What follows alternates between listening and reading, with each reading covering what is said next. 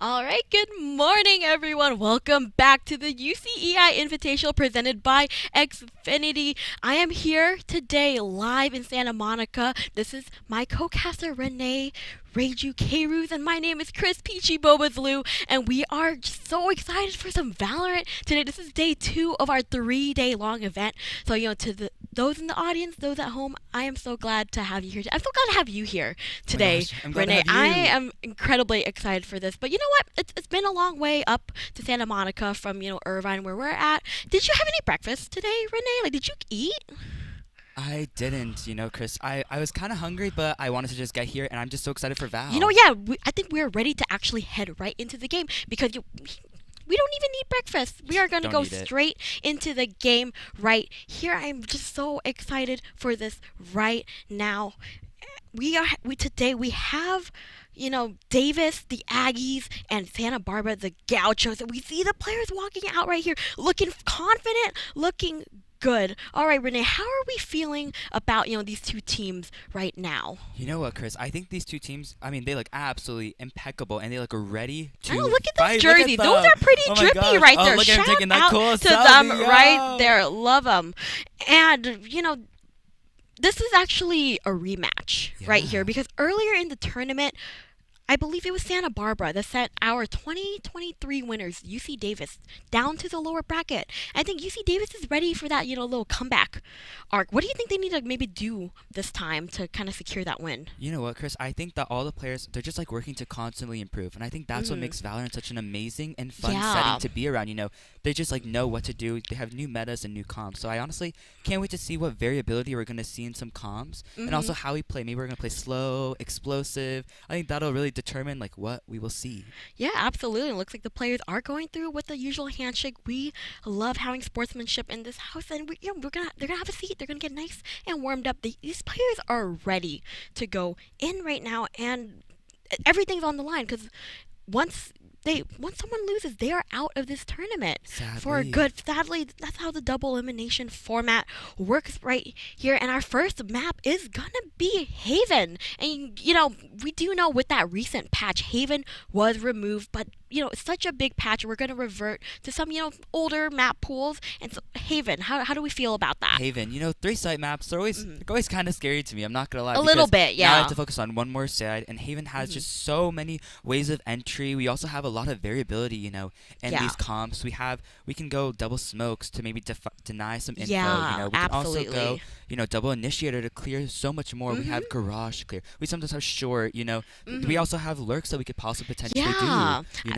I do think Haven just gives you a lot of opportunity and room to make these kind of cheeky little plays because, someone will be distracting on the A site and then all of a sudden everyone's running over to the C site. So I'm not really sure what these players have in store for us because, again, Davis was sent to the lower bracket by these guys. They're coming back kind of with a vengeance almost, and I think Haven would be a great place to start off because Haven's leaving the competitive map pool, and this is kind of like our last final little goodbye to it. Honestly, these players are looking so ready today, just big smiles on their faces coming in Oh, look and at him. everything. Look at him over oh, there. Give oh a little my kiss god. to the camera. Oh, a little kiss to the camera. And Hello. him chugging that Red Bull. I see the you. Red Bull. We have some Red Bull Nice. right over here Do you want to too. take a little sip? Oh my good. I would love to have a little Oh my sip gosh. Okay. right now together because I love Red Bull so much, and I don't know if you guys seen the little mini fridges around, Maybe the go grab Red one. Bull head. Maybe you can Wanna- go get wanna do, one. like, a little cheer? It's gonna Ding. be a good one. So I want everyone in the audience to go take some Red Bull with us. Oh, that's good. Dang. Absolutely. Fantastic, refreshing. Thank you so much to Red Bull. Thank you. Like, you let us use your facilities, your Red Bull. And it's going to be an amazing time right here because I think we're going to have the coaches come on. And I did hear Oh. that, there were some surprise appearances from our off-stream game. Curry Shot from UCI Oh, my. actually flew in to be here No today. way. But, UCI is playing off-stream. That doesn't matter because right now we're locked in on the Aggies and the Gauchos. And I think the coaches, they're ready. They have some smiles on their faces too.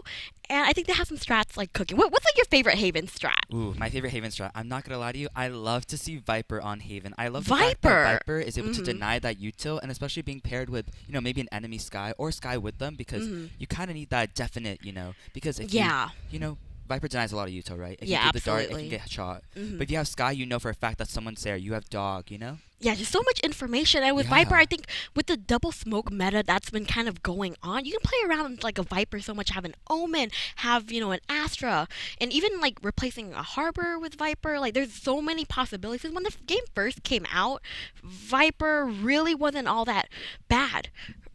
Well, she was pretty bad actually. And then she, she got better. But She you know got what? up there. Well, you know what also gets better every single time I watch it? UCEI, because these players have come so far. They've come from a long way away, and I think we're gonna have a little recap video of what these players have done Oh. in these last couple weeks that kind of led up Dang, to I this can't moment wait to here in look at Santa that. Monica today. And look, Bay Popper and Rusty, the top players for these two teams today, and they're just getting pick after pick right here. And keep in mind, UC Davis was the one being sent to the lower bracket, and yet they're still popping off. It was a very close game, Renee. Like, what do they need to do differently this Absolutely time? super close. I really liked how, we got a lot of site control and a lot of these maps, and we held site like an absolute Yeah. beast. Trying to retake these post plans is absolutely so difficult, but I just love how we also show a lot of love, in a lot of Yeah. these games to, more variability of comps. We've also been seeing, especially in this game, we saw a double duelist with Raze and Yoru, Yeah, like the Yoru pick, like so quirky of them. I don't know what they were cooking right there, but clearly Rusty had something going on because he's featured in this clip getting a little 3K right here. Absolutely nice shot on that. Lovely and more shot. players to shout out. Apart from Bay, Popper, and Rusty, we also had Platt going in from amazing kills on UCI. Yeah, there's just so many star players here that we can't even forget like the rest of the team. They're just doing all these crazy plays. And look, we got UCI getting some clips here and there too. This is gonna be a banger set of matches today, Renee. Absolutely. I am absolutely stoked for them. That look Platinum, even in this kind of situation where so many angles to really peek from. The team plays off of each other so well, and I really just love organized gameplay because how do your ranked games go, Renee? Tell me about them. Oh, that's a really soft topic. I'm not Yeah, gonna lie to you. nothing like this organized play. Nothing like, look at that's how been Bay going. Popper absolutely popping up. But I wish I could do that. I want to know. I know. I what want to their do that so practice is. bad. I want to talk to them later, kind of see what they had for breakfast. See what kind of crosshair they use because I'm stuck in silver, everyone, and I would really love to get out. So I think watching this game is going to inspire me to play a little bit more ranked because I'm going to think I can have strategies just like these guys, but that never really goes that way in ranked, Definitely. unfortunately. I really wish that could happen to me too. One day we'll be. One day. we'll You know be what, amazing. Renee? Let's go Q comp together. Oh. We're gonna Thank we're you. gonna go Q comp together after this because I am ready to see these. But I'm gonna steal all their strategies And I'm gonna today. get carried. I'm also gonna. You're gonna be the carry, Renee. Who cares? Oh my Renee, gosh. Renee. Oh my gosh. Anyways, I'm so excited. But talking more about Haven, Chris. Haven is one of those maps where, you have a lot of rotates, But also one thing about Haven that I really love is fast, and absolutely fast flanks. We might see a lot of denial with that with Cypher and KJ being very strong, rip the KJ nerf with her little Rip the bot, KJ 1 nerf. into 100. But apart from all of that, I love fast flanks, and I want to see if we can somehow in this Haven game get a really good fast flank and just absolutely deny Cypher because they're probably gonna be like, I'm safe, but then they're not Yeah, safe. and looking into this draft right here, it looks like we are actually locking in the KJ on Oh. both sides No. after the nerf. The nerf means After nothing the nerf. to them. The nerf means absolutely nothing to them because they can probably just rearrange the turret a little, find a little more of a niche spot for it. But I don't know. I'm a Cypher fan personally. I'm a Cypher Same. main, everyone. Oh. And KJ just hasn't hit the same. But these two teams, they really do want to have that KJ going on today, and it looks like we are running that single. Do we actually have a mirror matchup? I think I think I took a so. quick glance at it, and we do have a mirror matchup today. So it's do. gonna go down to sheer aim, sheer strategy. This is not like, ooh, this is a team comp we were talking about in League yesterday. But this is just straight up like, who is the better team? Definitely. And they run into each other time and time again. Close matches all around. So I'm super excited to see what they're gonna do differently this Definitely. time because I can't wait to see. I think they also ran like a similar map pool previously because casters have little voices in our head. They did tell us the map pool ahead of time, but we're gonna keep it a secret for you, ladies and gentlemen, because we Gotcha. need to build the course. suspense Of course. somehow. Maybe you can guess. Maybe any Do a little guesses guess. in chat? We can't confirm or deny. Yeah, so we're but- for sure going on Haven. The 2 other maps, hopefully we take it to because I want to spend as much time with you as possible. Same. Renee, same. And watch some Valorant. We're watching some Valorant today, and then I'm gonna go home and I'm gonna be so hyped to play ranked. And I'm not much of a ranked player myself, unfortunately. But these guys, they're gonna make me want to play. 100%. Like for sure. 100%. One thing I really want to see here, though, I looked at our initiator picks and seeing that, sadly, don't like Breach a lot. I kind of want to see the game. Yeah. And it looks like we are going into game right now. First round already underway. I'm really excited to see what these players are going to be up to. And just, initial shots, they're headed towards C. Maybe pushing up a little bit. I would really like to see maybe a quick dash or something going, but they're trying to clear. And utility is being spammed out here. 3 people onto backside of C. I think they know that they are going to commit to this, but they're just, quietly walking back. I think with the utility all being placed down, they should have maybe got a little bit more space onto site. We already had one of the sites already smoked off. We did have a flash up and ready to be used, but sadly it just doesn't look like they're going to be pushing onto site yet as explosively as we want. Yeah, and with 40 seconds only left on the clock, they need to make a move ASAP. But while I wish we could see the game right now, I just know they're just making great big pushes towards their, the first round. Always such like a toss-up. Definitely. It kind of leads into that second round where you can buy up and everything. Even though the outlaw is outlawed for this particular tournament, I think there's a lot of opportunity to just buy up and really maybe even invest into a rifle or something. I'm not too sure what's going on with the game right now, but it's going to be a surprise for, the audience and then us as well, because mirror matchup. Let's go back to that because the Breach, I'm not a big fan of the Breach, but I do think he's extremely strong on Haven. Even from the inception of Valorant, like we were seeing that Korean team Vision Strikers run the Breach and the Jet. I thought that was such a fantastic combo. We do have the Breach and the Jet here today, so it looks like it's going to be a great opportunity for us to maybe see some flashier plays. Emphasis on the flash, Definitely Renee. emphasis on that the flash. One thing I kind of want to see is how we're going to be able to pick off of our Sova recon in this game. Definitely, because Sova, on Haven, he is one of the star initiators apart from Sky on this map. We have that dart for backside. We have that drone, and looking really quickly, though, we do see that UC Davis was able to take that first round, although I can't wait to see what happens going forward into this amazing rush pick. But I kind of want to see a Martial Menace play. Martial Menace play. Hopefully no one wants to really peek into that ace side because it looks like UC Davis does have a Marshall on hand, but it doesn't matter. UC Santa Barbara is making that push towards the C site yet again. We are getting that info, double info actually, onto that C site, just spraying and praying, trying to find out where people are going. And initial picks do go through for UC Davis. Even though the trades are successful, we are down to a 2v3 situation in favor of UC Davis, actually. So the defenders are having the upper hand right here. The pick does go through 1v3. Unfortunately, Bay Popper popping off and getting 2 Marshall picks. And that is, I believe, another round for UC Davis, kind of as expected, But going into this bye round, what does Santa Barbara need to do? Because we need to have rifles now. We definitely need to have rifles. I think the key point here is just going to be, honestly, how we're going to be playing this Sova Breach kind of combo, I did see that, amazing dart backside, very classic Sova play, right? But I don't think we had really any util from Breach to follow it up. We didn't have really any concuss to stall or delay that, because maybe if Breach got that concuss onto that person backside, the dart actually goes through, we get the full scan, we know how many people are there. We know we can dash on and get that pick because we have that stun and recon already. That's 1 free kill and 1 free gun out of the pool already. Yeah.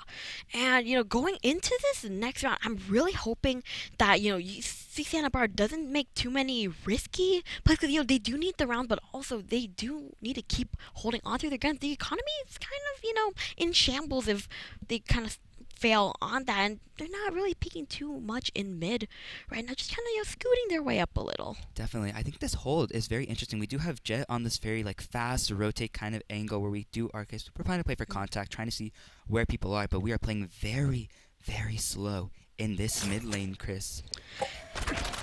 Yeah, sorry, this is not League of Legends. In the mid lane. Sorry, oh my goodness, Renee's just getting so excited about yesterday. But there is a minute left on the clock, so hopefully the Gauchos are able to make their way on the side. I don't no one's really budging quite yet, Renee, but I think some action is about to go down right now. Explode onto side over here with both smokes going down. Chris, what do we have in store for us? Okay, the spam into the smoke successfully gets Bay Popper. The star player is out of commission right now. It looks like they have to almost for free unless this Breach is able to do something, just hiding the smoke. I really hope it doesn't go down anytime soon. And it does. Screeky getting the pick onto Varys. Another pick onto Bennis. And that puts UC Davis in a 1v3 situation that Flya doesn't really want to be in. But we do have to peek on this. The Omen, I think, has the opportunity to clutch it up. But there's just so many angles to cover, so many smokes. And Pristine gets that final pick onto Flya, securing the first round for Santa Barbara. Very nice for Santa Barbara. I really liked how they exploded onto site where all their Yuto, they're getting site, absolutely dominating and crushing them. But another thing I really liked about UCSB's little push there that we saw is that they kind of did a lot of double takes, But sadly, Jake does get caught out, after reloading. But we do have the operator on star player, might I add, Bay Popper going into this round. Not gonna lie, Chris, I'm a little nervous. I know, I don't really like operators. This is a big investment for them. He does have to go into the half shield, but anyone peeking, I think they are peeking into A, so the initial stun and the recon does go through successfully. Ooh, scanning two players. Varys getting that first pick onto Retain. Losing that initiator early into the match is going to be disastrous as Bay Popper gets the pick onto Rusty, his star counterpart. And just like that, we are down to a 5v3 situation. 100% here. I can't believe that Jet was able to lurk up that far and get that pick onto them. Oh no! And Flya gets the pick onto Twin. Vibin, Ryan just barely popping out over there. And I think going down just two people is not looking too good for the Gauchos right now. The 50-50, do they know? Okay, one Yuto out being down. Sova knows right now that KJ is, or at least one person is going mid lane. Oh, I'm playing that cross right there. Pristine doesn't know why he's in for Various getting the pick that leaves just, poor Screeky all by himself in a one. I've never seen him lose these. I've never seen him lose these either, although he did give up his position 2 times in a row. Easiest ace of his life right here. Bay Popper maybe going for the cheeky little... Oh, and there he goes. Bay Popper getting that final pick and securing a third round for the Aggies. I think they know how to kind of outplay the Gauchos. Now, they had, the first rodeo with them, and, they got sent to the lower bracket, but I think they're ready this time. Well, Bay Popper, that operator, you were nervous for it. I am. I don't know. I think maybe it's just because I'm bad at operator. I'm a whiffer, But I think people who are good at operator, they just, how can you hold that angle for so long? Yeah. And, your eyes don't get dry. You don't get, nervous that someone is going to come up behind you and maybe knife you. I just think Bay Popper, and this also shows just, in general, with a lot of teams, that they just have really good game sense. He didn't give up that A for so long, knowing that someone could possibly push up and lurk up and possibly get onto that A side for free.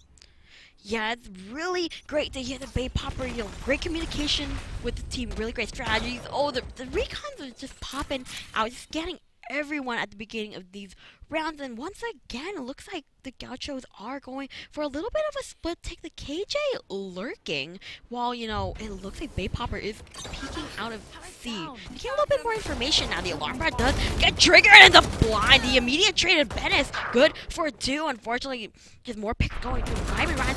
Oh, another pick from Bennis, may make it 4 off. Oh, the reload! Unlucky. Unfortunately, so unlucky. From the shadows going out from Vibin. Ryan looks like back on to, A main.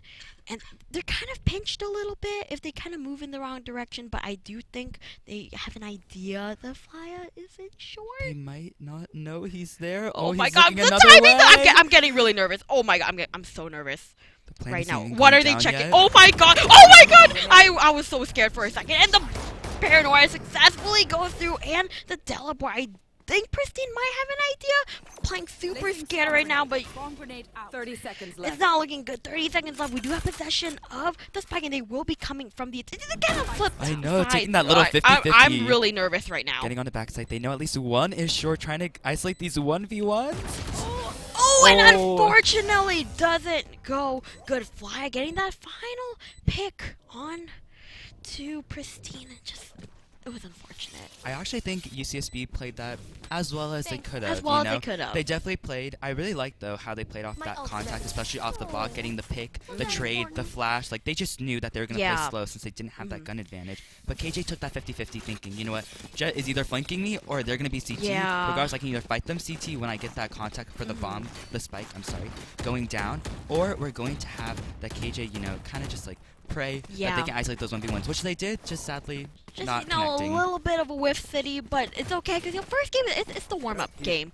You know, we do need to get those jitters out of the way, and look like the Gauchos will be hopefully getting a good round ahead of them with 3 ultimates online, and they are able to buy up guns, so it's going to be a big round for them. Definitely. We do have one off the KJ ultimate though, so I wonder if we can get hopefully one pick or kind of lurk up and get that orb in order for them to kind of, you know, get that lockdown they need.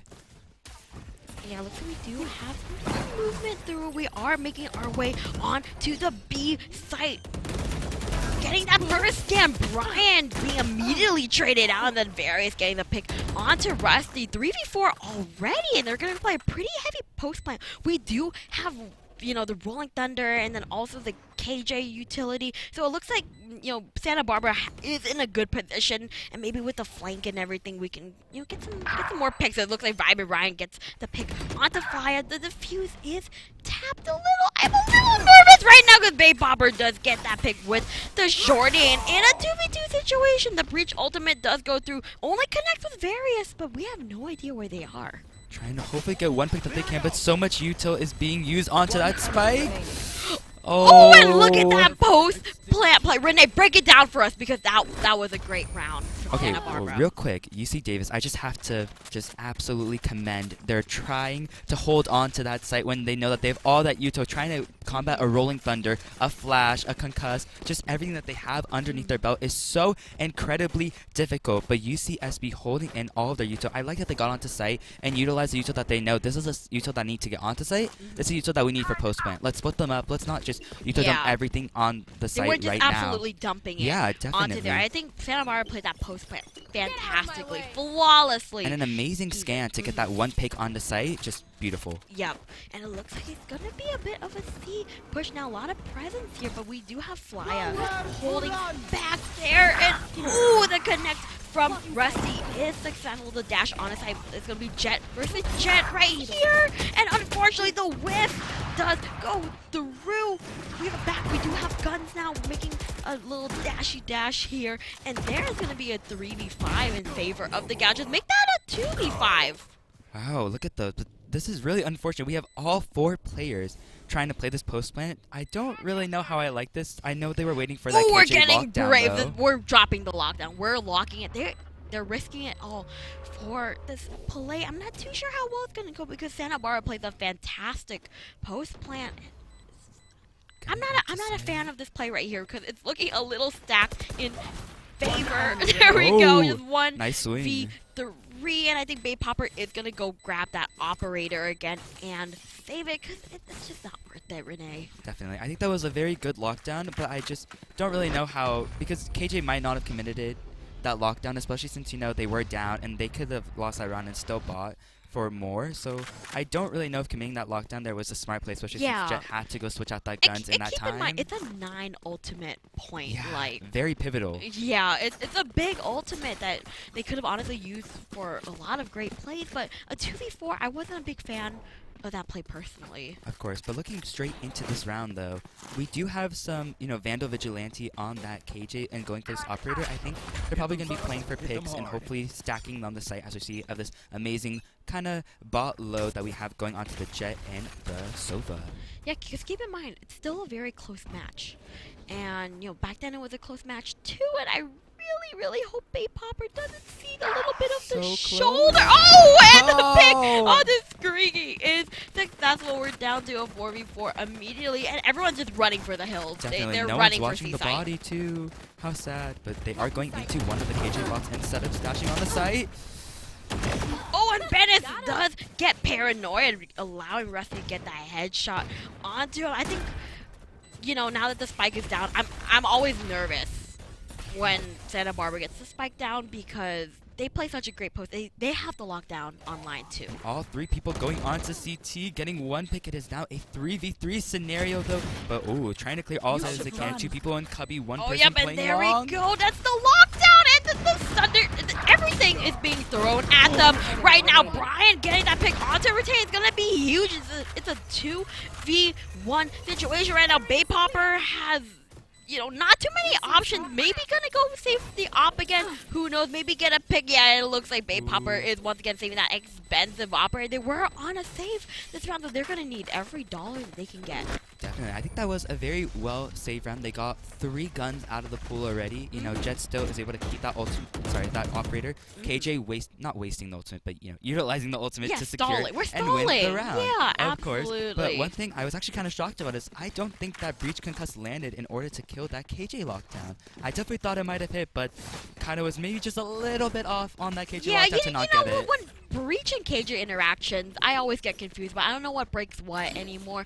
All I know is that everything was being dumped at them right now. And going into this next round, the economy is still looking a little bit shaky for the Aggies, but they're going to go see if they can hold down this A site right here. Trying to see if they can preemptively shoot that dart. And Bay Popper seems to always know where they are. What an absolute demon! Oh my gosh, now they're just playing very slow, trying to get any of the picks. They already have 1 person down on UCSB. I really like this kind of aggressive play that we've been taking because, UCSB has been absolutely exploding onto site. We have 2 people stacked onto C. They do know now that 1 person is on C, but someone is slowly lurking on Garage as KJ did not separate her util there. Yeah, I'm liking the split push. Okay, the Pristine does get that lurk onto Brian. I think everyone's going to be a little bit more on guard right here. Flya holding down that position on platform. 2 people going straight onto A. Scatter getting caught out knowing that, hey, we might have some people going on to A. Jet repositioning. Oh, I'm so nervous. Bay Popper with the shorty, unable to get the pick, but immediately traded out. It's a 2v2 situation with the breach just painfully low. Retain needs to play this very smart because on the other side, Fly and Venice are still, in pretty good help. I think we are no util for no util. I'm pretty sure here, Chris. It's going to be a matter of pure how we aim. peek the bomb right now.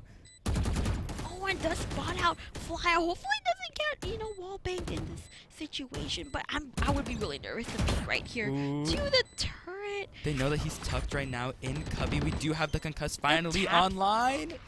One very nerve-wracking. Retain gained a big one to Flya. 11 HP and a dream. Sweet. I don't think. Yeah, Vibe and Ryan gets that final pick onto Venice. I don't think he had any idea where this Omen would be, and that secures a 5th round for Santa Barbara. That was some really good patience, but here we have a timeout starting on. We now have 3 ultimates on the side of UC Davis currently. It's going to be a pretty hard, comeback now, especially since they were absolutely dominating on that defense, Chris. But Chris, I want to know, going into this timeout, right, you have just now went from a very good lead to now kind of looking very iffy, especially. Yeah. What do you think is like the mental going into these next few rounds? I think they really need to talk about how they're going to use these ultimates, because earlier I really didn't agree with that use of the lockdown. It seemed like 2v4, time was ticking. It just seemed a little bit of a waste to me with the 9, ultimate points. It was just a lot going on. So I think this will kind of let us gather our thoughts together a little bit, see what these players are thinking right now. They are chatting. They do look a little bit worried. I won't even lie to you guys, but I think they're gonna cook up some strats. Darn, if right I there. could read lips right now, I would I'm a terrible lip absolutely. reader. I would really want to know, because I just want to know like what they're talking about. Look at UCSB kind of going through their strats and trying to figure out what we can do. I think going forward into this though, UC Davis, they played really aggressively, and I think it actually worked out pretty well for them. Yeah. Bay Popper, amazingly on that operator, getting those 1 picks. I think after we get that 1 pick, I think we might just maybe get a little bit too greedy, or we're separating our util. Overheating a little bit. Not effectively. I really now. don't like how our KJ is putting that alarm bot onto B. I do know that, yes, now we have someone watching Garage, but I feel like we've been giving up a lot of pressure that KJ can currently offer, and we can separate our people in a more effective way. Like now, we have the bot watching B, a bot watching C, 3 people Garage, 1 person lurking A, 1 person all the way up on A. We're covering a lot of site. I'm surprised surprised Bay Popper is playing so aggressively, to be honest. He's got that hero rifle going on for Davis right now. The perfect time for a flank, by the way, because it looks like everyone is going to be a little creep up mid. Definitely the Aggies are on high alert for Garage after, Oh, no. Pristine was able to walk all the way through. Everyone's sitting in. I really want someone to swing something. There we go. 3 getting the pick on to his counterpart, Various, and now they are pushing on to the B side. Do they know that they have 2 people holding that C link with A completely free? And I think it would be a really good chance for Fly even to go for that flank. Definitely. I actually thought Booker was going to get that flank, but once again, he is just honestly a Vandal villain, getting that 1 pick onto the enemy jet. Now we're using the Rolling Thunder. Perfect opportunity to go up, start clearing cores. 2 picks from Flya and Brian, even though Flya is traded out immediately, taking so much damage. Pristine taking down his counterpart too, and just like that, shots being traded back and forth. 2 people left alive on Santa Barbara and bringing up our round differential to a +2. What an absolutely demon post went from UCSB. I think going into this game, I would, once again, I talked about how I really want to see a really big flank. But I don't think we have to ultimately commit to that flank. But I think maybe if we have someone see us on flank, hear us on flank, maybe the bot actually pressure, just a little bit. Yeah, we have pressure to take off because right now we have so many people just watching that site, watching that cross, playing each other's cross to get those trades. It's really unfortunate, but it looks like now we're going to be stacking a site, possibly giving up A for that retake, as we do have Rolling Thunder for UCSB, and we have the Hunter's Fury being committed onto Sova. Oh, does scan 1, but unfortunately doesn't continue to connect. Vibe and Ryan taking down a little low. When your smoke goes down early into the round, it's always bad news. And I think they have an idea that A site might be the site to hit. They're going for a little bit of a split. A couple in short, couple in long, but still, no one, too crazy. Oh, and immediately the whip goes through. Shots being traded out back and forth. This is like Davis's worst nightmare right now. They never want to let Santa Barbara plant because they have such a fantastic post. But okay, they did let them plant. What now? Definitely. I actually am really interested to see how this KJ is going to lurk all the way through B to hopefully get onto their CT. We do have a lot of util still for UC Davis, so I do not think this post plant is going to be hopeless, but I do think it's going to come down to how well we play our crosses. Missing that dart, not getting scanned though. Oh, yep, and there goes the Rolling Thunder. A huge ultimate going out for the side of Santa Barbara. And thankfully, the shots are flying back and forth. Ben is doing his best to hold on, but that's a 7th round for the Gauchos right there. They cannot. Davis is giving up these sites, right? So I see why they're not flanking right now, but then they're just giving it up so easily that, they can't stand up to that post plant. Definitely. Absolutely. This pressure is kind of insane, not gonna lie. Even, UCSB is also playing. Did you see that absolutely amazing jump spot? Which is honestly very weird. I wasn't expecting to see a random jump spot from a Sova going straight into that to try and bait out that operator. But UCSB just knows how UC Davis is currently playing this. We're trying to split up our the way that we're holding site right now, trying to use util in a different way, but once again, another pick is going down, thankfully for Bay Popper, though. Yeah, the instant pick from Bay Popper, then taken down by Retain. Another pick from Screegy puts UCSB in a favorable position. Maybe, an 8-4 curse doesn't sound so terrible to me, but, a minute left on the clock, they have a lot of wiggle room, because honestly, that post plant is amazing, and Brian going for the flank that we talked about, unfortunately, unsuccessful. We encouraged it. But Flya getting the big onto Pristine does give him a little bit more of an opportunity to kind of work around. Definitely. I liked at least how they hold, Yeah, Maybe that's the pressure that I wanted. Sadly, it did Maybe not work push out the for flame, but hold it. Yeah, I really liked it. And also, once again, new year, new curse. So maybe we can see something going out. Yeah, maybe this 1v3 from Bennett will be successful. It's going to be a 1v2 now, but they are on the A side while Bennett is all the way on C, and I think we're going to have some contact going on pretty soon because they are pushing out in heaven. Actually, I don't know if Bennett knows that Retain is holding this, and we have a lot of util successful. So I always say, we can't let Santa Barbara plant. We can't let them do this. It's the last round, too, so the lockdown will be initiated right here. I don't know if Retain... Oh, and the timing! Oh, I'm so nervous right now because the paranoia, unfortunately, an 8th round for the Gauchos. It's not looking good for Davis. It's really not. It is not, but we do have to remember, it can be anyone's game currently going into the it is an attack-sided map, So maybe Santa Barbara, they took advantage of the map pick a little. Definitely. One thing I really want to see on this attack, though, is how well we're going to be holding, maybe these top lows. And looking back at these amazing clips, like absolutely insane shots, Chris. Yeah, this last half has been kind of crazy. They've had a lot of strategies, but they also have, a lot of, aim game going on because, Valorant's such an aim-heavy game that, just a little flick and everything will be great.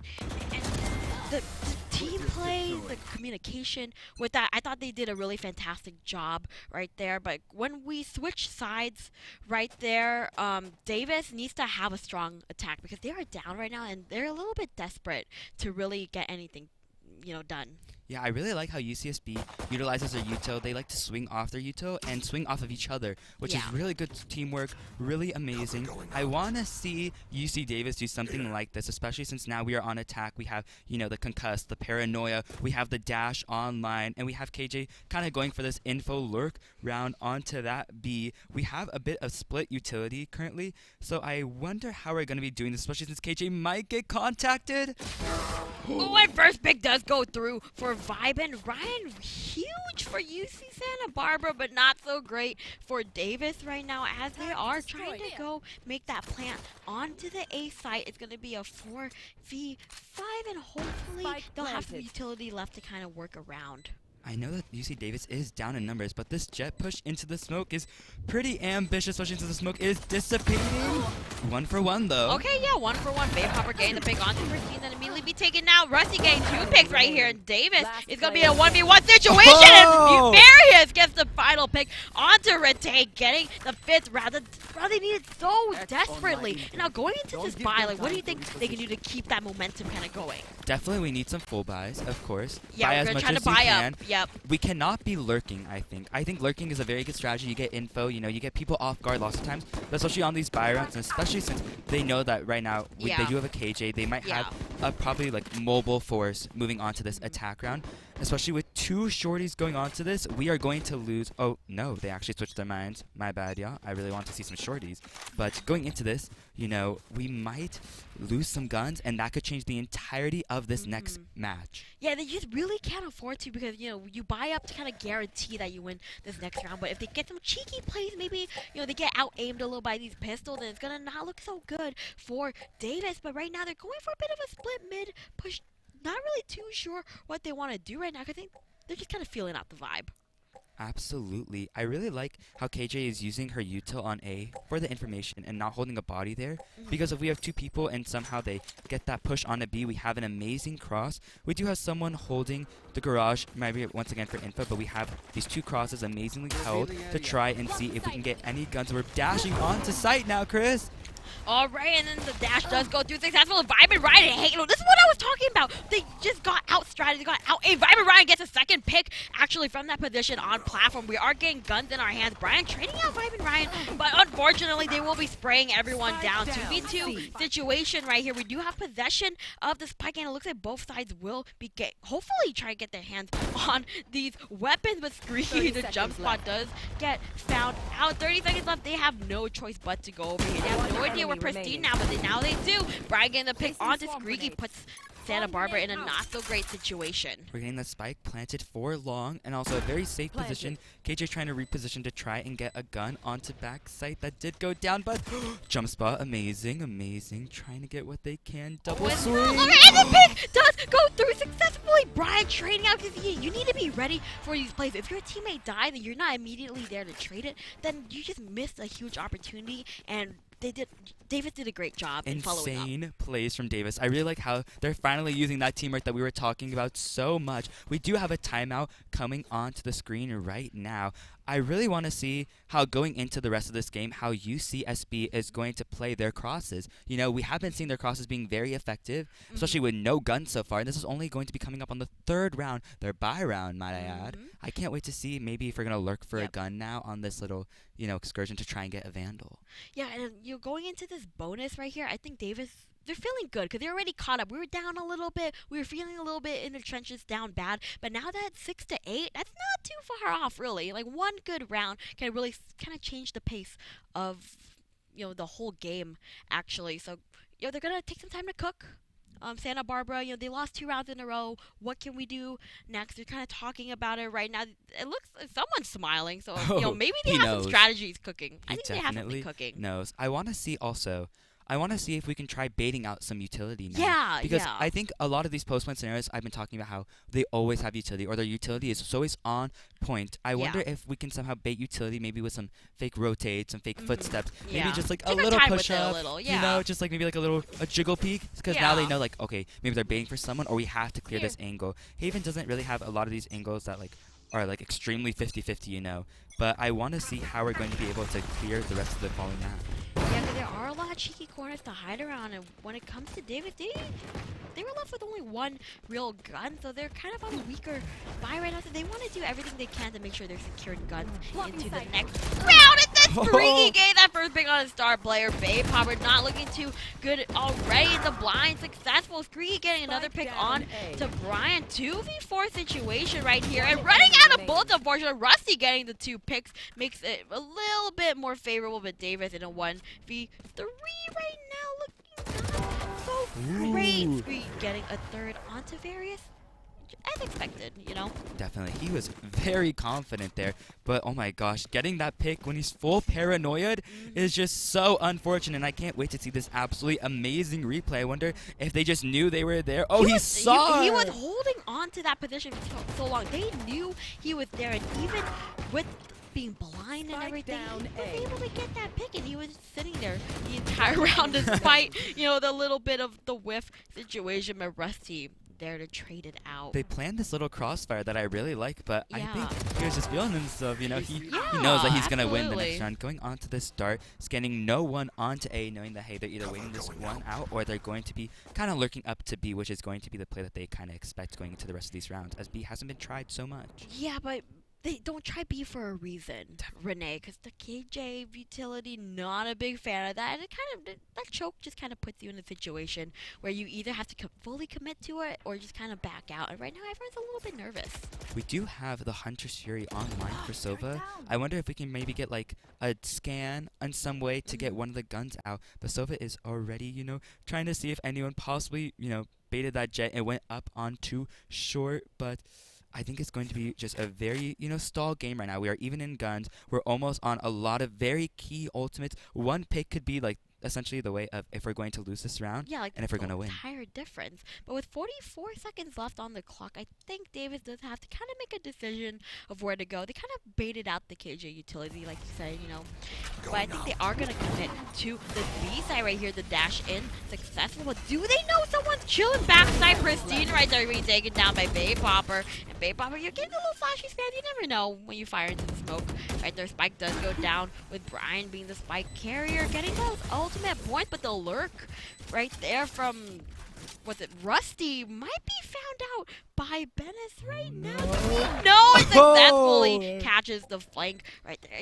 Davis is kind of doing what Santa Barbara is doing, holding the lurk, holding the flank, but also playing a great post plant right here.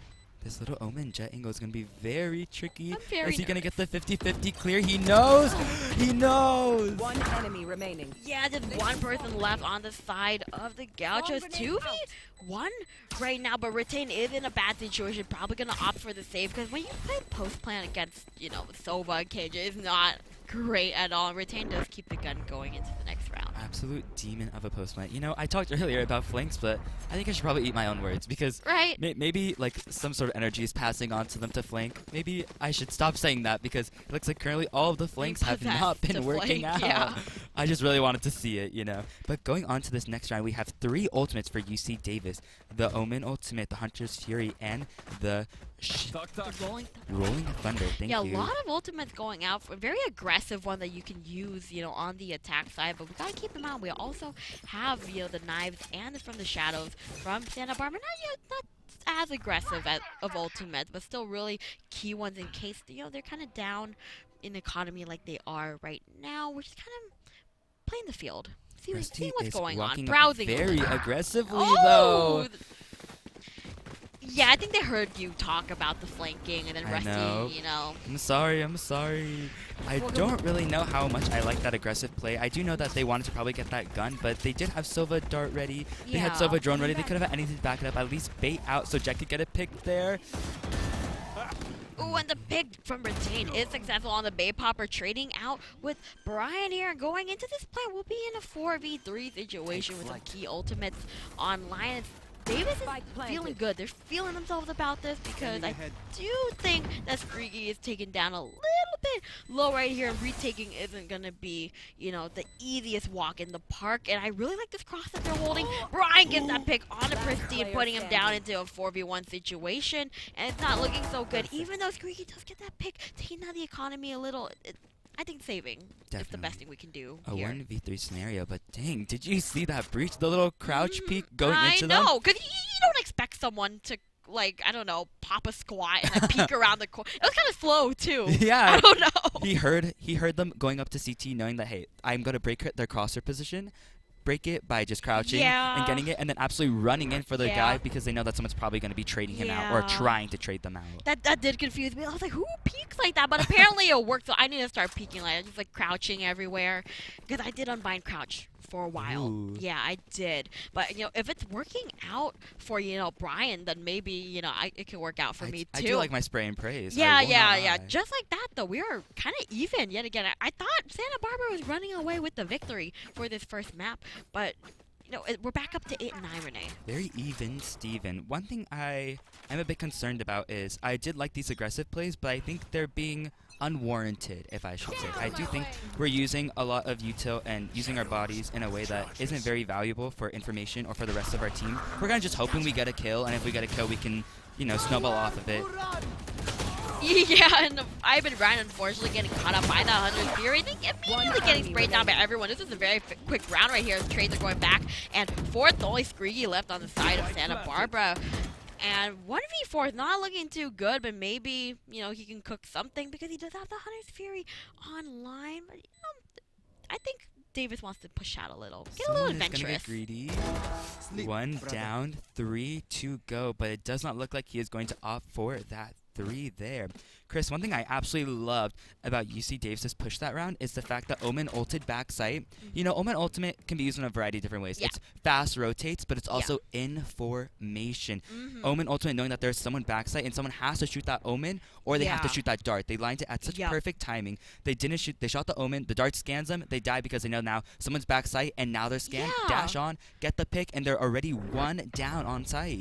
It was just kind of hard to kind of shoot all of them at once, and I think the timing was really good on that. So I think having that team communication is a great advantage going into, you know, these kind of tournaments because they're playing against the best of the best right here, and it's even right now. So it could be anyone's game. But Renee, who are you rooting for? I don't even know at this point. I kind of am really liking how Screegy is playing. I think currently right now they're like one of my star players that I'm like keeping my eye out, especially for UCSB. But right now this round we have both Rolling Thunders online. We have one to get on the site for post plant, for retake, to stall time. So I definitely think this is going to be a very fun and interesting round to watch. Yeah, as much as I'm a breach hater, I won't lie. His utility is fantastic, especially on a map like Haven, where you can really take advantage of all those corners. Very true. The lovely Ed Sheeran of VALORANT. The Ed Sheeran of VALORANT. You know, I've never heard that take before, but I'll take it, Renee, because we are using one of the Rolling Thunders. The blind, I just feel like he's being spammed right now. His poor eyes. Definitely having some perfect utility usage going on. Sadly, not connecting with that Rolling Thunder. I think possibly just a bit too slow or, you know, a weird angle, but we do get one pick taken down, returned for Bay Popper. The second one absolutely getting demolished. Screegy, look at him go. Yeah, the defender's getting some really nice picks, what they need right now. But unfortunately, the spike is headed all the way over to the side. And that aggressive push from Venice. Unfortunately, traded out right away, but, you know, I saw the vision. This is going to be a very interesting retake. We're trying to hold this like crossfire, but Breach is also, you know, smoked off, gets the timing to go onto site, but now we have 3 people in garage trying to prepare that concuss. The paranoia does go out. Yeah, one bad spray is going to be over for them. Brian getting that pick onto Vibe Ryan, putting it into a 2v2 situation. Santa Barbara, though, has the Rolling Thunder on the defense, so if they can go fast enough, unfortunately, Davis just has the angles, they have the timing on that. That gets a 10th round for Davis, putting him finally back up in the lead after kind of struggling to make ends meet. You know, if I was in that situation, I wouldn't know if I really wanted to commit that Rolling Thunder. I was thinking right now, would I have committed that? But also, do we know Omen is on site? Because right there we only saw Breach. We know Breach is on site. He can't run that far. We could get one pick, but you know, you never know if they're playing that cross. And probably Game Sense, they know someone's playing that cross. And unfortunately, it does go in that favor. I just don't think they had a lot of utility to successfully clear. You need smokes to really deny that information, but unfortunately they didn't have those smokes online right now. I think Santa Barbara they're doing their best to hold on. They're really doing their best. The immediate Hunter's Fury getting Brian, maybe getting that pick onto him. They know where he is right now, getting a bit. They killed each other with their utility. But Amazing that does mean the Rolling Thunder is being committed onto the defense. Regardless, we're still going to try to plan. Ben is getting the pick on to retain Varys onto Pristine now. And Davis, I think they have a better idea of what's going on. Only Rusty left with a Sheriff and a Dream. Ben is closing out the round. We're up to 11. Very well played. That was a very unfortunate whiff, especially when someone is planning that spike and you think you got them, and they just pop up and shoot you. I'd probably cry right then and there, but then, you know, I get back in ready because, you know, we have the next round to start. Looking at these buys, we're looking at very unfortunate buys. Yeah. They are trying to do this light buy, hopefully. To buy for next, right? Yeah, definitely buy for next. But, you know, they can also use this to hopefully not try and play for OT, as people call it. We do have no ultimates online except for Pristine, hopefully getting that lockdown, but it's going to be very hard to absolutely secure that. We do have the bot watching Garage, which is one of my favorite because it also watches a bit of that, you know, B mid angle. But once again, playing very, very defensively, trying to see if, you know, UCSB has been walking out a lot to see if UCSB is going to keep doing it. Yeah, Rusty's been getting punished lately from, like, walking up on this A site. But, you know, he did take down 2 members of Davis pretty low, so maybe this is a successful push out. But right now, I'm not really too sure what they want to do because they're just kind of sitting back in spawn waiting for time to take down and see where people rotate. 100%. Looks like this bot is finally going to be able to get them in Garage. It hasn't been started or ticked yet. I think the KJ nerfs might have reduced that. The drone does come in knowing that now we have a full Garage to be cleared. The lockdown being absolutely placed down to cover a lot of C and B. This is going to be an amazing way to see if where they can rotate. Yeah, because right now the defenders are being pushed off the side. They don't know. I don't think the Vibe and Ryan is still chilling there. Unfortunately, Paranoia getting picked by Bay Popper 5v4 with 30 seconds left into the round. Davis really needs to get that plant down right now and then you get into those close plant positions. Oh, the picks going back and forth. Flyer getting 2 successfully and now down to a 2v1. Bay Popper and Bennett against Rusty. Very low, Holding in anticipation. Rusty getting the pick on the Bay Popper, unfortunately. Just getting stuck on that box. My heart is broken as we are being taken to match point by last year's champions, UC Davis. What an amazing retake. He did isolate those 1v1s absolutely perfectly. Looking at the utility usage, you know, hearing a lot of stuff with that breach plan, but looking straight right here, he gets the bot. KJ tries to swing off it for Yuto. Unfortunately, misses just by a little bit. His little body is sticking out, stuck on the box, and the crowd. You know, I think, hopping onto that box kind of like screwed with his movement error and everything. I was just really unlucky. But now they are able to have that full buy. I think operators on both sides from the 2 jets. Operator v operator. This is going to be a very interesting round. KJ going back to her default round 1 for, of course, you know, this half setup with that bot double placement onto A. I don't know if I'm a fan of Vibe and Ryan pushing out like that. But you know, that is the smokes player. So maybe there'll be connect between with the flanker and anything, but they do have an idea that they are pushing onto the A site. I think he's possibly holding for this rotate, as, you know, UC Davis does like to do some kind of rotating in very slow plays, but I think right now he's just holding it possibly a little bit too much as they're cautiously walking onto A where KJ's Yuto already got them, exploding onto site, might I add. Okay, going in. We're not seeing everyone's like fled the coop. They don't want to be there when Davis plants the spike. And then the lockdown committed from the Gauchos, hopefully able to chase them off. It does cover a lot of room, but you are able to back into that position in long, hopefully. It does look like Flya is going for that flank Brian holding the operator now, getting that first pick immediately traded from Vibe and Brian. And now they know that Vibe and Brian is on the flank, but it doesn't matter. Davis is still getting picks of their own retain, picking off May Popper right here, 1v2, and immediately like that, Various closes out the round and the game.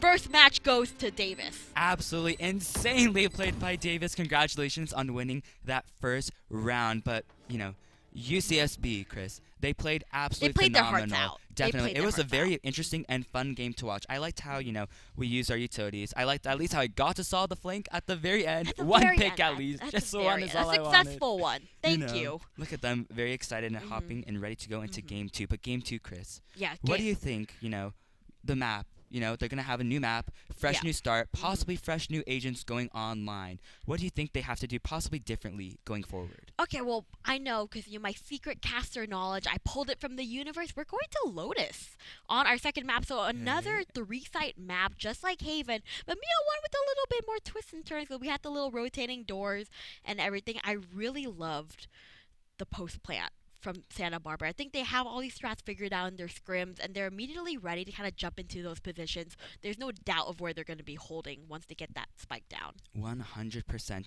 I really want to see how we're going to be able to fake a lot of information, fake where we're going onto Lotus, as Lotus is a very, you know, rotating kind of map. I kind of want to see, hopefully, we can see the Viper wall to deny a lot of vision, deny maybe if they're going up on A, maybe. And especially since we added a lot of 50-50 angles being introduced, because I believe that this is going to be the new Lotus changes that have been implemented into the game. Yes, yeah. Okay, so we're going into that, and the sites have been changed a little. We're introducing a lot more 50-50 angles, which I'm a little nervous about, actually, because, you know, it's just... They have to take that opportunity. They take the chance to 100%. kind of... But I actually just got amazing word that our off-stream game from UCI versus UC Davis, where UCI was victorious, going now 1-4-0. 1-4-0 Congratulations. on to San Diego. So, you know, we're hearing the voices in our head a little, and... You know, when we go to UCI, Renee, I'm happy for us. I'm really happy, am. but I honestly want to see them struggle. Just you want to see the team sweat a little? Yeah, I want to see some sweaty Valorant gameplay, because, you know, I don't have that. I definitely do not have it in me. I have the reaction speed of, you know, a very, very small and frail cat. So but you know I what? That's why we're on the desk right yeah, now, definitely. Renee. I'm right here. Absolutely. I can watch, cannot play. And you know, I'm of the same breed, so we're kindred spirits. We're both iPad kids. Definitely. Here iPad baby. today, and I'm just really excited to go into this because we have UCI up 1, but San Diego, you know, the demigods, they're freaking strong. They have a great presence in the collegiate scene. So I want to know what UCI did on the down low. Definitely. Like, if anyone has any whispers in my head about what UCI maybe did to, you know, get the one up onto San Diego, I think it'll be a pretty rough fight. 100%. I can't wait to see how the next of these following games unfold, and especially what kind of variants we have to bring, especially since, you know, we have a lot of map pulls. I really, really, really, really want to see, like, I might be just a little bit biased. Oh, you cannot see that because Oh, there it is. Oh, well, you can't read it. Okay, but you know what? He's I don't really a know big what fan. that said. He's a big fan. Don't know of what that Sage. said, honestly. I think it's a cipher. Definitely. It definitely said Sage. It definitely said Don't know what Sage. you're talking about, honestly. But you know, I can't wait to see it. But Chris. Well, yeah, I think Lotus is gonna be our next map, but ladies and gentlemen, I think we need to take a little bit of a breather before we jump back into another world. Grab a Red Bull while you're at it, everyone. Grab a Red Bull, have a little sip. Yeah. The sugar-free one, you can never go wrong. These are fantastic drinks. Thank you so much. We are reporting to you live from Red Bull, and we will catch you after this break. Remember when we only needed enough Wi-Fi speed for our video games? Yep. Then my little brother grows up, and now we need double the speed. How's your internet supposed to keep up? Oh, tell me about it. Upgrade your speed with Xfinity today to keep up with whatever the future holds. They've never lost a game to slow internet, and it shows. We can hear you, you know. The Xfinity 10G network. The future starts now.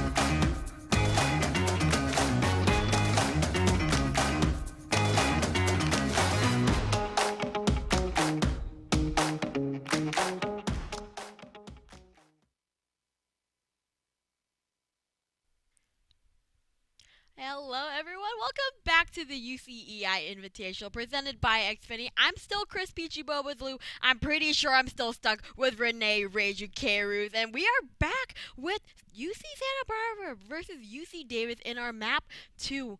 This is it for them. You know, this could be Davis's big chance to kind of go back into the finals, get their, victory again, because they did win last year, or maybe this is Santa Barbara's time to show that UC Davis, they're not gonna win again. Try to get a new person up onto that crown. But okay, so how do we feel? That first map pretty close, and then Davis just kind of ran away with it. Definitely. I kind of want to see an underdog story. An underdog story. But I am a fan. I think the scoreboard was close, but I'm not going to lie, I don't think it was as close as we think it might have been. I do think we saw a lot of utility usage and push-ups. I think we saw a lot of plays that could have been really good if maybe communication was just a bit more thorough. Maybe if we saw what people were doing on the map more effectively and just more focused as possible, going straight into champ select. Agent select. Oh my champ goodness. select, wrong Wow. game, Renee. Sorry, I just love Valorant so much. I just love Valorant so much, and on Lotus, I do agree. I like the race pick from Bay Popper. Not quite locked in yet, but on that A side, that nade always serves you well. Bennis and Pristine, though, locked in on the Cypher versus the KJ.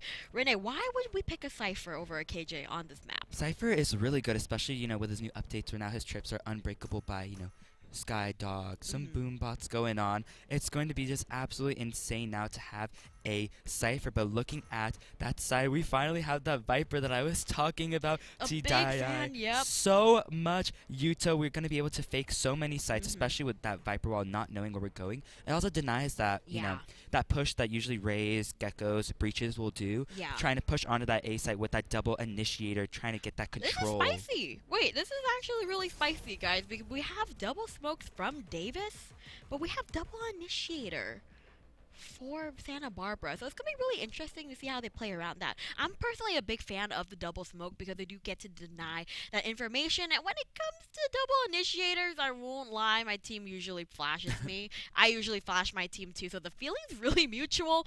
But what's your take? Double smokes or double initiator? I like Viper.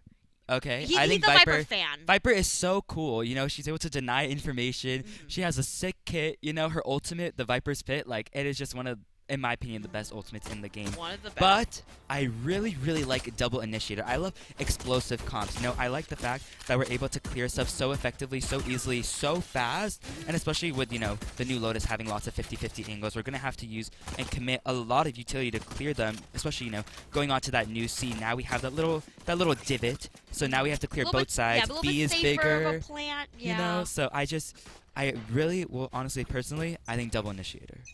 Okay, well, unfortunately, I will be having the hot take. I love a good double smoke, so we'll see who comes out on top, Renee. I'll bet you a Red Bull. Oh, yeah, I'll bet you a whole well, Red damn, Bull. I really hope I win. But, if you're in the audience, you can get a Red Bull for free from the fridges over there, so make sure you guys do help yourselves. And right now, looks like Davis is going to go for a little slow play. They do have the Viper wall already placed onto the A side, but no one's really, making that real push for that. That classic wall able to deny so much information, but Cypher absolutely combating it with that trip and camera covering, a lot of sight and onto tree. I think it's going to be very interesting because now we are finally committing utility, but Cypher's going to be able to stall so much. The trip does go down. Just barely misses that stun. He might run into Vibe and Ryan with the dog right here. Pushes down. The first pick does go through for Bay Popper. Unfortunately, there are still some people crawling all over the site. Picks go through back and forth. Retain getting 3 picks on to Davis. Bennis getting 2 of his own. And now it's a 1v1. Bennis taking that painfully low.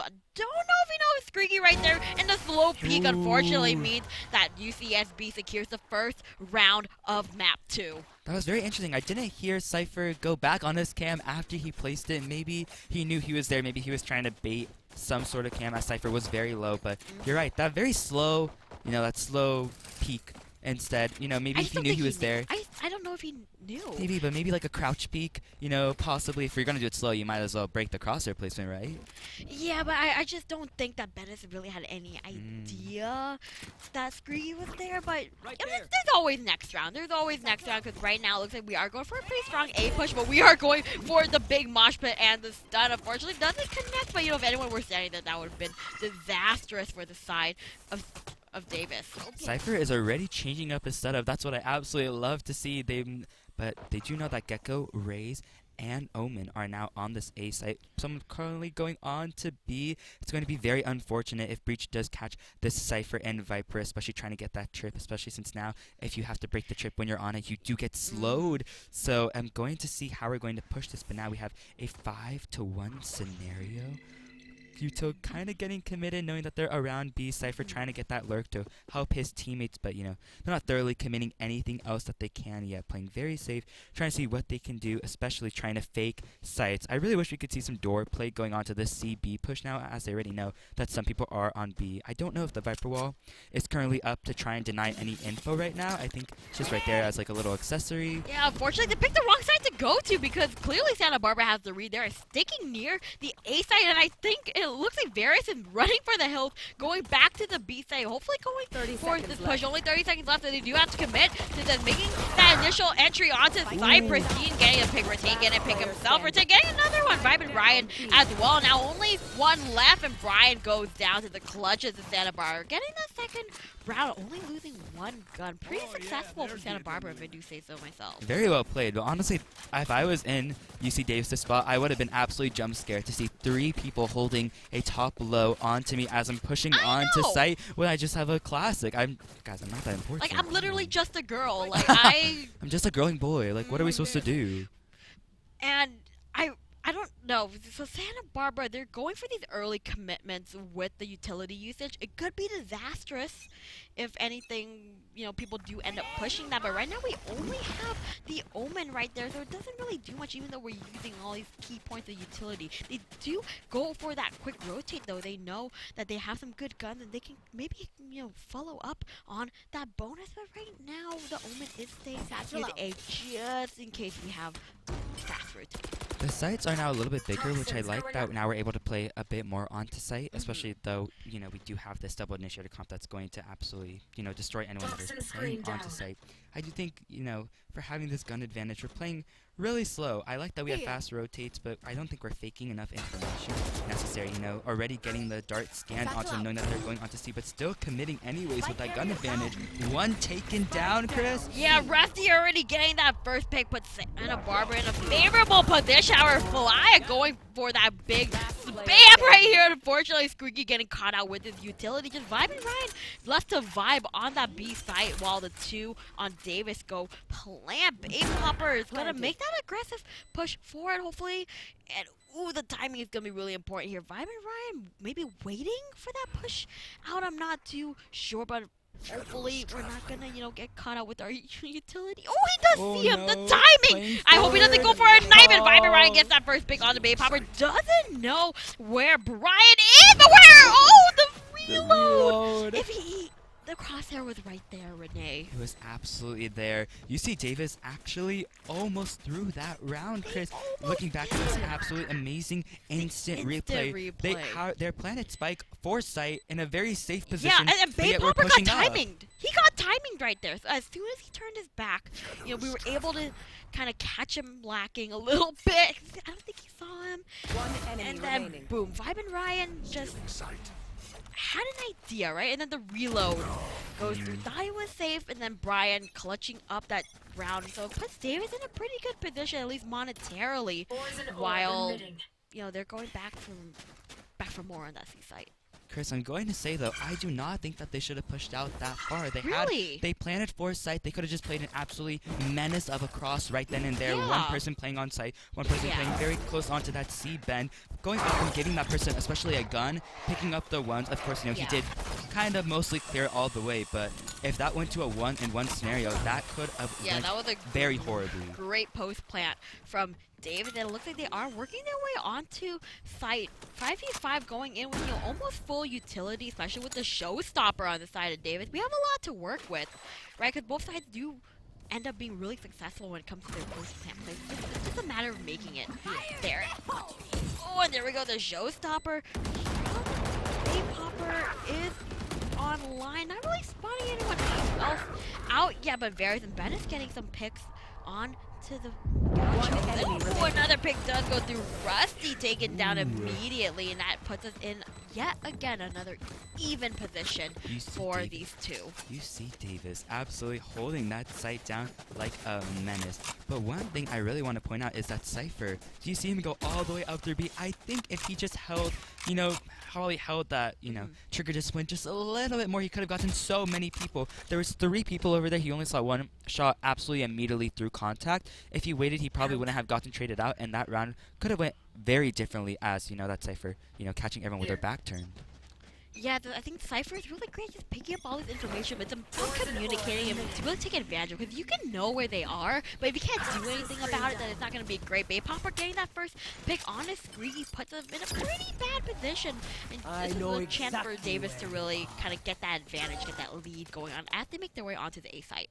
Cypher ultimate being committed to know where they are. Although on a save round, very interesting that we're committing that ultimate, but we're going to secure all the rounds that we can get as we can put up that momentum. I do not know currently right now what this kind of raise is doing on this very, very slow flank. Trying to jump over the trip, successfully does it, but possibly wastes a blast pack in the process to go and avoid it. We have 3 people hold up onto CT. Someone is pushed up very Big close. Popper gets that pick on to defender Pristine, and another pick from Bay Popper onto Vibe and Ryan, and only we have Rusty left on the flank. Brian has no idea that he was there, but now he does. Another successful headshot puts us in a great position. Unfortunately, Bay Popper getting the 4th pick onto Rusty, and I really like what Davis did. Committing that neural stuff kind of gave him an idea of where to hold going into the round, and now Pristine's gonna have a neural dust of his own now. 4 ultimates on the side of Santa Barbara.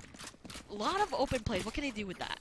I think we're going to have a pretty explosive fight. We have Gecko to clear so much. We also have the Rolling Thunder. We have, the Rocket. We also have Cypher to get that information after that first initial pick, which, should be practically guaranteed with all these ultimates. That is, if we're going to be using all 4 of them. And we also have one more coming straight up. But we do have that Sky in order to, get information, also to help with that retake, also to kind of deny, if Raze does go up and that ultimate does sadly hit her, if no one shoots it, she might miss that rocket, and it could go very unfortunately for them. Yeah, so we really need to make sure we get the timing right, I feel, because, you can't be spamming utility, can't be spamming ultimates like that. They're playing a little bit defaulty right here. Davis wants to play a little bit safe, but Benes does get that first pick on to retain one of the initiators down. They're not going to be able to deny that tight push as well they would have liked. And now that A side is completely gone, they're successfully able to walk up. The Seekers are pushing out, and they're realizing there is no one on the A side right now. They're getting this free.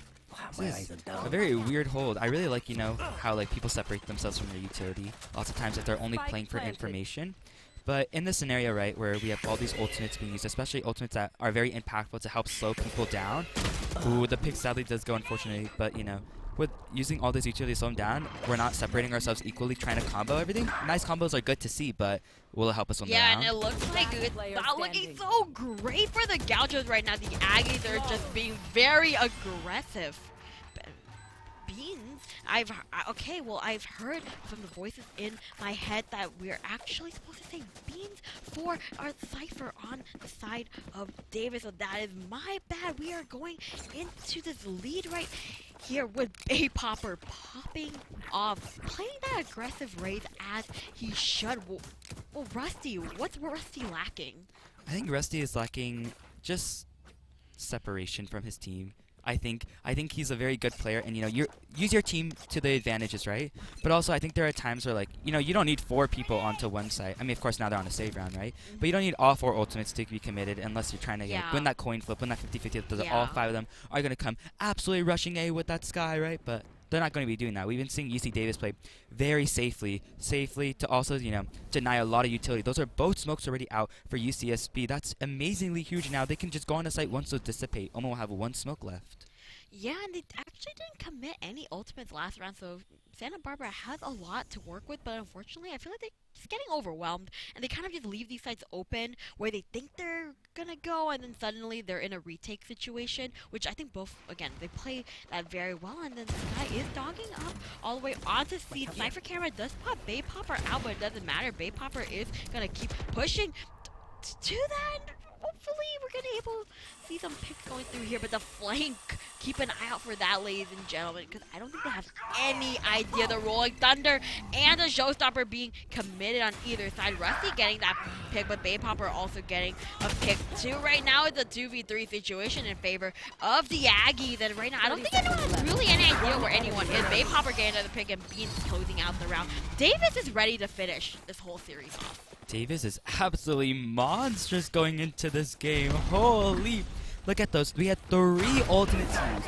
Sadly, on their save round, but we got guns out thankfully, but 3 ultimates being used, not a single round taken, sadly. Very unfortunate. What an amazing double lurk, I think, though. I think that double lurk really separated Davis from, taking on and going onto this site, because, Cypher, very good person to help on the flank, but if they're able to just satchel over it, TP over it, it's going to be provided effectively useless going into them. Yeah, because I kind of, they probably heard you, Renee. Like, Santa Barbara wanted to go for the flank, then the two of them going into it. I just think the timing was off, and they were caught out pretty early on and everything. So, maybe they heard you. Maybe they need to stop hearing. I don't know, because the flank just wasn't working that round, unfortunately. So maybe they're playing a little bit safer. I see them just hanging out on the site.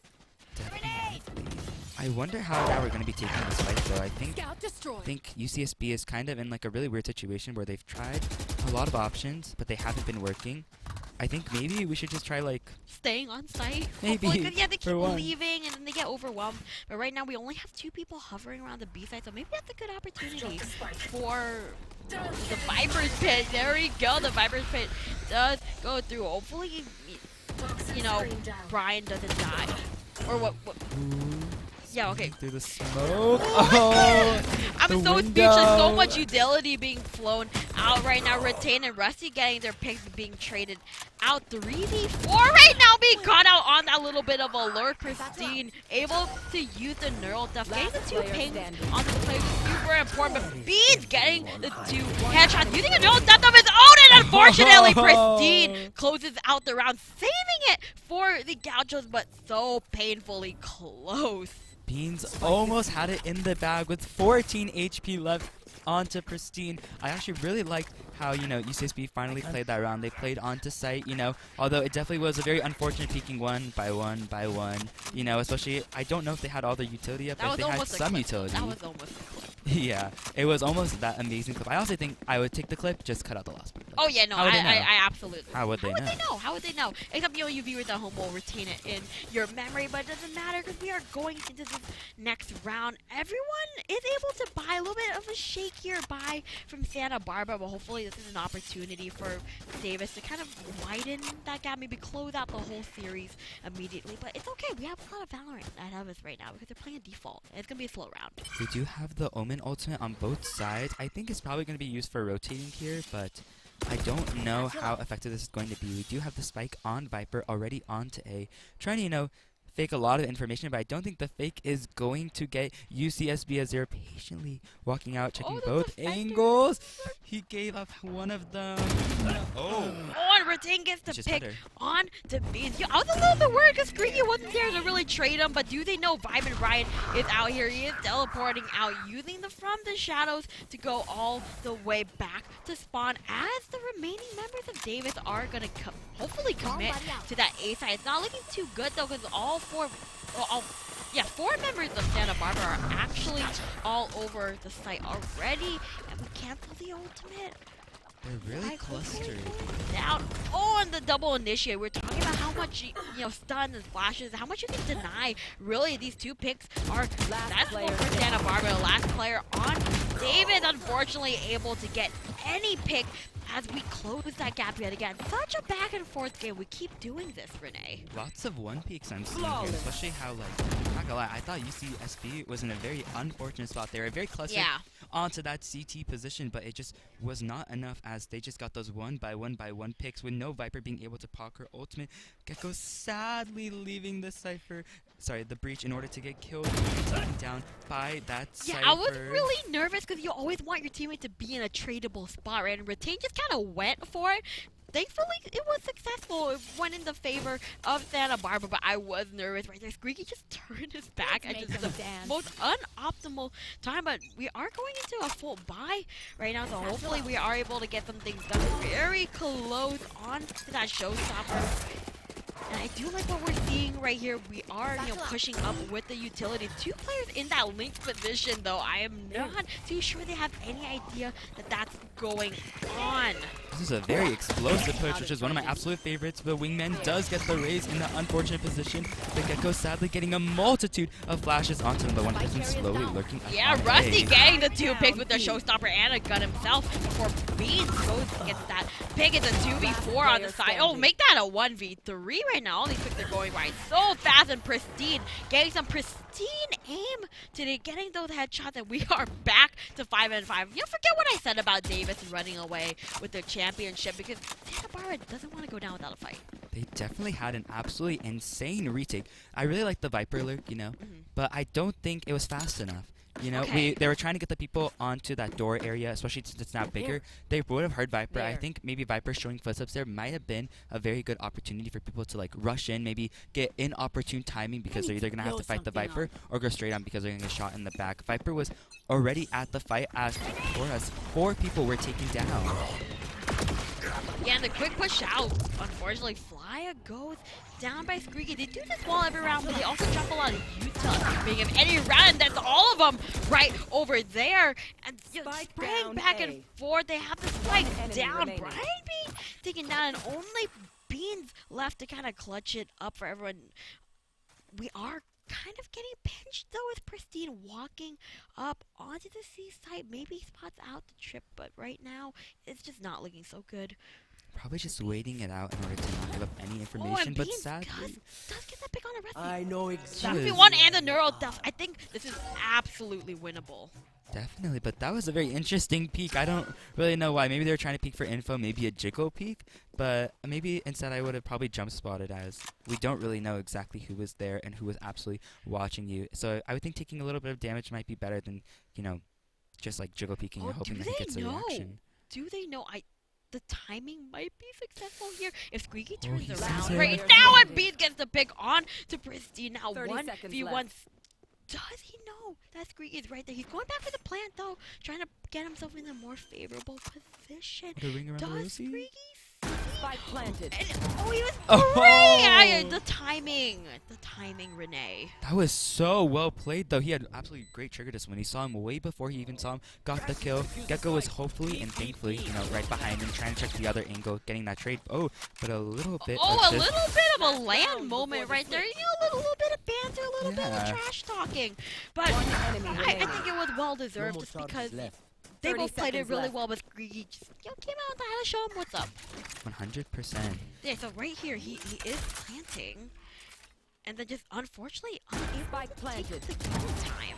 I really liked how he planted backside because, Gecko didn't absolutely try and trade the Cypher immediately, also showed no footsteps. So if I was in the position, I would have assumed, okay, well, Cypher's alone. That means someone is probably pushed up on A, so I can plant backside. Or maybe they're in tree, or maybe they're playing on the site. Of course, maybe he might have wanted to clear a bit more of site just in case someone was coming up. I feel like he had a hunch that he was flanking. It wasn't the case. Just unfortunate 50-50 going forward. But now looking at this absolutely ironclad defense from this Cypher, they're going to bring Spike onto that C site. We do have this Viper wall lurked up, but look at this absolutely incredible positioning by this Omen to absolutely negate Viper from pushing up onto A to try and go upstairs and flame. Yes, taking space is so important, just like how we're using that showstopper right there to take space onto the site. The Seekers are going out from Various, and now 4v4 pushing onto the site, even though, he was blind.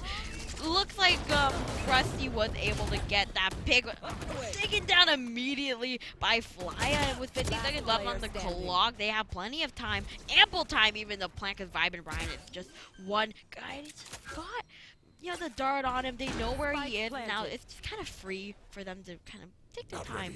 They have a really good cross going on. We have a top low from the Sky and the Omen, and we have Cypher playing on the bend around the smoke. Oh my god, is he gonna go just a little bit more aggressive? He's gonna walk into the top low. He's possibly thinking waiting. about it, and unfortunately, yeah, the Oh. high-low does get him, putting it up to a 6-6 half Renee. Switching These sides. games have been so close, Chris. We've been seeing lots of ties left, or like deficits Right of a there. plus or minus one or two here Right and there. I can't wait to see how UCSB is going to bring it back now on their attacking side. I definitely want to see how we're going to utilize these double initiator plays to be very explosive, and also how we're going to be utilizing this Viper on defense. She does have, you know, her little mollies to help here Yeah. and there. Her wall covers around a lot of A and B, and grants you a lot of space, by the way, to Yeah, walk up onto A. course. Of course, you know, negates a little bit of space onto B. Hopefully get solidifying that Cypher onto C. Probably playing a 3-1-1 split here, I would assume. Yeah, and I think just switching sides, it's going to be a little bit more interesting to see the two controllers on defense. You really don't want to push them, but you also have two initiators on attack, so they're going to really have a chance to like shine right here. Looks like the spike is, you know, making their way downtown, just like 1,000 Miles by Vanessa Carlton. They're making their way downtown onto the C side where the Cypher is holding, immediately taking down to half HP. Not a good look, but does get spotted out immediately, does back up, you know, regroup a little, get that little sky heal and see what's going on. That was an absolutely insane nade. I don't know if that was intended or not, but regardless, it was really well played. We're going to be planting in a very, once again, safe spot, not planning for Ben, as you know, someone could be thinking, so not thinking, but probably exploding onto site to try and get any retake, but they're very funneled in the short position. Oh, and the dupe picks from Rusty are successful, and we are being taken down to a 3v2. Just only Flya left to take down these two players. Just Pristine and Vibe and Brian are going for that bench. Still doesn't die though. It's still winnable in my eyes. And there he goes, securing the first round. Yo, Santa Barbara is really good at these pistols. They've won. I think they won 3 out of the 4 pistols we've seen so far. Why do you think that's the case? I think it's honestly just so that they play together. Look at this. We have 2 people shooting and then another 2 people shooting to try and get that trade. And then look at this amazing. Yeah, like Once someone's again, always there to getting trade. that 50-50 is just so important, but they always have someone to help and cover them. Once again, right here, trying to get that 1v1. Almost gets it, but look at them, getting him down. Play has to go for that little tiny bit of the knife swap, going for that jump as he does dink him, getting that right click, and eventually securing that round. Now going on straight into this, you know, Byron, I have been seeing the meta shift, you know. Usually we saw people full save, right? Yeah. But now we're seeing lots of stingers. We're seeing lots of light shield buys in order. You know, usually always people think, you know, the first 2 rounds, if you win pistol round, like you're going to win the second round, right? But sometimes it's not the case. We've been seeing buys differentiate, plays move forward and backwards. Once again, we're giving up this B site control on defense, but going for this 50-50 play to see if we're going to be playing a 3-0-2 split. Yeah, but I think it'll be successful because from the looks of it, everyone is kind of stacked up over on the A side with the exception, you know, of 2 players on Davis. But they are holding on to that utility, which I like, because you don't want to waste too much going into because the rotates are so fast and everything. But I do see Bay Popper thinking about it, just holding on to those paint shells. Look, we were talking about it earlier, just the denial of space. Absolutely. Retain did not buy this round. I wonder if they're possibly saving for an operator or just forgot to buy. I hope that's not the deciding factor, but the Vandal Vigilante play does go out. Brian trying to get them out from the smoke. A plant possibly going down. But Bay Popper getting a pick. They're taking down gun left and right here, but they are in that post plant situation, which you never want to be against Santa Barbara. They are one of the best post plants I've seen so far, but Bay Popper doesn't care, just running and gunning on to Rusty right here. Might be going for some more running and gunning because there's only Vibe and Ryan is 3D left to kind of clutch this up, and they are going for that defuse, and I don't think he knows that he was defusing, and there we go. We do get that successful buy up. So the second round failed for Santa Barbara. Failed. Those stingers proved very useful. Sadly, the Vandal Vigilante play did not work out as expected, but looking back at this absolutely amazing play, this was absolutely really good. They got one pick, they got the planter down to a little. They thought they actually got the kill possibly onto them, but sadly it was just a random shot through the smoke from possibly a headset and a reaction time. I don't know. I just wasn't a fan of them like holding there. They couldn't hold on to site, so they had to back up all the way into that tree position, and then there's only one place they could really peek out of, and then you know the defuse was going on. There's just too much going on. So Santa Barbara, I wasn't a fan of that post plant. I was hyping up the post plant before. Maybe this was an off round for them, and once again they are making their way towards the site. What we'll see what's going on. We'll see because they never commit to this really. 'Cause look, they're opening the door already, Renee. Finally trying to deny some information. What random folks finally going in and getting that pick. Sadly, that's very, very unfortunate. I don't know, maybe the wall was down and we couldn't see. Maybe they just like shot randomly. I'm not 100% sure, but finally exploding onto site here, trying to get that gun. They are concussed and shoot them through the concuss, Chris. Yeah, despite the concuss, still able to get all of these picks. The last pick does successfully go through for Beans, and we are up 8 and 7. Renee, you see David, whenever I think something's gonna happen, like, oh, they're even now, we're gonna take it to overtime, or Santa Barbara's up and now David's is up. It's kind of a back and forth. I really never know what to expect right here, but going into this buy round, we're gonna finally see some real kind of what they can really do. Because before, I was like, oh, well, they had a gun advantage, and now they didn't. But this is it, guys. This is a big pivotal round, because Santa Barbara will be really broke if they don't win this. We do have the Omen Ultimate and the Gecko Ultimate online, with a lot of ultimates being prepared just by maybe one orb or one kill. I think this is going to be a very definitive round in order to see what kind of tempo we're going to be playing moving on and seeing what sites are going to be stacked. The nade does go, and the flash! And the blind successfully gets Ferigi. So the trade is successful.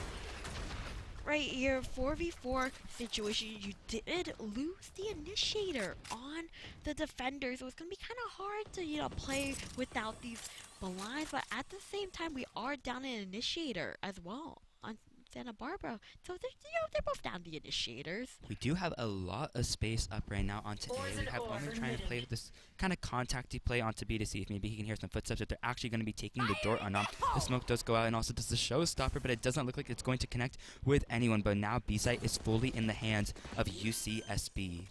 Getting their pick. Just not enough. Yeah, it does go down, and I think they're gonna go for this kind of pinchy play. They're all spamming into Link. Flya did not stand a chance at all. I think they have an idea of where Pristine will be coming from. Beans getting the 2 picks and also connecting that neural. That 3v2 situation. Time is ticking, however. Make that a 2v2, and now we need to see this famous post plan. Unfortunately, Bay Popper will once again pop off so we can secure a 9th round for UC Davis. Is this it? Are they going to run away with the victory here?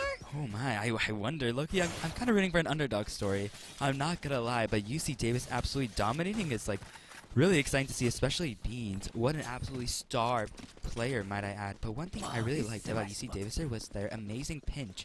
Did you see how they pinched onto both sides, especially with the Cypher info and going in? I do like how UCSB pushed together, They didn't want to give ones. They also didn't want to give guns. They didn't want to give info, but sadly they didn't clear all of A side. Both their backs are turned, getting 2 picks for that Cypher. Yeah, I just think that Santa Barbara's post plan is a lot weaker on this side, because before on Haven, if they got the plant down, then there was nothing Davis could do to really come back from that. But now that they do have the plant down on Lotus, it's just not holding on as strongly as I would like. So hopefully this round will change things for them as they go on to the A site. We do have the Thrash online. I wonder if we might see some information being used with this, Omen Ultimate, as we don't know where they are. This is a good buy round. So if they bring them down, they're going to be on another light buy or save. Viper is watching a little bit of a cross with her wall going into the door. I just don't really know if they know exactly where they're doing it, where both smokes have already been committed by UC Davis. They're just walking up very slowly. The Thrash finally getting committed to hopefully clear all of B site, not knowing exactly where it is. Does not look like it's not able to get up the stairs. Yeah, and Brian is just hiding out back there. I don't know if they know that he's there, but hopefully the plant will be successful. We'll go into a 5-on-5 retake. Lots of utility left for everyone to kind of work around. From the shadows is going to maybe get some information, and don't know how much information they really got when Beans is out here blasting, getting those 2 picks for Davis. Actually, the Rolling Thunder is going through. Here's that famous post plant we were talking about earlier. Everyone does get blind, however, so then there's still a good chance for Santa Barbara to really clutch. I don't know if they know that they're defusing, and Beans is the protection squad, the firing squad ready to protect his teammates. Absolutely. Beans is a demon UCSB is kind of playing these post plans, I would say, very weirdly. We talked about how on Haven they had a really good post plan, absolutely insane, and going finally into I think our first timeout of this game. Might I Yeah, add, first 'cause time out right very here. very late. But one thing I think UCSB is doing very unfortunately going into the rest of this game is they're getting absolutely centralized on site. They can get pinched, they can get util dumped, they can get Yeah. anything that can go on then go wrong, and their thing goes wrong. I don't even think someone was pinging the spike for them there, so he could shoot for the spike. But either way, there were 3 people waiting to just start blasting as soon as someone, peeked out from the smoke. Because I think they had that information, and Beans was just ready to protect his teammates. So I really wish I had teammates like this ranked guys. Like these guys, they have the strats. They're cooking up something. I don't know what Santa Barbara is cooking up, but I think they're kind of reevaluating how they do these post plants, because I saw, the Breach kind of attempting to do that, and the Breach is really good on the Haven. I just don't know about Lotus, Renee. Definitely. I think though that the way that they're pushing on the site, right? They get site, they get plant, they clear some of site, right? They clear the necessity of site that they need to clear. Yeah. But it's just unfortunate how they're all going on the site, then we have no one to hold another angle. We have no one to hold, the Heaven angle or a CT angle, really, or anything that's going on from this. And I think that is the main downfall of UCSB's pushes, is that they're just pushing on the site, and then now they're just trying to go in a little tiny corner and pray that they can just get all 3 kills, and that's just not going to be I'm the just case. not sure they feel very secure in these post-plant plays right now. But, the early bush out from Davis secures Bay Popper, another kill. It's Bay Popper and Beans and friends at this point. They are popping off this match, and now they're down their duelist so early into the round. Davis has a lot of wiggle room, and they're not too keen on, immediately sprinting to the rotate. UCSB has to commit utility in these corner and closer angles now that we've been seeing, because UC Davis is capitalizing on the fact that they're waiting to use their utility until they get onto site. Full utility is still up, one pick going straight down, walking through the Viper's wall, but sadly it was not enough. 2 kills going down. They know where the last person is. I think the blind is not going to go through. And they're just running for it. They know where he is. They're just gonna run down, rotate, and now it's 11-7, Renee.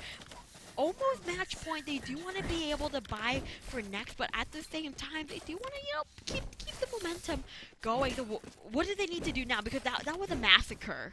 We have double initiator, so we should be clearing, probably not the same angle, different angles, clearing closer on than before. I also think that we should be not utilizing the fact that UC Davis, my bad.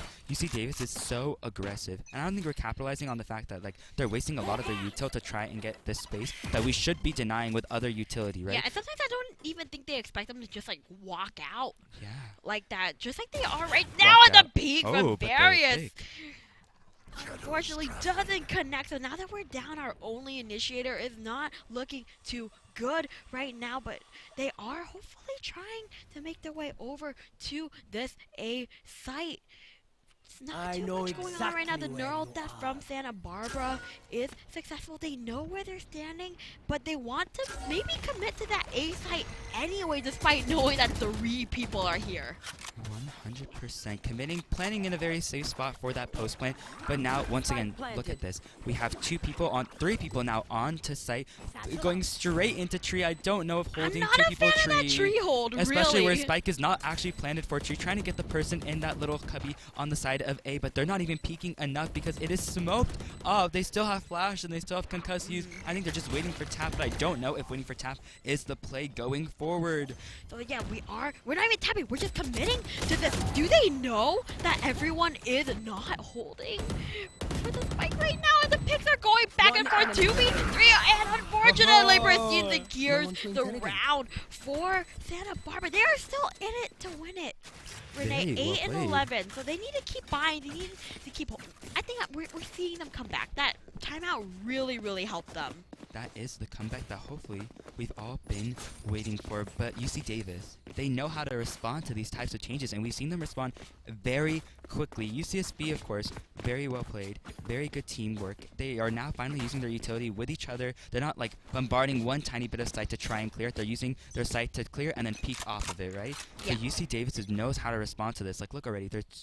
It's kind of shifting already, where now we have 2C. We already have 2 people playing a bit more further back onto A, knowing that we don't want to give that pick pick, but now we do have hopefully using that to clear, but it does get immediately taken down. Oh, and Bay Popper buying into that operator does secure the pick onto Rusty. Now, once again, without their duelists, it's going to be hard to kind of make their way onto site, even with the double initiator. Thrash is thrashing throughout the site, kind of looking for anyone. Doesn't really find anyone, so we are able to get the site, hopefully for free. Do they know that Bay Popper is all the way up there with the operator? But Wingman going to plant the spike, the 6-team member, and this is a very precarious situation right now as they pushed up. Do they know? Bay Popper getting flicked on by Scree. He takes us down to a 3v4. Look at that absolutely amazing teamwork. Sadly, Cypher does get Pristine down on the fight, going 1-for-1, getting that trade. We now have a 2-for-2 situation, which both sides are having their own individual ones. No, unfortunately, Pristine takes down not one, but two members of UC Davis, and we are bringing the score back up. I thought it was over. I was like, okay, 2-0, go next to the next series, but Pristine said, just you wait. I'm going to get these kills. We're going to bring ourselves up onto the scoreboard, and we're going to bring it back. I can't wait to see the rest of these plays going forward. We're now switching up our casual defense side that we have been seeing now. We have Cypher onto A, both, controllers on that B site, pushing in once again, just absolutely dominating Raze and Sky combo onto C. Probably going to try pushing out to C. Cypher is going to be knowing that, hey, we now have 2 to 3 people onto C site. I think you should try committing a little bit more utility on to A with that Cam getting already that Sky. I kind of like how they're switching it up, though. Like, Davis really doesn't allow Santa Barbara to really breathe at all, and even though the spike is making over to C, they're actually leaving the site, Renee. Very fast rotate. I like how UCSB is changing their game status. They had double initiative, so they have been playing very explosively, but they're now trying to chill it, take it down just a little bit of a notch, as that last round was very close. But now it does not look like there has been any contact ready on to C. No noise, no sound, just a very slow walk up. But I think the game sense is telling them, oh, fake smoke is going on to A though. But the game sense might still let them know that I don't see any other utility being followed up by a smoke. Why would someone smoke this and not follow anything up? So I think they already know that C might be it. Over-rotated. Notice. Now they are having 2 over on the C side as everyone is walking their way up. And when the blind from Retain does stall them a little bit longer. Here comes the party. Unfortunately, Freaky getting that pick on. Oh, and then another pick to Bay Popper. It's not looking so good for the defenders right now as we're in a 3v4. Coming in from kind of a similar angle. I don't know if they know where Pristine is right now, but Brian hopefully able to clear that CT angle. Beans getting the pick as well as Brian. Now we are in a 2v1 situation. It's not looking so great because the Viper's hit is successful and almost sprays down the 2 members of David, the Beans. The Beans is like whipping out all the places, all the aim. So shout out to Beans for taking us all the way to match point for Davis. We see it time and time again. He's clutching up for the team. Absolutely insane. Dropping a 30 bomb with Bay Popper already on 27 kills. A bit of a massacre, but regardless, UCSB is playing absolutely out of their mind and giving UC Davis a challenge. One thing I want to see a bit differently moving forward with this round specifically is the fact that UCSB, they're finally using their utility, spinning off each other's utility. I think in that round we played a bit too slow, and then we got a bit flustered that now we're going on a site a bit later than we normally would have, and that's why our utility was just not there. We played ones, but then thankfully the Viper spit with that high-low going onto them to not get that collat, secured that round. Yeah, now with their backs up to the wall, UCSB really needs to play carefully right now. If they lose someone early into the round, as they always do, typically Rusty's the one getting his head blown off, unfortunately. So they really need to make sure they actually keep him going into this next round because they can't afford to lose anyone. His physical body is so valuable. I think they're going to make a fast take over onto the base. That's completely clear right now. Getting the plant down for Wingman, and the Seekers are being caught by Varys. They can get a little bit more information on what's going on. We do have the secrets being faithfully committed, and we do have one more ultimate ready for Screaky coming up. We also have the Omen ultimate and 2 away from Beach. This could be anyone's game, Chris. Yeah, the showstopper doesn't connect with anyone right now, and so far, everyone's just trying to suss out the vibe, get the utility right now. Do they know 3 people are holding Link right now? Doesn't matter because the Gecko utility, the parade from these teams, unfortunately. Brian is able to get those picks as they're going to try to defuse. Time is ticking, however, it's getting a little bit dangerous. Retain getting 2 picks, and it's just up to Bay Popper and the Classic. He's not going to be able to make it, so he is forced to save. Santa Barbara lived another day. What an absolutely demonic retake. Did you see how well separated they were, swinging off that Gecko flag, looking at this absolutely amazing play for this Viper, thankfully, hearing them going and walking, getting 1, getting another 2, and then sadly Gecko getting caught with the thrash in his hand. But Viper was just a little bit too greedy going forward as they did push that wall, sadly UCSB securing the round because of Viper. Yeah, and even though Brian was like absolutely popping off back there, it still wasn't enough. Just when we're in that 1v1 situation, the time is ticking because these two teams are like switching sides. Once that spike goes down, it's kind of like the defenders are the attackers. Now they gotta reclaim that site, and it doesn't. It's hard. It's a hard thing to retake a site, but do they know the camera's Ooh. there? That cam got all 5 of them. So they know, they have a lot of that information, and it looks like Santa Barbara doesn't really want anything to do with it. We do have the Rolling Thunder online, as well as the Cypher Ultimate and Omen Ultimate ready to follow up whenever be needed. I think Viper already is not going to hear these, so it's just a little bit too soon now, ushering her team to go onto that C site. She does have mollies ready to be utilized in order to slow them down just a little bit, but it might not be enough as the Classic gets up and they're exploding onto site. With just one person on the side, it's not a good idea to take a 1v5, even though sometimes I think that I can do that, get ego a little bit. But, Brian's playing the smart, falling back, waiting for his team to catch up. And yet another 5v5. I'm a fan of these slower plays. It gives me a little bit more of an opportunity to see what's going on. But no one's really flanking right now. He's going in with the Rolling Thunder, stunning the defenders, allowing Freaky to get that pick onto Beans. Again, the person that's been really popping off this match. And now in a 4v5, time is ticking. So much utility being popped out. Cypher thankfully But being able to Baypopper play for getting the Spike. 2 picks and evening the odds right here. Baypopper getting another pick. It is all up to Prestige to clutch this up. This is match point. This is series point even. He needs to pick, but I don't think. I don't know. Is he picking it right? It's And in the wrong. Brian just sticking Oh, throws. no. Don't fake, ladies and gentlemen. Davis takes the 2-0 away. And I just don't know what happened in the last time. They were pinging it and everything, and then he ran out of bullets. And then unfortunately, Brian just stuck that defuse. A heartbreaking loss for Santa Barbara right now as UC Davis goes on to the finale. Congratulations, but we have to say UCSB gave them a run for their money. They played absolutely out of their mind going into the rest of these games. Pristine almost being a little clutch demon, almost cutting it, but sadly not enough. I think another ping was that Pristine really wanted to get their ultimate. They did have it up, but there wasn't a corpse enough for them to go through it. The pings, sadly, a little bit off as Wingman was planning. Might just be like a little bit, and especially showing, once again, you did talk about how you loved those double smoke comps. Yeah, so Viper I did win the bet this time, Renee. So you do owe me a Red Bull later. Darn. We what's our Red Bull counter at right now? Like what, 2-3 Red Bulls a piece? Yeah. Yeah. We're almost at the daily limit. At the daily limit for caffeine. But once again, congratulations to UC Davis for making it on to the finales. Hopefully they'll be able to reclaim their crown from last year. And unfortunately, this is where we have to say goodbye to Santa Barbara. They played their hearts out, everyone. Pristine really popping off that game with the Cypher plays, just not enough, unfortunately. I love the post plants that they were able to have, but it's just a little bit of a weaker day for them, but still so well played. Chris, I want to ask you though, going into this map, right, we saw absolutely amazing plays all around. What would you say is one person that absolutely stuck out to you that you would name that game, specifically MVP?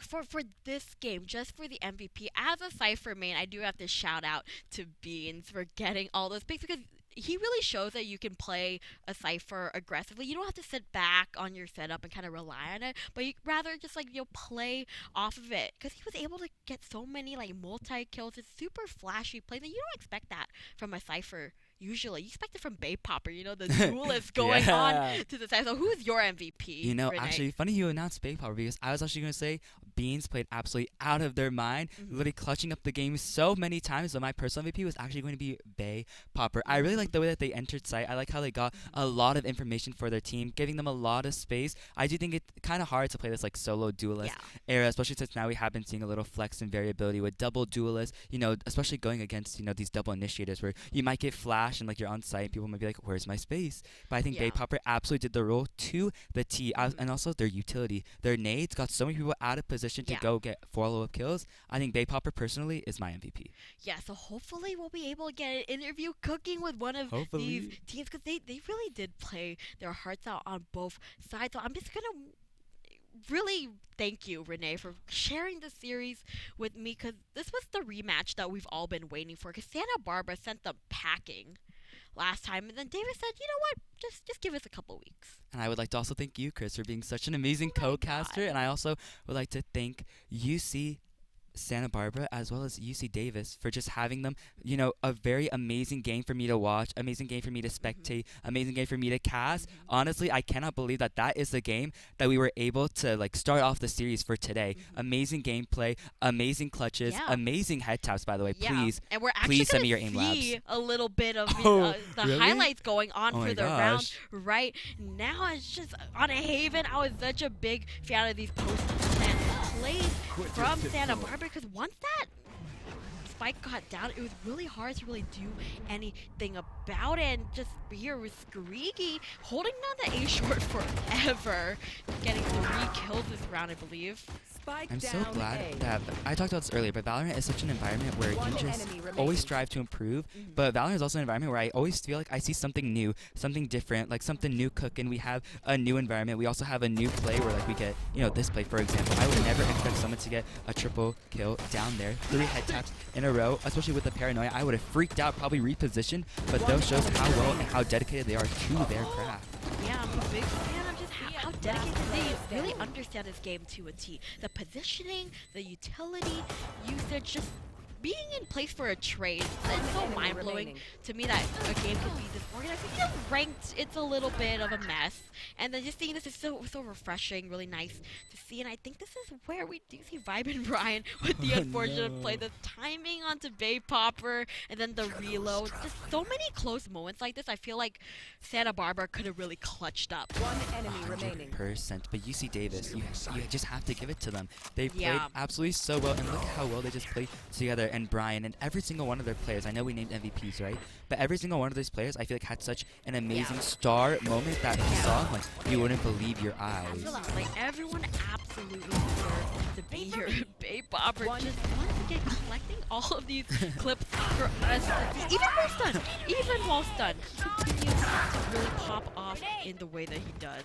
Collecting like infinity. 30 seconds left. Just look at how well they One play enemy together. remaining. Speaking off a 1 and a 2, always playing together is something that I absolutely love to see. And look at just how well they like try and strive no matter what they can do. And I think, 1 enemy especially remaining. looking at their mental, I don't think I've ever seen like a mental boom go on. Maybe just like someone just absolutely running it down, trying to see if they can get anything. I think that's something that's super important, especially going into some collegiate games, especially where you think like, oh, it's the last round, like I'm not gonna win, or like, oh, maybe it's even worth trying. But these people are just absolutely such stellar sportsmanship and stellar players. And that very last clip where Brian was just absolutely sticking that play. Pros never fake, y'all. So I'm really inspired to play a lot more Valorant right now because look at this. We're all gathered up here today, and I think we do have an interview coming up. So I'm really excited to see who it is with Ago. So we will see you guys over there in just a little bit. So stay tuned, ladies and gentlemen. It's gonna be a really, really good one. I honestly cannot wait to see how the interview is going to play out. Invitational presented by Xfinity. My name is Andre Ago Go here with Bay Popper. Bay Popper. Bay Popper, you had such a great series today, you and your team. I just wanted to know how you guys were just so dominant today. We've been practicing a lot, and it's just been showing up. For sure. And I kind of saw the Haven game. It was 4-8 on the defensive half. I really wanted to know, why was it so rough, and how did you guys fix it on that attack side? Sorry, I'm brain fart. It's okay. It's okay. 4-8. And then, well, Haven's really a attack-sided map, so it's kind of easy to shift the momentum after, especially if you like win a few rounds on defense. So that's kind of how we kind of shifted it back. So you just felt like that defensive half was just a little bit tough because you didn't really have that read initially? Yeah, and we also kind of lost momentum after losing a few crucial rounds. Yeah, so then attack just felt amazing, right? Okay, for sure, for sure. And on Lotus, just wanted to talk about that. It was a 10 to 13 map for you guys. Well, 13 for you guys, right? And I just wanted to kind of clarify, the new map changes, did it change any strategy for you guys? Not really. We kind of practiced like all the maps, so we had like a solid understanding of what to do. Kind of saw that there was Cypher played here instead. Just any thoughts on why you guys tried for Cypher instead of the Killjoy? I feel like Cypher can hold its own weight, and like as you can see, he also did more than holding his own weight. And For sure, for sure. And just one last question. You guys are the reigning champions for the UCEI Invitational 2023. For 2024, what do you guys want to do for this year specifically? Anything different? we just want to try our best and try not to like bring ourselves down, even if we lose or win. Okay, okay. Solid, Bay Popper, solid. Anyone that you want to thank in the crowd, you know? Maybe Muffin Cat, you know? I like to shout out my friends and my girlfriend and Muffin Cat, obviously. Muffin Cat, obviously. This is Bay Popper, everyone, and we're going to be going back to the desk. All right, thank you so much, Ago, and thank you, Bay Popper, for popping off in the way that he did. And Renee, this is where we have to part ways. Sadly, but I just want to thank everyone here so much for coming here, enjoying some Valorant, seeing UCD just absolutely dominate, and I cannot wait to see how they do in the next round. So please sit back, relax, grab a snack, maybe some Red Bull, the watermelon flavor, best flavor, I'm telling you right now. And thank you guys so much, and we will be back shortly.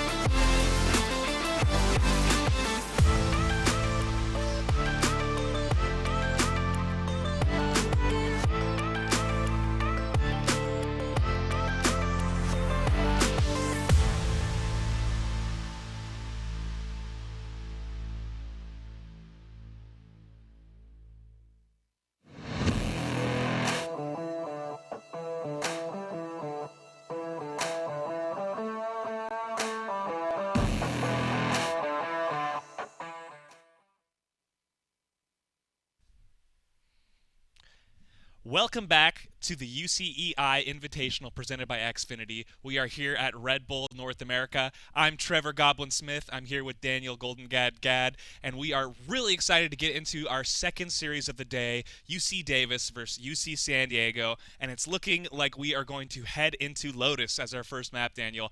I watched our previous series today, and I gotta say, I really enjoyed it. I was working behind the scenes in one of the Observer accounts, and I really enjoyed watching the really impressive VALORANT gameplay we have going between our collegiate teams today. Yeah, it was extremely close, I know. It definitely had a lot of back and forth between the two teams, but ended up going in UC Davis's favor, and now they find themselves against their opponent, UC San Diego, in this loser's bracket. Of course, this is do or die. Remember that. This is their final chance in this bracket if they do want to stay alive and make it to that grand final where UCI is sitting, waiting pretty. But, we'll take a quick look back at that series as soon as we do have word from our producers that we're good to go. But before that, do you have any kind of shout-outs you want to do from that last series in particular, player-wise, at least from Davis, since that is the team we're going to be looking at in here? It was so close, and both games were really fun to watch. I thought it might go to overtime there at a second, and genuinely,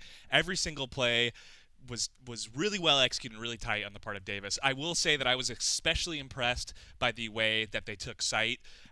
They committed as a team, and they played through some really chaotic entrances, but they were able to lock it down and make it happen despite, I think I love to see in VALORANT when a wrench gets thrown into a plan and then the team still executes despite something chaotic, something unexpected happening. So, looking at Davis again, I would like to see some more of that. I think that's some of my favorite VALORANT gameplay to watch. Yeah, in my opinion, this is one of the matchups I was the most excited to get into, because I think these are two teams that are quite evenly matched, in my opinion, that is coming up, UC San Diego and UC Davis. I feel like they should be quite close competition. It should be more tight games, things to be excited about. And trust me, here at Red Bull North America, people have been excited. If you've been here at the stage, the crowd is getting hyped every single play. So that's definitely something that is just going to continue. I feel like it's just going to keep rolling. The plays are going to keep coming. VALORANT's something definitely the community always is the kind of the focus. Yeah. They have a nice finger on the pulse, and they're able to kind of everyone loves to see an exciting play, and that is kind of what the beauty of VALORANT is when teams are hitting plays together and making sure that their cohesion is on point. Yeah, I love a good clutch, and it's especially fun when there's a live studio audience and you can hear that coming in through the audio. It's really fun to see. And I think we mentioned already, whoever wins this series will go on to play UC Irvine in the final for the championship today, which is going to be exciting to see. In the case that it is UC San Diego who takes it here, they will go up against a rematch for UCI. But regardless, one of these two teams is going to have to take down the Amphitheaters to take this trophy. We're going to head into some replays here and look back at some of this footage. Shout out to my excellent, observer skills here. Just kidding. But yeah, I mean, it was really impressive game. Yeah, and now, if you take a peek here, this is just going to be a pretty close game regardless. I mean, a lot of these fights did come down to the wire. This is already, you see on the scoreboard, this is coming from 11-9 on bind, of course. And just going to be some crisp shots getting landed here. One enemy remaining. Very good by Rusty here, but not able to secure the ending. I actually was driving in my car and I heard this play happen. No way. Yeah, so that's pretty cool. And now this is on Lotus, of course. There are some new Lotus changes to make it a little bit more defense-sided. And you're just seeing how difficult it is, regardless, to kind of break through the line if you are able to get sight as the offense, which is kind of why Lotus has been such an offense-sided map for so long. But they did try and change that a bit on this most recent patch, of course, and you're kind of seeing the benefits of that. But, I think the map is still pretty offense-sided, but it is definitely closer to a 50-50 as it was before. Yeah, Daniel, you asked me earlier which player I would shout out specifically, and I think Bay Popper was so fun to watch last game. The uses of Satchel were really creative and ones that I hadn't really seen before. There were a couple attempts to jump over gaps in ways that I'd never seen, and this conclusion was really the highlight for me. Look at those shots going just barely right next door to Viper as she finally defused there. That was a conclusion that really made our live audience go crazy, and even in the production room we were going crazy because it came down to that close, and it could have easily gone to game 3 there if those shots had landed and they had taken a couple more rounds. Yeah, and that's something you see in your everyday game where everyone's pinging the bomb. Please shoot on the bomb, but it's a wide radius that you're able to defuse from in this game, of course, so able to kind of sneak to the edge there and kind of clutch out the defuse before we do go to an overtime. This is, I mean, that should showcase just how close that series was, but now Davis, off the curtails of that, are going to have to fight yet again into now UCSD, as now we have our walkouts here. UCSD, first time on stage. Of course, they did play their first match on backstage, so now they get to kind of embrace the crowd. They get to hear everyone cheering for any good plays that they make sure that they get those good vibes going. So they're definitely excited and ready to go for this next series. Yeah, and even though we didn't see UCSD play their game, both these teams, Davis and San Diego, have played a series today. So this will be their second series of the day, and whoever wins will go into their third series of the day against UCEI, who will have only played one. So it's a big day of Valorant for these teams, especially whichever team wins here, who will have a chance at the championship already. Yeah, and of course this is UC Davis on the stage here, and we're going to just get some nice sportsmanship going through here as they do sit down and get ready to hop straight into our first map. Let me break down pick ban for us, since we did... what did happen off stream. So we did get 2 bans, 1 ban from each team. It's going to be Breeze and Ascent were off the table immediately. Yeah. And then ended up getting locked in onto Lotus for our first map. And just for a little preview, we're also going to have Haven map 2 and Bind map 3 if we do get there. So pretty excited stuff. These are a lot of classic maps. I feel like Lotus, surprisingly, one of the new maps that a lot of people have been liking. Yeah. It's something where it has some diversity in its meta, where it allows for you to kind of express what your strengths are. I mean, each site kind of has a different, A is a lot more lurky, you're kind of looking for your opening, or you're, full on executing right at the start of the round. It has that kind of flair where C is like, okay, we need to break through the wall, is how I kind of think of it. Totally. While B is like, we need to find the correct timing to be able to pierce that site, but when you do get it, it is extremely powerful since it is that center point of the map. So Lotus, definitely something that has a lot of room to play with. Yeah, and I'm excited to see, like I said earlier, I mean, the improvisation is one of the things I love most about Valorant. It's easy to make a good plan that you're confident about, but I think the moments when those plans fail and you have to make something happen again is my favorite. And Lotus, I think, like you said, is a map where that really happens a lot. Personally, I'm partial to Haven and Bind. Maybe I just like the old school maps better because I'm more familiar with them. But I think, something about those classic ones really will live in my heart forever. But you'll get to talk about that as soon as we get to map 2 and 3. I mean, that'll be your comfort zone. I actually really do enjoy Lotus. Okay, yeah. I think of course, I think Haven also tri-site maps, kind of something unique to Valorant, not something seen in other TAC shooters especially, always allows for a lot more options in the mid game, and that's kind of why these maps are quite popular, because that is the degree of flexibility that you do see. And we're gonna have some player cams on the screen. I mean, always good to see some player reactions. We don't have to deal with any delay at all, so this is actually just going straight from the live feed to our broadcast here. So definitely going to be excited to see all of these players in action. I always, I would be so nervous if I was trying to clutch and someone's looking right at my face and my face is big on a screen. I think that would stress me out, but I'm sure our players are going to do great. Somehow they manage to look great while they're playing Valorant too. I feel like I would probably be like, bulging face, red, vein popping out, but our players got a way better handle on that. I think it comes down to practice probably. I think they got the stress of the game down, but maybe the stress of the camera might be what makes that difference. Oh yeah, who knows? Who knows?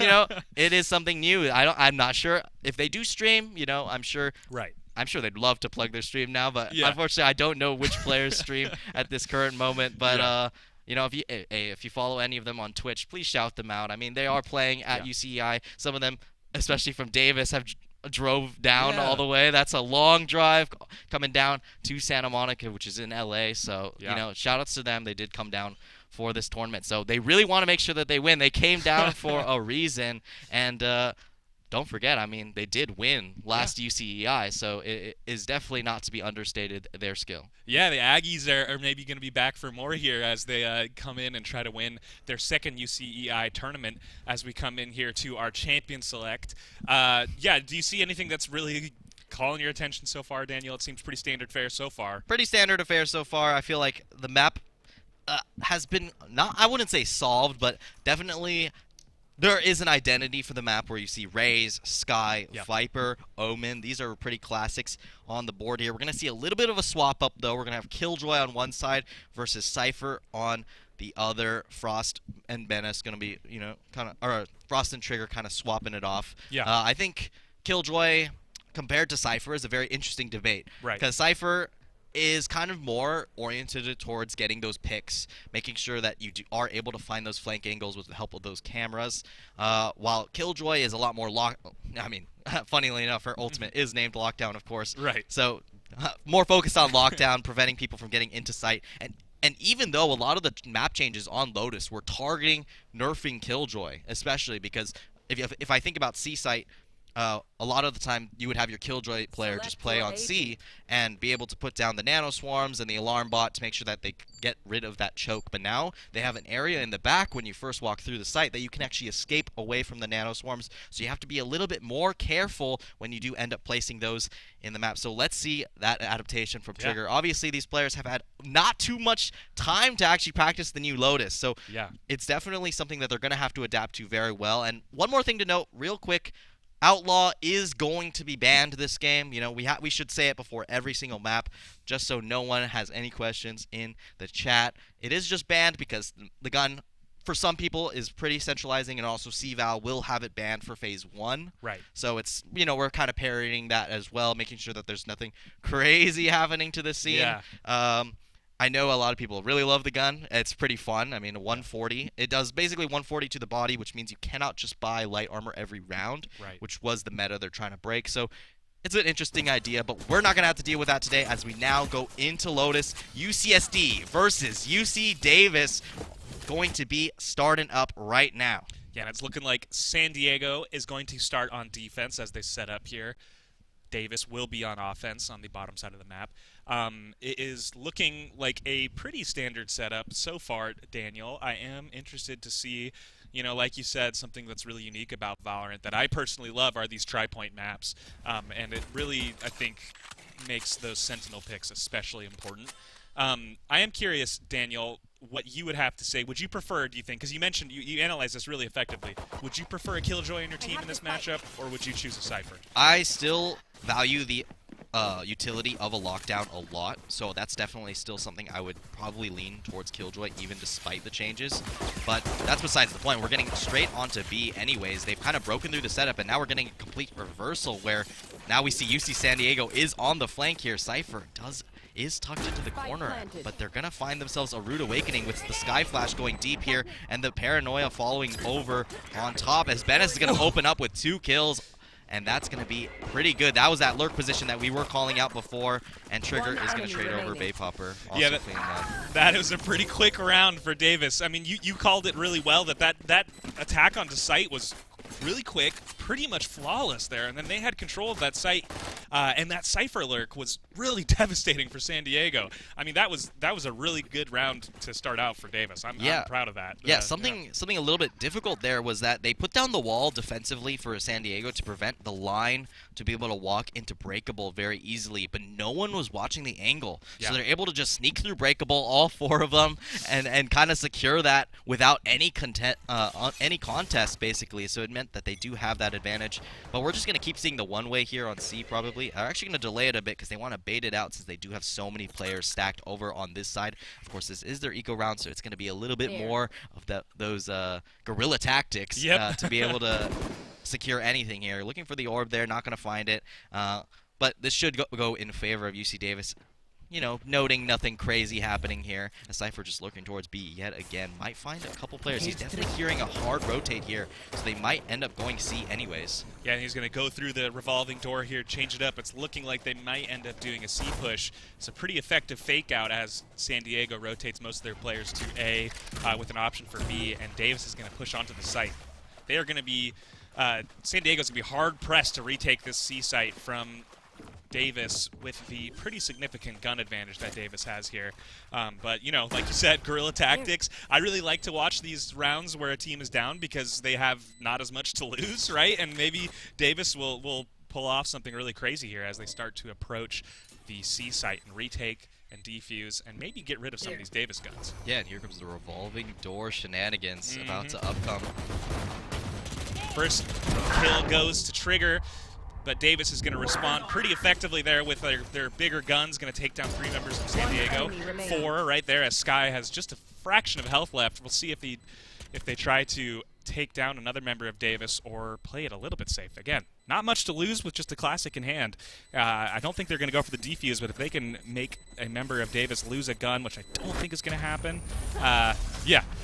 Pretty well. You just want to make sure you get that full money from not surviving on the round. So very nice there from UC Davis, able to very effectively use the control that Cypher did, you know, harbor from being able to push through that middle section of the map. Hearing the rotate meant that they did know no one was going to be stacked over towards that C site. So nice patience from Davis to make sure that they don't walk into anything conspicuous there. And, you know, we're getting out to a pretty standard start here. Pretty much all light armor because no one's, you know, there's no outlaw in the game. So everyone is going to be going light armor Vandal. This is kind of the name of the game here.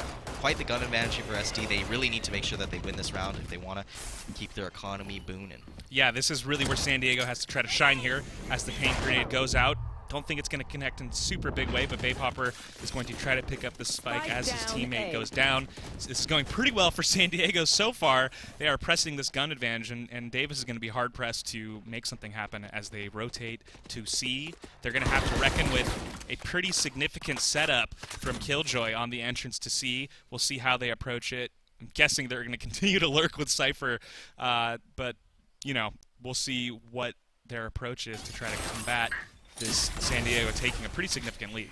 Yeah, and they were able to effectively bait out a lot of the utility on C here, and now they can kind of look to move somewhere else, as now Killjoy has rotated towards C site, so this is going to be only Sky on their lonesome on this site. A little bit of a support from the side on Breakable, but the fights are going even now as Chammy's going to find an angle on the side. Yeah, trade after trade for both teams. Davis is going to be down 1, and there goes the round. They were down 1 from that first early pick, but both teams traded excellently, but it ended up being 3 members left on San Diego. They're going to keep those guns, and looking at the credits here, it's looking like it'll be pretty even as far as the guns go.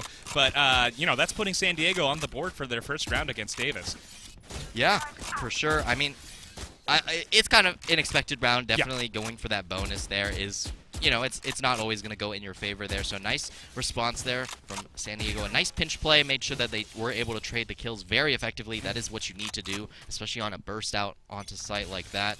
But we're going to have more attention towards C early on. Sky is in the area for a counter flash, but the orb does go up, so they're going to try and flash through this. Oh, a bit of a whiff on the paint grenade there. It was a really excellent lineup into San Diego as they peeked out of the Viper Cloud there. Didn't quite go the way I think that Davis planned, but no big deal. They're going to switch it up and rotate to A and come back from that pretty effectively.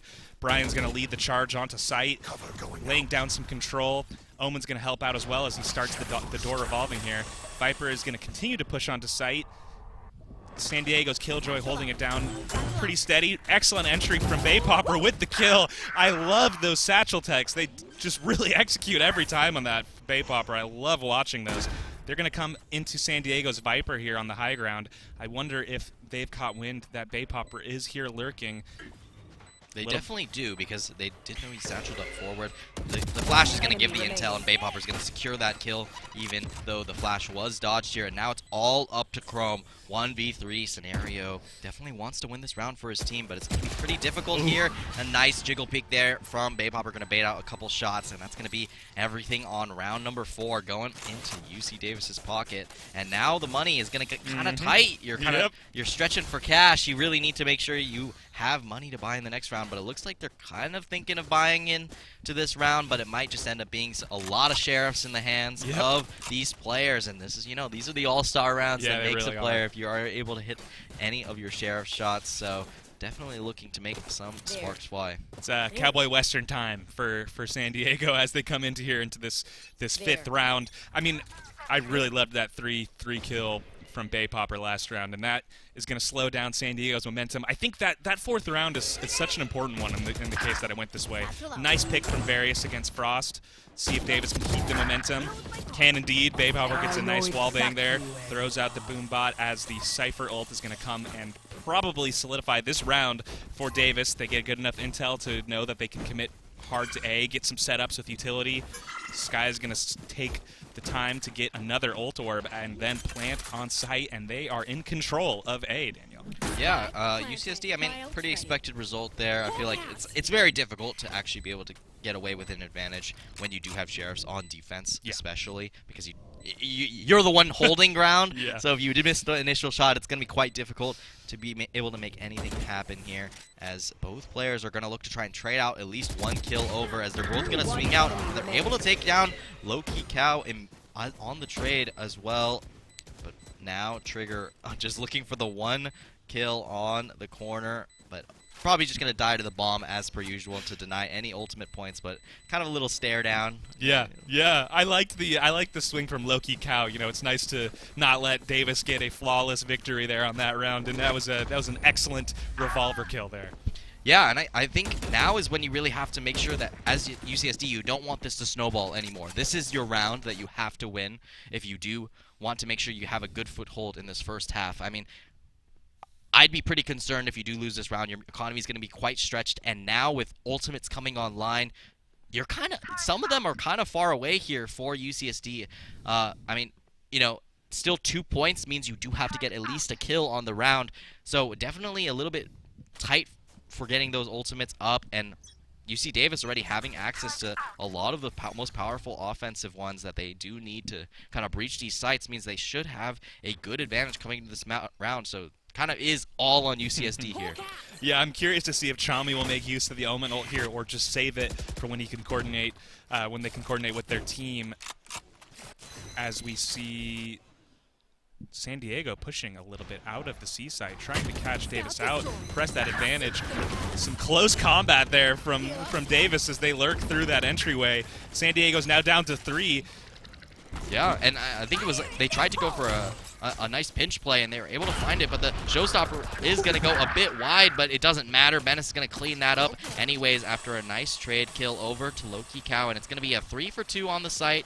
They haven't gotten the bomb down, and there is a nice high-low angle here to play around, but they're probably not going to opt for anything as this plant is going to be safely deposited. Yep, Omen's going to go down. Baypopper takes him out quickly. We'll see if there can be a clutch here. Nope, don't think so. Baypopper got a pretty cheeky wallbang there on Trigger. That was nice to see, and, you know, Baypopper took that wide ult in stride, and they were able to close out that round really effectively. It is now 1-5 for Davis. Yeah, and this is the moment when I would say, maybe, you know, maybe you pop a timeout here. It's going to be pretty tough. Of course, this is still Lotus offense side. It is still definitely, because these teams haven't had too much time to adapt to the changes. It's harder to make those changes. I feel like, okay, it's probably still attack side in this certain scenario, so it's probably fine to have 1-5, but you do want to at least get a couple rounds. Probably 3-9 is probably the lowest you want to be down on that half and still be okay with it. Gonna get maybe hurt on that angle, but they should know that Viper always loves to lurk on this side, because that is kind of just how the meta of the map has developed, where you kind of keep a player to make sure no one pushes on the other sides of the map while you do take a lot of space very slowly on the A side. But it looks like they're going to opt for a full execute here onto A, and everyone is rotating here for UCSD. Yeah, Viper leading the charge. Grenade goes out. Didn't quite connect, but they're going to have more utility to use if they need to get onto site here. Nice flash and a couple kills go for UC Davis, trading really effectively by UCSD as well. Round's not over yet. Let's see what happens next as Viper is carrying the bomb. Another nice kill by Davis, and 3 in a row in really quick succession. Davis continues to solidify their lead and gets that nice plant gold as a bonus. Yeah, and now the lead just keeps on growing, and there is the timeout I was talking about. This is something you don't want too many rounds to get mounted on the offensive side. This is really hard to come back from, even if Lotus is attack-sided. You have to think about morality, mentality, things that you can't tangibly be super comfortable with when you do come into these timeouts, of course. And here we're going to have a bit of a replay. I mean, this was so much control here for UC Davis. They snuck in all the way, so close to the point where any flash that ever lands onto any of the SD's players means that that's going to be a exact trade kill over. So this is going to be real. I mean, I said do or die before. This is, extremely important round here. You are going to be investing a lot into this round to make sure that everything goes your way. Yeah, San Diego's going to have to put their feet on the floor, take a deep breath, and center up for the second half of the the second quarter of the match to combat Davis's pretty decisive steamroll here with 1-6. I mean, it has been a really fun game to watch. I really like the way that Davis is playing really close combat on these pushes onto site. It's fun to watch. Yeah, they've been kind of pulling SD across the map. You've seen a lot of times when they have that player just playing for sound and waiting for any rotates to kind of come out from SD, and then they just they react accordingly, and they've found that angle a couple times in this half, and that's kind of been the difference maker in these rounds. And now it looks like we're gonna have a little bit more of an aggressive take onto B here. Yeah, and Davis has a pretty big credit lead to spare here, so they're in a little bit more of a comfortable place as San Diego is wrapping around on the A side, maybe trying to get some kind of flank going here. I'm not sure if they think they're pushing onto the enemy team's push or if they are indeed trying to flank. It's looking like Raze and Sky are going to double back since they caught wind of that Viper ult on B site. But there is another double bluff as Cypher on Davis is going to pull the spike onto C site, get a plant here pretty quickly. This has been like a game of double, maybe even triple bluff by both teams as the Killjoy lockdown is going to go down, force Davis to move on again to another site. They're going to open this revolving door, maybe just as a fake out again and double back to C. This is some serious psychological warfare that we're seeing here on the part of both teams. Yeah, but in the meantime, it's been a little bit difficult. They're going to go for a peek here. Low-key Cow just going to spot it out on the angle. So now all the intel is in UC San Diego's mind here, but they're going to look for an aggressive angle here. Trigger needs to be very careful here. Gets forced back, and that's going to be that opening pick, and that's going to put it back to an even numbers at 3-3. I wanted to note earlier that a really interesting look there from the Omen player for UCSD was able to actually TP over the tripwire to find Bay Popper to start the round. Just a little callback, but here we are back in the round as we're going to swing out. Venice is going to get traded out, and now it's going to be a 1v2 on site as Flya has to do it all. He's going to swing out for the angle. They weren't expecting it, but unable to get the kill, and that's going to be the round for UCSD. Yeah, that was electric to watch. I mean, San Diego had 3 people on the commit on the approach from spawn there, and I was worried for him because Davis was holding that angle with 2 people. But Chrome pulled out was it 3 or 4 kills in that single round? I mean, what a way to commit to a push for San Diego. I would have faltered for sure, given that those trades were happening so fast, but San Diego made it happen. That was really impressive by Chrome. Yeah, and I think something interesting to note there is you could see how they changed their strategy there a bit. They gave up some space and took it back immediately. So you kind of force them into an area where they can actually defend from when they push forward, and then you try and retake that space that is easy to take back. And that happened multiple times in that round, and each time I saw Davis losing numbers in the meantime, as they're going to go for a satchel on to Brian, but he's going to actually go down. So Brian is going to get taken out immediately to start this round. That's a hard one for Brian to get caught out by utility like that and get jumped on by Bay Popper, who has shown that they can do that really effectively and consistently each time. Bomb is now on site B as Davis is initiating the plant. There's going to be a big confrontation in the link between B and A there. Trades going down. Bombot's going to go out as Bay Popper is looking at 3 members of the enemy team. Does get a couple kills there. Yeah, that was a lot at once. Yeah, and that's going to be 2 for 2 now as Venice is going to swap out, and that's going to be a trade. And now both players know where the other are. it's going to be just a bit of poking, prodding, looking for anything, sneaking around. Trigger looking to get the defuse. Now just going to walk out. Various is looking for anything. He's going to go for the swing, but Trigger is going to get off and immediately dome Various to start that round, to end that round. I mean, there you go, UCSD, another close round, but they're able to take it away, and they're now mounting a good defensive side here, and now we get a bit of a replay. Baypopper able to get 2 in that angle, instantly traded out, and a nice adjustment by Trigger, hearing a little bit of footsteps or feeling something in his bones. Able to get off the bomb there and actually find the kill. So now it's going to be more gun rounds. Nope. Super big ultimates. There is, of course, the showstopper that could be a difference maker here for Baypopper, as we're going to have a pretty default setup here on both sides, but A is going to be quite stacked up here for UCSD. They definitely want to take the space immediately. This is kind of on that first round after the timeout. This was their plan immediately after that, so definitely relying on that a little bit more. You can see how much more defensively that Brian is playing here. Yeah, pushing up really aggressively into Davis's spawn. They're going to fall back. Once again, we saw this a couple rounds ago. Like you said, the spike is still in Davis's spawn, so they're going to have to really commit here and pick it back up and choose where they want to press their offense against San Diego. Both teams playing it cautiously. San Diego's going to back off from the really aggressive push, reset a little bit, wait till they have some information before they commit to a defensive strategy. And here comes that information as Davis uses absolutely a ton of utility and Sky ult to get onto C-Site, which they are going to do. Killjoy for San Diego, backing off in a really effective way, waiting for Sky to back them up as Omen Flya plants that bomb on site and gets out of the way. It is now up to San Diego to retake this C-Site. Yeah, and very good. They're going to keep the 5v5. They made sure that they did not lose any players on that site execute here. So it's going to be a lot of action really soon.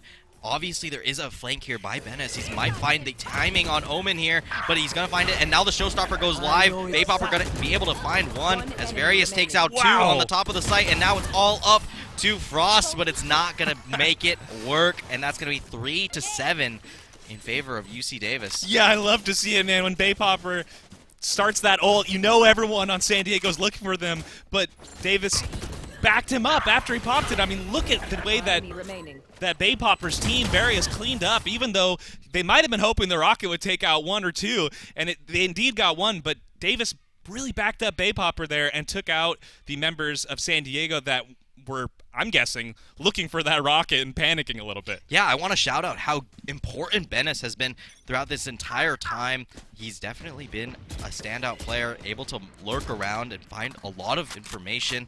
That is kind of what you want out of your Sentinel player. But Loki Cow has a very low-key position here, kind of tucked behind that box. Definitely will get checked if they do end up going to C, but it definitely will require some utility or, you know, just a little bit of awareness to be able to check it here. Yeah, you know they're probably trying to control their breathing as they're behind that box, and Sky is swinging wide, just like you said, making sure to check that, and it went just like you said. Low-key Cow not going to get anything there. A trade is going to happen by Trigger. 1 more for Baypopper as they're going to get onto site with the satchels. Man, you called that low-key play there pretty effectively, Daniel. Yeah, and now they're just going to rotate straight to B after calling a couple rotates over. Chrome going to delay them a little bit with the paint shells here, but still going to get taken down. Baypopper, nice awareness to keep watching that angle. Yeah. And now it's just 2v4 on site. It's going to be pretty tough for them to mount anything here. Marshall headshots are going to have to fly. Sheriff headshots, you know, not the easiest thing at all.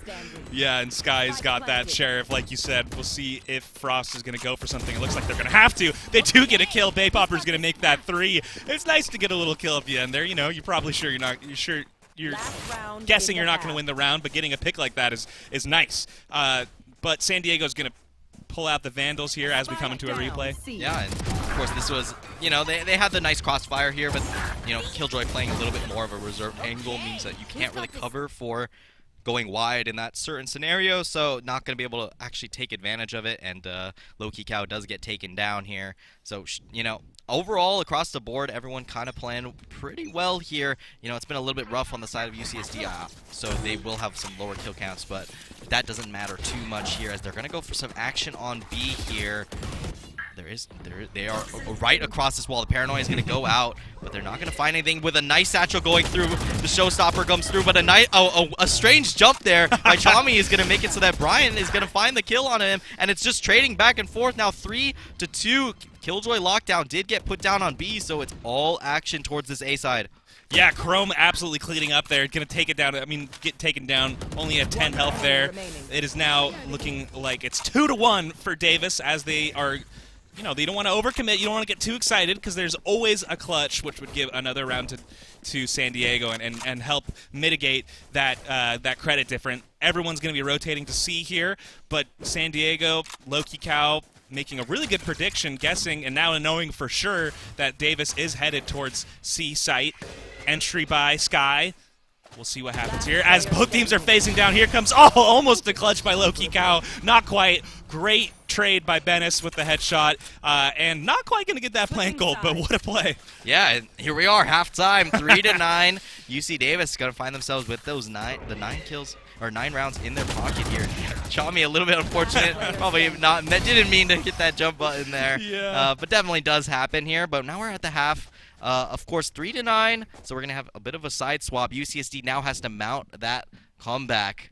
Yeah, I'm excited to see it. We could say it, 3-9 curse. It does exist, so we'll see if anything does come of it. Definitely every UCSD fan currently is praying for some 3-9 curse action.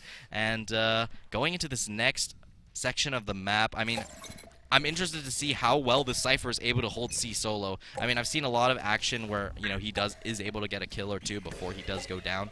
That is kind of Cypher's AMO, something like that. You know, I'm not too familiar with that particular phrase there, as the Trailblazer is going to come out here to make sure that they do secure the mound position at the very least. You're already seeing how a little bit different of how UCSD is going to play. They've taken a little bit more control on C. UC Davis always waited a long time before even moving over to the mound position. Instead, they're going to commit the Trailblazer, unlike UC Davis was playing the entire first half. Yeah, and it is difficult to use Trailblazer to be able to check behind that box, especially when Omen's smoking off the entry to C there. San Diego going to commit pretty heavily to A here. Satchel in. We'll see what happens.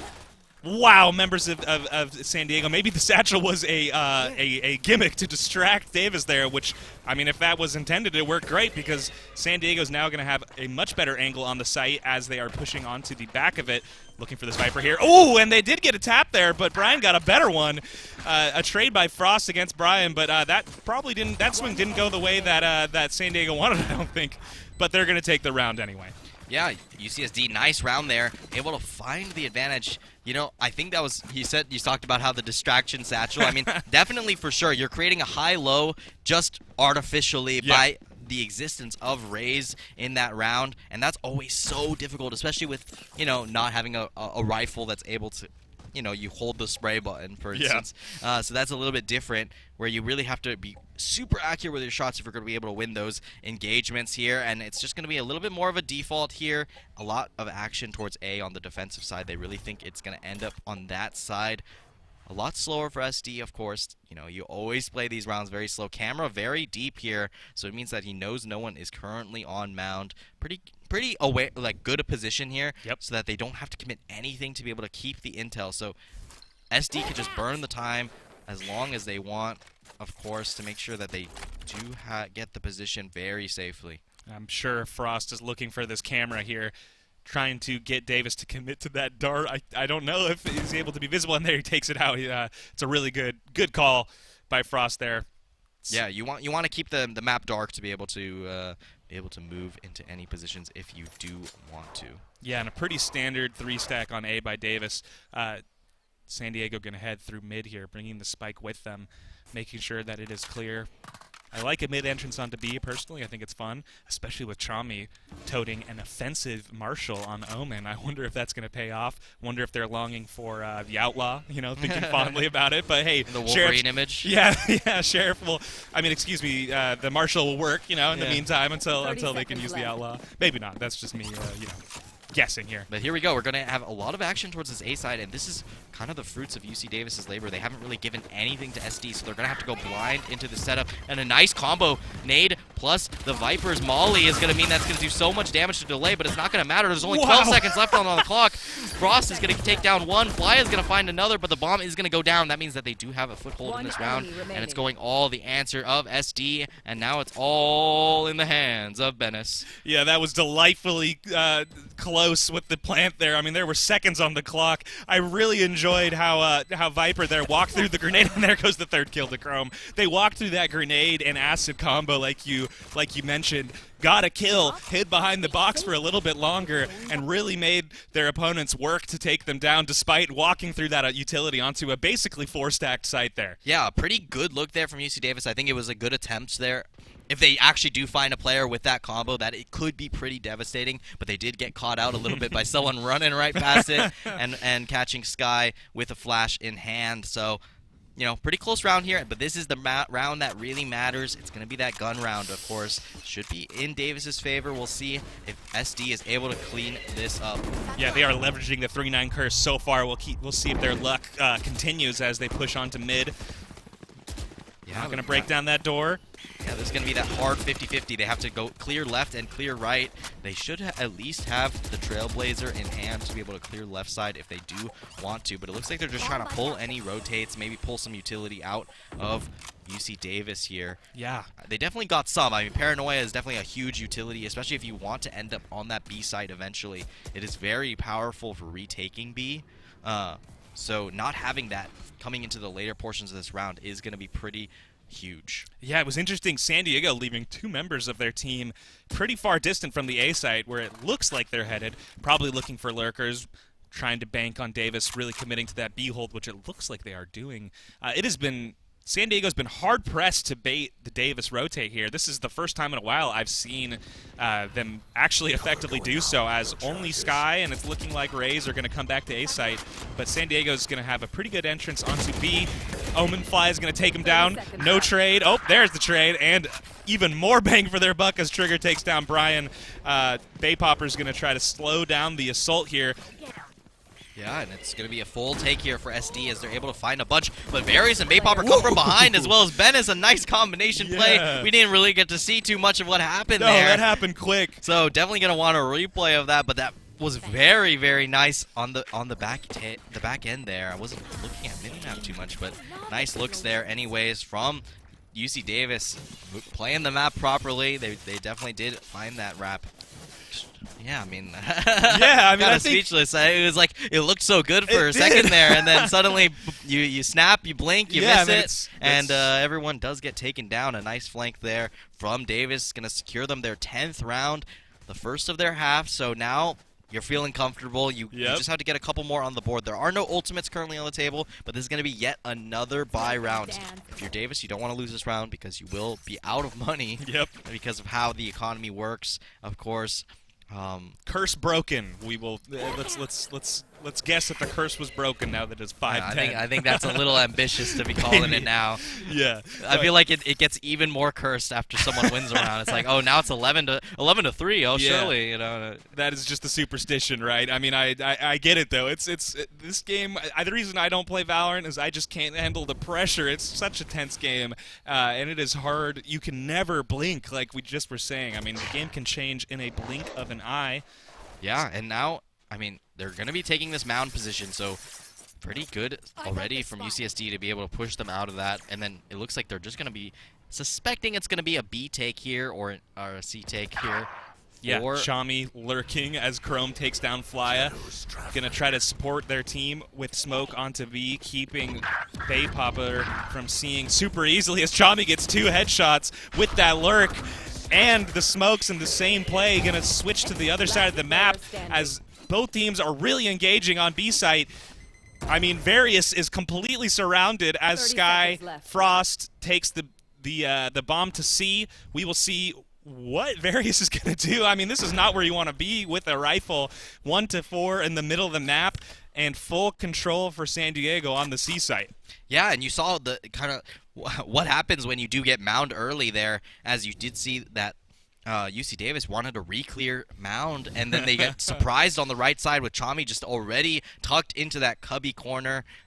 Means that he does go down immediately, and that's going to be basically the entire round here for UCSD, that all off that one play. Ooh. But at least they're Various going to trade over 1 kill onto Loki Cow, looking for to take this gun away from Davis, but not going to be able to find it, and it's just going to be a full save here to make sure that they do come in with at least a couple of guns. I did see Davis's economy before this round. They actually should be able to at least mount one more buy, which is very good because 3 members still had 2K in their pocket, so that's at least good. So that means that next round is also going to be a buy round here. So pretty good overall. I mean, I hope we see the flank play here, but this is just going to be Bay Popper swinging out of that smoke here, and Loki Cow getting taken down just to end it out. It's hard when it's 4-1. You're looking to get rid of that gun, and you don't know where Various is. I mean, sometimes it's just going to come down to bad luck on the location. Timing is always about opportunity and luck. You know, you got to be in the right place at the right time, and that. Some people would call it luck, some people would call it skill to be able to catch those timings. So, you know, it's definitely something that you do have to deal with in Valorant. It's very common. I mean, there's a reason everyone says timing, because it is a concept that you do always have to kind of grapple with. San Diego really confidently getting onto site here. There were 3 from Davis stacked on B. Chrome pretty deep on the site. Probably looking for Sky in the high ground as Davis fills in to try to retake after this plant goes down.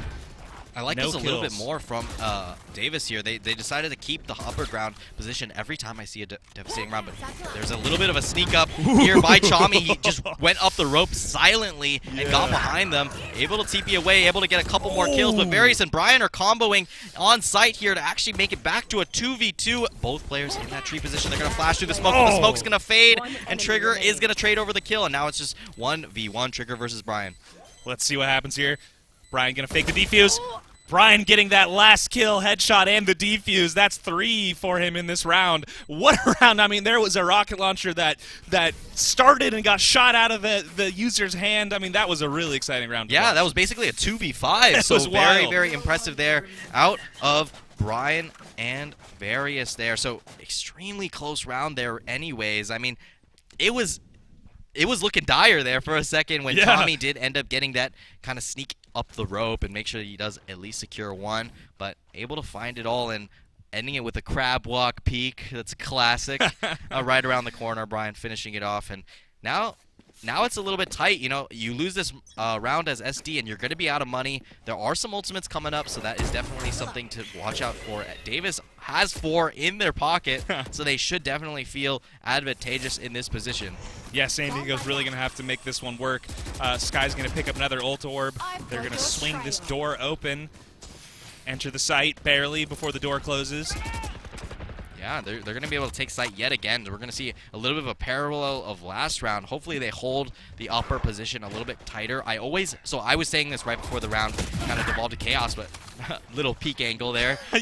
Chrome able to take down Various, but I was saying I always hate it when people just give up that smoke on top of a rope and don't contest it at all, because it makes it so hard to take back the position on site here. But now it's going to be everything on this retake, as a little bit of a peek out here from Flya is not going to find anything, and now it's just so tough. They need to find something. Brian's going to open it up to actually make it a 3v4 on site here, as they're going to go back into tree, but Trigger with a nice headshot to start it off.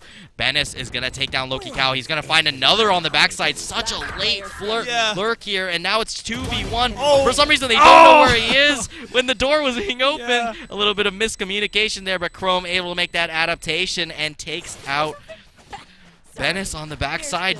It was very close, surprisingly. I mean, I thought it was going to be all SD all the time there, but Bennis making it close. I mean, Bennis was lurking for so long, I thought maybe they were just going for exit frags on that bomb, but they committed to that lurk and entered and got 2 or 3 kills there really in quick succession. That was a really interesting round, as it is now 7-11. Davis really trying to close this out before it gets to closer to a tie. Davis has 2 members stacked on A, Cypher and Viper set up on C. Curious to see how San Diego is going to try to take site now, given what they know. A little bit of a confrontation around Mound. Bennis is going to try to hide behind it. Let's see who takes who here. Yeah, Bennis just looking for any headshots here. Bennis has been playing extremely well. I mean, definitely someone to watch out for, especially you could definitely take your head off. Yeah. For sure. I mean, I was a little concerned Davis didn't actually use any ultimates in that last round, but it looks like we're going to have a lot of action here in just a second. But Wow. Chami is going to take that shot and immediately back up, but guess who's filling that space already? Bennis is going to just walk forward, and the showstopper is going to go a bit wide, but Various is going to take out Chrome with a classic, and that means that it's somehow a 3v3 with Loki Cow at least trading over, but the Viper's Pit is going to go on top of that bomb. And a nice concuss, so they do have an opening here. But yeah, the Viper ult's definitely going to try to make this round hard fought for Davis, especially with that gun difference, except for they're picking up quite a bit. Satchel into the Viper smoke, looking for shots, can't find any, barely missing. Oh, there's the first one, looking for more, 4 bullets in the clip. San Diego was just walking around there in the smoke in a super interesting way. I mean, Davis could not find any shots despite a really, really exciting entrance into that smoke. Yeah, it also seemed like the new map changes really benefited that Viper's Pit, where they have a lot more space on the left side to be able to play with. You can't just shoot along the left wall to be able to clear out that side. You really have to clear it all, and it just got left up to Baypopper, who just didn't have enough in the tank. And now it's 8-11 in favor of UC Davis.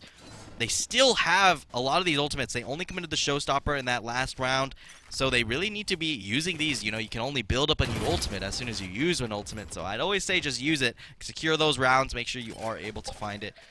You know, especially something like a Viper's Pit, you probably just want to commit it at some point where you just hold a position. But yeah, that's besides the point here, as now the attacker killjoy, you know, Trigger going to put down that lockdown to make sure that they do get this C site. Paranoia is going to come from behind, actually. Ooh, fake out. Oh, they're just seeing if this is a bait on a rotate, but it wasn't. So now they know that it is a guaranteed push here. Ben is going to find a headshot through the floor there. Yeah, that was bit incredible. nasty on that angle. Definitely blind, too. So that's just unfortunate on the side. And that's your Sky down immediately. So there is no utility to be able to kind of peek these angles. And there goes the meatballs. Loki Cow holding this angle the closest. I think they're concussed. I can't tell for sure. Big shots down by Chrome from the cross, taking out Loki Cow. Big grenade kill from Chrome. It is now 9-11 for San Diego. The curse continues, perhaps. It is getting closer and closer to a tie going into this, what is this, the 21st round of this first game of the series. Yeah, I mean, this is going to be, now it's dicey. You're out of money here if you're Davis. And you did commit, you know, the meatballs here. Of course, Bennis used his neural theft when I first started talking about ultimates. And guess what? It's back up. I know. So, you know, it's just funny how I was talking about to get ultimates, you need to use ultimates.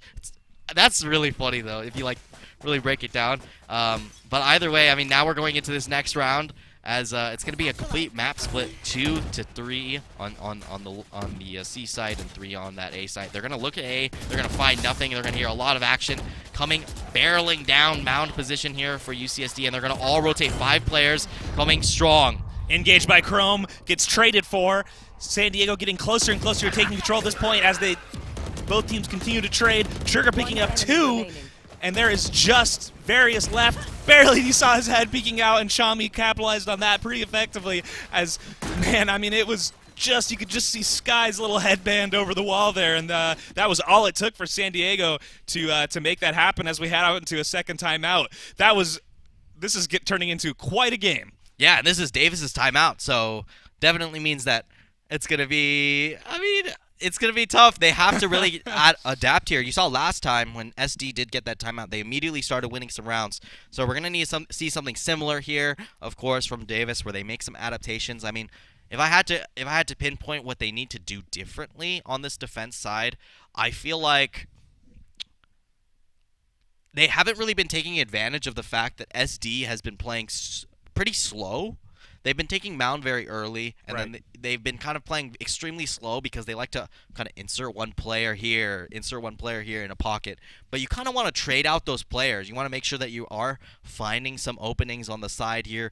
Maybe play a little bit more through B, guarantee that they cannot be walking through, stuff like that. it's not going to be easy for sure because of how the position is working out here. So there's a lot to discuss. I'm not gonna lie. Yeah, you know, I think what I've been curious to see is Bennis has caught wind of them playing Mound early a couple rounds in a row now, and to Davis's credit, they've been playing the rotate slowly, and that served them in quite a few rounds. But I think San Diego's starting to capitalize on their slowness to rotate to that defensive site. And here we head into the 22nd round, a credit advantage for Davis, but you know, guns all around for everybody as the Sky utility goes out. Looking like San Diego's going to play for Mound once again, not quite as aggressively, maybe baiting with the orb here as Sky's team is backing them up. Various going to push out into the smoke, take a couple shots. Nice blind goes out by Davis to retake Mound. That is what that timeout is for, right? Yeah. And now San Diego is forced to rotate back to A, and they are going to be walking straight into Cypher and Viper. And it is still 5-5 as we head into the we're closing out the first 30 seconds. Low-key Cow going to take out Bennis. I would be frustrated if I were. Wow, that's another one. Oh, man, and it is now 5-2. San Diego took that rotate in stride despite walking into a decisive setup by Davis as more and more dueling is happening here. Frost going to take out Flya. It is just Bay Popper, and 22 HP. I mean, there's and it's probably going to be a save here, or he's just going to look for a couple exits. Either way, let me talk about that round. Yeah, I mean, please they, do, they, Daniel. they definitely swapped a lot of things up, but we're going to see Bay Popper is going to at least find one. It's going to be a pretty tough position now to get out of here, as he's just going to commit to the angle. He's going to find another, and that's two headshots here. He's going to go for the grenade just to prevent them to push through, but it didn't matter enough. He's at least able to get two guns out of the hands of UCSD, but you saw how different that setup was. The Viper and the Cypher instead on the A side, but they weren't able to find the opening. Just Low-key Cow just runs straight through. He doesn't care, finds the kill on to Bennis, and then finds the kill on to Brian. That one was very impressive. That's why I said wow, because Brian was tucked in tree. Hadn't shown himself at all. Hasn't done anything. Swings out, and somehow Low-key Cow turns around and just domes him immediately. So very impressive play there regardless. And now it's going to be a little bit more of a default. We have Cypher back on C. Nothing crazy going to happen here, as they do have themselves a full buy round. So this is pretty important here to make sure that they do win. I mean, 11-11, I'm sweating. Yeah, I mean, and you know, Bay Popper's kills at the end there were really impressive. I think San Diego had enough credits to make that not have too big of an impact, and that's probably why they were looking for him to take that gun out of his hands. Yeah, like you said, back to a more classic setup here on C. San Diego playing it slow, looking for some information, going to play for Mound here, leading with Raze and Omen, trying not to give any information to Cypher, who is looking to call for their team again. Yeah. Bringing the spike in. Yeah, they need to commit something. I feel like I've seen Brian with this Viper Spit the entire half. I don't know if I'm crazy. I haven't seen it get committed all half, so that's definitely something I'm a little concerned about because I think he's had it literally since the third round of the half, and it hasn't been committed at all. I mean, you just want to use it to deny some space or force them to use some utility, but here we go. We're having a full rush into tree position. A nice paint shells is going to die, but Bay Popper's going to swing out behind it and not find anything, and that is your star player down. And now the position's wide open. Various looking for the peak. He needs to find at least one, and is able to do it. Chrome gets taken down. Low-key Cow able to win that Viper 1v1 onto Brian. There's only 13 seconds left on the clock. Low-key Cow takes out another, but the bomb is rotated over to B, and it's going to be a 4v2. This is Davis's last chance to kind of win it without overtime, so it's very important. Here comes the Neural Theft. Now Cypher playing with no brim. About to swing out, looks for the cage. Good timing here for Low-key Cow, and Low-key Cow has really been stepping up. Finds 4 on the round, and that's going to take them to match point here for UCSD. Yeah, hat or no hat, Low-key Cow had Cypher's number there on that swing, and it is going to turn into either a win for San Diego or overtime. I mean, that was an exciting last round and victory by San Diego on that round. Wow, look at that last kill by Low-key Cow. Yeah, good adaptation there, and now, you know, now it's really do or die. I mean, it really yeah, is. I'm throwing that around like it's nothing, but this is a real one. This is do or die here for Davis. They need to find anything in these rounds. You see how hard this defensive side has been for them. They're not really able to find anything. And finally, the Viper spit. Yep. And in the moment the final moments is finally going to get committed to deny B at the very least. But now we see UCSD. They're just going to use that. They know Viper is not here, so there's going to be a little bit less stalling power than normal. So they're just going to walk straight through this wall. You know, they know the wall has no intel behind it, but a little bit of a bad timing there. Various going to get caught pants down as the Omen smoke fades. Yeah, and it's, you know, the play by Brian with the Cloud is interesting. Has a judge in hand. Wonder how he's going to play this retake as San Diego's Viper ult goes in. Omen on the high ground, going to push into the smoke here, see who gets who here as the standoff continues. Omens are going to face off, neither's going to get taken down in that smoke. Probably both, you know, rubbing their eyes as Venice takes one down. Another one by Fly. It is now 4-3 in favor of Davis, but the spike is on the ground. Baypopper's going to get one of the, with the ultimate. It is 2-1. Davis going to try to defuse here. San Diego Sky Frost is going to have to really make it happen. Shoots and misses, and the defenders take it. It is now a tie. Brian got that judge kill with the headshot. Wow, I thought that was going to bite him in the rear, but it didn't. He got a headshot with the judge to clean that round out. Welcome to overtime. Woo! Yeah, that was actually a really good round there from Davis. You saw how differently they played it to make sure that they're able to find it. The kills did go over for the most part for Davis, which is something that has been a little bit difficult. I feel like they haven't been able to string those kills. They've been traded out constantly, which is props to UCSD. But now we find ourselves overtime, 12-12. So now we're going to be trading offense side, defense side rounds all the time. So it won't even matter which side you're better at. You got to win that offensive side every single time, and whoever wins that first defensive round first is going to be our victor here. So here we go, overtime, 12-12, UCSD versus UC Davis, map 1. Let's go. And I'm really curious to see how UCSD plays here. I think they struggled a little bit more with the credit disadvantage, but that's not going to be as big of a factor here in overtime as they push.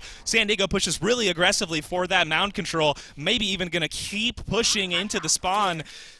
Davis's Cypher holding mid control effectively. San Diego going to slow it down a little bit, bring it back as Davis refuses to commit to any push. Spike on the ground, no kills on the board yet.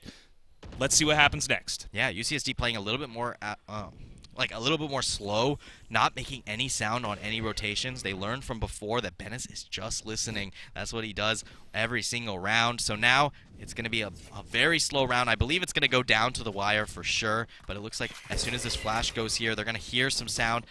They're going to rotate over Killjoy, and they're going to make sure that they do have at least 2 bodies on this site to be able to hold it down. You know, the last door entry Davis tried didn't go off super well, and I think they might just fake it out. Low-key Cow going to take down Bennis. It is now a 5-4 in favor of San Diego.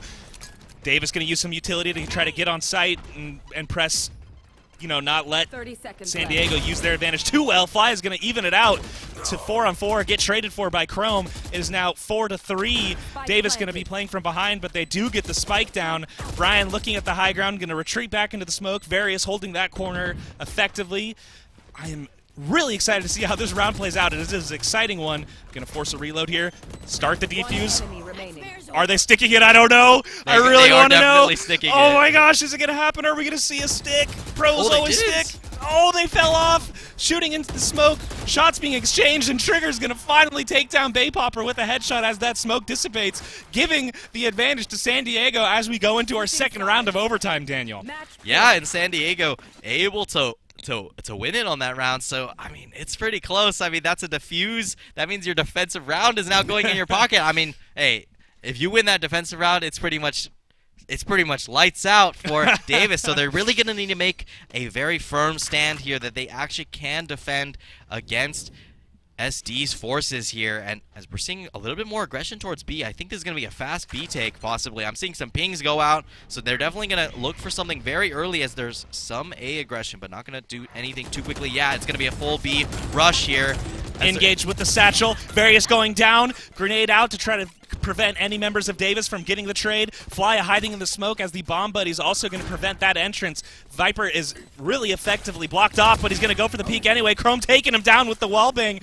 A little bit of acid damage on San Diego, but they are now looking at a 5-3 advantage.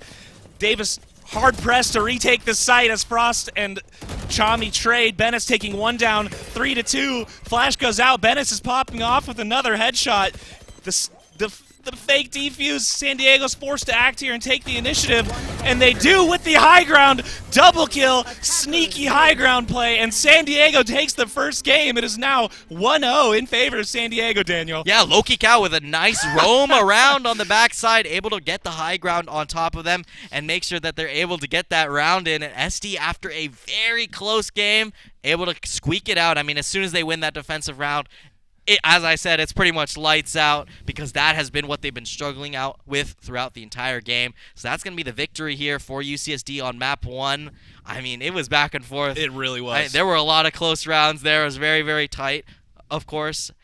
And, you know, we're going to just get straight into some of these replays. I mean, it was a long game, so definitely we're going to need some reminders. Yeah, and what a flashy way to end the game with that flank and that high ground. Ooh, cheeky look at them. headshots. They're so happy. Yeah, I mean, and they deserve to celebrate. That was a huge comeback. It's not over yet for their series. They have to play another one, and they've got to be tired after that. What was that, a 26-round game there? That's a lot.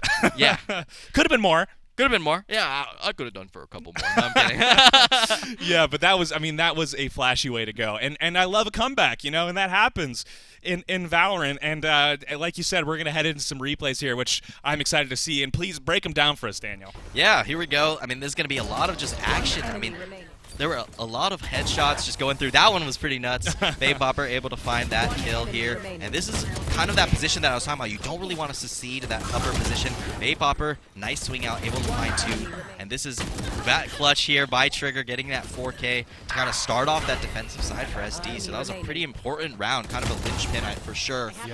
Make sure that they do get a foothold in that half here as they're able to find some rounds here. Baybopper, you know, there's a lot of Baybopper kills. There was a lot of Baybopper kills. But it didn't, you know, in the end, it didn't matter. Yeah. UCSD able to play the team play a little bit better here in that first map, so we're going to see some adaptation. I'm not sure whose map this was, so that's something we didn't get too much word on to start it off, so I'm pretty curious whose map pick Haven was.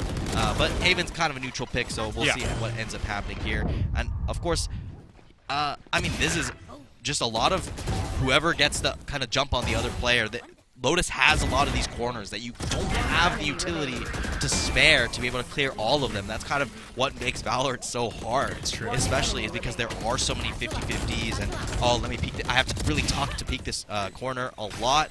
And, yeah, you just have to win that duel as soon as you swing out. And this is that roam around by Loki Cow to end the match. And that's going to be everything on map 1. I mean, that's very impressive as they were able to kind of make it through that round especially. Yeah, I really enjoyed watching that. I mean, seeing the mind games from both teams there on the, you know, the baits and the sticking to your guns on defense where you set up by both teams was really interesting to see. And you know, you mentioned the utility cost for that map. I mean, you need to spend a lot of time and credits getting that utility to make sure that you don't walk into a 50-50 there. And I think it showed because so many of those rounds were determined by the credits, or both teams were forced to play down credits, and I think San Diego may have done that a little bit better.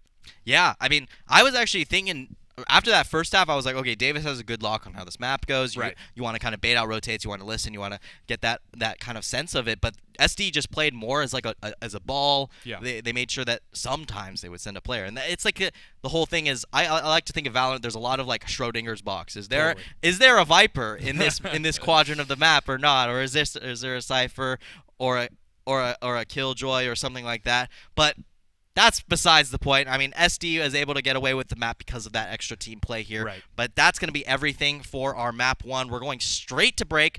Don't go anywhere because we're going to have another banger match right soon next time. Very excited to see you. We will see you in a bit, and thank you for watching. Remember when we only needed enough Wi-Fi speed for our video games? Yep. Then my little brother grows up, and now we need double the speed. How's your internet supposed to keep up? Oh, tell me about it. Upgrade your speed with Xfinity today to keep up with whatever the future holds. They've never lost a game to slow internet, and it shows. We can hear you, you know. The Xfinity 10G network. The future starts now.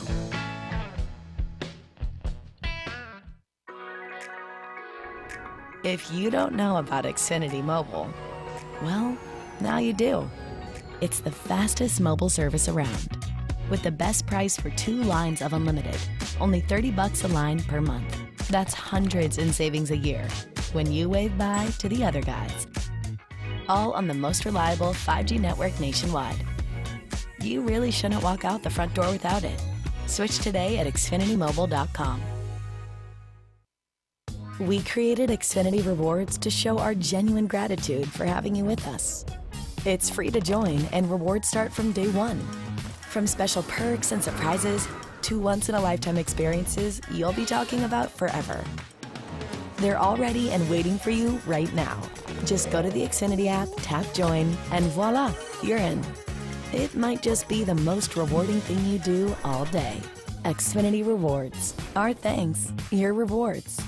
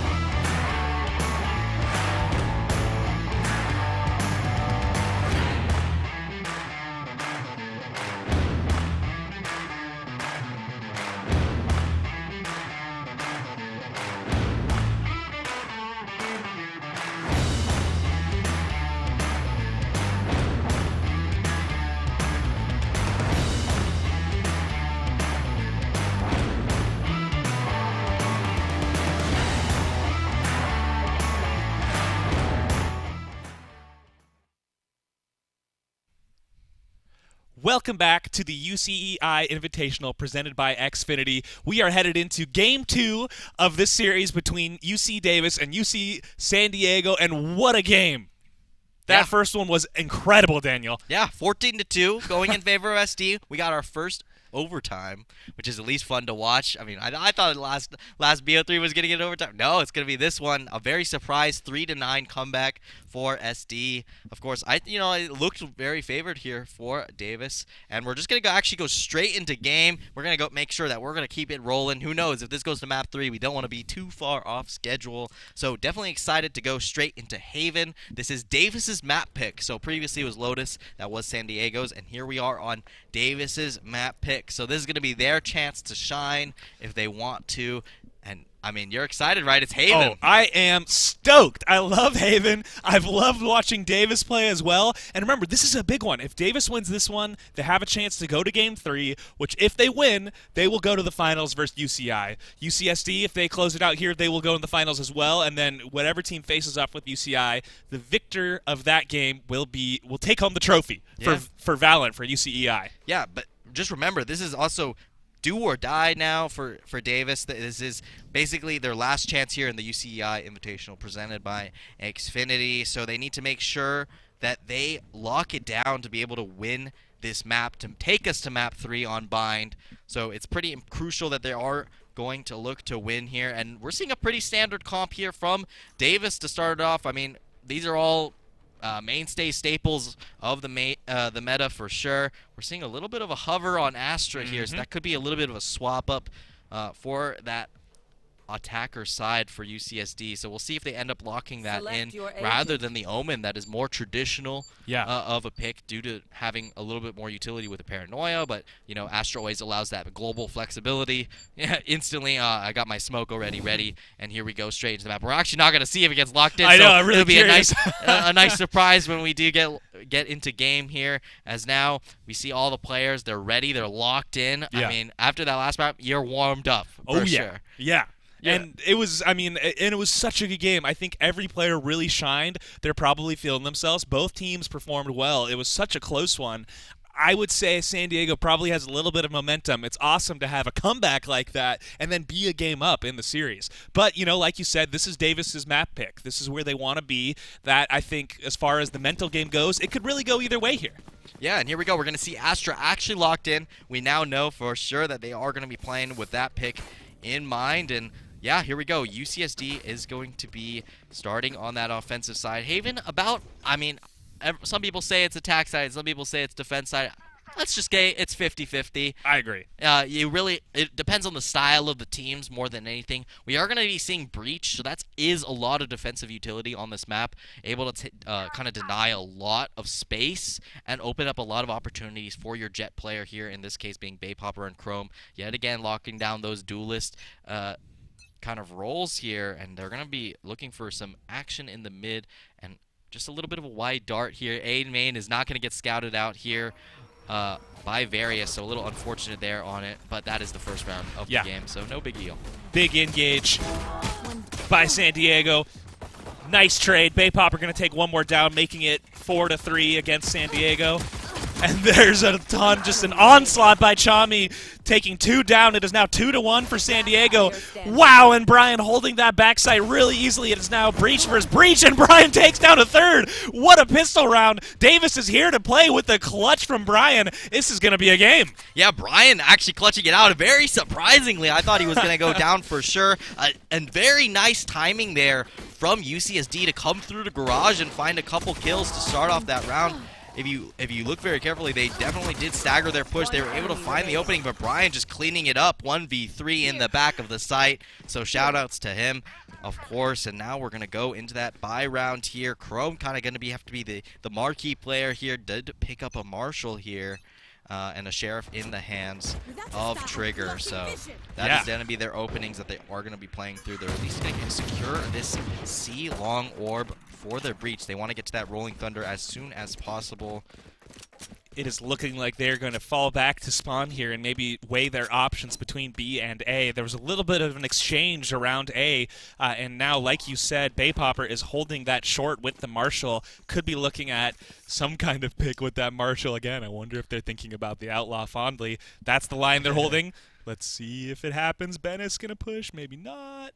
I think they maybe have caught wind that Baypopper is there with that Marshall, and neither team is going to initiate. Drone goes out on A long, and there's the headshot from Baypopper with another kill to the body. Going to dash out and let Various keep firing with the Spectre, get a wallbang against San Diego, and San Diego lost 3 players on that short push. Chrome going to take down Baypopper with his own Marshall. It is now 4-2. San Diego still could win this. Unfortunately, Chrome is low on health, but hey, with the Marshall in hand, you never know. One enemy yeah, remaining. but now Chami is going to get kind of squeezed here. now it's all up to Crumb. He at least found a nice trade kill onto Bay Popper, so it means that he is going to have to find it all, but they know exactly where he is. Yeah. It does get pinpointed there, and that's going to be the second round going over to Davis.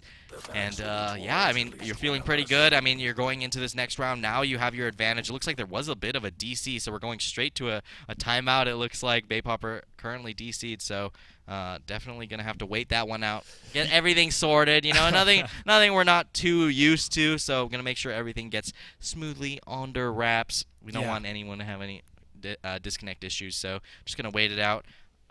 What do you want to see? Like, what kind of positioning here? Of course, because of course SD, they now have their opportunity. They are on offense, which means they do have the agency to go wherever they please. So, what is your execute that you want to kind of think about here conceptually? Well, you know, I think it was impressive to see how Davis, they picked the map. I think they executed their plays really confidently. I mean, on that last round, they only lost one player on their team, right? So if I were San Diego, I would be trying to get in the mind of my opponent, right? Thinking about how can we destabilize their plans, their strategies, keep Davis on their toes, given that this is the map that they want to be. And they're showing that they can play this map so far in this pistol round. Yeah, so I think that's a pretty good one. And then, you know, you got to make sure you take that A main control. That's always the classic on Haven. It's like, I mean, callbacks to, you know, chamber meta or whatever. You insert your duelist or your jet, your chamber, something like that on that A main position. Make sure that the defense side can hold it. So that's definitely something that they're going to have to break through. That's something that you always have to be dealing with constantly on Haven, since that is such a strong line to allow for rotations and lurks, especially. Another potential angle, garage, always a pretty tough position to hold, especially most of the time have to kind of just give it up after committing a little bit of util. It's all about kind of slowing teams down. The timer does tick. It ticks very fast sometimes when a lot of util is kind of denying you on different angles. And, you know, to be honest, I think a big proponent of why Haven's such a good map is because you have a lot of options. Of course, by now we've been dealing with Haven since the game's release. I mean, it's never been rotated out of the map pool, and it was in the game's release, so it's the only map left that has just, you know, persevered throughout all these changes, and there's a reason for it. No one really wants Haven to go, but some people want it to change because the meta has been figured out. That's a reason why these comps are so similar. You have, you know, Astra or Omen, who are both good at holding Garage from a distance, which is why they end up being played on this map. You also have Breach, who's good at A main. You have Sova, who's probably the most premier utility as far as intel gathering goes on that map. So without any major changes, it's going to be a solved map, but that's where the individual differences get to shine, and that aim, that prowess, that map movements are going to be a big factor here. Yeah, and, you know, I think you're right. It's interesting to think of it as a kind of 50-50 map, like we agreed. Doesn't really favor offense, doesn't really favor defense, but there are things about the map that still make it really interesting to me. Like, if you think about that first play with Brian, that clutch, you know, he was in that back area of B site, which allowed him to really clutch that, and that's just like a little corner, a little closet of B site, which I love to see. And I think, you know, Haven can still, you said it's getting close to a solved map. I still think you're right about the really interesting and compelling micro play to watch. Yeah, it's all about the micro at this point, how you use your abilities, when you use those cooldowns, because that's what makes the difference between I'd say like a Immortal player and a Radiant, or pro scene versus a Radiant. Even that, there's a big gap. That's always how it goes, because there are the nuances of how you end up combining things and making sure that you have your permutations solved out so that you can pick your best use case scenario for every single ability. Right now, we're just waiting on a tech pause, to be honest. So, you know, no big deal. Oh, okay. We just got word we're going to have a bit of a replay real quick, and then we're going to go straight back into game. Yeah, excited to see it.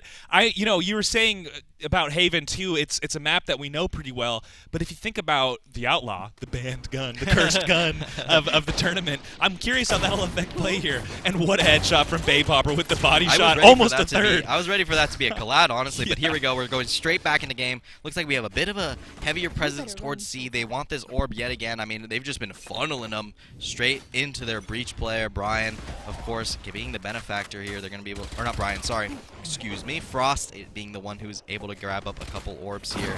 As they're going to go for a full burst onto site. Chrome's going to find Venice to open it up, and that's your Killjoy player down, and now they have full control of the site. They're going to push forward. They're going to make sure that there is no contest. A nice spray through the little corner on the smoke there by Chami, but the smoke's going to dissipate, but not going to be followed up by any kill as the concuss actually goes on to Frost.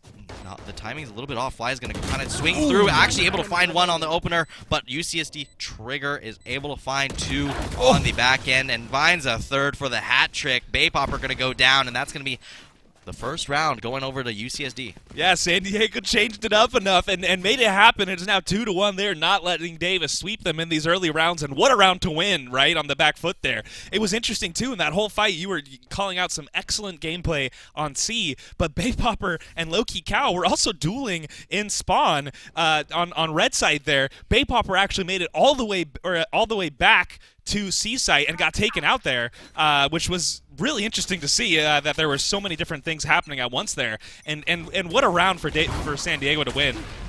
Yeah, you really got to cover your bases here as you know, they actually are able to take a little bit of control in short, but in the meantime, Astra is going to go down, and that's your smoker. That's actually super unfortunate. You know, usually your smoke is second or third on the angle. It means that they are going to get taken down. Astra off the table, yeah, and it means that now you're going to really have to find your opening. You have to kind of pry open the map, but without the utility of an Astra. So it's going to be pretty tough here to be able to win this round for sure. Yeah. They're going to need to slow it down. They're going to need to look for an overextension perhaps from UC Davis if they do want to win this round. Yeah, and the tricky thing is with that early pick, San Diego has guns. They don't want to lose still, right? They want to commit to a push to even it out to 2-2, and it looks like they're going to do that on B.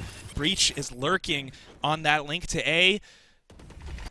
Really interested to see what happens. Ben is going to take one down, Brian another, and this push into mid is getting slowed down really effectively. San Diego now down to 2 against 5. They're going to change it up and move through Garage. Let's see if Trigger and Frost can clutch here. It's going to be tricky. They still got the guns. They still got, they're both, left. you know, I think they can do it, but it is going to be hard. Changing it up to see Flya is holding a really close angle on the boxes here. Oh, but nice shot from Frost takes him out. They are now on site, and Davis now has to take the initiative to retake as Trigger holds that angle, and his buddy Frost plants the bomb. Engage from Trigger, pushed way out into spawn and takes 2 down, and now it is 2-2 with control of the site going to San Diego. Baypopper going to push through the smoke. Little recon from Trigger, going to try to even things out, but it's 2-2 with a big swing. Who's going to take it?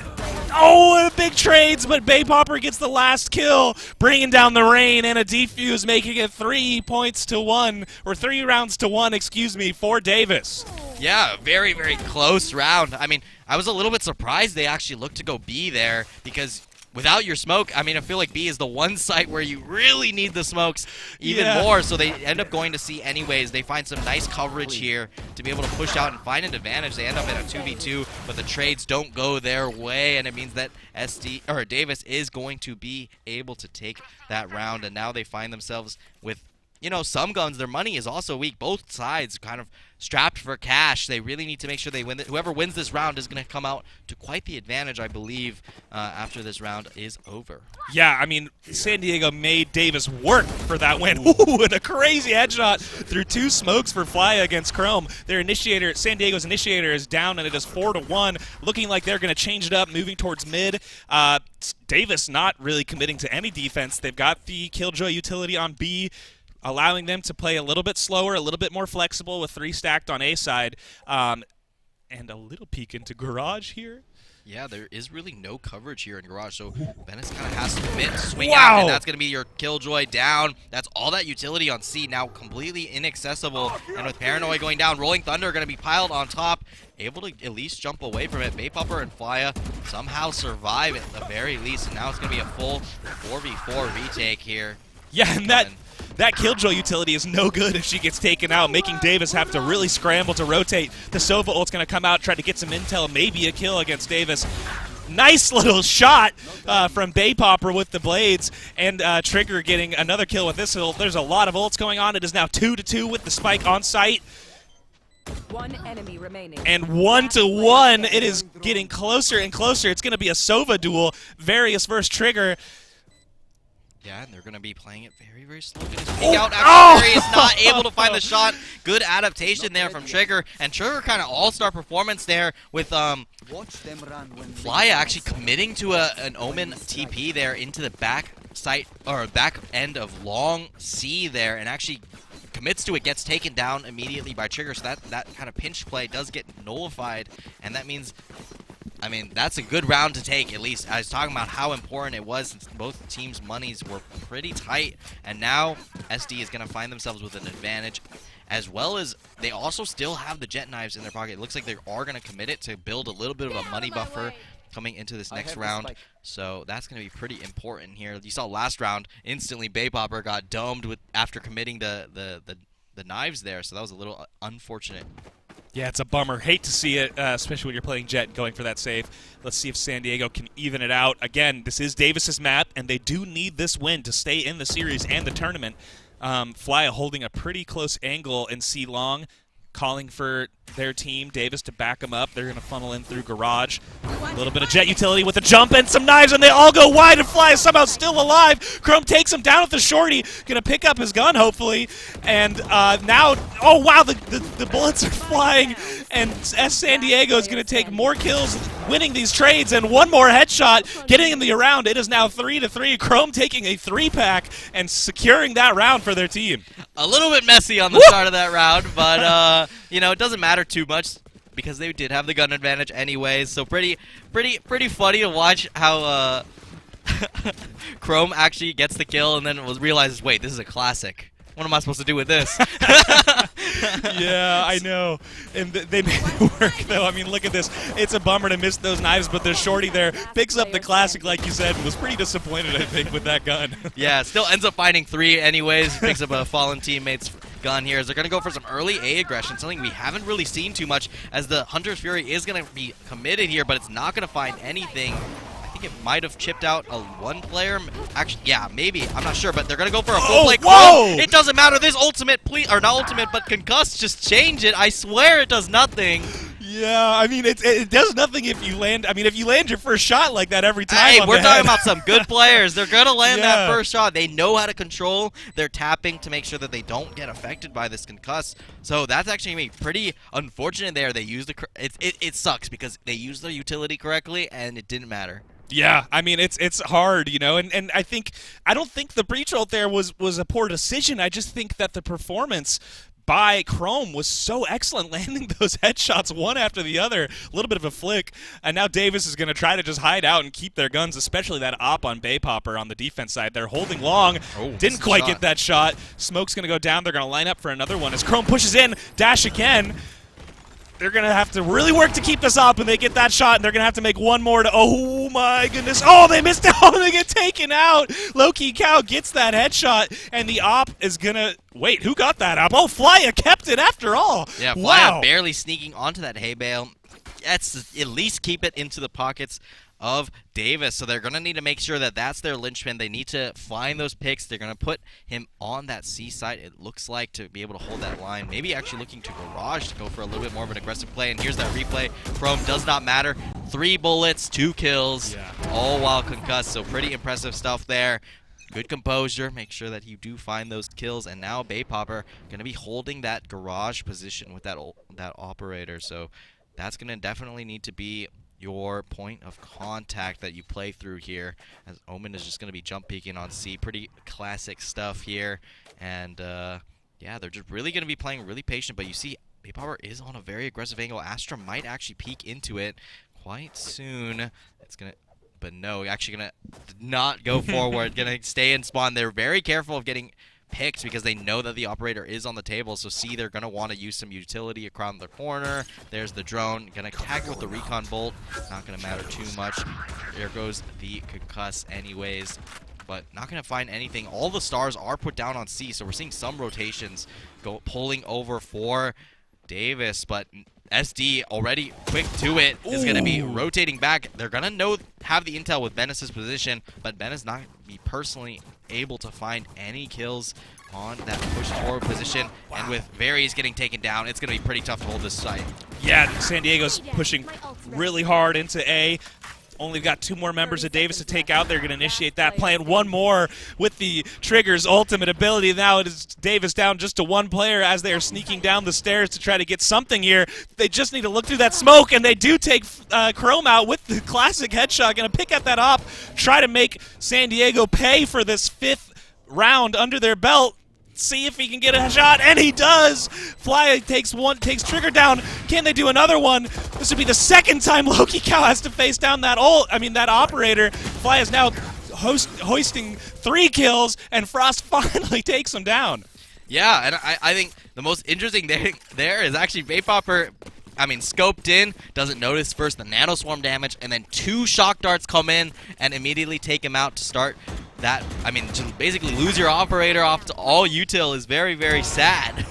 I misread those shock darts because I was so surprised. I thought it was a Sova ult, which would have been weird, but you're right, those shock darts really made a huge difference. Yeah, and now we're going to go into this big gun round here. No operator on either side. They elected not to keep it into this next round. They don't want to play around with it. It's a little bit hard to use on the offense side of Haven, so I'm not too surprised. But we're going to see an offensive position by Flya tucked into Cubby there on long. So there is some safety here for Vapopper to be able to hold Garage here, as a Killjoy lockdown is going to be committed towards B here.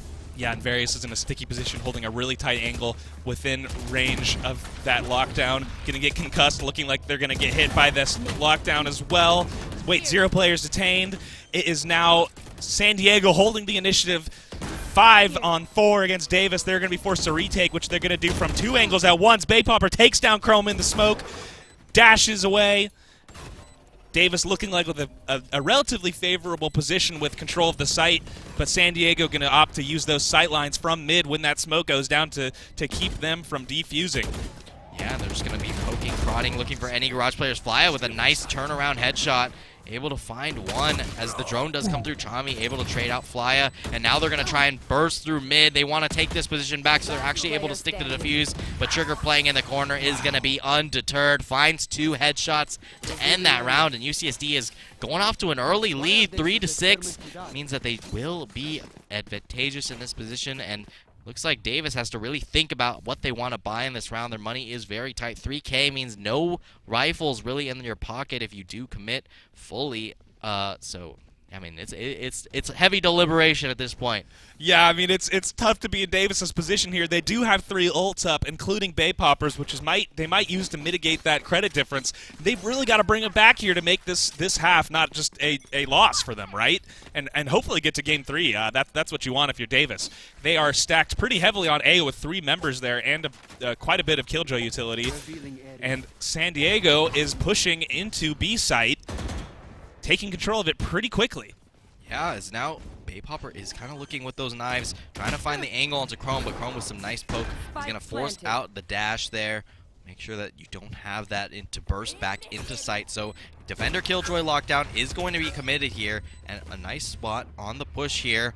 Has a nice flurk here. Loki Cow trying to spot out where Bennis is going to come from, but they're taking so much time, and now they've made some sound, so they're definitely going to be spotted here. There's so many sides to this map going to be contested here, as Fly is actually going to get taken down by Frost despite the paranoia, and now Bennis is going to take it out. They were on the bomb, but look at that utility usage. Make sure that no one is able to stick it, and there's the Rolling Thunder delay even more. There we go. Yeah, and now it's going to be a 1v1 Frost versus Bennis, but I don't know if Bennis has any time, as Frost is going to do a nice bait and switch where he does apply the concuss and then run all the way around to be able to get that kill. That was a really incredible round. San Diego played for that long plant again, but what I was really impressed by as we head out into a timeout is that despite playing for that long plant, San Diego really stood next to that garage. They did have the Killjoy utility set up there to alert them if something was happening mid, but then their coordination as 3 of them swung to control garage,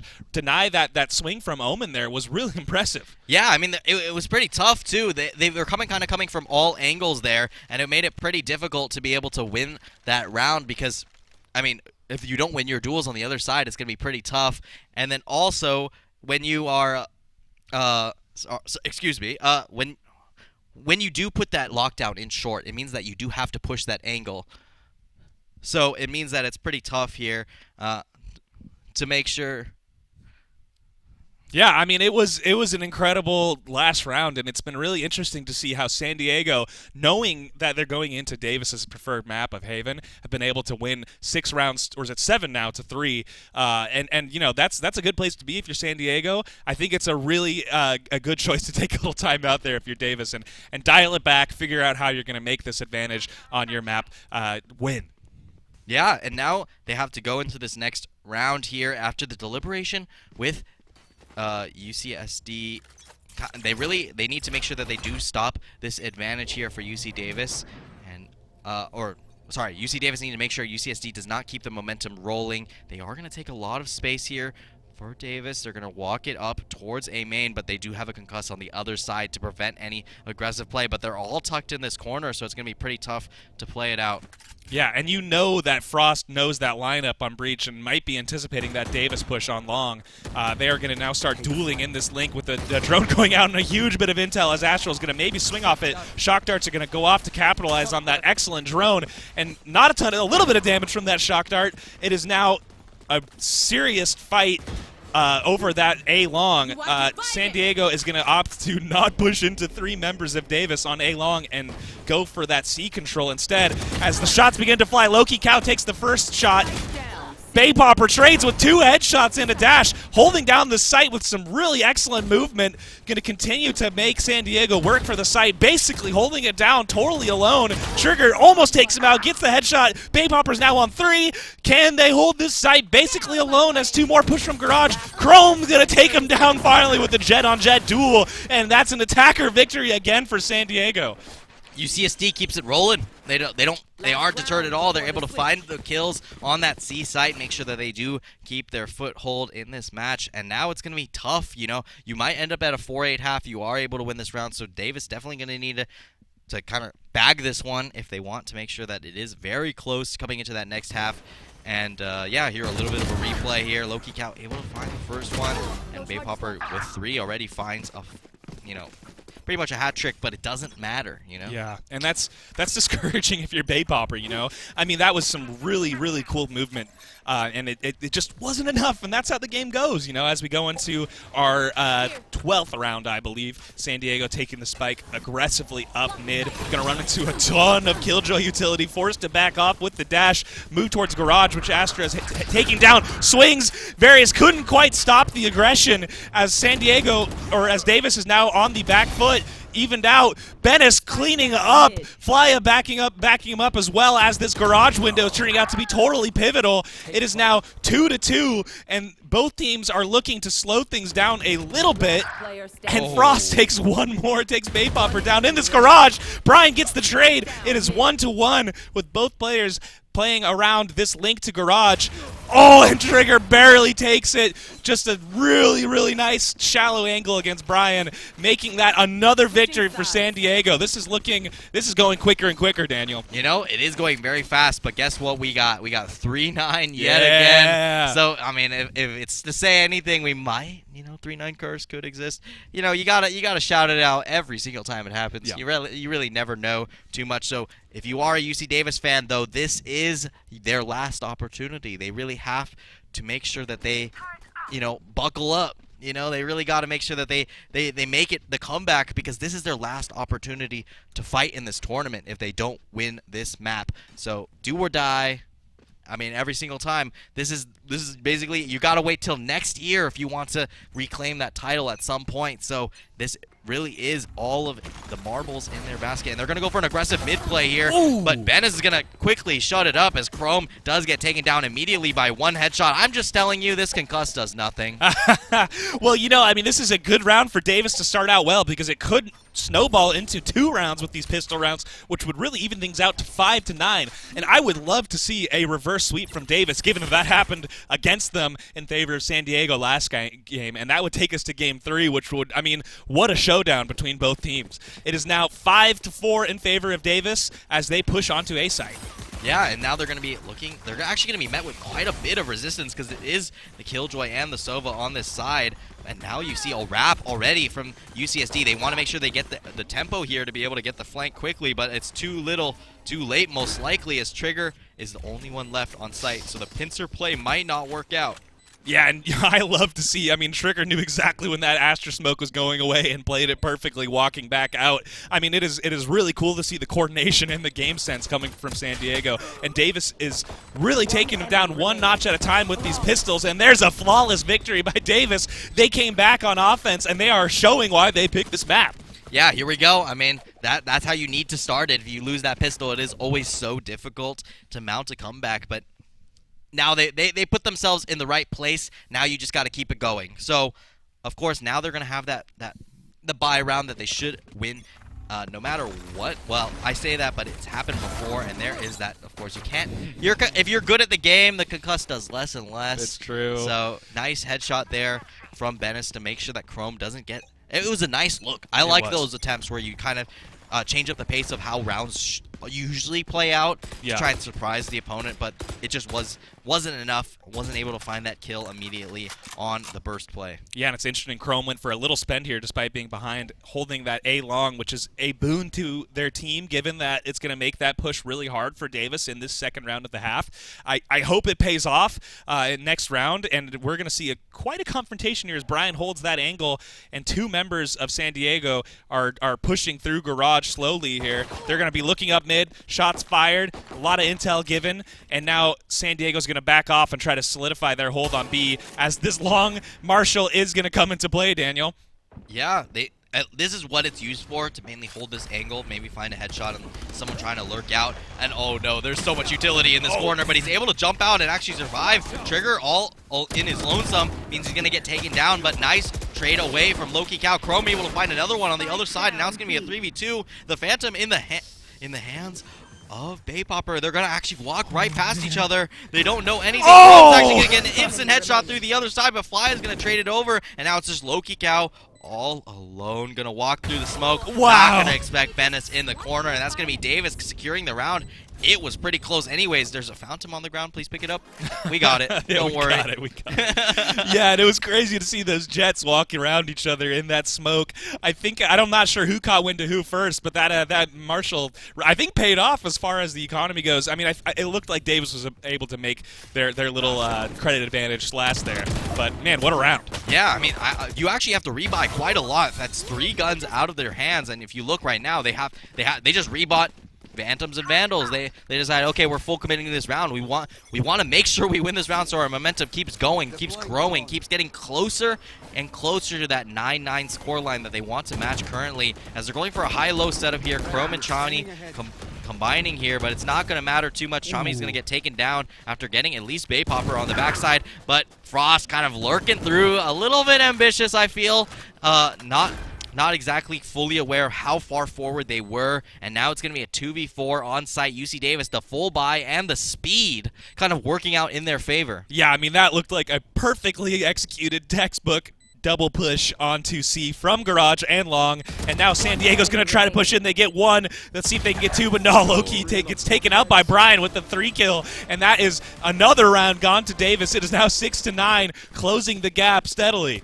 Yeah, it's getting closer and closer, and now, SD has no money, so this is another round that potentially could go their way, and then you're sitting at 7-9. It's like, where do we start this half at? I don't even know.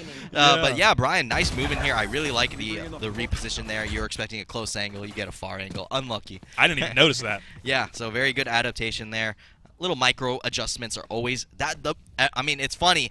Valorant's quite a slow game, but the movement is kind of the thing that makes someone better at aiming. Yeah. So. And San Diego taking a little bit of a change-up, going to hold some really aggressive positions on B mid. Davis going to go for long push on A, sending the drone down short to make sure it's clear. Sova hard-pressed to hold this site alone on the part of San Diego as Davis, again, aggressively but in a coordinated way, push onto A from both angles here.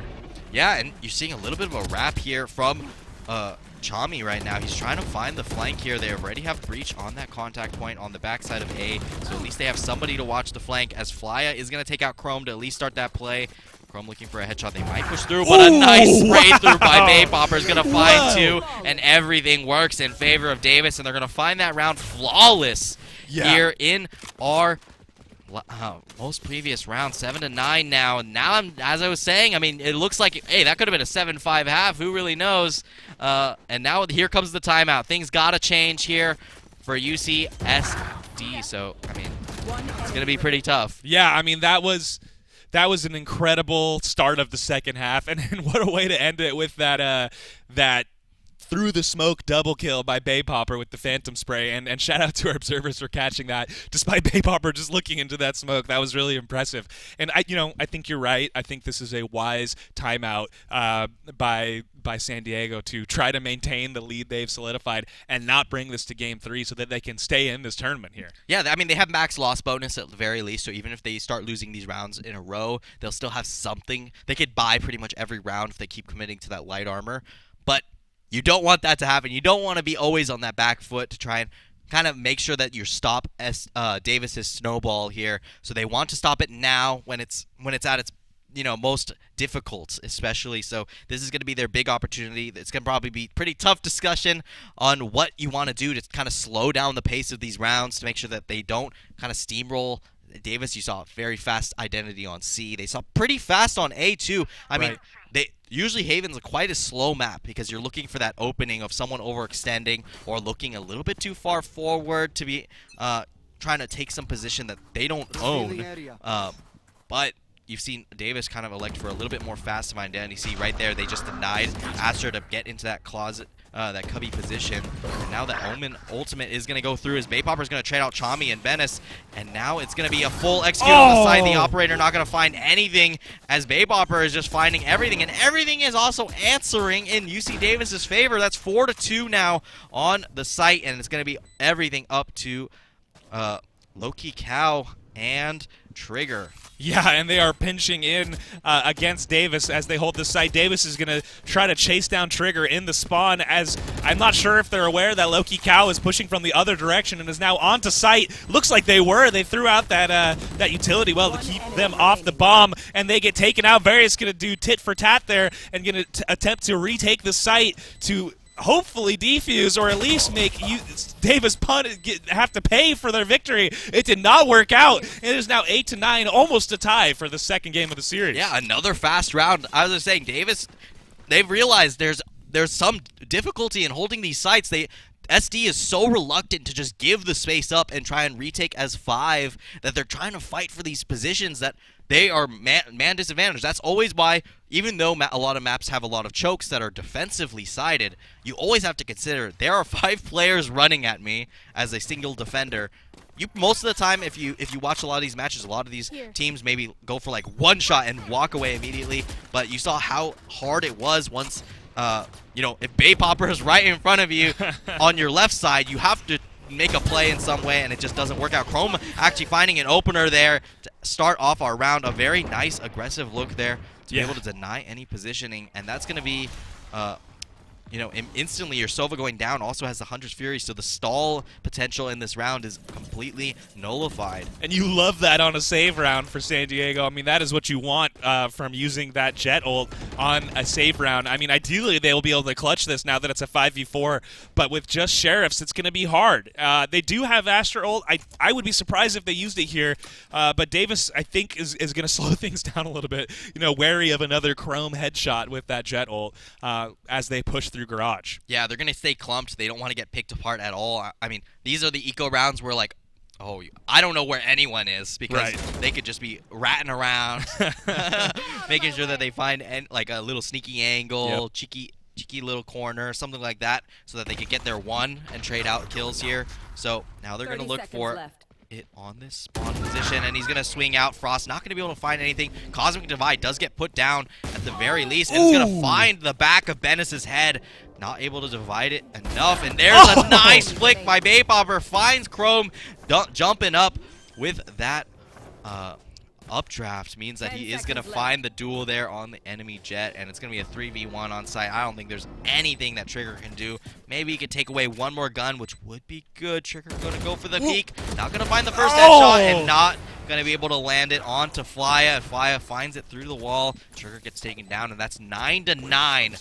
What disadvantage does Davis have? I mean, like, honestly, it feels like I blinked, and here we are, 9-9. It's tied up, and there's no more timeouts on the board, so this is gonna be pretty crucial matters for both teams. They really just you gotta lock in, and you gotta find a way to stop the UC Davis snowball. Yeah, look at that first headshot from Chrome. Baypopper returns it later here in the air against Chrome. Really gives them the reversal there with the ult, and some excellent tracking by Fly at the end there, and getting that headshot through the wall. Yeah, as now they're going to have a bit of a faster look towards A here. There are 3 players in the area, so it's going to be walking into a pretty hard position. Chrome does have the operator. This is pretty tough. A nice combination there with the ultimate there from Sova is going to make it so that Jet has nowhere to go. Baypopper, another spam through the smoke, finds Trigger on the backside, and then Frost is also going to go down. Brian finds it. Chami at least able to stop it with Baypopper going down after overextending just a little bit. The defender Killjoy lockdown is destroyed with utility through the wall. So very impressive stuff there to make sure that they are able to get the bomb down, and that's going to be a 4v2 on site. Yep. It is low-key Cow looking for this high ground. She's going to get smoked out and going to hopefully rely on Chami pushing from below to make something happen here. But San Diego's definitely on the back foot. Low-key Cow takes one down, Fly takes another, and that is it. 3-3 remaining players against 0 for San Diego. It is now 10-9, and Davis takes the lead. Davis takes the lead for the first time in the entire match. Well, they also won the pistol, so that's, I mean, not a disingenuous comment there, but it feels like the first time they've really put themselves in the position where they will just take it all now. They are up now, 10-9. I mean, now it's like SD has to figure out, okay, we've slowed it down. We've tried to slow it down. Didn't work as well as we thought it would. Now they're just on a save again. The money has just been so bad. It feels like they can't do anything, and as soon as they have some guns, Davis has an ultimate at that point, and they're able to kind of offset that they are matching in guns. So I'm feeling pretty confident here. Davis at least will take this run, and then it'll be everything remaining on that last 11-9 round, so we'll see if they're able to find anything. Yeah, I mean, if you're Davis here, you have to be feeling pretty good as you push into A side. A little bit of a Marshall hold there. Didn't connect. Going to get spotted by the dart, allowing Davis to push up and knock Chrome off of that hold. Going to take a little damage there. Shot goes wide. Oh, and the headshot goes from Baypopper onto Chrome. Chrome's taken out. It is 5-4 as San Diego rushes to control this site to stop the runaway train. That is UC Davis. And unfortunately, their Killjoy is on the other side of the map trying to make sure it's not a rotate from Davis, but Davis is fully committed to this A push as they enter here, taking another one down. Some excellent team play. One trade there, but it's not going to matter, I don't think. It is now 4-1. Spike on site, and Killjoy, Low-Key Cow, is going to try to make something happen with Sheriff in hand. It'll have to be a real outlaw play as far as, the Cowboy shooting goes. Yeah, it needs to find anything here, but it's probably pretty unlikely. Just going to look for one sneaky headshot, going to walk through. I mean, they're playing quite defensively where everyone just holds one angle, make sure that they aren't exposed to anything else, and that's going to be full contact. Brian's going to find the kill there against Low-Key Cow, and 11-9 we are. And SD is now feeling the pressure, I'm sure. Yeah, this might actually be the 3-9 curse. I mean, last game it was I think San Diego came back, but Davis held on to a few rounds where I don't think San Diego's won a round since the half, Daniel. No, it's been a completely, you see all red on that top bar of in the middle of your screen. It's been tough, and if you even look at it, there's been no bomb, exploding at all. It's just all elimination victories. Yeah. So Davis is just shooting on all cylinders, of course. Playing for mid here. Davis pushes up. Sova carrying the spike. Baypopper's going to entry. Oh, didn't quite land on that center point. Going to take not quite a tag from the side, but almost, as their team begins to back them up. And there comes the ult from Breach. We'll see if it connects and how big of a difference it makes. One member of Davis is down as San Diego attempts to slow Davis down. They do get the spike down and are forced to place retake as Davis, the more time they have to set up their defense. And I think, San Diego is going to be hard-pressed to defuse here. Yeah, the Tiger Killjoy lockdown finally takes away as Frost finds Brian. That's 2 utility kills throughout this round. You did have the Silva ultimate earlier, getting at least one. Baypopper able to find one on the corner, has no dash to be able to get out of this position, needs to swing out, finds one, almost finds two. Trigger's going to trade out, and now it's going to be a 2v2 on the site. Somehow it's back to even numbers as Bennis is just holding this angle. He wants to swing out now, but Trigger was very aware, but the Nano Swarms are in position. There's nothing they can do as the bomb's going to tick down. Bennis locks it down and finds the clutch without doing too much work, I'm not gonna lie, and that's 12-9. UC Davis, I said how it's do or die on this map, and it's, hey, they're doing for sure. Yeah, we are coming into the conclusion of Game 2, which may well end up, it's looking like it'll end up, I don't want to curse it, I don't want to jinx it, but it's looking like it may end up into Game 3. And I'm excited to see how this round plays out. I'd like to see San Diego get maybe at least one round win here, although I would also love to see a Game 3, Daniel. I kind of want to see SD link up for a very strong play. I mean, it's pretty risky on your last round, but I kind of want them to look for something aggressive here, but it looks like they're going to be pressured really quickly on this C site as they're going to dash forward through the smoke. Wow, Baypopper evading, dodging bullets, but wasn't quite able to escape as the rest of their team tries to back them up onto the push, playing around the boxes here. Flya taking 3 down, Loki taking 3 down. It is now 1-2, San Diego up a leg, but low health bars 1-1. It is a Sova fight. Trigger's going to try to peek, but Various is holding this angle. It's going to be hard for Trigger, and there goes the last kill. It is now 1-1. Davis tied it up. What a game, Daniel. Yeah, wow, I mean, they didn't lose a single offensive round. Davis just a clean sweep across the board, and that shows why that is their map pick. They knew what they were doing. They had a clear plan every single round. Okay, this round, this is our C rush. Make sure we play high-low. Make sure that we divide our angles. We make sure we cover all our angles. And it felt like Davis just had it completely locked in. They knew exactly what they wanted to do. So with that, we're going to map 3. I mean, now it's anybody's game, right? Yeah, and I mean, it's hard. I don't want to call it. I don't even want to pretend to call it for either team because the performance by both has been so exciting. I mean, 2 swings, from behind, 1 for each team, now coming into a third game. Their blood's got to be pumping. They've got to be thirsty for a third victory, which would, again, allow them to face off against UCI for the actual final in UCEI presented by Xfinity. And look at the sportsmanship here. I mean, both teams have got to be proud of themselves for their performance here. Yeah, I sit down in a competitive match, 3-9. I'm like, oh, man. It's over. Yeah, I know. But look, I mean, Davis, they knew they had the opportunity. Haven, I guess they think it's an offensive-sided map. It doesn't matter, right? I mean, they just win them all. Why not? They really made it work. Now we're going to bind. Yeah. So that's going to be a very different identity than we've seen in these last 2 maps. Very offensive-sided for the most part, but this time we're going to get bind, which is traditionally very defensive-sided. So we'll see what ends up happening. If we see like Viper Brim, I haven't actually seen any of bind on this patch, so I'm not too sure if anything's changed. And we're just gonna see some replays kind of tick through here. This one I was so surprised it wasn't a collateral. No. Barely swinging away was Sova there, able to survive without getting collateraled here. And then that's super good coverage. This was a pretty crucial round for UC Davis, I believe, is able to get at least 1 back on the table. And that was their last round of this half that they won.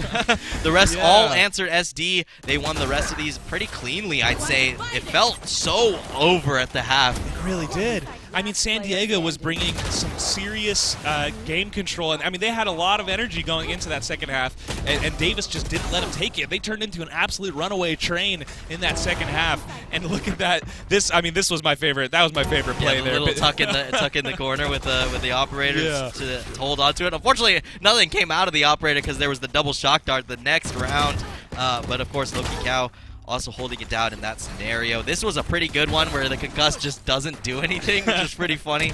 And yeah, I mean, this is when the tide started to turn. I feel like there was so much little movements, things like that Davis kind of locked in at the very end. Baypopper finding a lot of kills through the smoke. Yeah. If you've been watching this game, you're seeing a lot where he just like, oh yeah, he's probably here, and just shoots. And that one was impressive because of the spray getting the second headshot too, and I love that tracking from Flya. I mean, up the stairs and to the right, still managed to get the headshot. I'm not even sure if he let his bullet Look, spread. another one right there. Yeah, another one right there. I mean, seriously, the microplay from both teams has been incredible. I wouldn't want to call it either way. I couldn't even favor a team. It's hard for me even to look at it. I mean, there's a couple standout players, but both teams micro, their movement, their tracking, their resource management has just been really, really incredible to watch. Yeah, and with Bind being a defensive-sided map, and it seems like both these teams are very comfortable on offense, where they have like good set plans, where they know what they want to do. That's where it really matters. Bind is a map where offensive rounds are so important because they are so scarce. So it's going to be pretty important to see who finds their advantages in those scenarios. But with that, that's going to be Game 2 wrapped up. We need to get straight to Game 3 as soon as possible. So we're going to go straight to a break. Don't go anywhere, please. Remember when we only needed enough Wi-Fi speed for our video games? Yep. Then my little brother grows up, and now we need double the speed. How's your internet supposed to keep up? Oh, tell me about it. Upgrade your speed with Xfinity today to keep up with whatever the future holds. They've never lost a game to slow internet, and it shows. We can hear you, you know. The Xfinity 10G network. The future starts now.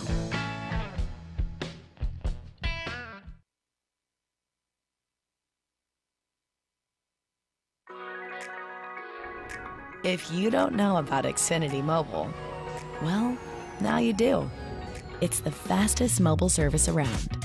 With the best price for 2 lines of unlimited, only $30 a line per month. That's hundreds in savings a year when you wave bye to the other guys. All on the most reliable 5G network nationwide. You really shouldn't walk out the front door without it. Switch today at xfinitymobile.com.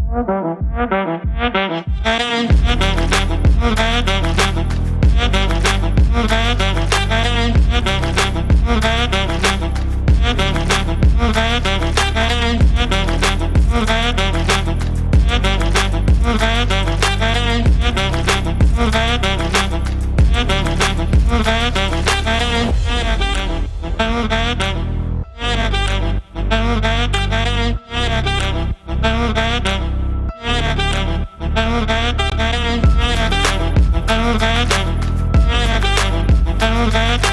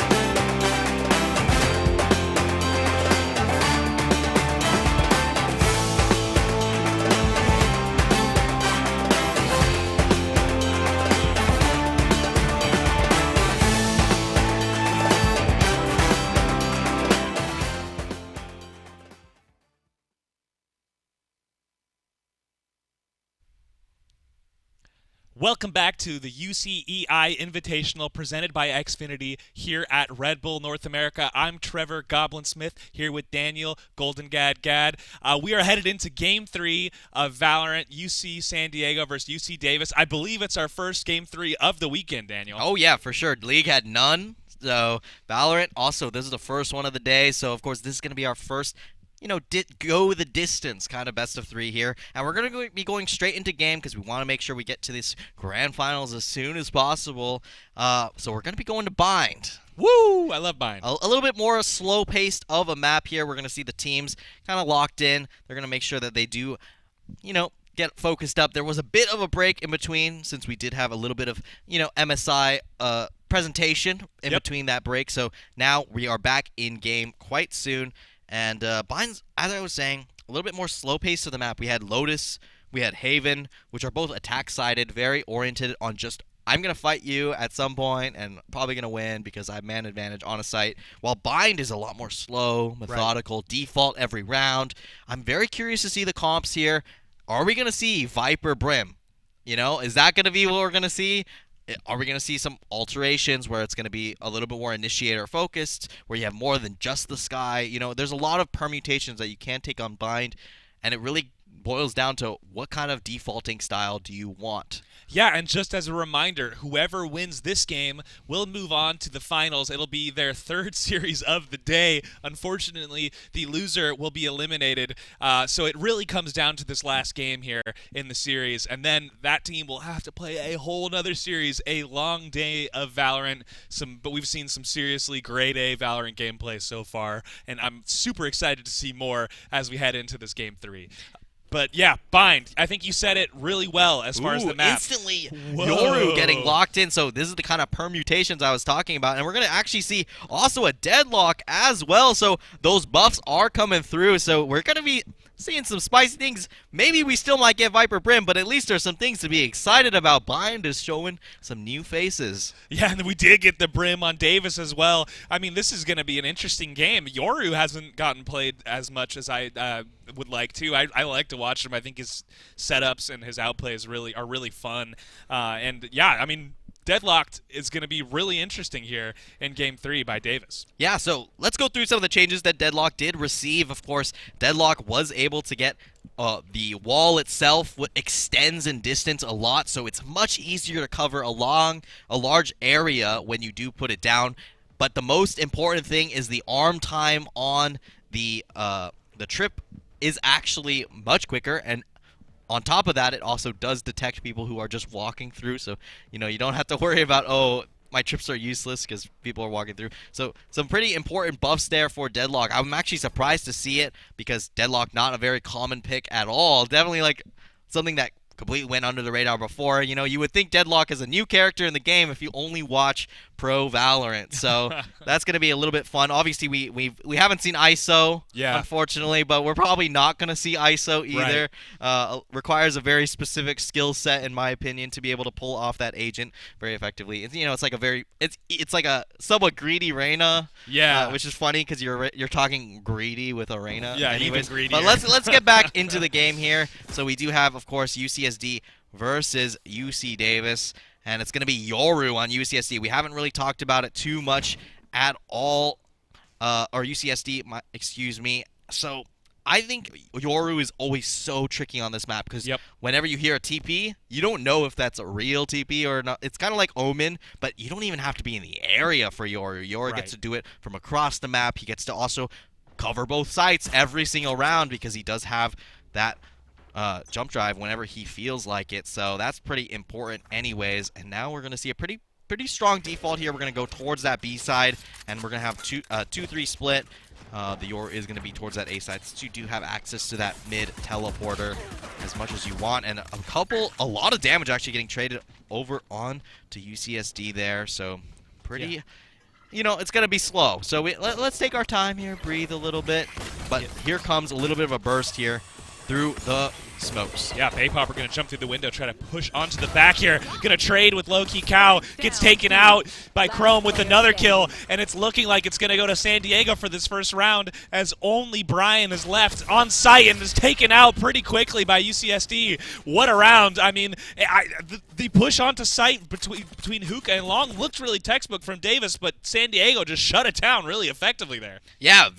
I mean, this is good gunplay there from UCSD, able to get a couple kills on basically immediately on the start of that round. And UC Davis, I mean, this is going to be some W key gaming for sure. They are going to run the full 5 Stinger light armor buy here. So that's going to be pretty scary. I mean, Stinger, fastest time to kill up close if it isn't headshots. So you definitely do not want to be found in any of these corners by a close angle on that Stinger. So Chrome's actually going to get instantly traded. That's a Phantom down. At least it's in a safe spot, so they can't actually pick that up. Trailblazers are going to open up a little bit of positioning, but they're not able to take the space as effectively. They're actually going to burst through this wall. It looks like flashes are going through, but the timing's a little bit off. But the flash lasts so long that Flya is still going to be able to claim up Frost Life, as Low-Key Cow is going to find one onto Various, but going to get instantly traded out. The Stingers are looking like they're working extremely effectively, but there is a bit of a pinch here. Trigger and Chami trying to connect for a play here. Everyone in this tube position. Man, and he peeked out of the smoke and was pretty sure that everyone's in the tube. Now the enemy knows for sure, and he tried his best but was taken down with one player remaining on Davis, tying it up 1-1. That Stinger gamble paid off for Davis, and they're going to have enough gold to make this round count as well. I did not expect the full Stinger buy to deliver that effectively. Yeah, very unexpectedly, UC Davis able to take the round now, and it's 1-1. A nice, if they thought about it, they were like, okay, on B, we probably have gun advantage because they're going to want a little bit more long-range guns for sure so that they could go into the next rifle round, and then they just burst out onto the site. The kills go in their favor, and they end up claiming up this particular map, and that was just a fake Yoru going through TP. Nothing to worry about. It's always something that you have to worry about every single round that it is available. It's kind of that case of bluff, double bluff that you get in Valorant sometimes, where it could be Boy Who Cried Wolf, it could be a genuine TP, and that's, I think, the credit to your analysis, is one of the advantages of playing Yoru on this map is just the teleporters, right? And now it's looking like Davis, trying to break into a lead here, is playing really slow. They've got a ton of Cypher utility deployed throughout the backside of their map to eliminate a kind of lurking situation as San Diego is stacked pretty heavily on A. I also like the Yoru, at least from UCSD, because it seems like they've already been kind of keeling away from that operator anyways on these plays. So we're going to see a little bit of action anyways. Chrome not able to find any kills in that scenario. Bennis going to take up one, but Trigger's going to trade over a couple, but Brian is just spraying and praying, taking out 2 players with the help of Flya, getting that third, and now it's just all alone. Just low-key Cow trying to find one with that Sheriff. Going to need to find a headshot to open up at least one gun out of the hands of Flya. But Flya, nice awareness, checks that side on it. And that's going to be a pretty clean round there for Davis. Yep, they had the gun advantage and they made it count. Poor low-key Cow there was caught alone at that point since they were the last team member standing. And now San Diego's hopefully, you know, if you're them, you want to keep you want to change this momentum and change things on defense so that you can make this next round count. It is, again, a good start for both teams, I think. It's hard to call one way or the other, and it's going to be interesting to see if any changes are made between the teams or if they keep things pretty standard here. Yeah, it looks like we're going to have a little bit more of a B skew for UC Davis here, as there is some attention towards long. Not going to be able to see anything down the line due to a smoke getting dropped, but here comes the Trailblazer yet again. We've been seeing this a lot in these last couple of rounds, but I think it's going to be another fast play onto B quite soon. They're going to clear out Garden here, so they do have the space to move forward. But there are now 3 players rotated onto this site because Yoru commits the TP over. So that leaves 2 on A. So they do have a little bit of an opportunity. Right under there is Chami. Chami's able to find 2 as they jump down. Wow. Chami finds 3. Chrome is also going to take out Barrius at the same time. And that's going to be everything for that round. Flya is the last one standing, looking to find at least a couple kills. Finds 1. But doesn't find anything else. That's going to be a clean round there for UCSD. A nice little tuck there for Chami, able to claim another round. Yeah, that was Chami's round for sure. I mean, that 3-kill streak in quick succession really allowed San Diego to hold on to that site despite Davis orchestrating what seemed like a good strategy to push onto site. It is now 2-on-2 with rifles across the board for both teams. This is the meat and potatoes of game 3, Daniel. And again, too close to call so far. Right now, it's looking like Davis is going to stack up on A side. They've got Cypher lurking behind to make sure that no cheeky flanks from UCSD happen. And here they're going to try, if I was going to guess, to use enough utility to choose what angle on A they want to push the best as they're going into this 5th round. Yeah, and they already have a couple big ultimates here. They do, of course, have the Orbital Strike as well as the Yoru ultimate to make sure that they, you know, keep it sneaky. You know, and they do have a lot of stall here, so that's going to definitely be a big focus. But with that Boombot not going in the correct position, it's going to be a little bit tough to actually clear out this bathroom position with this crossfire setup. So they're just going to be walking into it. He's going to find the first kill and instantly adjust for the second. Baypopper finds 2 to start off that round. The Orbital Strike is going to split up the team just a little bit, but it's not going to matter too much. They just take away their victories. They take the man advantage, and they're going to move over to B, but Loki Cow is already there on the other side. Bennis is going to be taken down immediately. Yeah, if you're Baypopper, you do not need that Boombot. Who needs it, right? I mean, 2 headshots, double swing. That was really nice from Baypopper there, as they are going to push down mid, hopefully use this 1-player advantage to control site. Let's see if the ult lands. Going to send it high. Didn't quite make it. Yoru's going to try to get up to some shenanigans, ulting around. Going to take it, and a nice flank after the ult with the double kill to close out the round and slow down Davis enough for San Diego to take that victory. That was a really interesting Yoru ult that worked out perfectly, I would say. Yeah, it looked like it was going to go in Davis's way, and then a nice combination play there with the dimensional drift from Yoru means that they are going to take that round. So very impressive play. Chami and Chrome able to lock it down, and that's the little advantages that are going to slowly build up here for SD. Yeah, and you know, credit to San Diego. The second half of Game 2 was an absolute steamroll by Davis, and they have run it back. They've tied him up. I think they've slowed things down in an effective way, especially given how aggressive Davis's offense was last game. And now, you know, Davis has slowed it down a little bit. They're hovering around B here, some engagement down long. Yoru's going to teleport back to safety in backside B, and it looks like Davis is going to try to commit to B side. Yeah, and now it looks like it's going to be another B execute. We've seen this a lot here already from UC Davis, so we're just going to flash forward. Everyone is in this position. There goes the wall, but Viper's going to sneak past it. Loki Cow actually makes it past the wall. Going to look for the kills, but they're not going to land. Brian actually finds one with that frenzy. Frost is going to trade over a couple, and Flya takes down one more, so it's going to be a pretty good skew here for UC Davis. They have one more player over the likes of UCSD as they're all going to swing into Flya, and Flya is just going to eat them up for that thrifty for UC Davis. Yeah, that was, it was a well-coordinated swing by San Diego, but Flya had their number and was holding that angle effectively. And to their credit, it came down to gunplay, I think. They didn't let San Diego take that trade, giving them a little bit of an advantage in the goal. That is now 3-3. Yeah, I'm a little bit surprised by Loki Cow's decision to kind of walk past that wall. You are in such an isolated angle where, yeah, you have some gunfire help from the player that is behind you, but you are, no matter what, going to be traded every single day of the week. And since that's a thrifty, you don't want to be trading. You want to be taking your one and getting away, scot-free. But Flya is on a long angle. They're playing a kind of tough angle where you have to, if you're swinging out to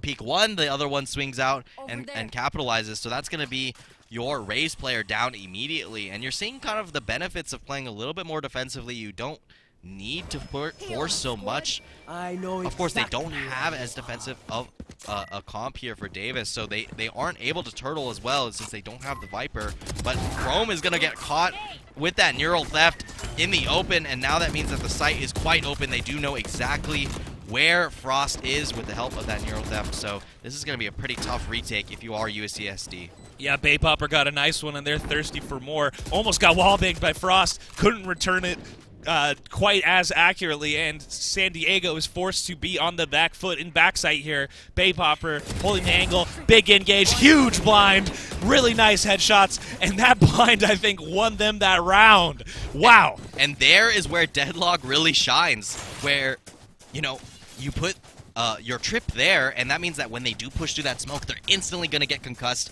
I talked about last map how concussed doesn't matter too much. It still matters. It's just these players are so good that usually if you're able to hit that first headshot, you are so accurate, but when you have to swing through something and then you get concussed, you have to adjust your aim a lot to try and find the players that are tucked in, and that's a perfect use of Deadlock utility. So something a little bit more unique coming out from Davis, and you could see the benefit already.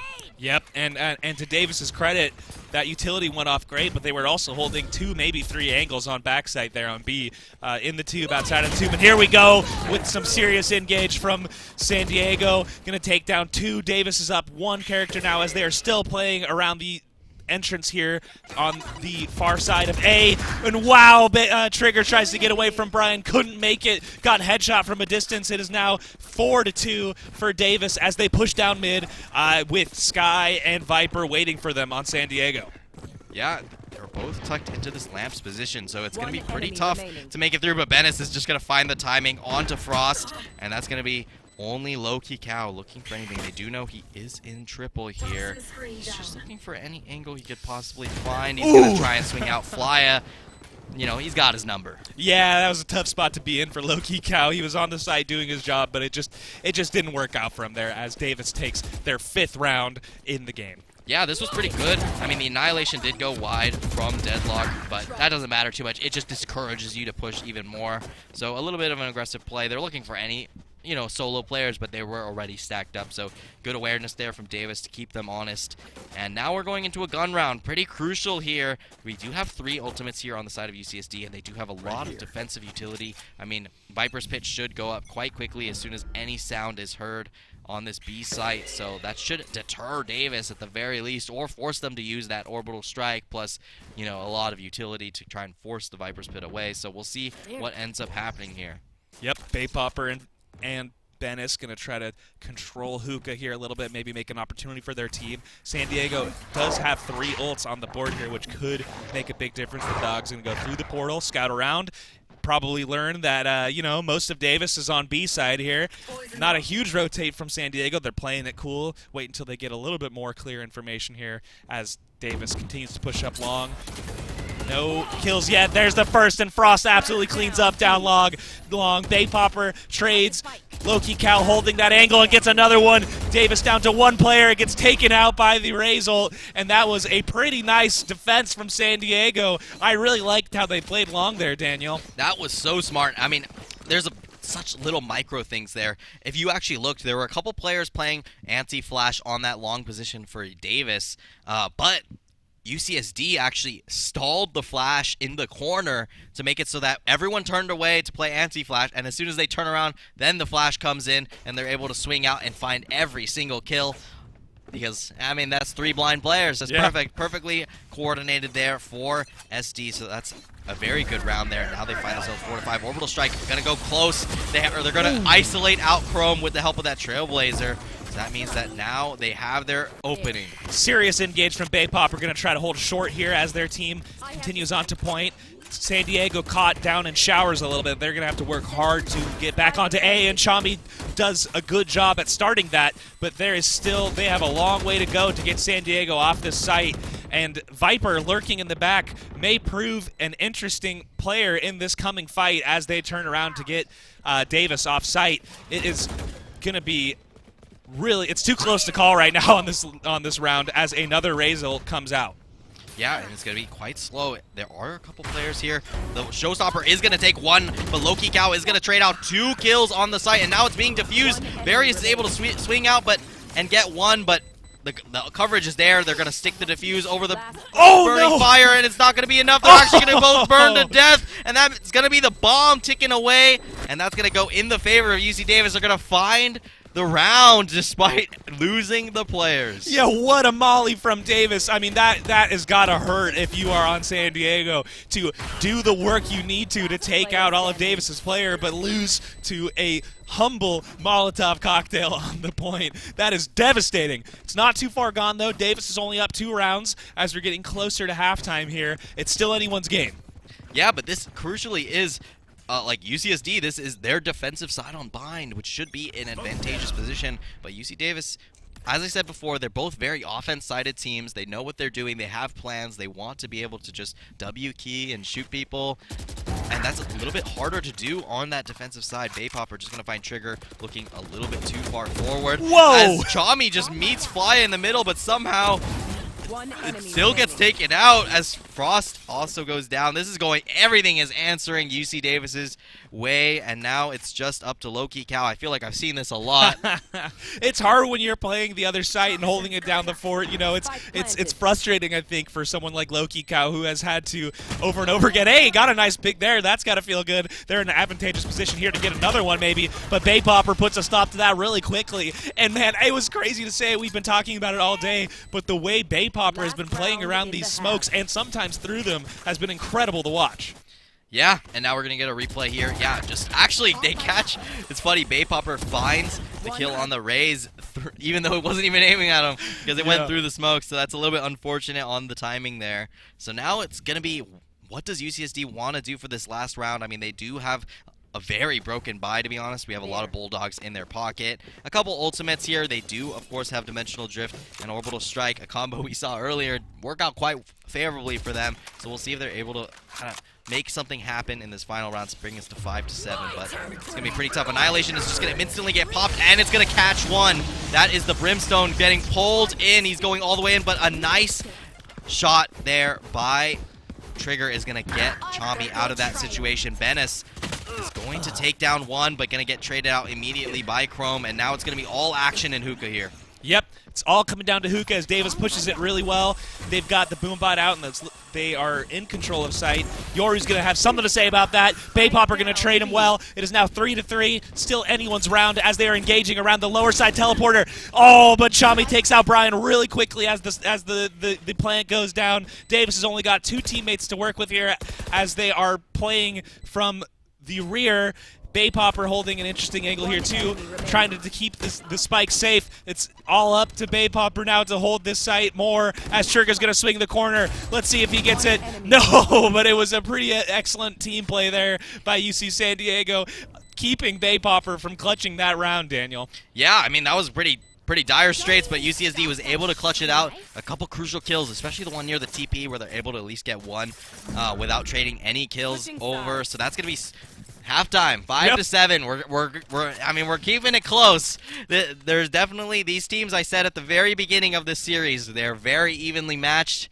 And I mean, I think that this is a testament to it. We're 5-7 here, and we're on the offensive side, which has been both teams' preference for UCSD. So we'll see if they're able to get that at least 7 rounds on their own half, and who knows, maybe we end up in overtime yet again. Yeah, and both teams have shown that they can reverse sweep in this series. Both teams in their games came back from actually a much bigger deficit in rounds than this one. It's only 5-7, which, I mean, if we were going to use the other games as, you know, a reference point, San Diego would be in the position to win here, weirdly. But, you know, it's still anybody's game here in the last game of the series. Yeah, and we're going to see a little bit of a look towards Fountain here. They're just going to get the intel that people are in the area, but expected and bind. Of course, everything is defaults every single round. They're going to break this wall. This is so depressing. You lose so much ammo doing this. The Classic does not have enough shots to break through that. But they're finally going to persevere and break it. So that means that at the very least, they won't have to deal with that when they do go onto a full rush onto site. They don't have to worry about getting split up, which is kind of one of the scariest scenarios with that wall. So now it's just going to be more slow play. They're looking for that one pick to open up everything. The two Trailblazers kind of passing each other, and the Sky player is going to get taken down. A nade is not going to hit that trip, surprisingly, so that means that the trip is going to get delayed by Chrome, but Loki Cow is going to trade over onto Bennis, so that's going to be still a 4-4 on the point here. That is a bummer for that grenade. Oh, and a really big engage around the small angle here as it is absolutely close. Flya is trying to get the lurk. I think they're on to the fact that they're going to be able to get some targets here as they come through, but maybe not. They're going to choose to smoke instead as San Diego takes the teleporter out to B, and we've got a whole new engagement here on B, and Various is going to take a headshot down. Trigger going to trade with it. It's 2-2. Anyone's round. The plank goes down, and Davis is pushing from the back here. Brian going to engage here. Gets taken out. Fly is going to try to trade, but Trigger and Frost have their number, making it 6-7 in favor of Davis. And now they're going to get the pistol round, which likely puts us at 7-7. So, hey, like, nothing ever matters anyways, right? In the first half, of course. And here we go. Various is able to at least get one. Trigger finds one, and Frost is able to clean up the last one there. They're both very low HP. That could have gone the other way if a couple shots, you know, aimed us slightly differently.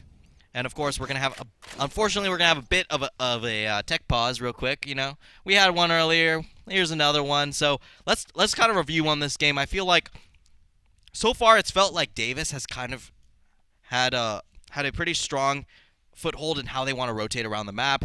They've played it slow, but then they kept it honest, where they don't really give up any advantages. And then when they finally do burst onto site, it meant that they did have kind of a good foothold on how they wanted to kind of deconstruct the angles that you do have to deal with on bind here. But now tech pause is over, so we're back in the game immediately, so good to see that, of course. And now we're just going to be walking it in on this long position. San Diego's taking no breaks here as they push up B long. It is still anybody's game. It is only 6-7. And here comes the Wolf, taken down by Brian. Some wall banks are going through.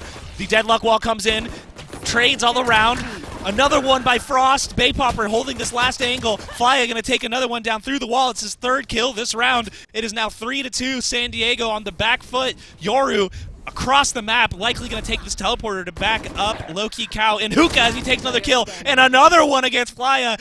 Easily, well, not easily, but quickly turning the tides. Now it's 1-1 again, an even fight. Various peeking his arm through the wall as Chrome picks up the spike, is going to be able to plant here while Various is forced to walk along, and it is going to be an engage here to the left. Let's see who takes it, and Chrome easily held that angle, knew exactly where Various was coming from, tying it up perfectly to 7-7, San Diego versus Davis. Yeah, but it's important to note that was an eco round, and that was kind of dicey. It went down to one player left, so the money's going to be quite tight here for UCSD. You see how much worse their buy is compared to UC Davis's, so this is their opportunity to capitalize on.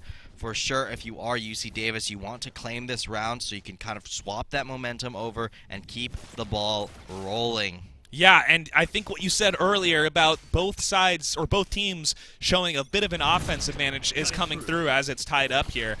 Pretty serious A push.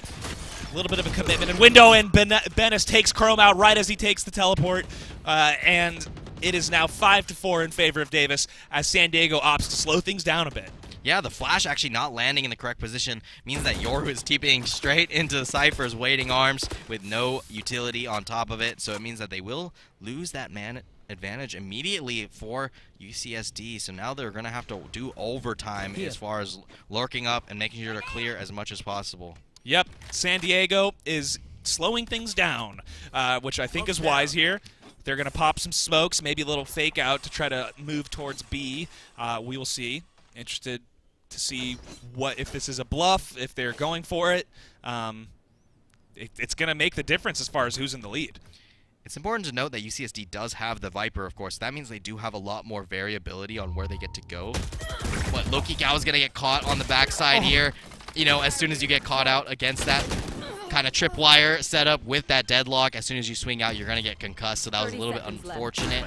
That was such an advantageous position there as Brian is going to at least find the headshot onto Chami. The bomb does go down, but there is no way to defuse that at the current moment. He's going to wait for his team to regroup here, and it's all going to go on to Frost and a late roam by Trigger.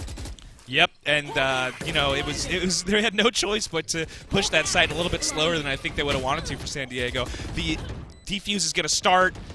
It is now 2-3. Ben is forced to bait it again. Flya takes down Trigger. It is only Frost left, and they get taken out quickly. That was a tough place to be in after that plant, Daniel. Yeah, Davis is going to take the round. Now they find themselves at 8 rounds. So this is going to be another advantage here where they do get that economy advantage because they did kind of stop the bleeding just a bit there. So you're going to feel pretty comfortable. I think I want to see probably SD kind of go for a faster play, but it's so hard to make a fast play against Deadlock especially. That's kind of the one position where I felt like Deadlock on release would have been strong when I first looked at her kit. So that's definitely going to be hard to walk into this B position. It is also important to know they have Cypher Deadlock, so that's also just a completely defensive skew. A teleport going through. Fly is going to melt too with the help of a Bay Popper there, as Chrome's going to trade over a couple kills in that bathroom position. There's a slaughter in the bathroom, guys. Yeah, the bathroom's on fire, more like it, with that Molotov. I mean, the Molotovs have been crazy this game. Wow, and then Loki Cow takes down Bay Popper with a nice Sheriff headshot, and is now 2-2. Anyone's round. San Diego looking like, wow, oh man, there he's running through the bathroom. Everything's been about the bathroom here as Davis pushes through it, takes another kill by Brian, but Frost is on the run through the teleporter, at least trying to get this plant gold, maybe even clutching, running into some utility, which is going to give Davis a little bit more time to get over, and it's a double bluff by Frost that they're going to run through spawn, trying to get to A. I wonder if Davis is panicked because they haven't heard the plant yet, wondering where Frost is as he is making them work to take this round. Yeah, now they're a little bit sus, you know? It's like, you wait. Usually the plant would go instantly if he did commit onto B's because you just want to get the timer ticking. But now, since it's been so long, now UCSD Frost could be literally anywhere, and they're not going to be able to hear this plant, actually. It's a little bit too far from them. So they know it's not B, though, so it's going to be towards that A. They want to stick together. They want to get this trade going. They don't want to stack up too much. And let's see how Frost is going to react. He's going to push through spawn here and probably play towards Heaven since he does have it planted at that triple position. The Flash not going to spot anything in lamps. So, you know, slowly, methodically, they're going to try and clear everything. But Frost is just going to be playing for the tap, and there's no real util to be able to force it out. But a nice Flash is going to give them all the intel they need. Yeah, and I mean, Frost is in a good position here on high ground. Misses a little bit. The Flash is going to go out. Don't think it connected. Brian's waiting for Flash. This could be for Frost, excuse me. This could be the round to tie things up. And Frost is playing it beautifully, but Brian just takes him out. I mean, on the back foot, Frost did really well. 1 second left on the defuse, so very good awareness that you need to get at least half there. That was so close for Frost. I'm so surprised that first swing did not result in a headshot. I really thought he had that on the mark, but it did just go slightly wide, and that means, you know, if this game goes down to like 13-11, I'm blaming that right there. We'll see if that ends up being the case, though, as now we're going into this round with pretty much a full buy and pretty even ultimates anyways. I do expect probably them to contest for this long orb to be able to get the Sky ultimate here for UCSD, but we're going to have immediately a Dimensional Drift is going to spot out the player on Hookah, and they're going to try and analyze where these players are on this B side, but it's actually just Frost in that position, and Chrome is going to catch Various rotating over, and that is now everything on Frost, who's solo in Hookah. Yeah, Chrome's ults have been different but equally interesting this game on Yoru. It's been fun to watch, and because of that ult, San Diego's up a player, up. Now, never mind. Brian just takes Loki down with a nice headshot through the smoke. It is, and Baypopper takes out Chrome. Gonna try to throw a grenade, get some free damage on Sky here. Turns around, turns their back to the flash, and somehow lived with 30 HP. And wow, Davis is taking him out one by one, though. That's all it took. Davis taking names, making sure that everyone gets taken out very effectively. Almost no one going down, surprisingly, after that initial beautiful kind of pick and like timing opening onto Various here by Chrome, just instantly taking him out like nobody's business. A nice timing there by Brian. I'm surprised he actually was able to get that, since he did make so much noise coming out of Hookah. But you know, now here it is, 10-7, and you are down in guns. This is UCSD's, like, their chances are slipping away from them. And remember, they are eliminated if they lose this match. So this is do or die yet again. I need to figure out a new statement now. Well, no worries, because I mean, we've seen both teams come back from a deficit like this as they take another kill. I mean, they're equaling the playing field a little bit, opening themselves for a comeback, as Raze is going to get healed up nicely by their Sky. It is 5-4, a gun disadvantage, like you said, but this could be San Diego's comeback to even things out closer to 10. It could go either way. Yeah, and now they're going to be using that utility of the Yoru to at least clear out a bit of the Cypher. Make sure that the TP does not come through. That's both TPs down for Yoru. So a lot of that util is already gone. Showstopper's going to get popped here. They're going to clear lamps out. And that's the strength of the play. Whoa! And the event is going to try and walk past it, but Chrome has the coverage to make sure no one gets taken out. And now UC Davis has some control. They're going to actually find one. Baypopper's going to find Chami to open up the play. Going to spot out one. Showstopper's going to find two. That is And incredible. now it's a 3v2 on site as Fly is going to find another, and it's just up to Chrome. 1v1. Oh my gosh. And I mean, Fly is going to try to stick this. Chrome is going to swing. Is he going to make it in time for this round? And he does. Wow, absolutely clutched by Chrome. I mean, there were ults all around, rockets flying, fire from the skies, and Chrome barely eked it out, making it 8-10. Davis still 2 rounds in the lead, but let's look at this replay, Daniel. Yeah, I mean, the Showstopper was so incredible, but it doesn't matter anyways. Chrome able to clutch it out, and those are the all-star moments that kind of make or break you in this tournament. And I mean, as I was saying, do or die, and they definitely did. Here we are now. Now they put themselves in a good position to at least equalize this game with a full gun round yet again. Now, as Flya is the one sole defender here, he's going to put down the molly, but they're already past the molly. They want to go real fast. The flash comes through, but Chrome completely blinded, still finds Flya anyways. Yeah, Chrome is hurdling over obstacles here. Got blinded, avoided the molly, and somehow still got a kill, as San Diego's looking like they're going to have almost full control of A. They're definitely looking for the rotate here. Going to try to prank him a little bit with that Yoru teleport.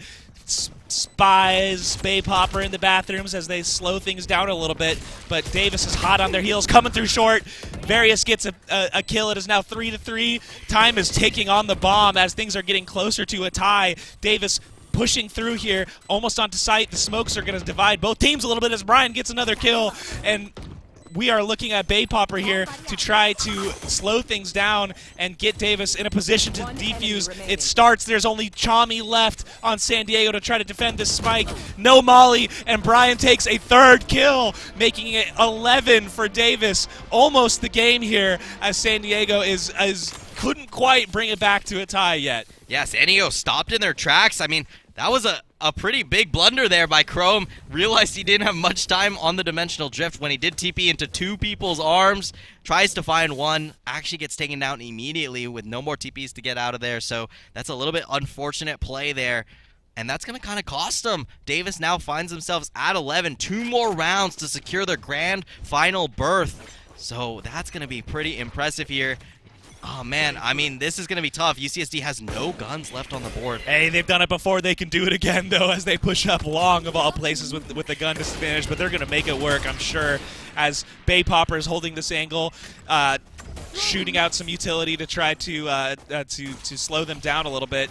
Yori's gonna see if he can. Chrome's gonna see if he can get something done here with his utility as things are bogging down a little bit in this junction between Long and B.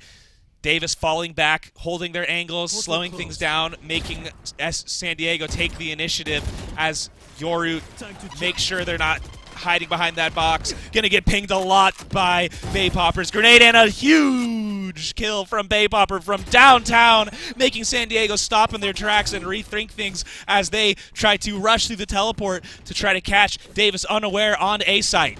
Yeah, now we're going to be back in the bathroom.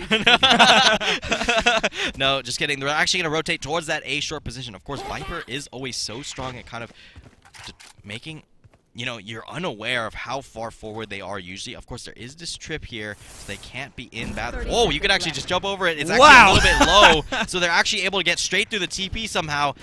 That's going to be a little bit unexpected here. They're walking straight into the deadlock setup. The concuss goes through. That's going to be the first kill going over to Brian as Chami gets taken down. As Various is going to combo play it, and Baypopper swinging out is going to find them all. Yeah, that was incredible decision-making from Davis. They knew that they were pushing towards A, but they left a bunch of their team over on B still. And somehow, I don't know if they thought they would take the teleporter or not, but San Diego thought they were doing something sneaky with that tripwire jump into the teleporter, but walked into the really aggressive arms of Davis there. That was close, and we head into a timeout as San Diego is thinking about what they can do to keep themselves in this last game of the series and the tournament itself. Yeah, this is do or die for the last time I'm ever going to say that. Of course, UCSD really has to kind of pull everything out. This is their tournament life on the line. Yeah. And if you're a UCSD fan, you're going to need to pray they have some adaptation, to be honest. But you can see them discussing it currently on the cams. They really got to lock in.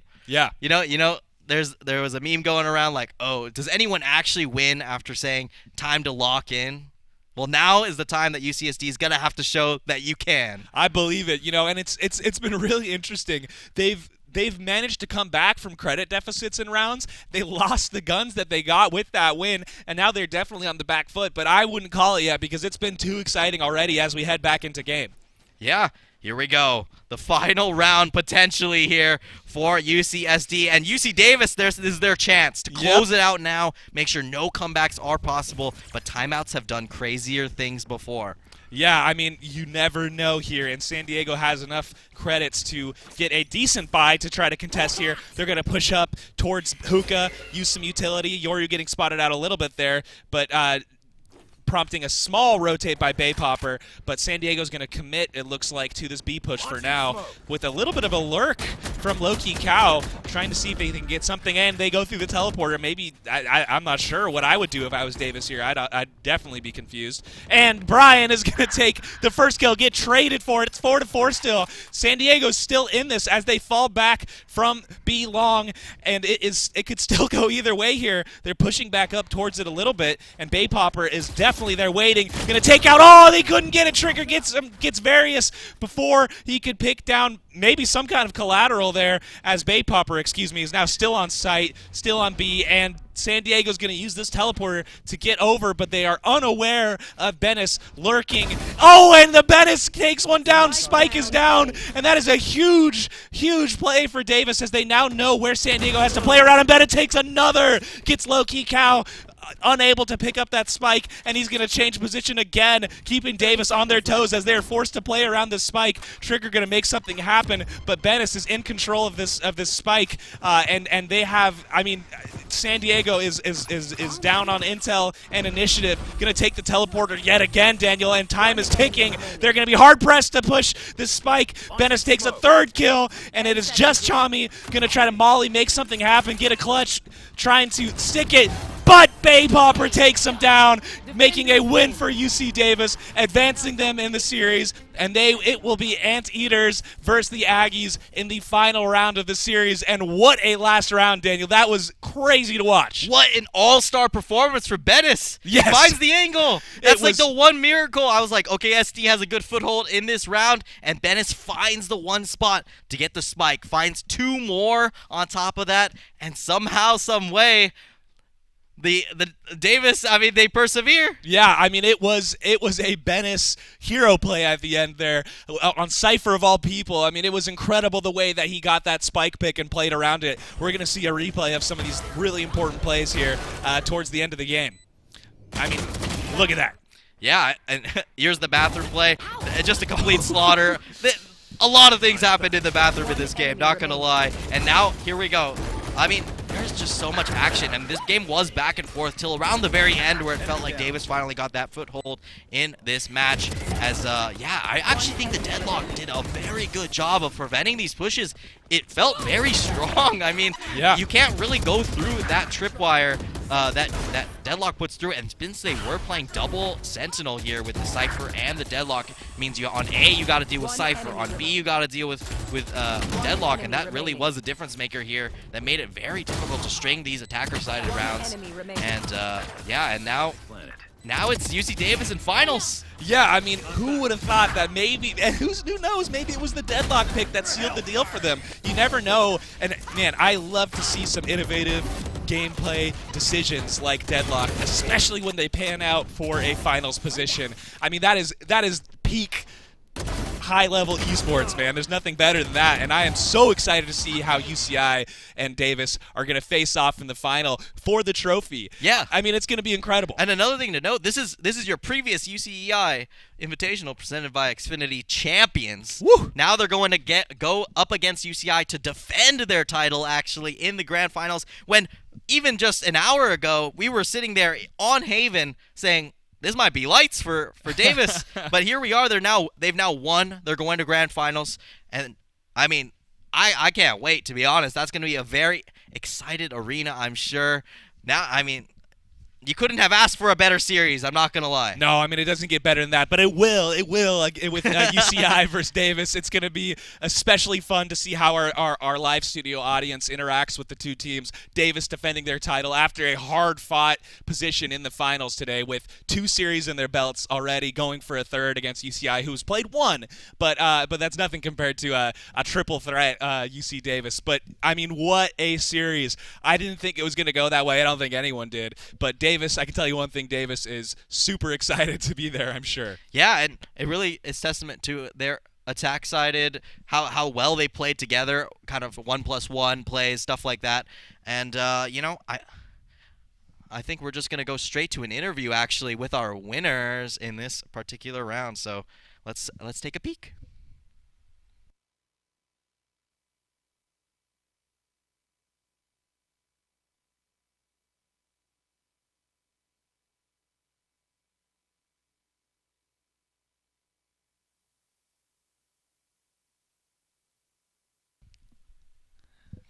Well, sorry, quick audio issue. Yeah, quick audio issue. If any of you are lip readers, I'm sure that interview was really compelling. Really entertaining. I mean, I was enthused. Yeah, I thought it was great. I'm sure Chris was breaking it down right there. I'm sure they were. Yeah. Well, you know, we'll get back to them very soon, so, you know, stay tuned real quick. Definitely going to want to hear what he has to say, because they are going up against UCI in that next match, and that's going to be an exciting one. And this is, you know, it's a close match. UCSD and UC Davis, I said at the start, very closely matched, and guess what? We got to see that in action. But Davis, on the day, squeaks it out, and I want to hear what they got to say. So we're gonna wait for our audio to be fixed as you know, we sing our praises. But we also have to say goodbye, of course, to UCSD. They did put a very valiant effort on the table, but you know, it just wasn't enough at the end of the day. But we're gonna go back to interview now that the audio is fixed. Never mind. We're back. But what I was going to say is San Diego should be proud. Here we go. Actually. Hello, everyone. Welcome back. My name is Chris Peachy Bobas Lou, and I'm joined here today by the one, the only flyer from UC Davis. How does it feel being back on LAN, going back for, you know, the second year in a row for the VALORANT Championship? This is definitely one of the biggest LANs that we look forward to. This is my 4th year, and we've done multiple LANs. I think it's like an environment that my team thrives best. And so it's so exciting. It's exhausting driving, but it's so worth everything. I love it. Yeah, and we're glad to have you back for, you know, another year in a row. So tell the 9-3. We had 2 9-3 curses back to back. That must have been super stressful. How do you guys like work through that? Honestly, we just kept the biggest thing throughout all of our games has been communication. And so we've been keeping it so that we just overcome everything. So we're just always talking, and we just played it out round by round. And we kept our hopes up high, and it ended up working out for us. Yeah, those were some really great matches. A little bit of a reverse sweep, if anything. I did notice that you guys picked the deadlock on Bind. So was that a decision you made before or after that big patch that kind of buffed her and everything? It's always been a thought to run deadlock, and then recently we tried practicing with it, and at first it went poorly. And so I guess we kind of just threw it in last second. Basically, whenever we pick agents, it's whatever like our players are feeling at that moment is like the best thing. So like if they want to hit shots on deadlock, albeit go for it. We'll think around that, and that's what Keith thought of today, and I think it worked out well. Yeah, it most definitely did. Your utility usage was amazing all around for the team. So now we're going into finals against UC Irvine. You know, that's my school. I'm a little biased. But how do you feel about it? Are you scared? Are you excited, nervous? What's your thought process? I mean, I'm always nervous against whoever I play because I want to play my best and I want to win. I think UCI, we played them before. I'm excited to play them again. We beat them last time, so hopes are high, but you never know. You never know. Yeah, we're going to be looking forward to that final match. So before we wrap this all up, anyone you want to shout out, anyone in the crowd, anyone back home? Yeah, I would love to shout out my girlfriend, Kayleen. She's watching. She has no clue what VALORANT is, and so she's yelling at the commentators, and she's texting me every break, and so I miss her, but she's a huge supporter. All right, Kaylin, you heard your boyfriend. He misses you very much, and he's going to do his best to win that championship for a second year in a row just for you. This was Chris Peachy Bobaslu here today with Flya, and we'll be back to the desk with you guys. Well, we got some smoke. Yeah, we just heard that Flya's girlfriend doesn't like what we're saying, but, you know, it is what it is, and guess what? Fly is walking away a victor, and he gets to move on to Grand Finals, so you're going to see more of him in the next match. And, of course, that was really good insight. You heard about the deadlock pick. I feel like that was definitely something that I feel like you have to have confidence if you are going to pull off. So, overall, I mean, UC Davis, they called their punches, and they actually came away with the victory there. But I will say, that is going to be it for us. We need to move on to Grand Finals, and I'm excited to see it, but it won't be with me and Trevor, of course. So here we go. I mean, it's time for me. Valorant's done for me, so I've been Daniel Golden Gad, joined by Trevor Goblin Smith. Thank you so much for tuning in. Stay tuned for the Grand Finals, and thank you very much. Remember when we only needed enough Wi-Fi speed for our video games? Yep. Then my little brother grows up, and now we need double the speed. How's your internet supposed to keep up? Oh, tell me about it. Upgrade your speed with Xfinity today to keep up with whatever the future holds. They've never lost a game to slow internet, and it shows. We can hear you, you know. The Xfinity 10G network. The future starts now. We created Xfinity Rewards to show our genuine gratitude for having you with us. It's free to join, and rewards start from day one. From special perks and surprises to once-in-a-lifetime experiences you'll be talking about forever. They're all ready and waiting for you right now. Just go to the Xfinity app, tap join, and voila, you're in. It might just be the most rewarding thing you do all day. Xfinity Rewards. Our thanks, your rewards.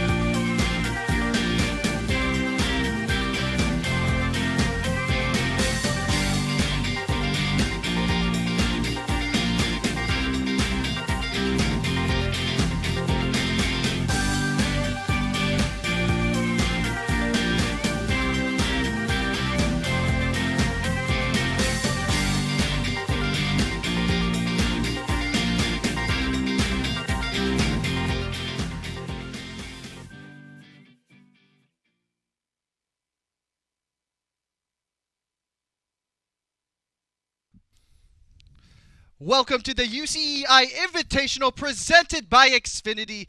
My name is Andre Agogo, here with my lovely co-caster, Caleb Jayo, saying, Caleb, how are we doing today, brother? I think we're feeling great. Great day at Valorant. Great day at Red Bull. And, man, we've had some amazing games today. UC San Diego was just knocked out by UC Davis, but now it's up to UC Irvine to defeat UC Davis after the reigning champions. Yeah, the reigning champions. After such a long day, though, they've had many games. And, man, look at this journey that they had. They started all the way fighting off Santa Barbara from round 2. And, I mean, now we're here. Yeah, Davis basically had a miracle run, right? They're coming through the Cinderella run where they just came from the losers finals, right? Or from the losers bracket, and now they came to the grand finals from a 2-1 series, right? From the last Very one. close. Davis versus San Diego, where Davis cinched it for, I think it was a bind game with deadlock as well. Very new pick. We haven't seen that pick at all. Actually, we did during VCT China, where we saw the deadlock picked on Ascent. But that's very cool to see that they did pick it as well and pulled it off. I think it was a 13-8. Great stuff by UC Davis. And Caleb, like, what are we going to be looking for from the UC Irvine versus Davis, kind of matchup here? Which players are we looking at? What players are we looking at? Fantastic question, but I mean, I think it's pretty obvious who the star players have been. I mean, Davis, they've just been popping. Wait a second. You know what's crazy? What? Where are we at? I think. Oh, it says it like right there. Oh my gosh, it's a Red Bull. And you know what I'm about to do? What are we about to do? I'm about to crack open a Red Bull and drink it right now at the Red Bull HQ at Santa Monica, presented by Xfinity as well.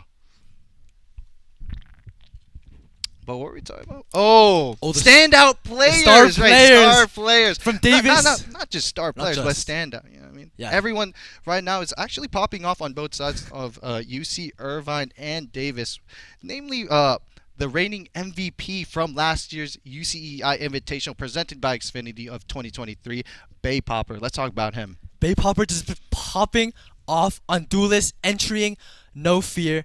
And, I mean, it's just so much fun to watch the combinations of utility that they can use. And we've seen a lot of play on Haven today. We've seen a lot of Lotus. And we even saw that bind game. And, I mean, just such stars, such talented players. But wait, Caleb, right now we're going to be seeing the player walkout. Oh my gosh, we're going to be seeing UC Irvine walking out with Coach Curry shot as well. He flew from Las Vegas. Isn't that kind of crazy? Yeah, I did. And I mean, UC Irvine, they've been having one heck of a day, and star players from them, I mean, just about all of them, they seem to be playing very solid today, but their performance hopefully will shine again if they want to have a fighting chance in this grand final against UC Davis. And right now we're seeing the UC Davis walk out here as well. We're seeing Bay Popper Various. We're also seeing many players such as Flya, Bennis, Brian as well. Great players individually and also worked well as a team, as we saw versus that 2-1 victory against San Diego, right? Yeah, I mean, we're just looking so forward to both teams playing against each other today. The best of the best are going to go head-to-head in this University of California tournament. And this is a collegiate match. This is some serious stuff. I mean, you've came here, you competed against these other colleges, and you want to make some title to your name. And so these squads are going to go head-to-head against each other, and star players from both teams. I mean, this is just an all-out war. We cannot wait to see what maps, to see what picks are played out here today. Yeah, hopefully we get... I'm pretty sure they also pick the map draft as well, and I'm really curious of what they did pick and what they did ban. What do you think I think UC Irvine really likes to opt towards those triple point maps. They like Haven, they love Lotus, right? And then I also saw from UC Davis, they kind of fumbled on that Haven on the beginning of both. I think they also played Haven both times today, won, right? But their defensive side on Haven just felt really weak. Why do you think that? Or what do you think about that? It's very hard to say. I mean, the attack, obviously, for the triple point maps like Haven, Lotus, I mean, it's obviously attacker-sided. You have so many points to choose from. You have so many ways to go. And even all these nooks and crannies, just gunplay. And after a long day, it's hard to keep the comms going. But Dave has really been able to pull through so far, but on the defense, obviously you must make a lot of reads, and if you do make the right read or even the wrong read, then you must capitalize on what information you do have. And I think Davis is actually proving themselves to be a team that's very good at that on these triple point maps, which is probably why they keep choosing them or why they keep being played. But even Bind, very sneaky mechanics with the teleporters, and we're just going to see a lot of that, hopefully. Yeah, especially with the deadlock pick. I think UC Irvine will most definitely ban Bind because they saw that pocket pick from UC Davis as well. I'm not really sure of what the bans will be, right? But like I said, very excited to see what's going to happen between this matchup in the grand finals of the UCEI Invitational presented by Xfinity. Irvine versus Davis. And let's talk about a little bit about Irvine, right? We talked about Davis quite a bit. We talked about Bay Popper, one of the strong points of UC Davis. And let's talk about the introduction of Welly, actually. Welly, I mean, such a solid player. You'll see him on multiple roles. He will flex. But they do Mainly have on the flashes, right? On the flashes, yeah. I mean, they just have such versatility on Irvine. You also see other players, but Richie going to be able to IGL for them means that they have a lot of choices and hopefully a lot of different options between these initiator picks, these smoke picks, and a lot of combinations from Irvine. Hopefully, they will be able to pull out for themselves some type of mix-up against Davis, who's been playing all day. And both these teams should, by now, actually have a very good idea of what they're going to go up against. So it'll be very exciting to see from both these teams. And, I mean, Ago, what do you think about Irvine after watching them? I mean, they didn't really play too much on the stream, right? But from what I know personally, right, I am really confident in Irvine's ability to just play most of the maps in general. And right now we're actually seeing Ascent. We're gonna be it's gonna be most likely double initiator with the KO standard, right? And we're seeing Ben is actually opting for that KJ pick. I'm not really seeing. I don't think KJ is going to be drifted away for Cypher, especially with that KJ nerf as well on the turret, right, Caleb? And I really like what. Oh, whoa. Interesting pick here from Irvine. We're going to not see the KO, but instead see the Sky the Sky variants, right? And we're... Oh, wow. Seems like everyone is just hovering different things here, Caleb. What are we thinking here? Well, let's talk about Davis first, right? Davis does have the double initiator standard, right? And then let's talk about Irvine right now, Caleb. Yeah, as you said, UC Davis having a very standard composition. Obviously, Irvine has not locked in yet, but they are hovering some very interesting agents. But already, you're right, the Sky pick is rather unconventional on this map, just because the KO does have this initiator, this knife, which is able to cover so much ground. But a Cypher as a Sentinel will be picked double controller actually yeah. on that side Viper of and Omen. Yeah, I actually seen that on VCT Pacific, right? T1 actually played that Curry, you know, the Coach Curry, as they say, taking stuff and learning stuff from VCT in general. Kind of really like I really want to see how this works. I think the Viper setup is going to be used for a lot of info denial and stalling as well, and especially because that Killjoy nerf is prominent, right? Yes. We're going to be seeing the pick onto Cypher, right? Yeah, and Cypher, Platinum actually on Cypher instead of Richie. Richie usually is the Sentinel player, but he's going to be opting for the Jet, right? And what are we thinking, Caleb? I'm very interested to see how mainly the Sky works out, just because Sova, KO, those are the two main, even Breach, those are the main initiators played on this map. Sky does have some difficulty when using the flash into places, even just like B main, there's places that you can hide from the flash, or even just a lot of places on site behind small boxes that you can dodge an entire flash, or even dodge information. But yeah, Sky will be the choice pick of initiator for UCI, and it does seem that Irvine will be playing a retake wall. Yeah, they are. B. With the Viper wall already, you'll see it cutting. Oh, but we're back. Half. Oh, but there's us. There's us. Hello. And Caleb, what is your favorite flavor of ice cream? That wasn't on the script. For my favorite flavor ice cream? Yeah, I'm a simple guy. Let's go vanilla. What? I'm a Oreo type of guy. Oreo. Yeah, Oreo. Okay, well if the ice cream shop has the Oreo, then. Oh, true. But you know what's crazy? What's Ube. crazy? You know that the purple thing. I heard of that, but I haven't tasted it myself. Wow. Is it good? That's tough. Out of 10? 10. 10. That's pretty 10, high. 10 stars out of 10. I mean, does that mean Oreo is a 10 then? I mean, like, you said Oreo is like a first. 20. 20. 20. Dang, bro. But you know what's also, I wish it was a flavor at the ice cream shop? What? Tropical Punch from Red Bull. But yeah. And yeah, let's actually talk about our amazing production team. Oh my goodness, that's every one of us here. Caleb, let's go through the list. Of course, we're thankful for so many of these members. From top left to right, we have Omicron, Peachy, we have Reju, PhD, Alan, and then the bottom left, Aga. Wait, who is that? I don't know. But we see Goblin, Golden Gad, HU, Jayu. Oh. And Burrito. Very nice production team indeed at Red Bull here today, presented by Xfinity. But hopefully we can get back into the game quite soon. We're super excited to see both these teams go head to head. And after seeing their compositions, we're hoping for some type of mix-up today. And I think UCI might just pull it off. Because with the Sky and with this new Cypher, many different things, even this Viper. Definitely, most definitely. But I think if Davis does play it right, if they do get that knife onto Welly, if they also get the knife towards Plat, they have to play towards that. Let's talk about the win conditions here. What is the win condition for this double controller comp for Irvine? They're mainly trying to avoid the KO, right?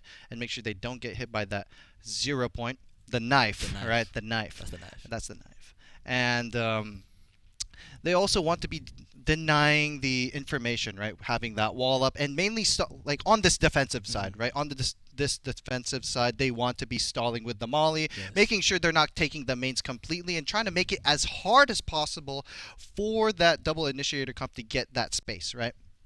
Yeah, and that's the opposite, or that's the what the opposing team wants. They want to get as much space as possible and information throughout the round and hit. And if they do have that util, right, they'll dump it. I'm very interested to see how mid will actually be contested from these two teams. And Irvine, I mean, they do have that Viper wall, but the controller picks will be an essential part of looking at mid. And you'll see the setups already for these two teams. They have very standard attack setup for UC Davis. They have that 2-1-2 going, but even the standard spread for UCI with 2-1-2 as well. But the Cypher is a Sentinel being played on A. And you'll see these default positions, just as you were mentioning, they're just going to try to get information and see what's going on in the map, especially in this first round. Yeah, so right now we saw a little bit of a mid-control here from UC Davis, but Cookie Pookie Bear, a.k.a. Richie, falls down to Bay Popper immediately. The first blood coming through for UC Davis, 4v5 in favor of Davis as well, Caleb. Yeah, and already that's a pretty early pick. That is a very early pick, and just as we were saying, they're starting to contest mid already, and that might just be a hard contest point for UCI because they're already going to have trouble holding it, and just that attention alone drew players towards A. But now you'll look at your minimap on the top left and UC Davis is heading towards B.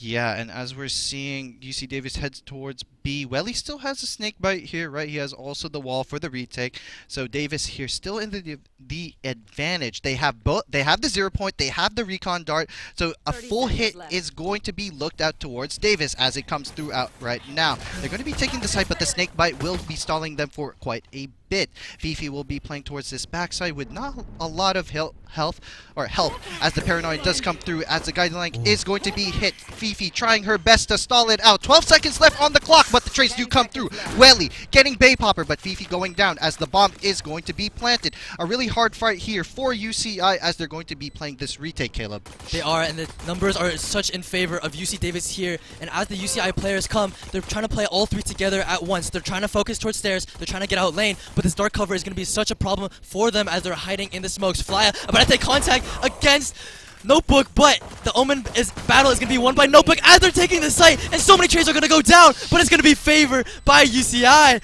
and what a round by them. They're already showing some disrespect. I mean, what are you going to do? It's the finals, but the first round going in the way of Irvine, and we're already Davis seeing had that the man advantage there, Caleb, as Irvine just played that. They played their 2v3, right, or the 3v4 perfectly. They made sure that, they got the contact towards that lane position, and then Notebook immediately just comes through as the contact does come out, right? Yeah, and I mean, that was an very explosive hit by UC Davis. They just went on paranoia backside, and they actually didn't really care about the wall too much. They kind of just went with the plan anyways, even though it was faltering their vision. But as we go into these next rounds, we'll see how that plays out even more. We'll see the bias of this round. Obviously, Irvine, they did win the last round, so they will be affording rifles in their Bulldogs, in their Spectre, but even the ultimate orbs will be starting to be collected for Davis, so they're trying to develop an advantage of their own, even if they don't have the guns. But here's a knife. Seems like they're going pretty heavy towards this A site, but Platinum already firing him up. Yeah, 2 one-way cages as they play Oh, the up down Platinum! as Platinum gets the 4K, trying to get the ace here for the Thrifty. Give it and to him! Platinum does get it. An ace, very early Thrifty, or not Thrifty, excuse me, eco round here for UC Irvine. And oh my goodness, he already has the Neural Theft. The Neural Theft is online at round 3. I mean, even in rank, that's like pretty unheard of. Neural Theft? Yeah, but Neural Theft, he got like 5 kills, and then he got a kill on, or no, 2, I think.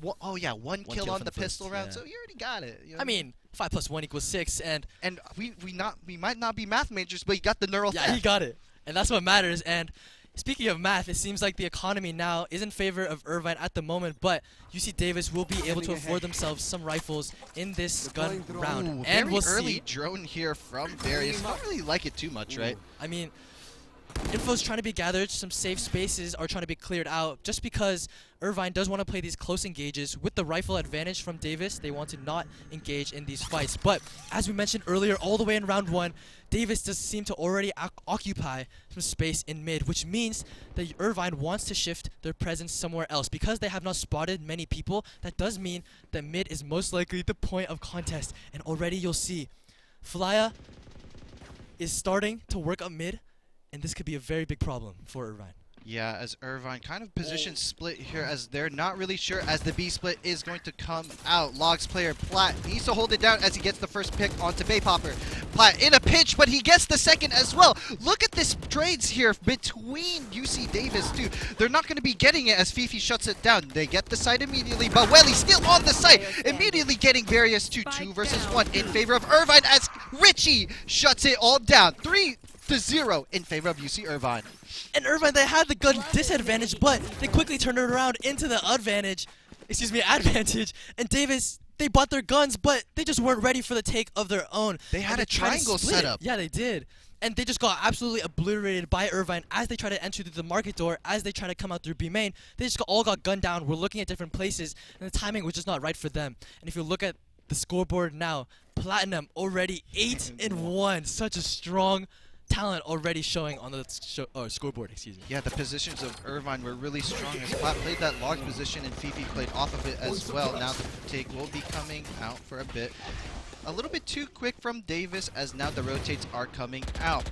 Welly getting ready for this snake bite out, but Davis not really going out as now Flya will be taking the market position a little bit aggressively as he goes towards it, but Caleb, it's just really rigid here, right? Oh, rigid, but it's quickly broken by Flya, who's already very creeped up towards the toxic screen, who's not aware of Welly being right next to him. But Fifi is still on the site, but it's quickly taken down by Baypopper. Spike Carry has been killed, but Ben is getting a headshot of his own, and it's a 2 versus 3. Irvine has only 2 players remaining. The Paranoia hitting a few players, but now the players of Davis are trying to hold on. 2v2 now as Cookie Pookie Bear takes down Brian, and they're trying to hold on to the site. Not in favor of Davis are the guns, but 2 rifles are in the hands of Notebook and Cookie Pookie, who's playing Jet and Omen. They don't have a lot of utility to work with, but Baypopper able to take the trade, but Notebook, he's there, and he's ready. 4-0 now.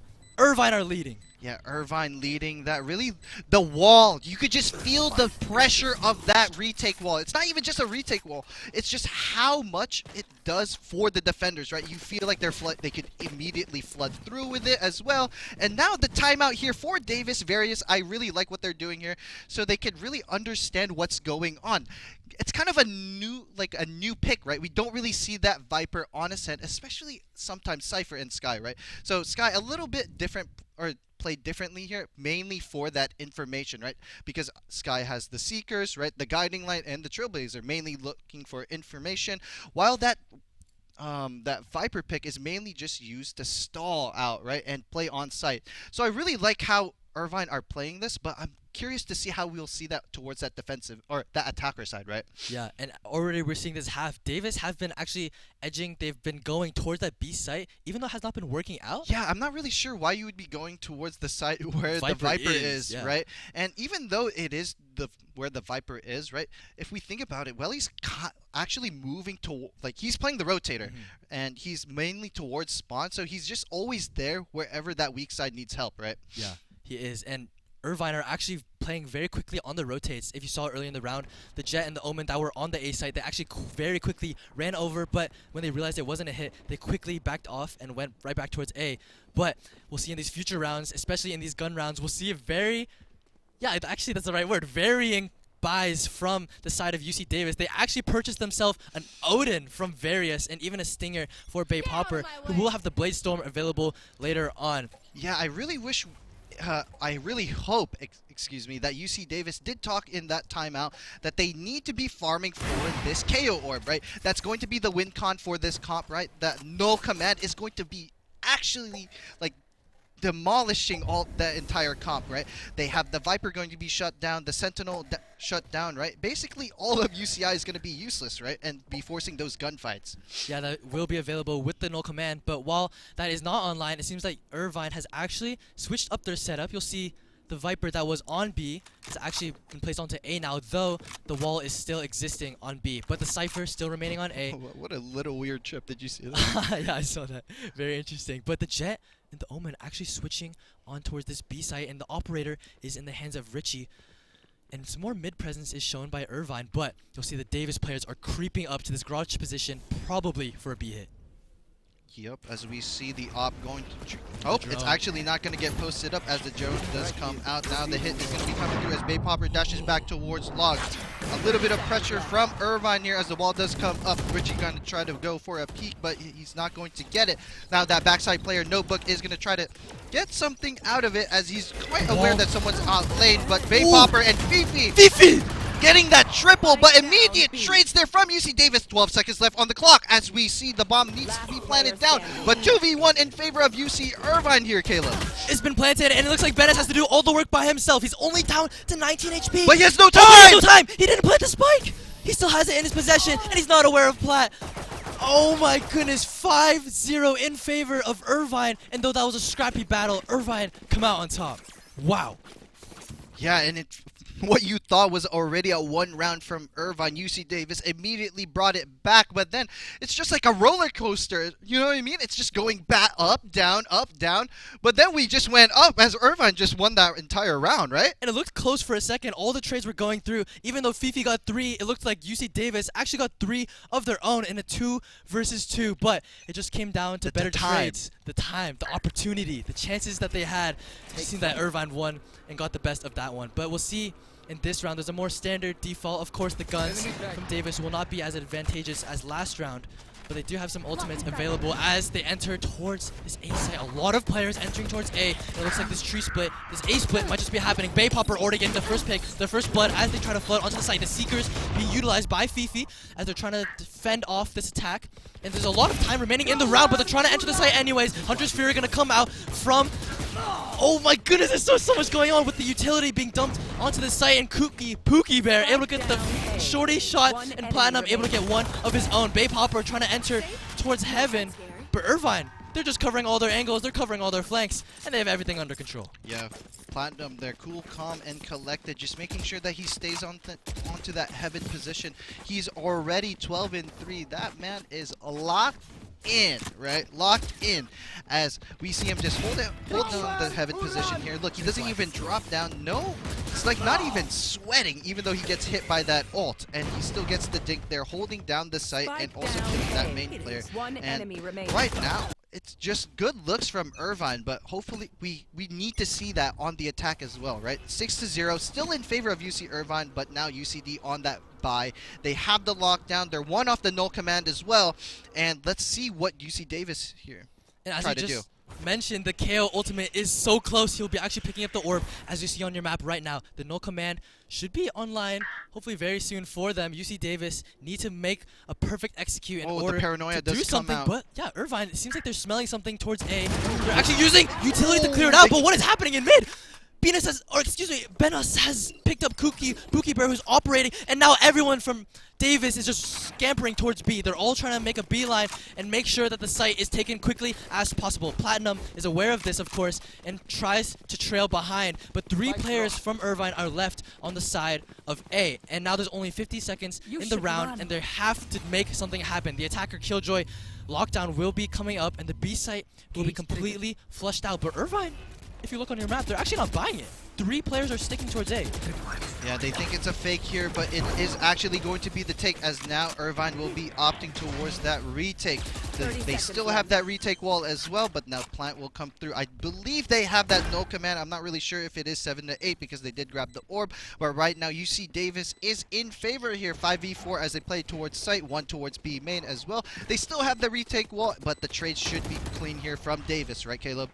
It does seem like that indeed, but 5 players on the site from UC Davis, but already 1 is taken down. 4 versus 4 now, and Notebook picking up the first blood means a lot more numbers in their favor, and Baypopper and Bennis are able to get the respectable trades, but 2 more from the side of UC Davis, and 1 versus 2 now is all down to Black. He's trying to come towards stairs, and they know where he is, but Baypopper, he's in a good position to get the 3K for himself, and Davis are able to get their first round in the half. Yeah, first round in the half here from Davis. Still comebackable, right? They still have the no command online, but the money is going to be a little bit worrisome here from Davis. If they do lose this round, this is the swing round to win, right?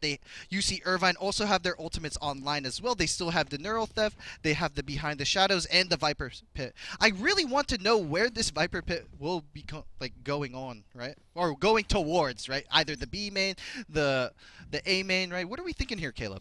I mean, just by looking at their defensive setup at the moment, there's a 1-2-2 for Irvine, 1 on that B side who is the Viper, but Pookie already using the operator, getting a kill for himself. Ben is falling, which means no more anti-flank for the side of Davis. And it seems like they need to slow things down. They wanted to go towards mid, where they thought it was going to be weak, but it seems that Richie was just right there already in open arms. But it seems like the Cypher already set him towards A. Even though Davis wants to go towards there, things could get very scrappy towards Tree here. Yeah, right now Platt is just holding this angle as the drone will come out. Now he's going to be giving it up. Really good discipline here from Platt as UC Davis trying to just poke around and try to go through. Now the op line is going to be towards B main. Hopefully Davis just try to just keep poking this, and now they're still towards this tree position, Caleb. Yeah, it does seem things have slowed down already, and 45 seconds means that half the round is gone already, and you'll see that UC Irvine is actually picking up space towards B main, which means that Irvine has a very good idea that A will be the point of contention. Now, a lot of players from Irvine are actually towards A, so this is good news for them, but it seems that the execute is already starting to speed up, and Davis are entering the site. A lot of util being dumped towards them, but Platt getting one of his own, and Flya able to shoot them down as well. But Davis is on the site very slowly, very surely, and oh, what a spray transfer! Wow, even crouched down all the way below. Oh, but he gets Platt as well! Use the 3K from Baypopper, and now it's all down to Richie, who has the operator in hand. So little HP for the department of Baypopper, but he's going around for the flank, and it seems that Richie is not aware of this. He's going right behind him! Baypopper gets the hat, or the 4K, excuse me. Hat trick is 3, right? The hat trick is 3, but Baypopper goes for 4. Davis! That spray transfer! Dang, I mean, he's just... he's so aware. What? He's just at dice, but then he looks at heaven. Where is he going to look next? I have no idea, and the timeout is actually going to be called from Irvine for that one. Let's just watch this replay.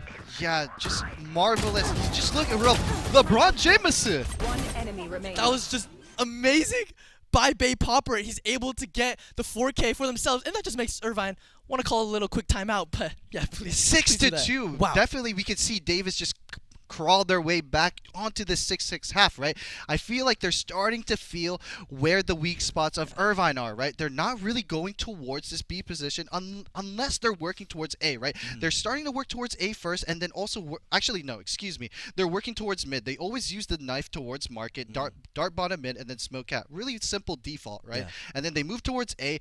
They have at least like 120 seconds left onto the clock. They work A for a bit, then they go towards B. That's the first round, right? Second round, immediately working towards that B main position and still that mid, and then they cut noise, right? They cut all info. They went towards A, and then Baypopper, even though they were losing that round, Baypopper was able to pull it through, and that's why he's that star player for UC Davis, right? Even when all odds do not seem in their favor. Bay Poppers is able to pull it off, and that was such a splendid round by them. And as the economy that you mentioned earlier, it seems that UC The swing Irvine, round. yeah, their money is not looking good for them. Not looking good for them this round, but some ultimates are available for them. The Ooh, knife what is being lineup. cooked? Wait. Ooh. On the rooftops. I Like mean, a I know ninja. that one too. Oh, you do? Oh yeah. Oh yeah, in the practice range. Huh? Yeah, you know, pack it. But as we see, the silent stack here from Irvine, really like it that they're going towards A. Hopefully we see UC Davis sniff it out here with that Sova util, right? The drone, maybe the recon dart. What are we thinking here, Caleb? I mean, 4 players from Davis, 4 players from Irvine, stacked towards A, but a lot of people are watching the same things, and already a lot of utility being used to clear out wine, to clear out some of the site. Perhaps some of a fake here. I mean, Hopefully Davis entering. does know, right? There's They just do know. no way they don't know, right? Yeah, I mean, just a lot of utility. You saw Oh, there's Sky the drone. Flash, you saw the Omen Smoke, you saw the Oh, Omen they see it Paranoia. all. I mean, yeah, I mean, Irvine is just being exploited here on the map, on the A site, and that means that Davis, they want to run towards B. Whoa. Whoa. That flash That flash was drive there. interesting. I mean, you don't gotta look at a flash, but That's true. Oh, but look, Irvine here. Oh, they pulled the rotates, Davis, and look, the behind the shadows here. It's going to be used here from Notebook, but now 25 seconds left on the clock. Davis is going to full UCI as they take this A site for free, Caleb. They go on for free, and no players lost at all yet in the round. It looks like Fifi actually took quite a bit of damage in some exchange, but it seems that Davis will actually be leaving Benis in the back line, but the null command will come online, and they do realize. Yeah, this is really interesting. Yeah, I mean, just look at everyone slowly walk up to the site as they're all on it and so quiet, even though they're all so close. Whoa. But already the silence is The hero broken. rifle. As Richie trying to break the noise, and Brian getting one of his own headshot wall Whoa, bank. this is a little bit too Notebook. close, as Bay Popper Very is the one close. to close it down. He's going to be the one to kill all of UCI as 2 members do fall. UCI kind of just looking to get the to just break the eco Last here, player as now standing. Notebook is left onto the round. I think Davis. Shots does come out from Kenny, but he is not going to live for quite a while there, as he is cut down. But Davis, I think they respected them a little bit too much by using that no command. Don't you think, Caleb? I mean, using an entire null command. For an eco? Yeah, I mean. They had to know, right? Yeah, I guess so. 4 players on A. And because they didn't see anything else on the rest of the map, that probably just means that they knew a lot of players were there indeed. But if we look at the guns now, all of them have rifles, some have half shields, but none of them really have too many ultimates, except for Welly, who has that Viper's Pit still. Yeah, they all have guns still now. have the Viper's Pit here, as we see both the there Sentinels it are is. going to be going towards that B site. The Viper's Den, Pit, whatever you could call it, right, is going to be towards B. And I really like what UC Davis is doing here. They're just keeping the Killjoy towards that, right? So in case they are going or opting for this market split, they are going to be able to pinch Welly here. And it seems just because Welly has placed the Viper's Pit towards B main, is making UC Davis think a little. They're trying to go towards A, they're trying to go towards mid. They're not really sure where to go because they think Irvine will be stacked wherever the Viper's Pit is not. That's why they're being so cautious towards this mid play, and they're jump spotting everything. They feel like Irvine may afford an op, they may feel like they may stack anywhere, but it seems that Irvine actually pushed up towards A, but close engagement is spotted out by the drone. A very good discipline from the defense here, as Sova was able to drone them out. But it seems that a lot of players, are taken or are on the A site from Irvine, and UC Davis, they just might not be aware of this, but it seems like they don't care. As the tripwire actually catching Bay Popper. the entry. 2 players from Irvine are still in main though, so it seems like But Various beats the on. strong side here, as Notebook is going to be destroying Various right now. The pinch is going to happen from Irvine as they are playing towards his heaven position. Really dislike what's happening here, but look at the pick here as Benis will be caught out by Welly. 15 seconds left onto the clock. Not really favorable here for UC Davis, as Notebook is the one going to be the linchpin, as he's keeping them from A main. So much pressure here from A main. 5 seconds left onto the clock, but UC Irvine will just continue. Notebook there, really good job as he's able to keep that A main position for so long. Not over peaking, right? He understanding that he just needs to live, and he's just creating so much pressure from Davis. Yeah, just that additional angle of a main created an entire different story for the side of Irvine, and they're able to take down Davis. As you said, the pinch as they were on the site, the players looking at them from heaven, players looking at them from main. I mean, where do you look? You can try to hide behind Gen, but you're just going to get flooded and inundated with so many pieces of utility, so many players jumping out from heaven, and it seems like Davis is going to change up the pace a little bit here, as they do not have that many guns to work with, but the ultimates are starting to be charged up. Yeah, right now 7-3 in favor of UC Irvine, but excuse me, the favorability is going to go down as Flya gets the first pick. The pace change is going to be different here as Davis tries to quicken it up, but Bay Popper doesn't really care as the flash drive will come out, but Platinum says, I don't care, I'm going to spam through that as he gets the returning pick here. 4v4 in favor of UC Davis here as he's still going for that spam. Platinum not trying to give up this tree position as he's going to get counter spammed as well as he gets Bay Popper again. Neural Theft will come out here, Caleb, and it's going to be hard here for UC Davis now as they did get the initial pick, but Platinum just being that thorn in the side, right?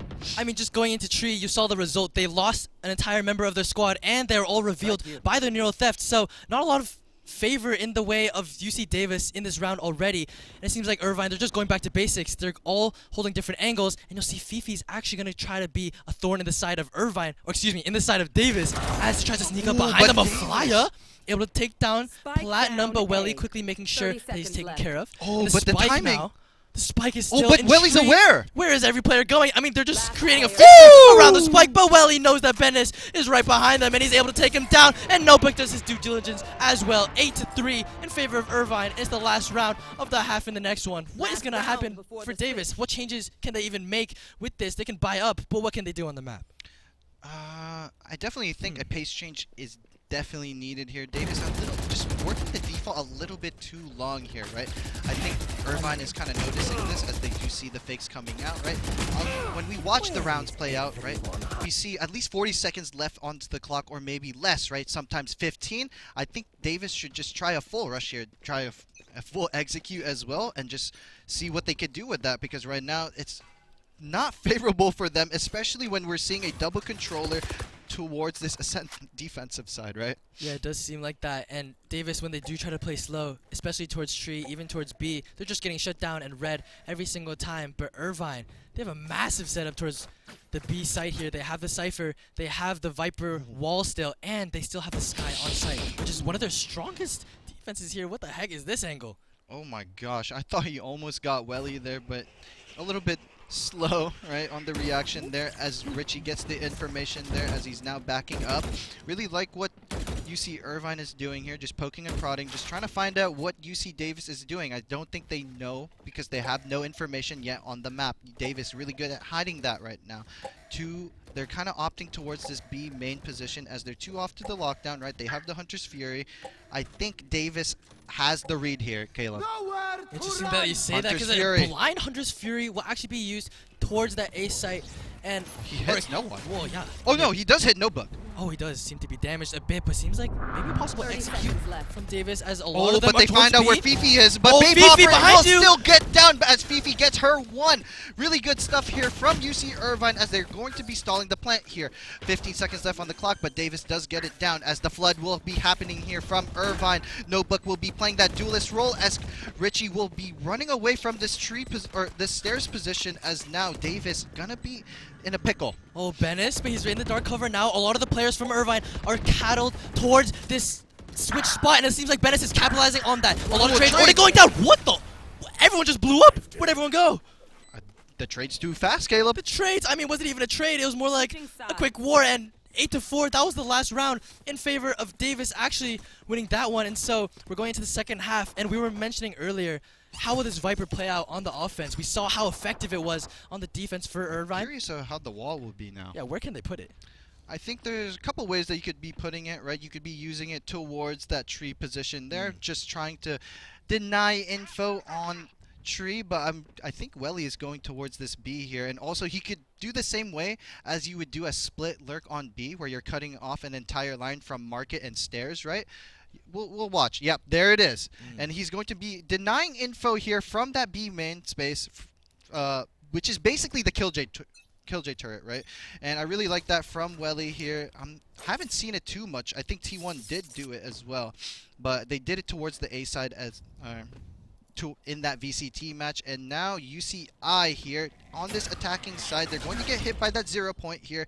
So 2 members of UC Irvine will be spotted as Bay Popper will be holding this tree position. And a very standard spread from the start of the round, but a very denial orb. As you talked about earlier, it's just denying information, denying any sight lines, and here comes the Trailblazer through tree. Gonna get even more information for Irvine. It seems like they have a very good idea of where their space is to take, and already the dash is being primed from the side of Irvine. They want to take A, they want to take space. Paranoia as well. Davis is aware of a possible A take, but if you look at your map, it seems like Irvine, they're not actually full committed yet. Oh no, now they are. Paranoia coming down towards the site. Already players starting to fall, and Bay Popper's gonna fall towards Generator. There's only one more player towards site, and they're gonna collapse on him very quickly as Notebook right-clicks him right into the head. One player left in tree on the side of Davis is quickly taken down, and now already it's a 2 versus 4 for Davis. It's a very heroic deed if they're able to finish this round off, but Irvine, all they have to do is play their numbers as they'll stack up in hell. Yeah, Irvine just playing it so well together, as that's the name of the game on pistol round, right? As the trades do come out, Davis will be losing that, and now it's going to be 9-4 in favor of Irvine, right? That it's going to be the name of the game here for pistol. They played together, they denied info. Bay Popper just was pressured. He was pressured. He felt a lot of players going onto him, especially because a Paranoia was used to cut the site in half. Even though 2 players were stacked towards that A site on the defense, the offense of Irvine was just able to collapse on them very quickly with this combination of peaks, with this combination of other flashes, and Irvine just overwhelming them once again. Precise gunplay and very drilled techniques, especially on that pistol round. And now we'll look into this next buy. We'll see a lot of rifles and even a Marshall on the side of Irvine. And Davis are actually changing it up. They're going to go for SMGs in this half instead with some half armor. Yeah, they're going to be they're opting for the force here. They don't want to give Irvine this momentum, but if they do lose this round, it's going to be a 10-4 game, and it's going to be hard for Davis to crawl back into this, right? And it seems like the defense instead are changing the pace a little as well. 2 players towards B, 3 towards A, and you'll see this KO pick. Oh, I think he actually whiffed his knife just there. That might actually be a little bit of a blunder, as they will not be able to have as much info as before. But a lot of players from Irvine, they're starting to come towards mid. They're starting to take more space, and dark cover is being used towards Cat, which does mean that they want more space in this mid spot. But a very standard spread still from Davis means that they're still trying to collect info, just wait for any reads that they have. But Irvine, they're looking for an A split here. Yeah, Irvine opting for this A split again, similar to their pistol round, but look at this KJ setup here from Bennis, right? Bennis is going to just make sure that they aren't entering through tree, and now the weak side here of Irvine will be quick and will be taken out here, but Fifi will make sure that Bennis doesn't get another. And oh my goodness, Davis, they had the stack on towards A, but they lose it all. And now it's all up to Davis. They only have 2 players, but now they have 1. And it's all up to Bay Popper with just an SMG in hand. Actually able to take down Fifi. Now. Could be possible for himself. Has a Bulldog in hand now, 25 HP, but has to clear every single corner by himself. He has no dash, but he does have 2 Cloudbursts to his name. But yeah, an Omen and a Cypher. They know exactly where he is. Can he get the shots? No, not quite. Notebook able to shut him down. And 10-4 in favor of Irvine. Seems like they're running away with this one. Yeah, 10-4. It's going to be hard for Davis to crawl back into the game now, as Irvine will just keep snowballing it. It's like League of Legends, but we are playing a Riot game here, so Valorant will be played instead. Platinum just doing God's work here, right? 18-9, finishing the job, but in general, it's just UC Irvine doing so well as a team, right? Yeah, and it seems that Davis playing the win con, to be honest. The win condition for Irvine, I mean, all they had to do was group up, play together, play slow, and Davis seemed to play right into that. But in this one, it seems like the pace could change very much so, because Davis is heavily stacked towards mid, and also that wall change towards A will deny more information. But Davis having 4 players towards main, except for the Killjoy, who they left on A. I mean, it could just be a very interesting change, as we see here. A lot of Irvine players sitting outside the garage. I mean, as long as you didn't park your grandpa's car there.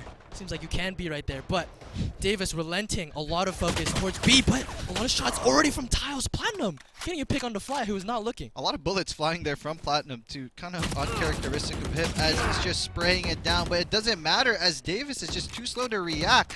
Now look at Irvine here, taking all of this B main space with this Trailblazer as now Cookie Bear, aka Richie, just taking all of the site here, and now Davis just very low and also reduced in numbers as it's going to be a 3v5 in favor of UC Irvine. I mean, Davis, the situation is just so dire here. What do? Do you go for exits? Do you try to win this? Do you go for more kills? I mean, it seems like they're going to try to as they try to flash on, but Platinum getting 3 for himself in the round already, and Richie just using that Bulldog to get a little bit of bark into the sand. Excuse me, not into the sand. Adding dirt to the injury, but Bay Popper able to get one for himself. It's all up to him now, but not able to do too much more damage. As Irvine, they're able to get their 11th, and they're just going to secure another gun round. Another gun round secured as it's going to be 11-4. Irvine just the goal just keeps excuse me, it just keeps going further and further away from UC Davis's reach, right? Yeah. Our analogies are not good today, but that's fine because it seems like the players are playing well. But the players just going crazy as now UC Irvine just need 2 more rounds to just secure this win onto this Ascent map pick, right? Yeah, it seems like Irvine are going to actually make a change themselves in this round. What is 3 this players wall? towards mid. Yeah, why is that? A little bit. What do you think? There? It looks like a waterfall. I mean, looks like he was going for Shaq there. What do we think? Shaq, I mean, that's a unique one for sure. But the wall actually was placed towards mid from UCI in this one, so a lot of control could be placed there. But it seems that B is heavily defended by following Davis. that guiding light. Yeah, I mean, information now for CT. Not a single player was watching there, but Irvine seems to try to take space towards B, the Trailblazer, trying to clear the way here, but 2 players are there. It seems like contact has already been made, but Davis is a little late on the rotate as 2 other players are not even present, and they're just getting run over. Irvine already onto the B site, into the dirt, and Davis, all they have left is 2 against 5. And their guns aren't even as good. What can they do here? Davis in a dire spot. Yeah, it just looks like a slaughter from now, right? It's literally just Davis. They're doing their best on trying to do anything at this point, but UC Irvine is just denying it all the time. They know exactly what they're doing. I don't even think they know exactly what they're doing. They're just doing it better. Yeah, that could be a very high possibility. But again, you'll see them going back to fundamentals, trying to play together, but Notebook denying any chances from Flya, and all that's left is Bay Popper with the operator. Maybe go for an exit or 2. He knows where Notebook is, but not able to successfully connect the shot. Platinum shooting him down in the end, and that's 4,700 credits already onto the ground, and Irvine is on match point. Irvine in match point here. 12-4 now, but look at Irvine's ult economy here. They just have so many ultimates to use, and on a match point, that could just very well outclose the game. Will Irvine use all their ultimates? It seems like a lot of them are hurting just towards his I don't even know if we can even use all the ultimates in time, right? Yeah. And there's not a lot of time for Davis to come back, but A-site did seem like the point of contest that they wanted to go for, but Irvine had just been hitting this B site so consistently that that's probably why they're making this mix up towards A, because Davis wants to defend B even better than they had before. Oh, but the round does start here as we see the replay package stalling us out a bit, and now 125 seconds left on the clock as Davis already lost Bay Popper. They Look, did, he's down. and Bay Popper was indeed their star player, but not having a gun in his hands means that Irvine have a better fighting chance. From the shadows was actually used to see if anyone was towards mid, I think. And Irvine, all they have to do is play their numbers again, play fundamentals, make sure that their pushes are clean and nice. 1-1-3 setup though from them. But Richie actually going to take down Flya, so this A site will be much easier to take by themselves. But Brian actually on the wings, able to take down 2 with a Guardian of his own. Is a little better for UC Davis. But the guiding light out in hand, but Welly will cop out Fifi as now Fifi will play the jump up. But not playing the win con there as Davis is now, UC Davis now has a 2v1. But look at this high load that they're holding here from Welly and Platt. Really like what they're doing here. Disciplined, fundamental, easy way of winning this game. Just has to wait for Bennis to peak now, and eventually it will be over as UC Irvine will take it 13-4, 1-0 in this grand final of UCEI Invitational presented by Xfinity. Caleb. What a game. I mean, Irvine, they just seem to be the driver's Dominant. seat the whole time. I mean, 13-4, that's no score that you could laugh at. And Irvine just going towards this B site so many times when they're on the attack. And even that B site when they're on the defense, seems like they love B, B, B. B is the name of the game here, Caleb. But let's kind of talk about how UC Irvine just played that double controller comp. It felt like they, to be honest, it just felt like Davis just kept trying to hit towards that wall every single time. And even though I felt like that was the trap, right? UC Irvine definitely wanted to take fights into them, right? And they didn't really use that much util to push them out. That's what I felt. Yeah, and even though Didn't they really have, see too much like flashes, Yeah. right? Too much dronage, or well, there was some drones, right? But not enough to push out those angles, right? Because UC Irvine didn't have their own KO to just deny as well, right? They had the Viper instead. So it's kind of weird that we didn't see the KO util used very well from Brian, but I don't know. Props to UC Irvine as well for punishing that, right? Yeah, and it seems like Irvine's takes were just a lot more fundamental, and even their post plans, they just seem to play it together with their guns. And I mean, just a lot of well done plays by Irvine as they sealed the deal in that map. And I mean, even mid was the name of the game, as we saw there. And the star players from Irvine, they're just doing so much work. All of them played extremely solid, and I mean, yeah, just and really right played now well. we're gonna be seeing the family of of UC Irvine here. We're gonna be seeing mom and dad. Hello, mom and dad. Say hi to the camera. Woo! Let's go. Get hype, crowd, here at the UCEI Invitational presented by Xfinity Grand Finals, right? And we'll see some posters here. UCI, Zot for the win. Oh, But whoa, whoa. that's what they had on their poster. So Yeah, I true. was just trying to read it out loud. Yeah, of course. Yeah. Keep it professional. But a very nice game Yeah. from Irvine. And I mean, even Davis, they had a lot of fighting chances in that game. Yeah, they definitely did. As we saw them, we saw so many glimpses of hope from Davis, right? We saw Bay Popper, but it felt like it was just an individual effort, not really a team effort. What are we thinking? I mean, right? yeah, as Let's you talk mentioned about the before, round. Yeah, the rounds. I mean, the information that they had in the KO.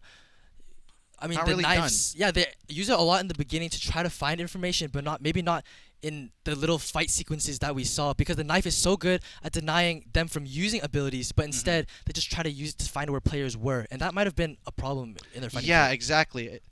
And right now, I feel like UC Davis could be doing a little bit better with how they're using that KO util, but right now we're going to be heading to a break, so stay tuned as we're going to be 1-0 in favor of UC Irvine. We'll be back. Remember when we only needed enough Wi-Fi speed for our video games? Yep. Then my little brother grows up, and now we need double the speed. How's your internet supposed to keep up? Oh, tell me about it. Upgrade your speed with Xfinity today to keep up with whatever the future holds. They've never lost a game to slow internet, and it shows. We can hear you, you know. The Xfinity 10G network. The future starts now.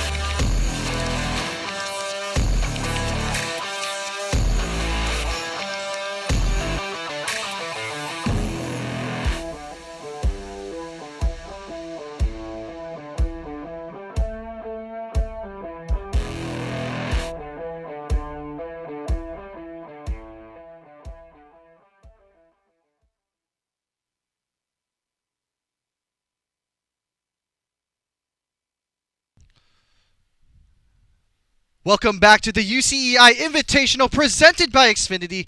Again, my name is Andre Agogo, here with my co-caster here, Caleb Jayu Sang. And Caleb, oh my goodness, we're 1-0 for Ascent here. UC Irvine versus UC Davis. Let's kind of talk about Davis here and how they kind of won, or how they were winning rounds, because we understand the formula of UC Irvine, right? They literally played the comp perfectly, the fundamentals, the teamwork, right? But let's talk about Davis here and how they could be doing better and try to win this next map. Well, if you just saw the team compositions from last game, you saw that Davis had a very standard composition, the KO, the Killjoy, all these characters with very large impact ultimates, and that means that you must have a lot of team play. But it seems like a lot of their playstyle revolved around trying to take these sites, but then Baypopper just ended up popping off on these sites with his mechanical skill purely alone, and a lot of star moments actually were able to capture those round points for them. But it seems like the map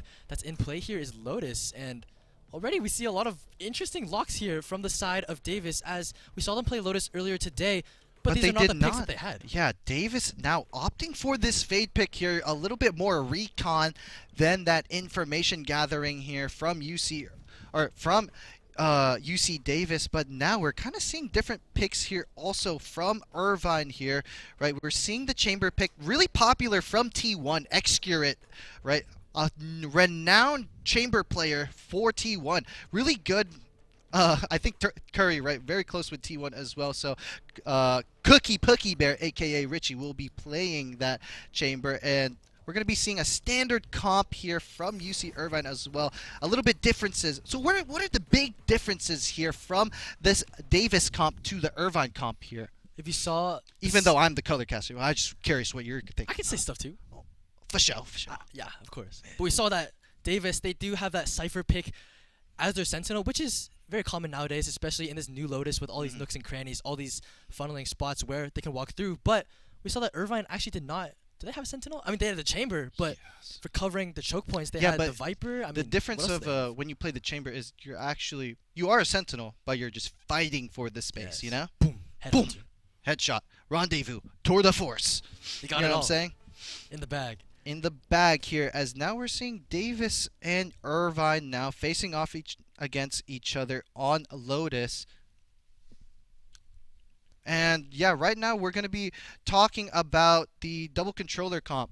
And it seems that even though the double controllers are from both sides, there is a big difference between the two teams, which is the initiators.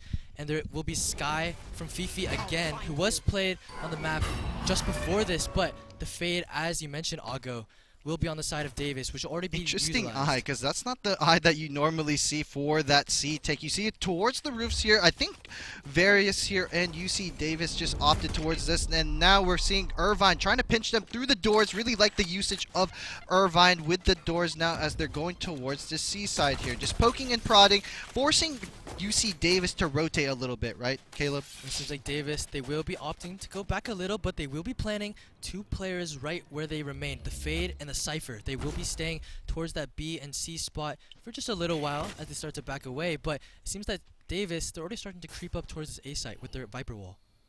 Yeah, as they're creeping up with the Viper Wall here, we're going to be seeing Davis here also just making sure that they have all of this space as the execute does happen, and Welly just trapped onto site, but Platinum helping him from heaven here, holding the nade out and making sure that the nade does come out. As look at Irvine here ready to flood. They're coming through drop as we follow the haunt through, and now Davis going into a very stacked site here. It's going to be an epic brawl. Seems like the brawl is already starting to go out. A big paranoia from drop has being placed, but the C's will be catching a few players, and the trades are going down. Davis, they're losing so many players. But Davis is winning this! Back. Oh my goodness, 2 on 2 already, and Notebook putting so much damage for himself in this round already. Only 10 seconds left, but Notebook getting a triple kill for himself in the first round on the pistol, and Irvine again winning the pistol round. Notebook is just that anchor that you see Irvine just needs. He's literally that rock, similar to how you know, Mako is on for DRX, just so solid for UC Irvine. And I really like how Irvine played that. They were so ready for that hit onto A. Davis just took so long as well to hit. I really don't... It's kind of weird that Davis took very long to hit as well, Caleb, because Irvine was so ready, right? Yeah, Irvine, they actually despite being ready too, they just had the advantage and fumbled it. Yeah, as we look at these last few shots, Irvine, they had 4 players. They were extremely ready for this hit. As you saw on the minimap, they were able to just walk on over from B onto A, and they were ready to receive it, but already engagements being thrown down. Platinum getting 2 wallbang kills for himself as they edge up towards these sites, and Cookie Pookie Bear, also known as Richie, with the Guardian. 2 players on C trying to fend off these attackers with the pistols. Not a lot of damage will be done. Cookie Pookie Bear able to pick up a 3K for himself on that eco, and already that Tour de Force will be starting to be loaded up. Yep, as we see Platinum racking up 3 kills there, very close to the showstopper as well. This defensive side from UC Irvine, despite having the chamber, just doing wonders as they're always fighting for that space very aggressively, right? And it seems like some pings on the minimap from Davis will actually be towards C and towards C main, and all 5 players will be launching themselves towards C, and only that Viper from the side of Irvine will be there for this round, and this is more of a buy round for Davis. Though ultimates are not available, they'll be fighting with their gun advantage, and the Viper has already been sniffed out from Irvine on the C side. Yeah, Davis noticing that Irvine has a very weak stalling power here because they don't have that KJ, they don't have those tripwires, so they're opting for faster takes here. Really like the adaptation here, but unfortunately they are going into the hands of the Viper. Welly here, stalling it out, using both the snake bites, I believe, towards that C main anchor, as Richie getting all of that space towards A main and forcing the re-clear of Davis. Now they being a thorn in the side here, as well as now they're going to be down 4v5. Actually, he does have one more snake bite here, and now Irvine putting them in a chokehold as Davis is now about to execute the site here, Caleb. And Irvine, they are trying to hold onto this site. Only 2 players for them, but the door mechanic is being utilized as they're opening it, and shots are going down, and already the trades are doing so much work in the favor of Irvine. It's a 2 versus 1. It's all down to Brian, and it looks like the spike is on the C site. It's a Viper showdown on C, but does Brian know where they are? No, he does not. And Welly able to get 3 for himself, and 3 rounds for Irvine as well. I mean, what a great start for Irvine. Yeah, a great start here for Irvine. It seems like they've always won every bonus round so far, and throughout this grand final here at UCEI Invitational, presented by Xfinity. And right now, Platinum opting for this Odin pick. Really like it because the walls are thin on Lotus here. Really needs to be abused more often by many players. And look at this aggression here towards this A main side from the Cookie Pookie Bear, Richie, and Platinum. Yeah, and the operator actually going to be utilized by Richie towards A, where a lot of players from Davis are stacked, mind you, already. Platinum able to find a kill for himself from the squad of 5. But it seems that Irvine able to casually hold this off as Cookie Pookie Bear able to snipe down Flya, so no more smokes will be available to deal with this operator, and Platinum getting another for himself. I mean, this should be an easily collectible round for Irvine. Yeah, an easy collectible round for Irvine, as now 2 members left of UC Davis. Caleb, what could Davis be doing better? It seems like every time Davis has tried something, in almost not even just this game, but through the entire match itself, they have no answers for Irvine. What can they do? You know, you're the play-by-play, but you're also the color caster as well. I can try my best, but I'm no genius, but UC Davis, they seem to be grouping together at the start of every round. We saw last time they started towards C. This one they started towards A. Brian with the Deagle feeling hot himself. Cookie Pookie Bear with the operator. Actually be falling, but Notebook able to avenge him very quickly. Bay Popper is going to be going down as well. And Brian has the Deagle in hand. Hits a shot for himself. There goes the wall, but Fifi will be taking him down in the end. But as we were just talking about Ago, I mean, UC Davis, they're just trying to play with numbers. They're trying to group up and find space as a squadron. But does that work against this comp that Irvine has? I mean, they're able to hold down choke points with the Raze, with the Viper, and even this operator that Richie has in hand. Davis, I feel like they need to get more information in space, especially with this fade and denying information with the Viper, and even the spy cam from Cypher. I feel like a lot more information can be attained by them before making these decisions. Exactly. I also agree with that because it seems like the Cypher is not being used or utilized here from UC Davis as well. They're not really poking and prodding towards other sides of the map, right? It feels like they're executing very, very quickly and going into the trap of UC Irvine, forcing these very fast fights, which are favorable for them, right? Especially when you're on that double controller comp here, and they're still opting for that here. I really dislike what Davis is doing here because it's very quick here, but Bay Popper will be catching out Welly, but Platinum here with the showstopper here, getting Flya breakable here. They're very heavy breakable here as Davis will be trying to retake towards that side, but Irvine here denying the space here, using the Nightfall, or excuse me, Davis using the Nightfall here, making sure that Irvine can't get onto site. The Viper's Pit will be planted as well, as now the Irvine retake will be hard here, and kind of it's going to be tough as they have this late lurk here towards Heaven, but Ben is getting two, making sure that the breakable players will not be coming through as 2v4 in favor of Davis will make sure that they are still on the map. Oh, Platinum able to finally shut down Bennis, but it's just a little too, too little, too late, as this Viper's Pit will be denying so much space. Ooh, Platinum will actually deal with Bay Popper, gets a 3K for himself, and but Various. Still so tough with that Viper Pit so online. Has Cookie Pucky Bear, aka Richie, will be saving that operator, and now Davis finally on the board, right? I mean, we were just talking about how can Davis combat this Irvine able to shut down their chokes, but all they had to do was go B. They just went in, used their ultimates, and they got hit space. B, right? But that will only work one time. With their ultimates, yeah. Correct, and they used a big ult bank there as well. They used the Viper's Pit, right? They used the Nightfall, and now they're two off the Showstopper as well. Even though they have the Neural Theft and From the Shadows, right? Those aren't really WinCon ultimates, right? And right now the WinCon for UCI is to make sure that their op is always posted in a very good angle here, as now Richie is opting towards this B main line. And I really like how Irvine is playing this, as they're using the Paranoia to make sure that they're getting space towards A, using the Viper Wall as well. I really like how the Viper Wall is also placed here because of the new map changes as well. But Davis, again, they're resorting back to their old ways. They seem to be grouping a lot towards this A site, and even from the shadows being utilized into tree means that they have a lot of space to work with. Fifi actually going to be falling spammed actually spot, and it seems like not a lot of players on the site available for the side of Irvine now for the but defense, but Welly able to shut down Bay Popper, and but not Various enough. walking down in now, and Welly is taken down. The A site seems to be on the side of Davis, and it's a 4 versus 2 now. Irvine is in a desperate spot, but they do have star players in the sites now, but an operator is in the hands of Richie, and that means the retake will be so difficult for them. Yeah, the retake will be difficult for them, and it seems like it's going to be a save here from Irvine, just holding for the picks here, and Davis finally just denying info on A, or it's even though they're not really working towards the other side of the map, it feels like Irvine doesn't really have too much of a read here. They're kind of opting for these weird, or not weird plays, right, but kind of going for not too much map control onto the other side, even though they have this B main space. No one played towards C, so they had no information that they were towards that C side. So really wish that we're seeing the operator move towards A main here, right? More towards C mound. Try to make sure that Richie is also getting a really good line here with the guiding light, right?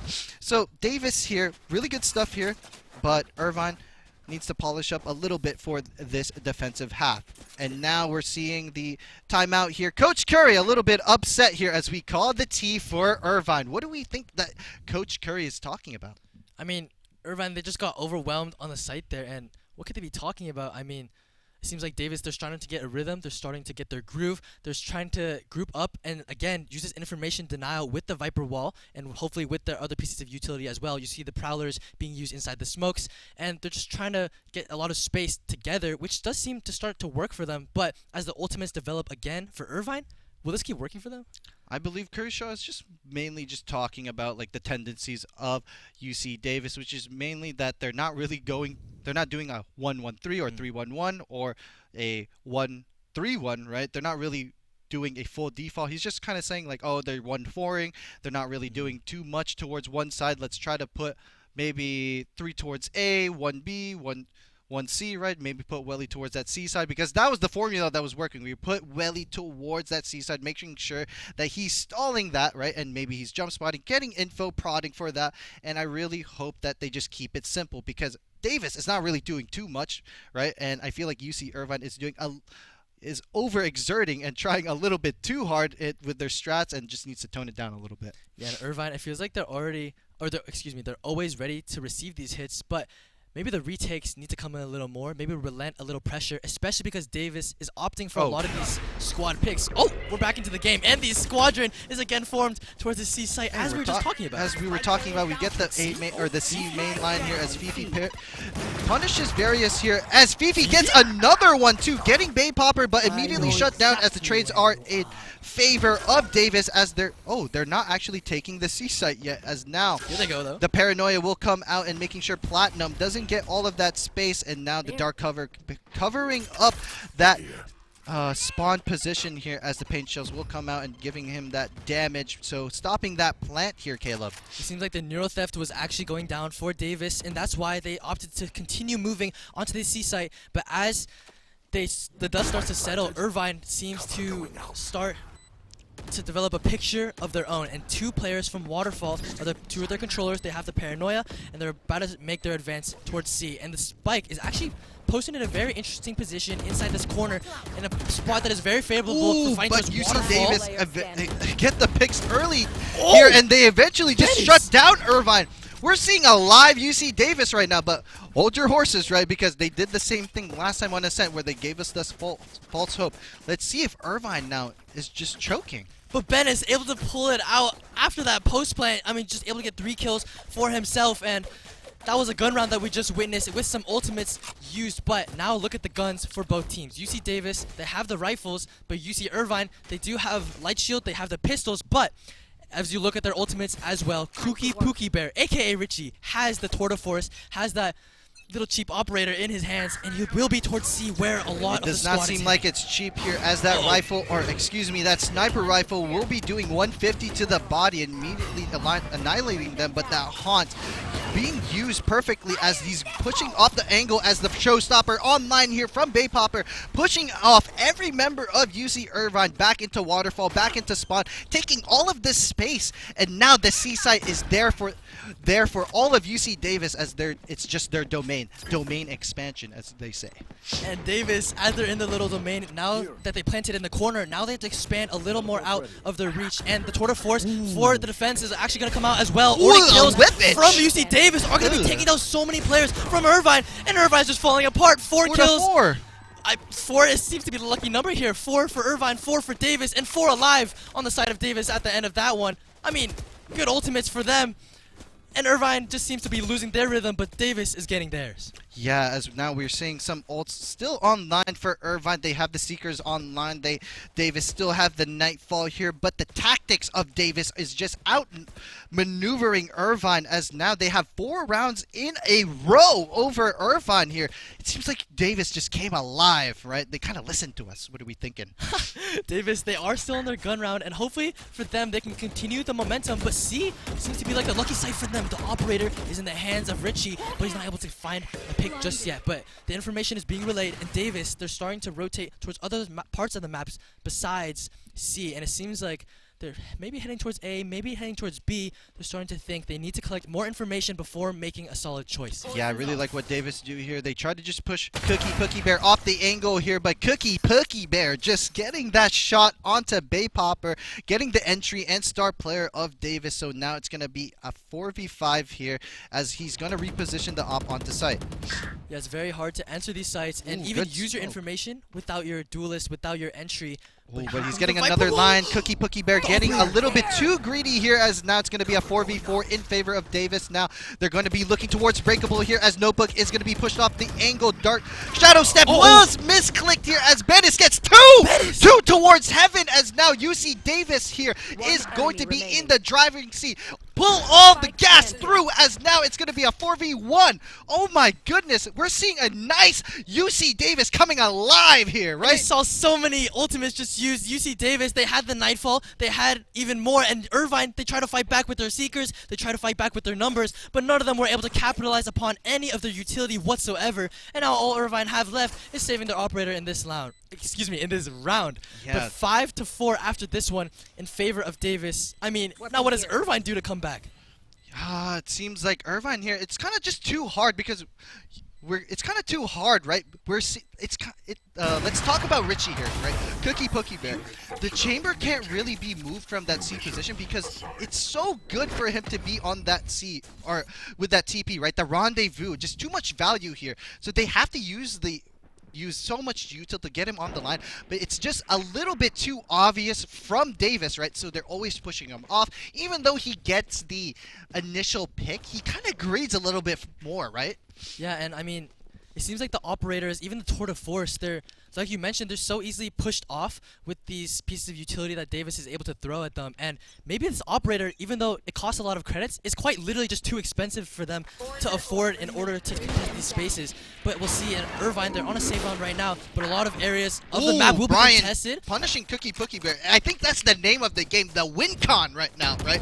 Punishing Richie, because the chamber is the vocal point of this, just of UCI, right? They want to make sure that this chamber is trying to get as much value as possible, but they're not doing that right now, as Platinum is trying to be the band-aid of UCI, trying to make sure that the mistakes are covered, but not enough here, as Bay Popper will be the thorn in the side of UC Irvine as he gets a second there, punishing Fifi and Davis. Not going to... Actually, Davis is just taking everything now. Davis, I mean, they're just stepping on the turf of UCI and saying, oh, hello, this is ours. And Welly, he's trying to fight back, but what can you do against 3 more rifles as little more shots will be exchanged right on here. Actually, able to land a little headshot onto Welly's Bay known Popper. for the Marshall, but that's not going to be enough as Davis is now ahead. The first lead of this grand final here at UCEI Invitational, presented by Xfinity here, 4-6 in favor of Davis. What are we... Right, let's talk about the vocal point here, right? We know that the win con for Irvine is that chamber pick. Davis abusing it. How can Irvine just band-aid that, Caleb? I mean, Davis, they're just playing so well. As you mentioned, the change in Sentinels, they have the Chamber against a Cypher, but the Chamber, what he has is the Operator, and he has the sniping potential with that rendezvous, able to quickly snap his fingers and get back to safety. However, I mean, Davis is just playing their numbers, and even though they might get stalled a little bit from the Operator, again, this utility, yeah, able they're to flush just him out. finally using the utility and just understanding that they have to push the Operator out, right? They're using the Prowlers, they're using the spy cam as well, right? To make sure Richie doesn't get that angle for free. But now he gets the angle towards B main. Finally getting that value with that rendezvous, and hopefully he doesn't greed for more this time, right? And that means no more smokes on the side of UC Davis, and a lot better opportunity for the Operator to come online. Even though they have the Viper, that's really only for denying information, especially where the wall is placed right now. But as you look at your map, Irvine is heavily towards C, and Davis does not seem to be aware of really anything as their default is going down. A 2-1-1 setup means that more information needs to be collected, but the Operator is indeed on B, and he's going to get another kill onto Bennis, who was trying to lurk his way around and be a little rat that he is. But a hit from 2 players maybe, 2v2 skirmish onto the Yeah, C 3v5 here. Bay Popper trying to finally do something. Now it's going to be a 3v4 as the Showstopper is going to go online. Damage does come through, but Notebook will be the thorn in the side as Various is going to get the trade immediately. The retakes are going to be coming out, but it's not going to be enough as the paint shells does punish Various. And now a off position here from Brian. A great lurk. What it seemed to be a great lurk is now going to be obvious as Cookie Pookie Bear. Richie, the one, the savior, the one who won the round for us. The 2 important picks will be watching for this flank, but Brian getting him down as Brian now will make this winnable. 1 versus 1, 10 seconds left onto the clock. Welly, the clutch machine, making sure that Davis doesn't go any further. 5v6, or excuse me, not 5v6, 5-6 in favor of Davis still. But now UC Irvine finally getting some life back. They are, and it seems like they're fighting even more back. We saw at the end, except for the very last few seconds. But it was indeed a 3 versus 1 all onto Brian. But, I mean, the Operator in that round was able to come online. The win condition that we were speaking of earlier in the Sentinel difference, Chamber was just able to get 2 picks with the Operator for himself. But now it's a buy round, and now everyone has full shield. It's the last round in the half, and the ultimates available for Davis will hopefully be able to come online for them. As they head towards B, the Viper's Pit hopefully can be utilized to gain more space, to make sure that their spike is safe, and that these engagements are even better for them. You know, I kind of noticed that Bay Popper is finally just not the one to be winning the rounds here. So it seems like UC Davis kind of heard us, just like they're finally working together, working the map here. So hopefully we get to see Baypropper alive on this defensive side, as now UC Irvine using some util here. The Trailblazer a little bit used too early here, and now we're going to be seeing a crossfire here on this C main take here. But now Davis opting towards the A main side. Welly just playing for that jump spot here. They have a trap set up here also towards the B. I think they're trying to just get Richie the line here. A little great stuff here from Irvine, but I think the wrong read now, as Davis are going to go towards this line, but Richie actually opting away from it. A little bit scared, right? Respectful. Yeah.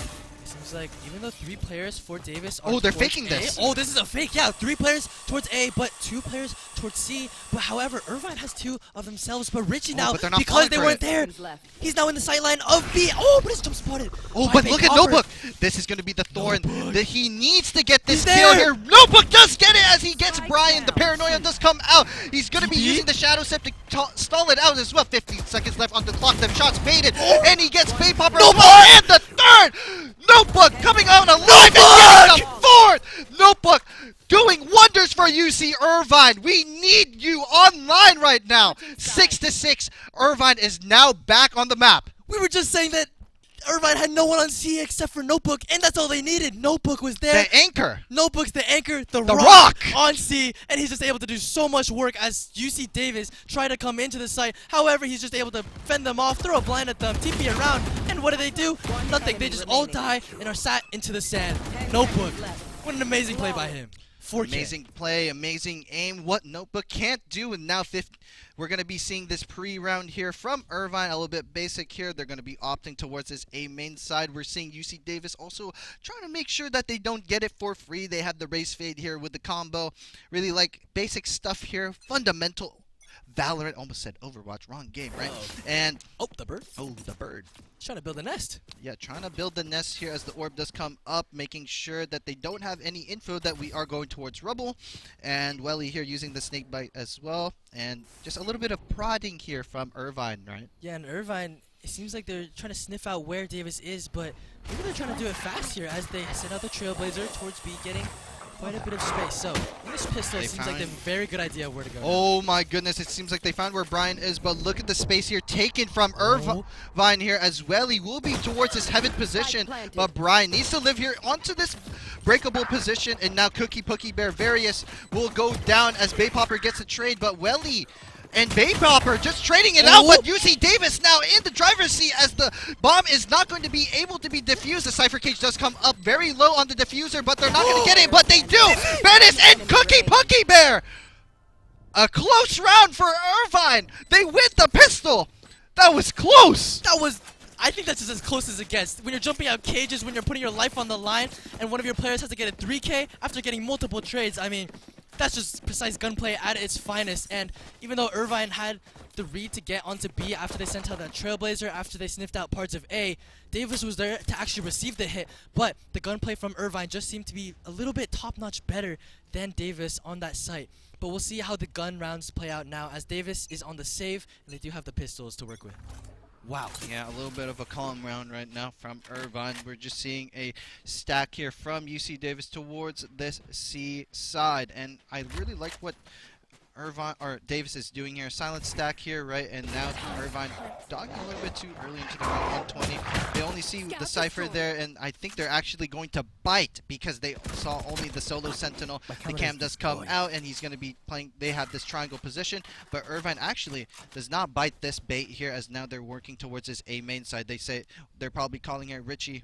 The IGL just saying, no, don't go towards the C side. They're probably stacked towards here as now the dark cover here will be trying to threat Notebook, but he does not fall for it, right? I mean, Irvine, it just seems like they have the correct read here. As you were saying, they're probably being called off because there are indeed 5 players of Davis towards C, but Irvine's still playing very cautious, so perhaps they're not actually fully aware where everyone is. No, they're going back. Davis, whoa, what is happening? I mean, the Viper from and they catch Platinum off guard as they quadruple swing him on from Mound. And now Notebook is just stuck in this position, but he gets one, but Brian immediately traded out. This is not favorable for Davis. It's now UC Irvine will take this this main position, and look at all the space that they have. 4 players of Davis are fully flanking, and I think Irvine here they need to get a pick, right? I mean, Irvine, this round just looks like it was chess. You had white on one side, black on the other, but the whole board has just been flipped around, and it seems that Davis, they're just on the other side. They're coming through from A main, and now here they come through the door. They're in tree. They have very little guns to work with. They do have the one Phantom in the arms of Brian, but they're running right into Irvine as Pookie Bear able to take down the first, Fifi with the second, and here they come. It seems like Irvine able to hold down the site so violently. An 8-6 from Irvine. I mean, how does it get better than that in the post plan? Yeah, even though the board is flipped, the pieces are going to be taken here to Irvine, and now Irvine finally just taking everything now, but still, very unlucky that they just bit that trap there right onto that that C silent stack, and I'm not really sure, don't really like what happened there, but really good salvage there from Pookie Bear and Welly, right? Yeah, and I mean, Irvine, they just played so disciplined. They had a few players prodding towards that C side, but somehow they had that incredible intelligence to just know that 5 players were on that C site. Actually, they probably didn't know all 5 because they continued playing slow. They continued playing cautious on other parts of the map. But we'll see again that there's a disciplined default 2-1-2, trying to gather information where Davis' whereabouts are, and they're even leaving the spike in the base. They're trying to make sure that they have an educated guess where Davis is in this gun round. Yeah, and right now you see Davis doesn't really have too much information here of where Irvine is, as now Richie is just poking and prodding, making sure that Davis does bite here, but it seems like they aren't. But now look at Platinum here taking all of this space, but Bay Popper here holding it down, and now Platinum inserted onto this the stairs position on A. Really strong position here, and now B is going to be the point of contention here for UC Irvine, as they have all of Breakable, they have B main, and it seems like it's going to be a fake here. This is like a massive brawl indeed, and so many players of Irvine are just pushed up already. Platinum using his position to get 2 for himself. Various 2 for himself as well. A little trade in numbers, and it's 3-on-3 now, but the spike is indeed placed on the A site. And 25 seconds left means that something has to happen. Platinum Platinum, too fast. He's pushing it forward. He's pushing himself into the enemy lines, and 3K for him means that there's a lot more space to be taken. One more kill right in front of him, but Bay Popper peeking out of the smoke. 2 kills on him, and it's on the attackers to try to get the bomb down. It's a 1 versus 1. It's on to Notebook, the hero of the wall. But Notebook, the anchor of the team, the rock, but Bennis is harder, as he's just too good right now. Bennis closing out the round. He wasn't even engaged in any of those fights earlier, but showing up at the last second, quite literally last few seconds of the round, able to close it out for them. What a close one, but it's now 7-8. That's a really good reflection of this whole game. Very close now. And man, that was a gun round, but what about the future rounds coming up? Yeah, as right now they're building onto this future rounds here. Platinum very close to the showstopper, and Notebook close to the behind the shadows here, but UC Davis just very, very poor here, so they're opting for this weak eco buy here. Couple Guardians, couple Bulldogs, or one Bulldog here, so Davis will have a weaker gun buy, and now they're going for this 50-50 fight. Pookie Bear not winning it, not very favorable for him, and Bay Popper will knock him down. And once again, we see this win con that UC Irvine had. They're not able to capitalize with their chamber pick, but it does seem that this spread will be very standard, but the ultimates are coming online very soon, and we'll see Platinum actually has a showstopper, so full-on execute hopefully is available for them in the very near future. But Bay Popper also has that showstopper, able to counteract very soon what will happen if an explosive fight breaks out. Yeah, right now UC Irvine still making them guess. It's like a game of chess. They don't know what's going on here. They don't know the moves here. It's like a grandmaster being played right now. And look at Irvine just manipulating the doors, as now the nade is going to be coming out, as the showstopper will be online. Holding it for a little bit, trying to find where the players are on Davis. But Fifi will smell out Bennis, as now the rock will rip, but will not catch anyone. But the space will be gained here. again, it's a 4 versus 4. Space being fought for in CT. Very risky. Oh, Swing out risky! of the No into book! 3 That's players. the loose con there. Oh, no. Even though they were playing chess, it seems like it's going to be checkers here as Davis now in the driver's seat. 3 versus 2 in favor of them, Caleb. But still fighting chances for UC Irvine as they're holding on. But the showstopper able to blow up onto Fifi. And it's a 3K for Bay Popper already in the round. But Welly's still online. He got a head for himself. But Bay Popper! Wow. As we were saying, Bay Popper was not online, but now he's just locked in. He's just sharpening his knife, and he's getting sharper throughout the entire game. As look at Irvine, or excuse me, Davis, just coming back here from this deficit, right? Yeah, and we thought that Irvine was getting into their rhythm, but it seems like Davis on the defense, they're able to do some of their own. But a timeout coming out now, and the economy is just in shambles. It seems like Irvine, they want to talk about how to handle these post plans. It seems like a lot of it is coming down to the wire in these last fights. How do they counteract Davis's overwhelming power on the site? I think right now they're playing too much chess. Davis not really biting for these baits right now, right? Even though the doors are being manipulated, it seems like Davis just know that, oh, they are faking this. They are doing this way too much.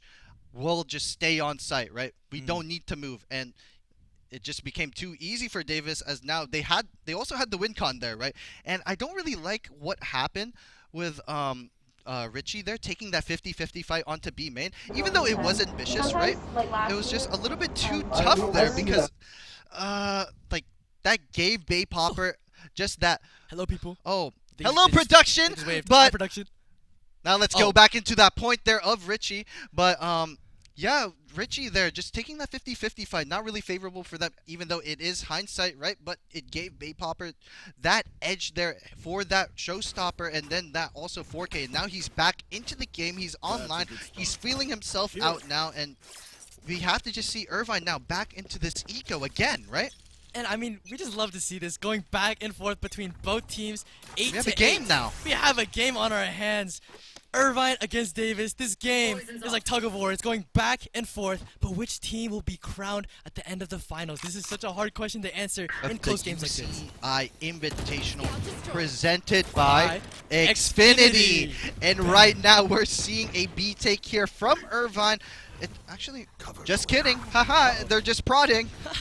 They just faked him out once again. Faked me out too. Oh yeah, even a caster who's at top level, able to quickly play Discipline. Excuse me, not even quickly. They slowly play Discipline, trying to gather information. But it seems like, as we were talking, it seems that the raise, the entry Platinum just went down. for Irvine, yeah, he just fell down on his knees. I mean, where else are they gonna go now? It seems like Chamber is starting to walk up towards A, trying to find even more information. But contact could be very well made here. And this is just the weakness of this double controller Oh. comp, but Cookie Bear will get the 2 kills! The Headhunter just getting all the value here, as now the Tour de Force will be online. That rifle, that thorn, that strong hammer for UC Irvine will just make sure they have the space as the dark shot, or the dark cover, or from the shadows. From the shadows, sorry, just too many names to be written there, but it will be used there to get that information. They know so many people are on that site, and Davis now, what was favorable for them will be looking bad. It seems like Davis is doing a very desperate retake here. I don't like that dark cover at all. It allowed a lot of cover for UCI to hide in, but Pookie Bear, aka Richie, just using the Tour de Force so effectively, getting 3 kills for himself already. And not a lot of left to do here for Benes, actually to pick up Pookie Bear. But Welly able to seal the deal, and 9 to 8 for UC Irvine. And Richie just won him that round. He just hits the 2 crucial shots there and the eco as well. So it's going to be hard here for Davis to come back from that. That's a swing round for sure. That was a very deciding round. And now, as you look at the buy from Davis, they don't have a lot to work with. They have Light Shield, and even the ultimates, they're running a little low. But however, the Nightfall and the Viper's Pit, if those 2 ultimates can come online in these coming rounds... too slow of a trade there, right? That one was just a little bit of a more technical, mechanical issue. But, I mean, Davis, if they want to win these rounds, they have to get those trades. Yeah, and the trade's important there to get, but Davis now trying to triple walk down through C main here, going down to Mound, and now UC Irvine still just holding in the spawn, just trying to see what Davis is doing, because they are on that eco round, really disciplined here, really like what they're doing, and now it's going to be a slow round here. This will be slow. Irvine, again, trying to gather information. They have 3 towards C, but do they know that Benes is waiting right around the corner. Yeah, I most definitely will be hard cleared the there, as now the clear will be coming out. Fifi very aware of it as the shots are coming out from Flya. Paranoia does come through, but it's not going to be getting anything there a little bit too early, as now he's getting fried by that molly, as Benes now eventually going away for Davis, as now it's going to be a 4 versus 5, and Irvine doing really good disciplined plays. Yeah, Not Irvine, even plays, but discipline, right? Yeah, they're able to use their utility to just flush out any attackers, or excuse me, defenders that are in close corners that they do not want to clear with their own bodies. But here comes the Viper's Pit that we're just talking about. Here. And I mean, Irvine just able to take this B site so easily. Platinum actually able to get one for his own on the side. Oh, but Flya getting 2 immediately now, 2 versus 3, but it's not going to be enough. I got to hype too quickly. And it seems that Various on the wings, all he has is a ghost to work with in this massive just pit of green gas. He has to enter by himself. Actually reveals the player again, but 10 to Irvine 8 now. able to get that one. 10 to 8. Man, the guns. Hopefully for Davis. Hopefully Definitely need. And yeah, and right now it seems like that UC Davis is going to be in a pickle here. They definitely need this round here if they want to stay alive in this grand final here of Map 2 Lotus, right, at the UCEI Invitation presented by Xfinity, right, Caleb? Yeah, they have to keep doing plays that maybe catch UCI off guard. I mean, you see Irvine, again, they're just going back to fundamentals, playing so solid and disciplined, using their utility to make sure that their own players don't die. But Davis, what can they do to do a little bit of a mix-up, especially with the agents that they have? A lot of them are able to flush out areas, but a lot of them are not also able to do a lot of change-up plays. A lot of them are standard, and I keep saying a lot of them because all of them are very standard. And I mean, if you're Davis, you have to keep playing slow and maybe just, I don't even know, do the comms have to be better? Does the gunplay have to be more definitely precise? need to be using util there, as the info initiator has all of that, and now another first death there from Cookie Pookie Bear, and a 3 versus 5 in favor of Davis. It's going to be rough here for UC Irvine, as now Fifi tries to even out the odds, as now it's going to be a 3 versus 4, but still a little bit of bleeding here on Irvine. They need Platinum and Fifi to just patch up this wound, but Benes very hard here, as now a 3 versus 3, as the bleeding does stop. Platinum just being that band-aid, making sure that Irvine is just back into the map, as Bay Popper will still be annoying. The spike was actually not planted yet, and even though they're on the site, it seems that Fifi was all the way on B. But she catches Fifi off guard! Is now raised 1 versus 1. Both the star players of each team, Platinum against Bay Popper. What can each of them cook up? It's only 20 seconds left, and it's a race on race. The spike is but he catches Platinum off guard! Bay Popper! 3K for him! What? How could he do that? I mean, so many players from Irvine were up, and that's the swing round that they needed. It just went back and forth, back and forth. The bleeding stopped from Platinum, right? But then, like I said, the knife was getting sharper, and then he eventually just gets Platinum right where he wants him. I mean, the odds. But what's even crazier was that he knew where Fifi was, right? The plant does come through, and then he read the timing of her going through Breakable, Caleb. Just a phenomenal play from LeBron James, aka Bay Popper, right? And just a lot of work done by both teams, a lot of star heroic mechanics from both teams, and Bay Popper, almost like a camel going through the eye of a needle. That round was just so insane from both teams, but we have to continue in this round instead, and a lot of ultimates are starting to come online, but this A site is the one being pushed. Yeah, as the economy of Davis, even though they did win that round, will be poor, as now they're running into this A stack here, but Platinum inserted onto this the tree here on A, but now Irvine here going back towards this A site here, Caleb. Oh, the camera though spotting out quite a few players, and the showstopper actually going to be used from the side of Irvine. But Brian gets the lineup here, as Notebook will try to even it out, but Brian already got the damage done here. But the showstopper will come up, but Flya immediately shutting down, as Benes will be the one to take out Notebook, as Cookie Pookie Bear, also known as Richie, will get the headhunter shot. And looking at his corpse of Bay Popper. I mean, the bomb seems to be down on A, but I do know that the chamber now. That's ambitious, by the way. That is an ambitious. But they really want that round here, as Davis, no. They're also in this grand final here of the UCEI Invitational, right? They respect Irvine, they respect Richie, so that neural theft will be used. guaranteeing the round, right? 15 seconds left on the clock. There's no way Richie wins. There's no way Richie can even make So it, 10 even to if he was 10. a marathon runner. And 10 is just about the lucky 10 number here. seconds 10 left. points for Irvine. Oh, I missed it, but 10 seconds were on the clock. And 10 points will be going over to Davis. And this is just such a close match, back and forth again. And the mechanics of these two teams are just really showing, even at the end of the day, after playing so much. I mean, what can we expect from both teams even going forward? How will they change this up? Especially with their economy now, Irvine is not looking at a good spot. Yeah, and now Davis is going to be in that driver's seat, making sure that they try to snowball the lead. But remember, UC Irvine, they did win a lot of the thrifties of this Lotus half through the hands of Richie. Right now, we just need a little bit of help here from Fifi, a little bit more guiding lights here, because we're just relying on the raw mechanics here. There's not really too much of util gameplay right now, right? Yeah, and this is actually what setups are going on here for both teams seem to be a little unconventional of what was going on before. A 3-2 setup for the defense, and all four players of Irvine will be going over towards C. So, some interesting things will be happening in this round. Yeah, as the interesting things as we see the judge here from Flya towards this B site here, but now Davis here ready for this B take here as Bay Popper will be holding it down with his brother Various, and it's gonna be tough here as the two Sentinels on UC Davis will be holding it down on A.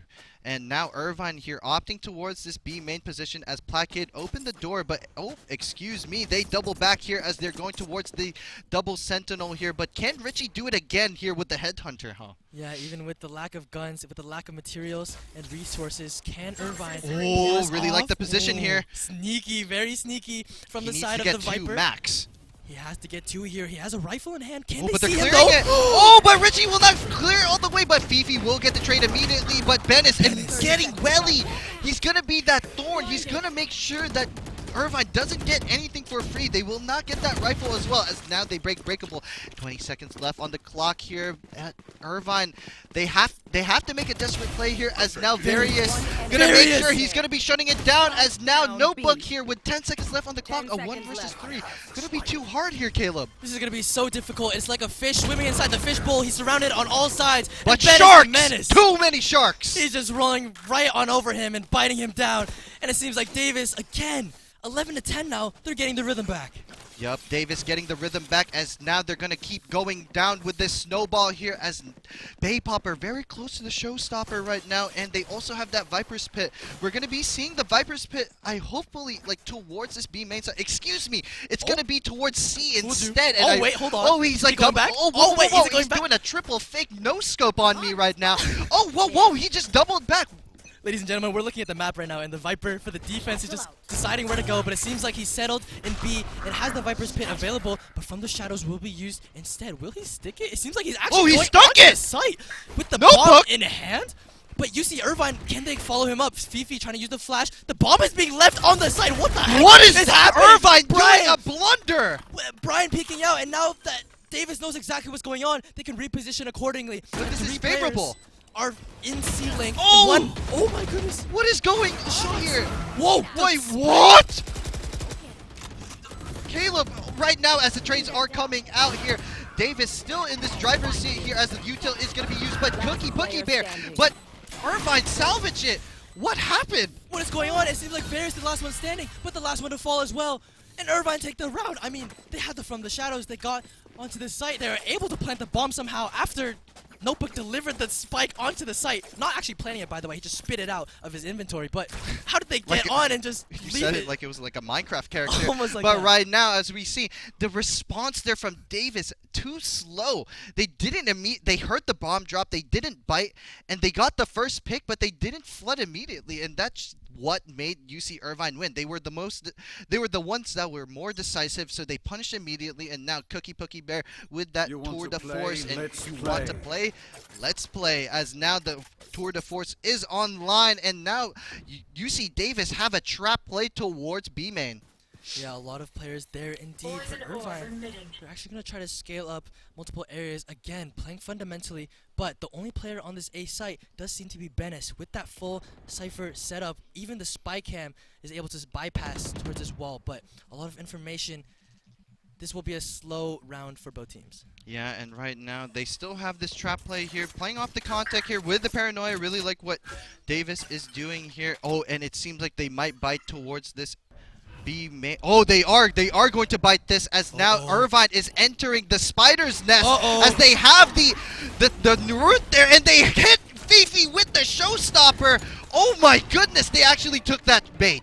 But Welly is fighting for the B link now, and it Oh, seems like punished! UC Davis, they're actually able to capitalize on this, and it's now 3 versus 1 towards A main. Ooh, But Bay Notebook Popper! not able to do even more, and 3K for Bay Popper already in the round. Platinum trying to fight back, getting one of his own, but 3K for Bay Popper means that so many Irvine members are down, and it's a 1v4 for Platinum. He has a spike in hand, but only 20 seconds remaining means that there's so little time to work with. That trap was just phenomenal. They had the paranoia, they had the C's, and then finishing it off with that dunk of the showstopper. Oh my goodness, Davis is just online, and seems like we might be going towards a map 3 here. We very could indeed, as Platinum tucks back into the shadows. Will the economy of Irvine hold this? I mean, Davis, what an insane round by them. They had the set play, they had the read, and only 2 players entering B main, even though it's not a majority part of the team, they were able to capitalize on the numbers advantage, and now it's match point. Will Davis be able to close this one out against Irvine on Lotus? And now Brian still having the Viper's Den here, Viper's Pit here right now, still could be making sure that Irvine doesn't get anything, but Welly also has his own. So the win con here for UC Irvine needs to be playing this post plant towards the site here, making sure that they don't get any value here, and they also have the Seekers online, right? So Irvine still they change of pace here. They're going fast towards A. Really like what's going on here, as now it's going to be 11-12 match point in favor of Davis, right? As the pace will change again. And the pace is being changed by the Seekers, who are now scouting out where all of Davis is. As the players from Irvine will see where the Seekers go, they will actually see a lot of them are stacked towards A, which means that a lot of them will run towards B. The Viper's Pit now being planted. It's blossoming. It's blooming right on the B side. Oh, and Fire! Blunder! 2K for him already. Paranoid They didn't play the win con of playing the Viper's Pit. And now the Viper's What are they doing? There's only 2 players left in it. Oh, but Platinum! Actually able to get one first. He has the showstopper online. He's holding it out. Viper's Pit is very quiet. The spike is on the B site, but Davis have to figure out he a way. shoots it off immediately. To figure out a way to get into B. They have to figure out how to get into this pit. But Bay Popper already did It's gonna be a 3 versus 1, and no! UC Davis take it to a map 3, 13-11, Caleb. It's going to be 1-1 of this UCEI Invitational presented by Xfinity. We have a game, Caleb. It's a game in our hands. Davis take Lotus after back and forth pulling. I mean, we gotta cast the game. This is insane. Amazing plays from Davis here. They finally play as a team. It's not just Bay Popper. It's not just Various. It's UC Davis here. And Irvine is going down. And it's going to be a 1-1 here at the UCEI Invitational presented by Xfinity. Caleb, I'm emotional right now. That was a roller coaster, like you mentioned earlier. But we're going up now. Going up and down and up and down. For Davis now.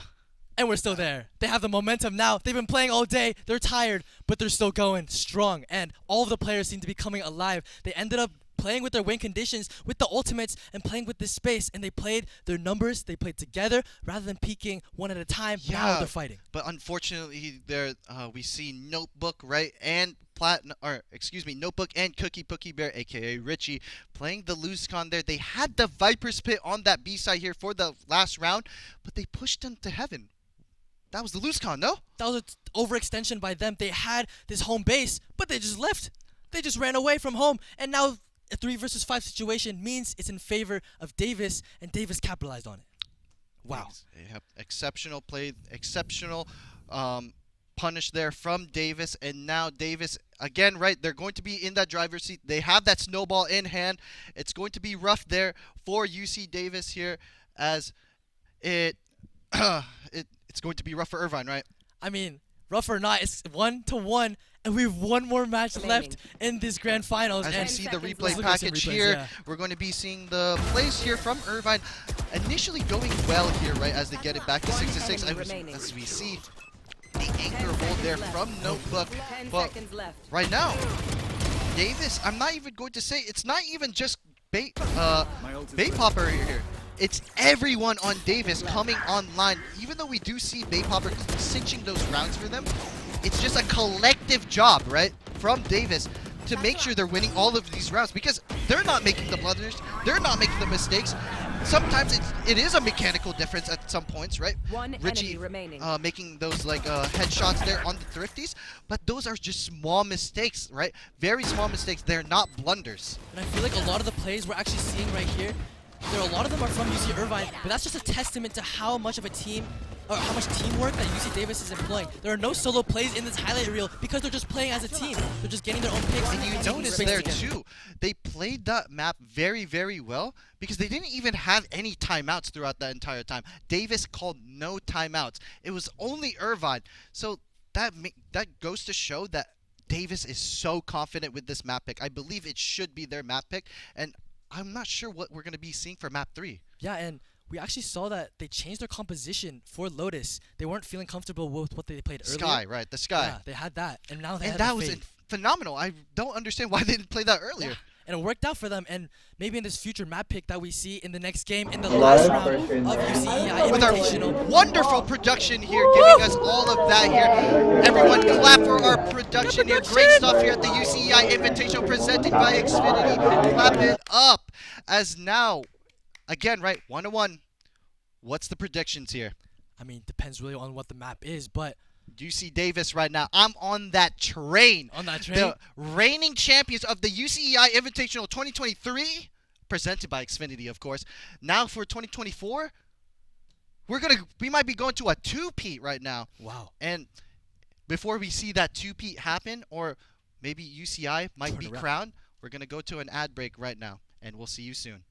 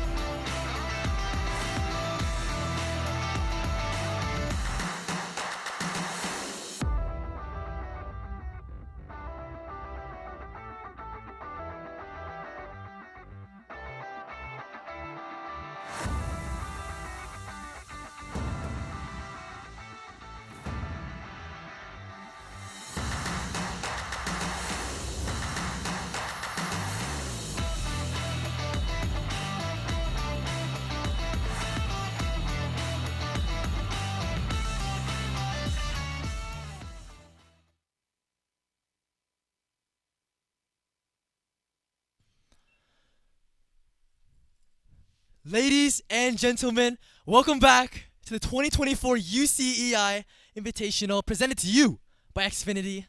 I'm Caleb Giaio saying, joined by my co-caster, Andre Ago Go. Ago, this has been such a back and forth match, so exciting. How do we end the grand finals is the big question that we're going to answer here tonight. And UC Davis, UC Irvine, what are we expecting on the last map? Right now, UC Davis is going nuclear.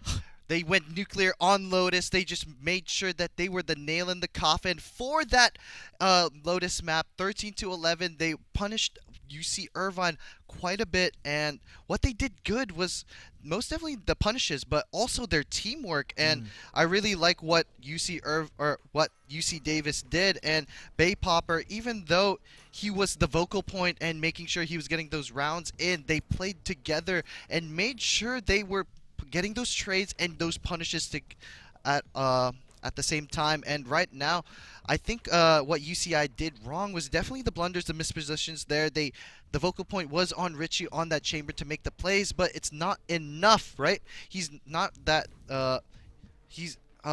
Excuse me. He's just making too many blunders, right? And a lot of the time he got caught out onto that Heaven play, even though they had that Viper pit on the B site, right, for that 12-11 play. And right now we're seeing this Haven pick here, and whoa, Platinum hovering that. Oh, we see a Phoenix pick here. So double duelist here on the Haven pick, or on this Haven pick, and we're gonna be seeing the double initiator for Davis here. What are we thinking? Very ambitious, right? And we're seeing the substitute here with Cook now on the roster. I'm not sure who they swapped out there. I think Fifi is in there right now. And Cook, a vocal point for UC Irvine. More firepower as well. He is the main duelist on the team. And I'm not sure if he's going to be enough, as Davis have so much momentum here, Caleb. Yeah, and Davis and Irvine, both in this match, they have... Welly's on initiator now. On the Sova. Excuse me, yeah, Welly on Sova now. A lot of info for that side, and I mean, both sides playing very standard compositions. We'll technical pause here as we're seeing on the chat. We're seeing on the chat, right? And I'm not really sure. I think we're going to be seeing a lot of explosiveness from UC Irvine here, because they're going to be playing for the run it back here, right? The Phoenix Ultimate, if you guys don't know. And we're going to be also seeing the, what is that ability called? The curveball? The curveball. And we're going to be seeing a lot of curveball hot hands here. You know what I mean?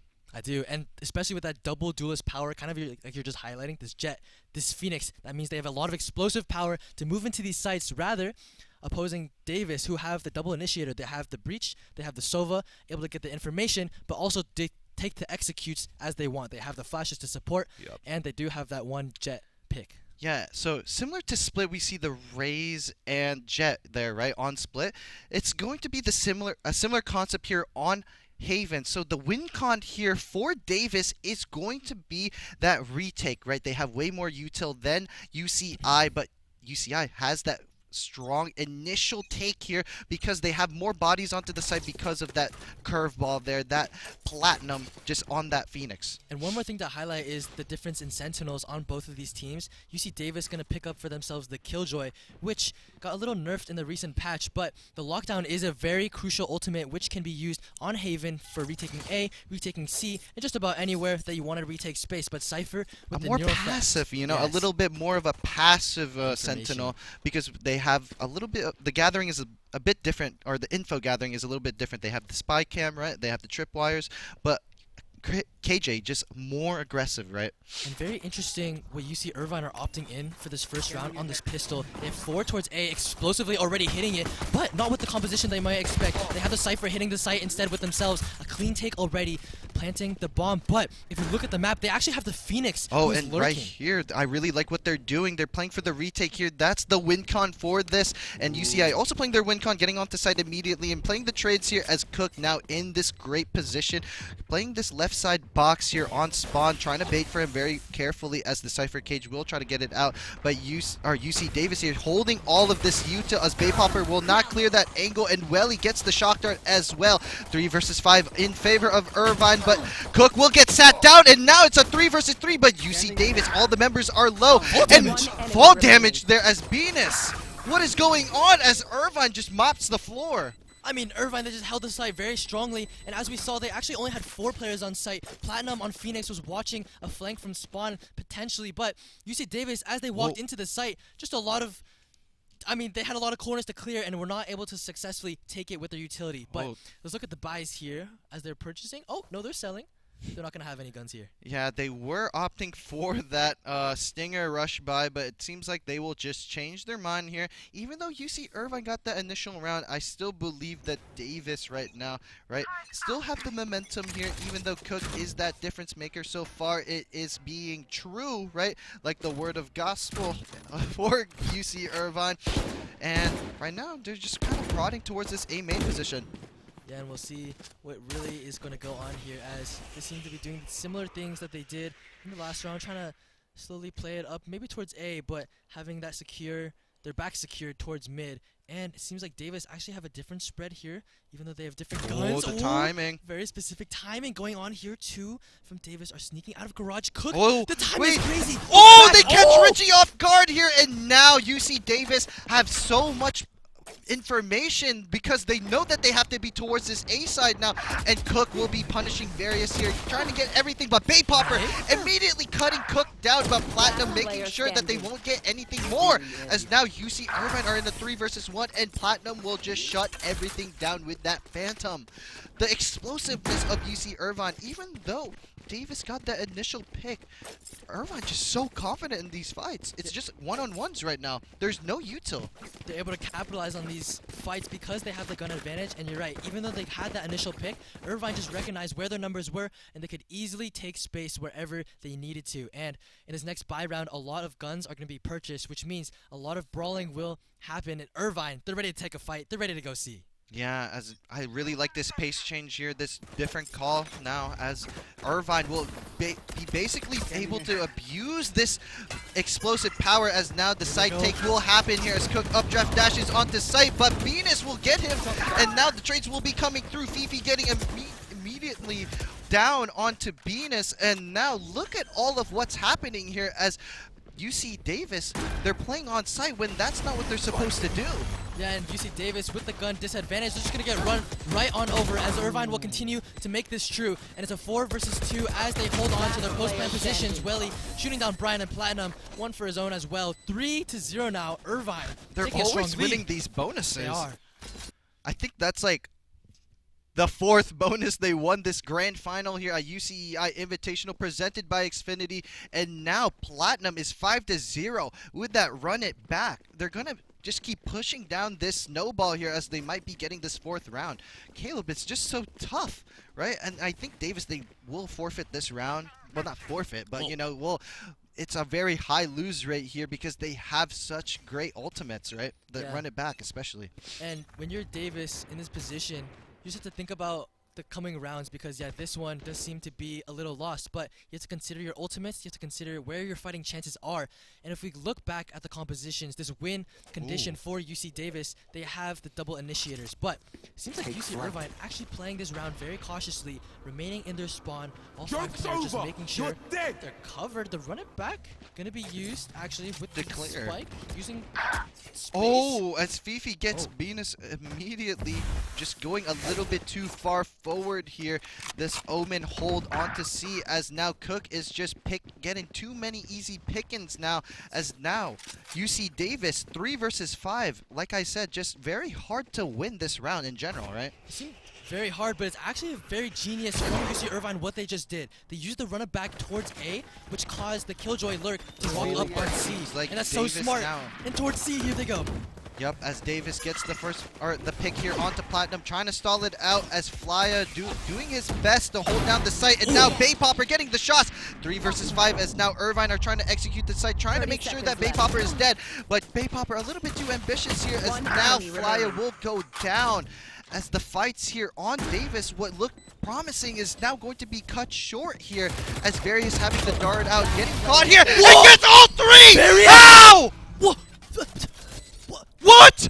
Various, how have you done this? 6 HP remaining with a stinger against 3 rifles against all odds? He just... Like I said, do you remember when I told you you should get a lotto ticket? A lotto ticket? This guy won $2 million in his back pocket. We Where need does a that come replay! from? Now! Observers, get on that, please. I mean, this guy just found 1 million lucky clovers on the ground right in front of him. Various! 4 and 3 on this guy. That's a swing round if I ever seen one, and now Davis is back in this game. They have the op online. Bay Popper a little bit late on that C-long position, and now UCI just fighting for this mid control. And it's so ironic. We were just talking about how that round was lost. How, like, you might even say that they would forfeit that round and think about their options in the near future. Oh, that dart's a little awkward. But anyways, we were talking about future options for Davis, but Various just pulling out of his back pocket whatever the heck of a fighting chance he had. But here's the B hit as Platinum makes space for his boys. Yep, as the boys are going to be pushing through. The hot hands will be pushing the A-link position as now UCI getting this B position on lockdown as they're trying to go towards this A-link position very heavily. The Hunter's Fury coming on online, a little bit of whiffage here as now they see the A-link position coming through. Push back here as 2 members of UCI are hit very, very low on UC Irvine. And oh my goodness, Caleb, it's going to be a tough retake here for Davis as now Cookie Pookie Bear will get the pick onto Various, the star lucky player, as the Lucky Clovers will run out there. And it seems like all of Davis is trying to get onto the site, but it's just so hard when Irvine is pulling the shield forward. But the trades are coming through, and now Davis is in the driver's seat, making sure that the round will be coming down. But look at this, as the post-plant position will be trying to be coming up. 2 versus 3, but now Welly will be the ones ending it all with the Hunter's Fury as Cookie Pookie Bear will just shut it down. Everything for UC Irvine going their way. I mean, this is massive brawls coming out from both sides. Cookie Pookie Bear, Richie able to pick up 3 for himself, and after that, so many ultimates use Hunter's Furies from both sides. And after all this scrappiness, the dust settles. Both teams just end up having to have better gunplay. Great swing there. Wow. UC Irvine textbook there, and I really like that we're playing for the win con because Welly is such a great clutch player right now, just in general. And both sides, all their players are fighting for this victory. All of them know what's going on. All of them are pulling the tricks out of their pocket, as you'll actually see that the defense getting this very aggressive position there onto A main, trying to make sure that he gets this information here. So the tailwind is popped here as Cook is going to get dinked. A little bit of a pushback here as Bay Popper tries to get more, but no dice here as now he's forced off to go back off this A long position and now trying to reposition towards B. Platinum still has the curveball, 2 curveballs in his hand, but will not be going there as they're going to be opting maybe for this A main position as Welly trying to get it out, trying to sell this fake here. Platinum as the shorty will not bite towards this garage position as look at Irvine here moving towards as a pack on this A main position. But look at this, we see Brian with the shorty here, the silent stack on UC Davis on A, immediately shifting to B. Irvine just doing such a great back movement here. They are this mastermind of a plan, just allows them for free sight here, and now Brian is indeed the only one on here, has a shorty available. Platinum actually on the lurk, able to pick up Bay Popper in the process. Cook holding down the line, making sure they can get the spike down, but it seems like Short has actually gone unchecked for now. A little bit of a skirmish, Flya. But does it matter though, that kill from onto Platinum as he was just the bait there, as now UC Irvine plants the spike down onto A, and it doesn't really matter here as it's going to be a chopped round for UC Davis here. Yeah, Davis is going to try as they may to get onto the site, but they will be shot down. Irvine just seems to have the better guns at the moment, and it's 5 rounds for UC Irvine, and it seems like they're definitely the ones driving the seat right now. Driving the seat, but we have to see how far UC Irvine could go because the last map they did not go that very far as Davis now 30 seconds still left. like they're still trying to find their footing onto this map. Definitely the pick here with Cook, that firepower, that confidence that Irvine gets right now is actually such a big difference. And as we were talking about earlier, it's actually these 3-point maps that have such an attacker-sided momentum to it, and UC Irvine is really going on this momentum. They're riding their attacks, making sure they can place very strong to where they need to be. But as the ultimates come online, we'll see how things change. We'll see at the bottom of your screens, 8 out of 9 ult points for the lockdown for the Rolling Thunder means that a lot of firepower is in the hands of Davis in the coming round or two. Right here, they're back onto the C long position here, onto Pocket, another. So they have all this information, and now Bay Popper, I don't really like that he's on the op, didn't really find too much success on that defensive rounds on the previous Haven maps, right, as we saw before. I really like him on the rifle instead, and I think this is just a reoccurring theme on Davis because their defensive rounds just in general, right, just very, very weak. If you remember that interview, right, with Bay Popper, he was just explaining, like, oh yeah, our attack is just very, very good. As we see the whiff hard, kind of awkward, but now the run it back will be online as Platinum will be taking this site, getting Brian with the, wow, he got a scan, or I think he got droned there as now the... Oh, Barry's fighting back. Barry is getting it, fighting it back, making sure that Irvine will not get a chance here as Welly gets the trade here, 3 versus 3. But Welly very, very low as the strong side of UCI towards short will now be backing up with 20 seconds left on the clock. I'm not really sure what they're doing as now Bennis will make sure Platinum will not go through. It seems like it might be a savior, but they will try to salvage this. Welly very, very low here, but they still are playing contact here. Really like the Sugar Zero smoke here from UC Davis. It's going to be 8 seconds left onto the clock. They have to do something. Welly trying his best, but UC Davis doing enough. Bay Popper just proving me wrong after I made that analysis. And Davis so strongly holding onto what is theirs. The A site was on lock, and Bennis playing short, and those other players holding the back site for him, watching his back. UCI just had no opening to get in there, and none of the ultimates for them were able to be used to push anyone off of there. Irvine having a hard time finding themselves onto the A site means that Davis is actually beginning to find themselves alive in this game. Yeah, right now, even though Cook is getting that impact in terms of the team morale, he's not really there in terms of the performance, so we really need him there right now if Irvine really wants to win. So it might be a B take here onto Irvine. Really like the smoke here. They're going to be looking for a shark play here onto mid as Cook now performing. He hears me. King Cook hitting the shots there. The knife as he hits the second one. 2-1 knife kills the Blade Storm successful here from UC Irvine. And now it's going to be not 2v5. It's going to be a 1v5 as they're going to be this nail in the coffin here for Davis. And Davis, they just fell apart. Even if you look at your mini-map right now, all UCI had to do was plant the bomb and scatter from there. They all had to do was take their ones, and they just won their gunfights. And now we're here with an operator in Bay Popper's hands. Yeah, really like the pace change there from Irvine. They're going towards mid, using the explosiveness with that Phoenix, and Bay Popper getting a pick there onto Plat, but it doesn't really matter too much as the economy of Davis is going to get lower and lower each round. Someone dying to the bomb. They're quite awkward, and now I think they're going to be in a broke buy here. Oh, yeah, a broke buy there for Davis, and finally, the first time out in a while there from Davis. And what are they going to be talking about? I feel like they should be understanding that their retakes are the key of winning those rounds, even though they did get that clutch 1v3 right on that lottery round, right? I feel like Davis needs to understand they can't fight Plat and Cook on site because it's going to be they have the curveball, they have so much they have the paranoia as well, they have the dart, they don't really have any flashes besides Plat, so they need to play off. They have better util than them, and they could deny, like, they could just util dump, excuse me, sorry, back on this B site or whatever site they're going to be retaking, right? And it seems like this very fast pace that we saw, the change from UCI running up B main, all they had to do was get onto the site and they overpowered them from there. And Davis was not able to retake. They're kind of uncoordinated when it comes to they're playing on when they pinching. shouldn't be playing on. I feel like there's just a little bit of a miscomm there, or just like a misunderstanding in what they want to do, and I definitely believe that you need to be playing this retake setup, especially on this double initiator pick, right? You can't be playing on.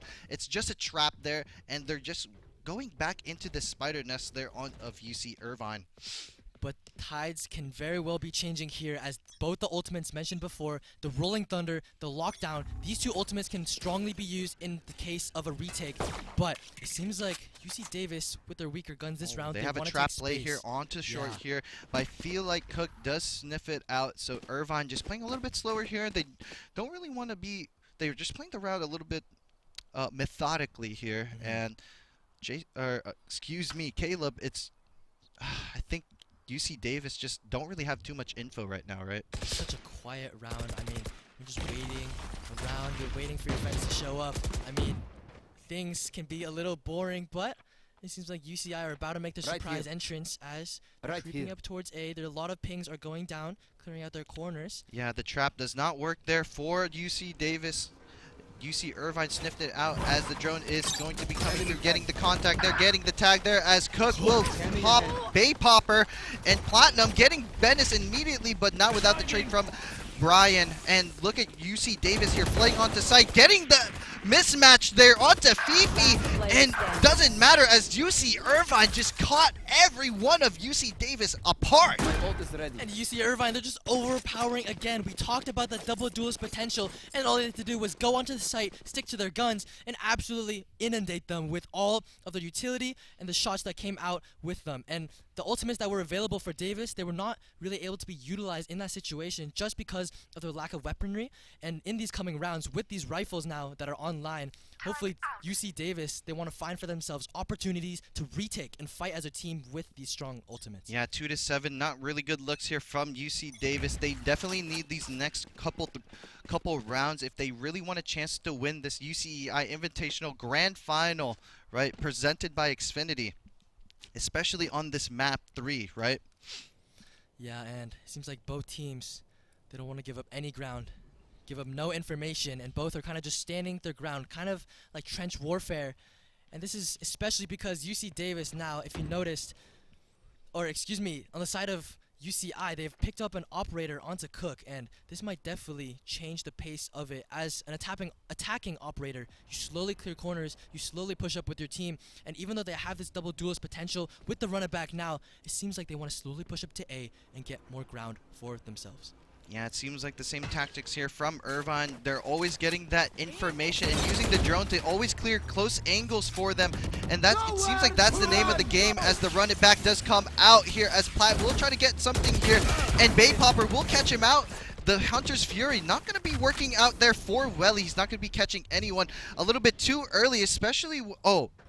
Excuse me, the lockdown does come out, so he does counter it back, but they still have the Rolling Thunder, and they should be using it here. Oh, but they're going to be stalling the plant with the Hunter's Fury instead.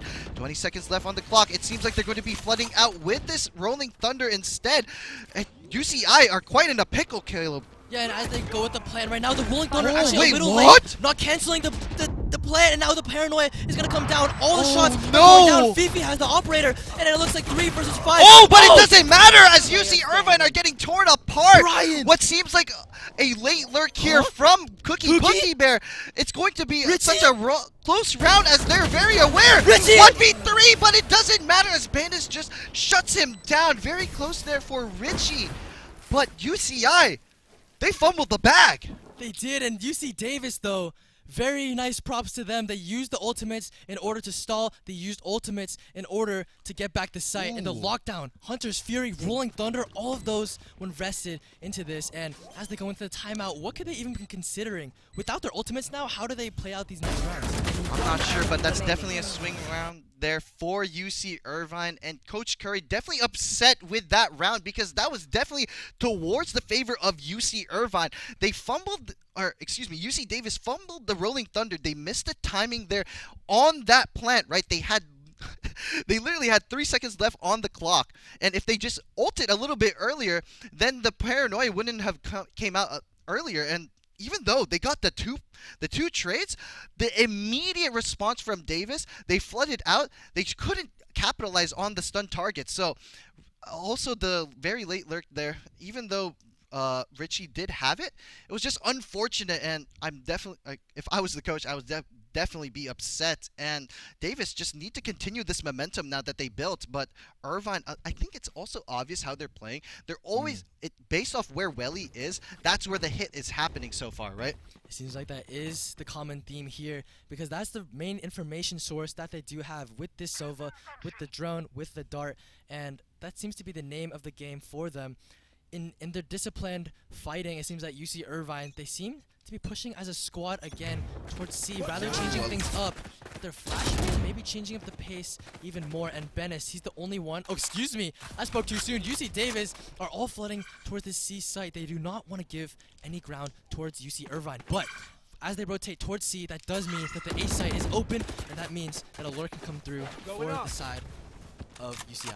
Yeah, but it seems like they're a little bit aware of this, as right now Richie's just kind of inserted there onto A short, as now all of UC Irvine are just opting towards this A side here.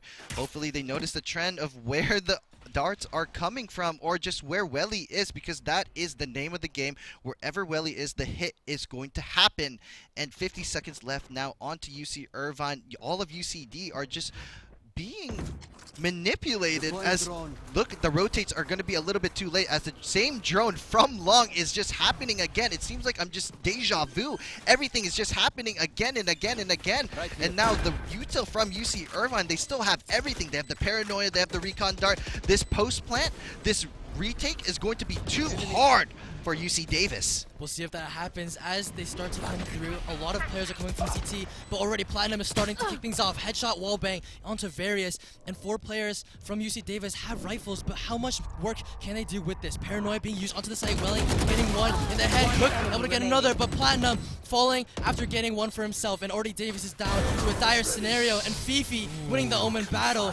UC Davis dropping. It felt like that execution there, or that retake, just all the util, if we just watch that back, did not get played off at all. The paranoia came a little bit too early. The fault line getting onto default just didn't match up the timing of UC Davis.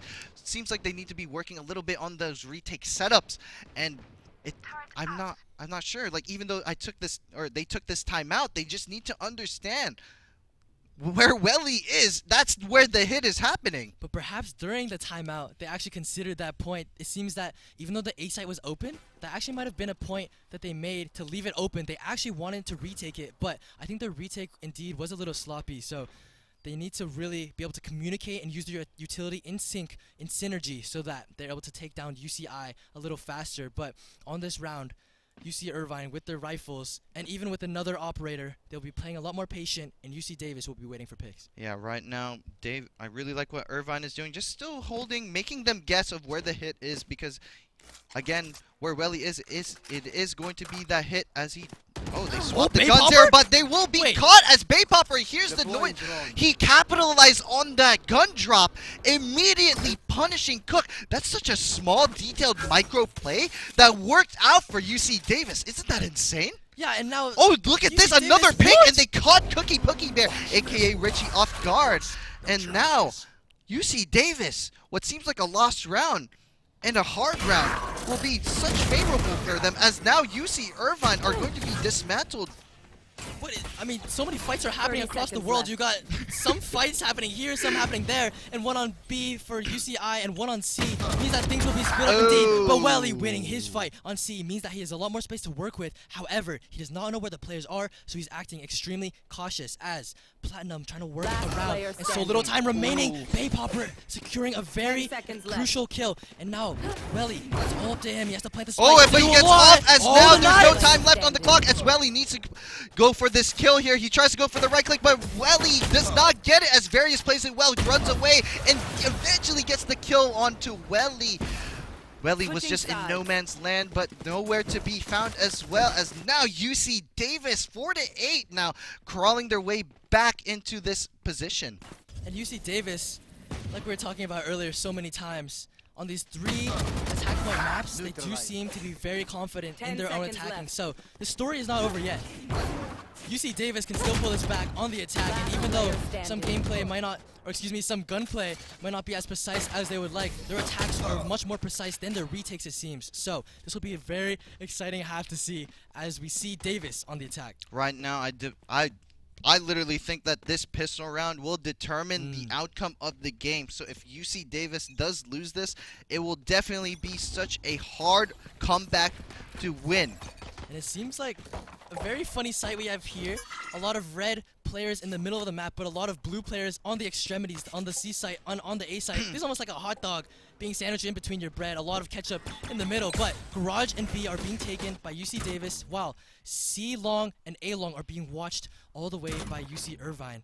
But the slow pace is taken by Davis, even though they've taken mid. Yeah, right now it seems like UC Irvine are just going towards the C long position, and UCD just not really aware of what's going on because they see the alarm bot down there, and it seems like Irvine will get the first pick as Baypopper does fall down onto that pick, but they don't know that Richie is inserted onto this play, and they're not going to be catching him off guard as Cook gets the kill all to Flya, and Cookie Bear, aka Richie, just gets that kill onto Brian, and now it's a 3v1 in favor of UC Irvine. It's such a chalked position, just so hard, and Irvine just wins it out because of that triple walk down through long. I mean, that was just such a messy round, and I think both teams kind of knew how was happening, but they didn't really know how to address the situation. A lot of players were long, some were in Garage, some were in CT. It's almost like this ladder was being built on top of the map for the viewers to look at. But UC Irvine able to capitalize on the mispositioning from Davis, and now that we're in a bye round, it looks like Irvine will just have to play disciplined, and all they have to do is make sure that Davis does not get the space that they want. Right now, it seems like it's looking good on paper here as Davis is going to be going towards this A site here as Richie will be playing the heaven position. He'll be playing the double kill trips on main here. And Irvine, no information so far of where these players are. Yeah, and 5 players from UC Davis on the attack. They're primed and they're ready. Even though their weaponry is not top-notch, but they know where the trips are, and they do not get caught here as Baypopper will entry onto the site. Oh, he does get caught off by a trip, but Cookie Bear, Richie, will not capitalize any kills here as the dart does come out early from Welly. And now the retake of UC Irvine. It might be a little bit too hard here because they don't have that breach stun, right, to take it back.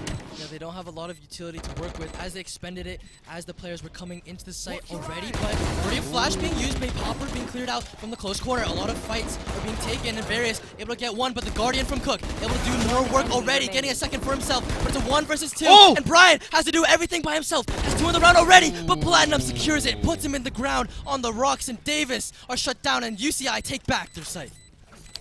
Now it's going to be 4-10. Davis, it's tough.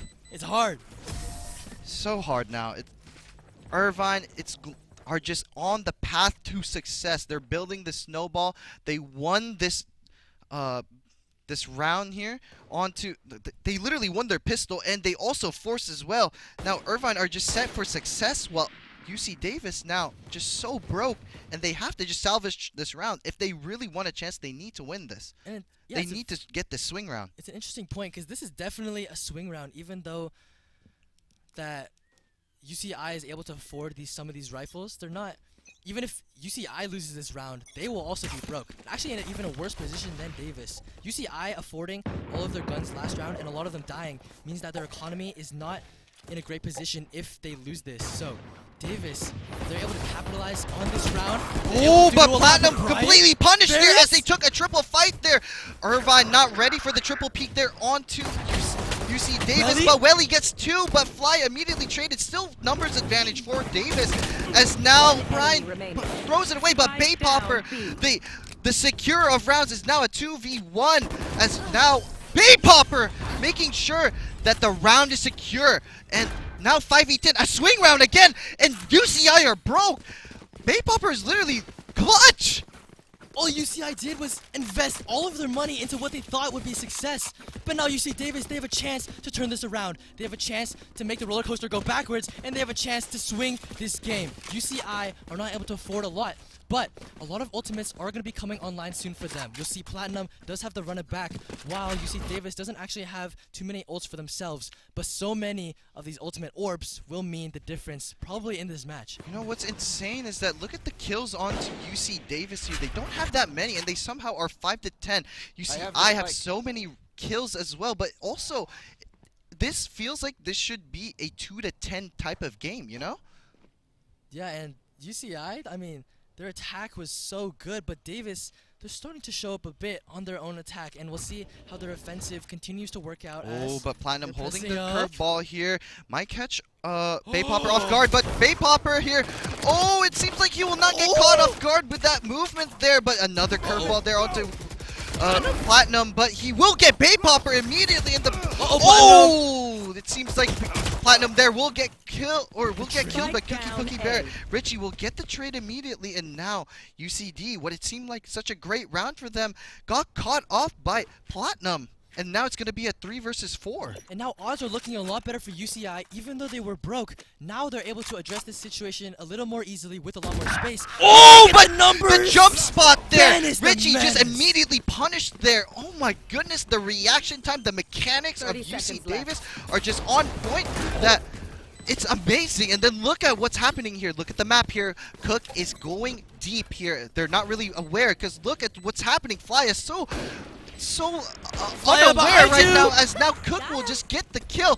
2 versus 3 in favor of UC Irvine. They're using it against them, as Brian will get that, and they know where Cook was. And now Welly, he's going to be in this 1v2 as he couldn't get enough of the Marshall. Such a close round, but Davis got it back. They also, so much investment there from UC Irvine. They run it back, and now they don't have it anymore, as now the op is going to be towards Cook, right? And like I keep saying, Benes the Menace got a 3K for himself, and it all started off the back of this one engagement. Platinum finding himself in such a weird spot that he had to utilize the run it back, and Cookie Bear, Richie was able to back him up right there and get the trade, but the numbers were in favor of UCI, and even but a little bit too late of a help, right? It was a little bit late because the numbers evened out in the end, but UC Davis, their gunplay in this round, it just seems like their attack half is just goated. It is. It's just so good, and here they go attacking C, all 5 of them once again. Seems like as the Hunter Fury is online, but Benes will catch Cookie Bear, aka Richie, with that lineup molly, and now Various getting the kill onto Fifi. All of UCR are just getting swatted like flies with an electric swatter, and oh my goodness, Davis are back in the game. Davis, they're just running over the They're running amok. And where is their hope? Welly is the only one alive, but their economy in the next round is not going to be looking good. All they can do is talk about their future as Welly just sits here in the window contemplating his thoughts. UC Davis. They're broke again, so it's going to be a 7-10 round on broke. So if they do win this round, UC Davis will get the 8th round as well, right? And then if they do go on to the 9th and win that, then they're going to be tied. It's just a future, it's just a snowball. And if UCI does win it, Davis still have the economic advantage. But let's not get too hasty. Oh yeah, sorry. No, we're talking about numerical values. We here. are. You know what I mean? I'm a little bit, I'm just too, oh. Because we can see plays like NS? this. NS, that's a nice shot. In the back, of course. Yeah. It was a respectable shot, but UC Irvine, even though their economy might not be looking hot, they do have a lot of ultimates coming online, and you'll see that even UC Davis, they do have the gun advantage, but UC Irvine still has the potential to turn around these rounds. Right now, Brian, look at that triple-double there. He has the 10, 15, and 15, not that good, but you know, he has the assists. So he's doing so well right now. And look at this, UC Davis I think they're going to go for this C take here, and now, oh, actually no, they're just holding it for a bit. Oh, really aggressive smoke here. Really like that they're holding it off. And Bay Popper, Benes, all of UC Irvine are just getting swatted. Caleb, oh my god. I mean, Irvine, this is their save round, mind but you. They have to fight. This is the problem with double duelists. It's so good on attack, but on defensive side, you have to go aggressive. It's like Paper Rex, right? If it doesn't work out aggressively, it's also too obvious. So all of the things that's happening with Irvine are just way too obvious for Davis. They know that they have to be aggressive. They know they have to do something. And Davis, right now, they're doing so well as well. He's now stuck in a rock and a hard place. And now as Flya just shuts him down, as now Richie is left in a 1 versus 4 with a Vandal in hand, but it's not going to be enough, right, Caleb? Yeah, they just get him out here in the end, and you're right. UC Davis, with their power potential, the double initiators, the strength of this team is just coming on live. They're coming alive. And UCI, you're right, they have the double duelist, but all they can do is stand and watch. And now they'll be talking about what to do better with their double duelist composition. What can they do with this? I mean, there's not really much that you could do. It's just it's too obvious. Yeah. You can't really change up how the util works, right? You could change the positions, but it doesn't matter because you don't have that much information. You can't deny the space there. The fault line, that's why breach works on that map, because you could deny A main, then you could use the A mains, or you could use the dark cover, right? To cover and make sure that they have to be forced for a reclear. But Platinum is always playing for that curveball towards A main, right? He's playing the curveball towards garage, but what else can he do? It's a little bit too obvious, no? Yeah, there's a lot of things you can think of, but a lot of them don't work. And with these double duelists, where can they fight for space on this defense? It's just so hard for them. And exactly. That's why you don't see Phoenix play too much, except for like Pearl. And even though it's the same thing with Paper Rex, once a team finds out what's their game plan, a lot of teams manipulate that, and if they don't get that initial first blood within the round, it's over, right? And that's what's happening with UC Irvine. If they don't get the first blood, it's wraps.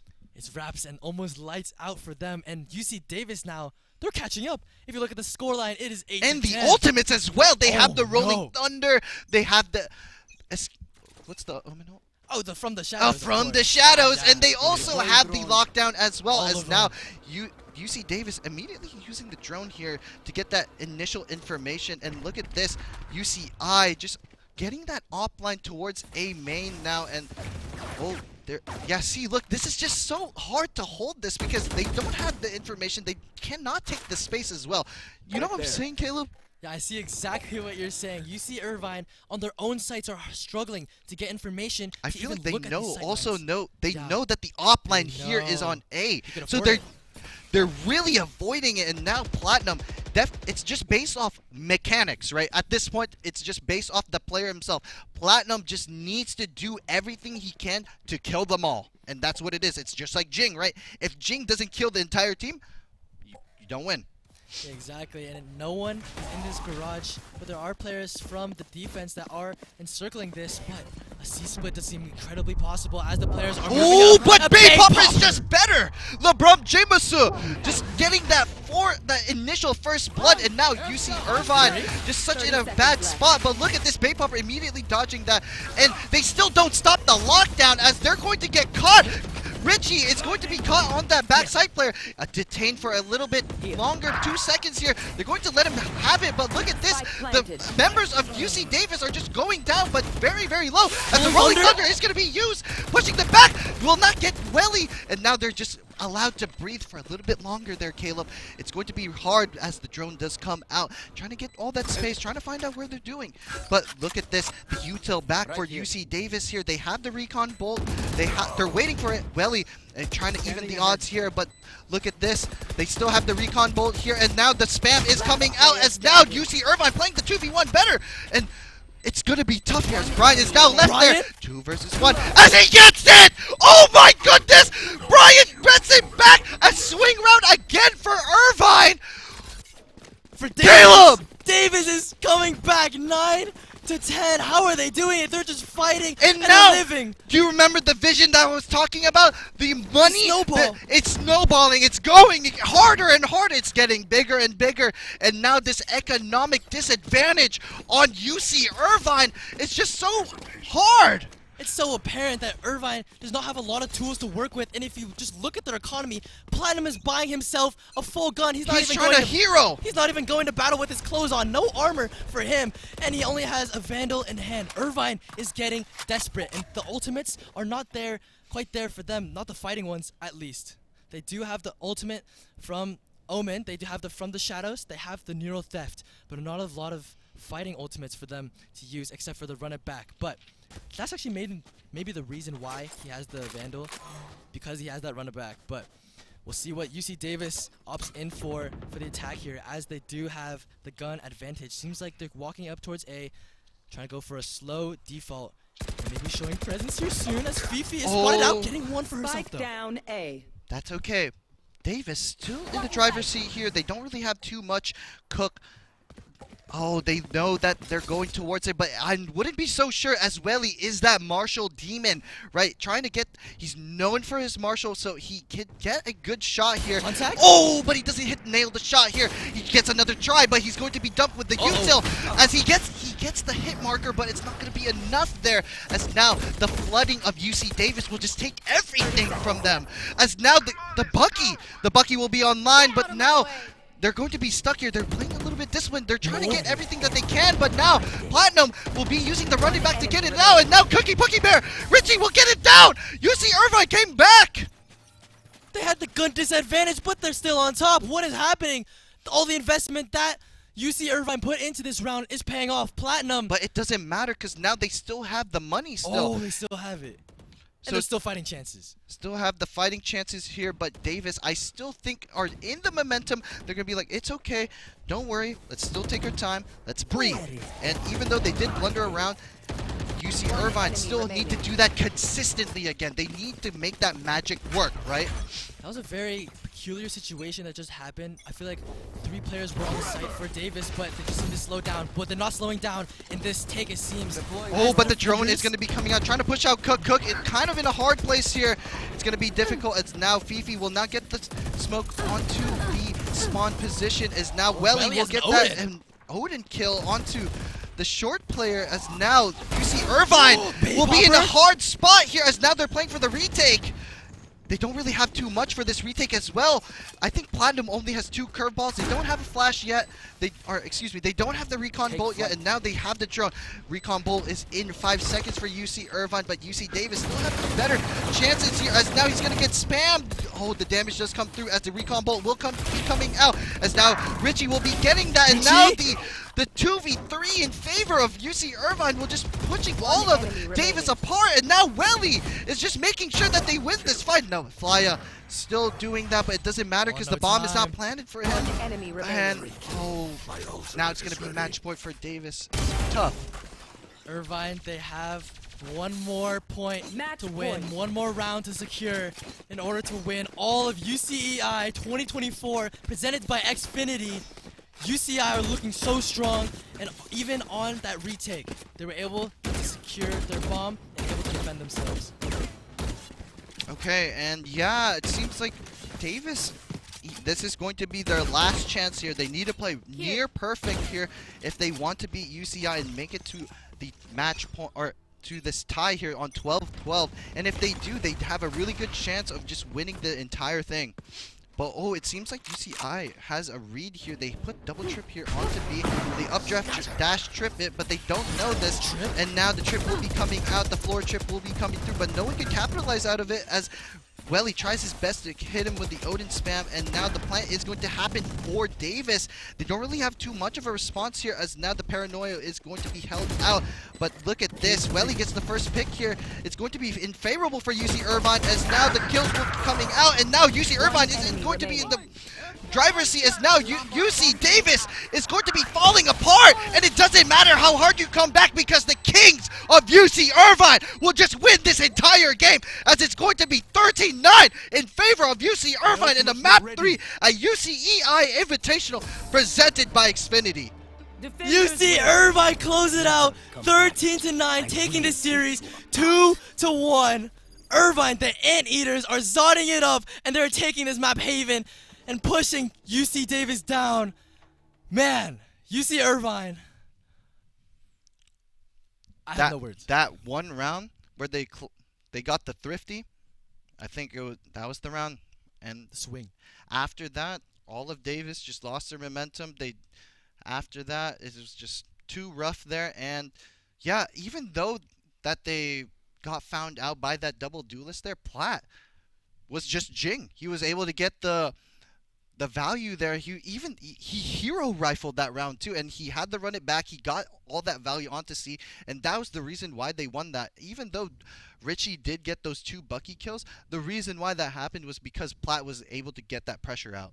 Yeah, and UC Irvine just able to secure their sights back, and even on defense, as we saw, they were so good on the offense.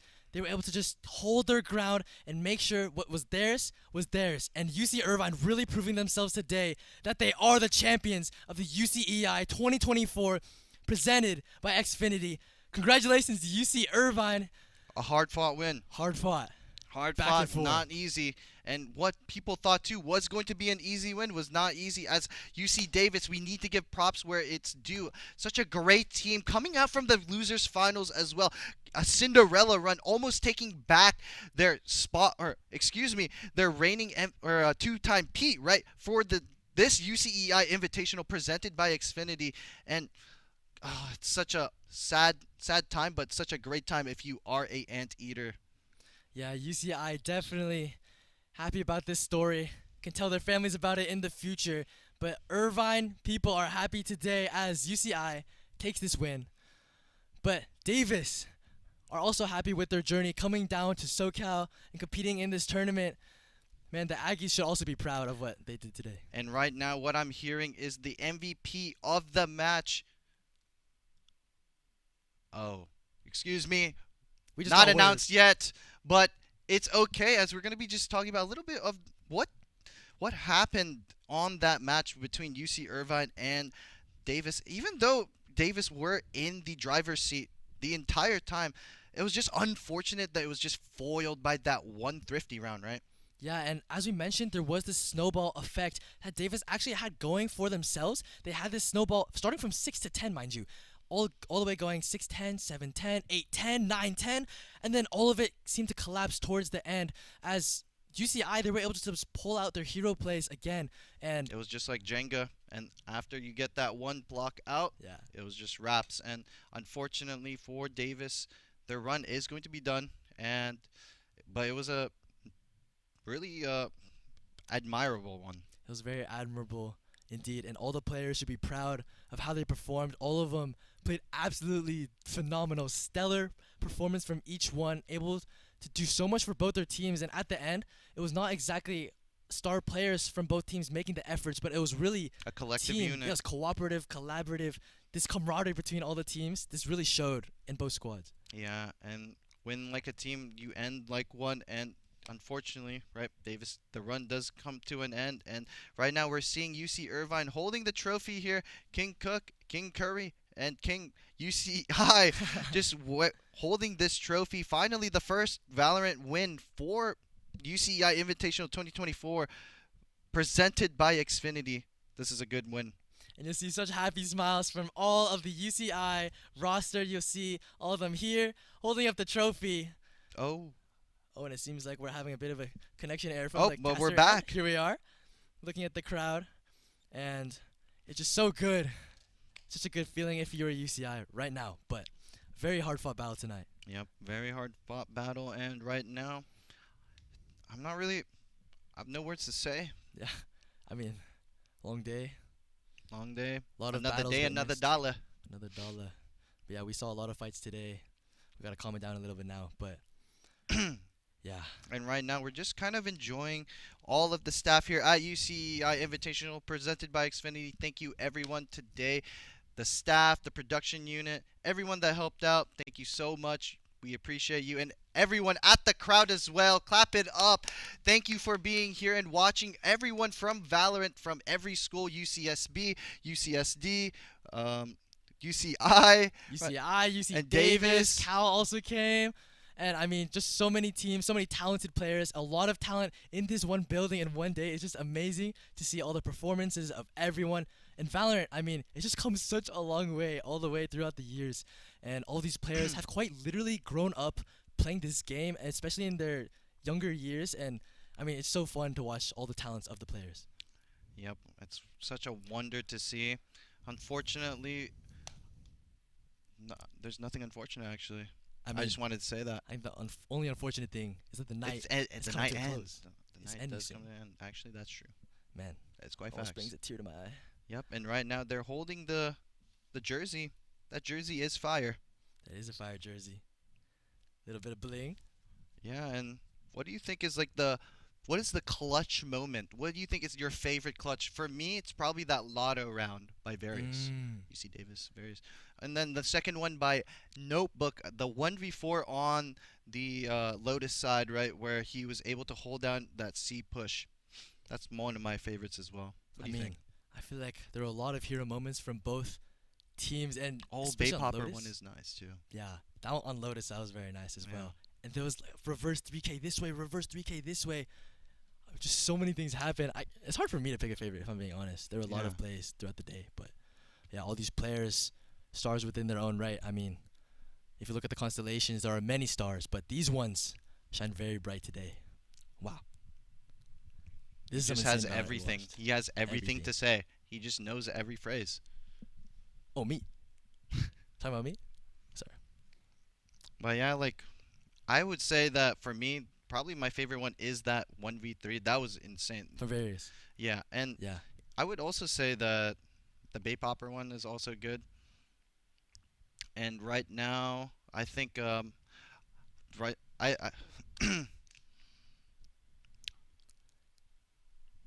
Seems like we're going to interview Yeah, right now. Right now.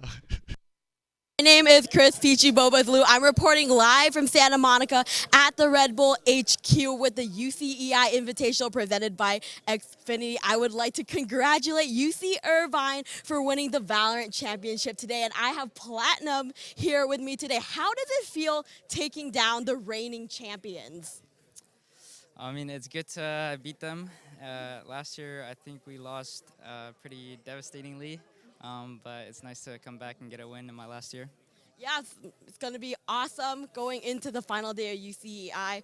But, you know, did you feel like you were at a disadvantage at all? Because Davis had been playing all day and they were still warm. You guys really only played in the morning. How did that feel? No, honestly, yeah. Coming through the winner's bracket, it was kind of a disadvantage for me. I don't know about the other people on my team. We were all caught snoozing from time to time. I tried to take a nap, but we were so tired. We didn't play for like 5 hours, but I'm glad that we composed and got the win.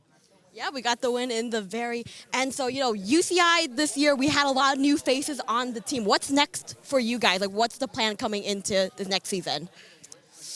I think our main focus is CVAL right now, qualifying for the national tournament. I think I will be done after this year of collegiate, but I think it's nice to play with these players. We have a good team, we have a good atmosphere, great program. Yeah, really great to hear. So we want to address kind of the elephant in the room. Coach Curry's shot was a total surprise today. How did his presence here kind of impact the way that you guys played today? No, his impact was great. Having him in person, it was actually a pretty good motivational booster for us. I mean, we kind of figured out who's going to come, even though no one told us. Well, we just had an idea, but it's nice to see him in person. I think it's one of the reasons why we won, to be honest. Definitely. So all the support coming in from the crowd and everything. And, you know, right now, I think it's no surprise that you are the MSI MVP. What does being the MSI MVP mean to you? It means a lot, but at the same time, I didn't really care. I just wanted to win, support my team, and I'm glad I played really well today. I think this tournament I've been playing really good, but my team, thank God, came through, and we closed it out, and big shout out to them. Yeah, big shout out to Platt and the rest of the team. And with the MSI MVP, you also get an official monitor. So congratulations to Platt for his big win. All right, that was all for me. So you know what? I just want to say thank you, Platt, for being the GOAT today. And Ago and Caleb, back to you. Congratulations, Monk Dual Batterdine Platinum, the GOAT of UC Irvine. Oh, yeah, the GOAT of UC Irvine, because he did win the MSI MVP. And I just want to say thank you so much for watching the UCEI Invitational 2024 VALORANT Invitational, or Grand Finals. And right now we're going to be going back to the caster graphic. I want to just thank everyone here. And Caleb, just any thoughts on this? You want to be thanking as well? I mean, thank you so much to all the production, to all the casters who participated also in helping out this specific event. And so many people, even from the media designers, from the production crew, everyone, thank you so much for coming and helping out. None of this could be possible without you guys. And we just clap to them just for one moment. But thank you so much, everyone. Also to these special guests, these partners. It's such a great day to be down here in Santa Monica. Yeah, such a great day to be here in Santa Monica, and I hope everyone here in the crowd and also watching had a good time there. And also thank you again for the volunteers that did help today. And yeah, that's going to be it for me, Andre Go, and Caleb Giaio Zhang, and we're going to be sending you guys off, and hopefully you guys will also watch the UCEI Invitational presented by Xfinity, of course. Overwatch finals, semifinals tomorrow actually, and hopefully you guys have a great time. Thank you for everything today, and we wish you a good night. Have a great one. Thank you.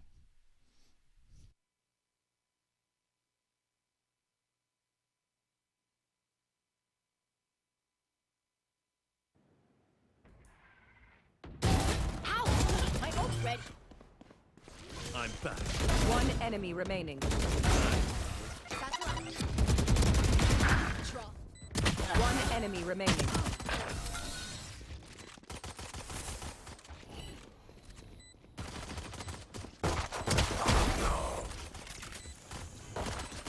One enemy remaining.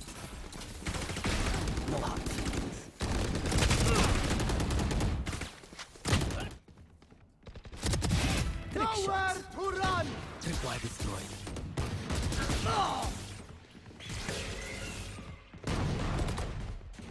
Spike. My ult's ready. One day.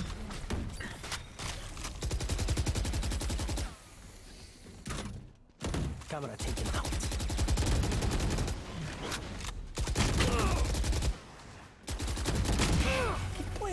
One enemy remaining. 10 seconds left.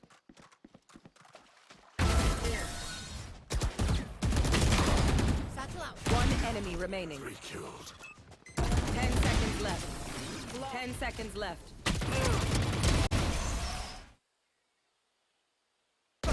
My ult is ready. Seconds left.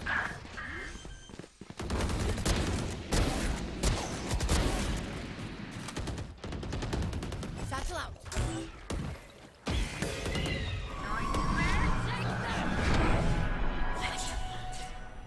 One enemy remaining. Get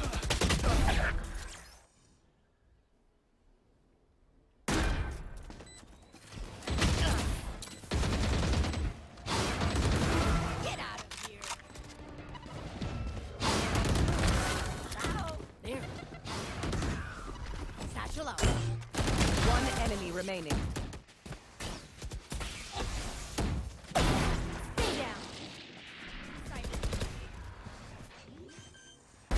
Give me those back.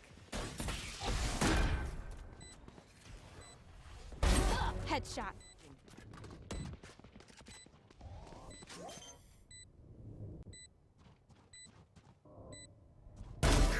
One enemy remaining.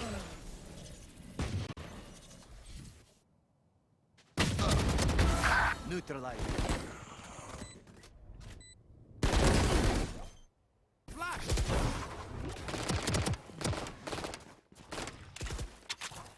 Come on, let's go! Flash! Watching here. My way. Where is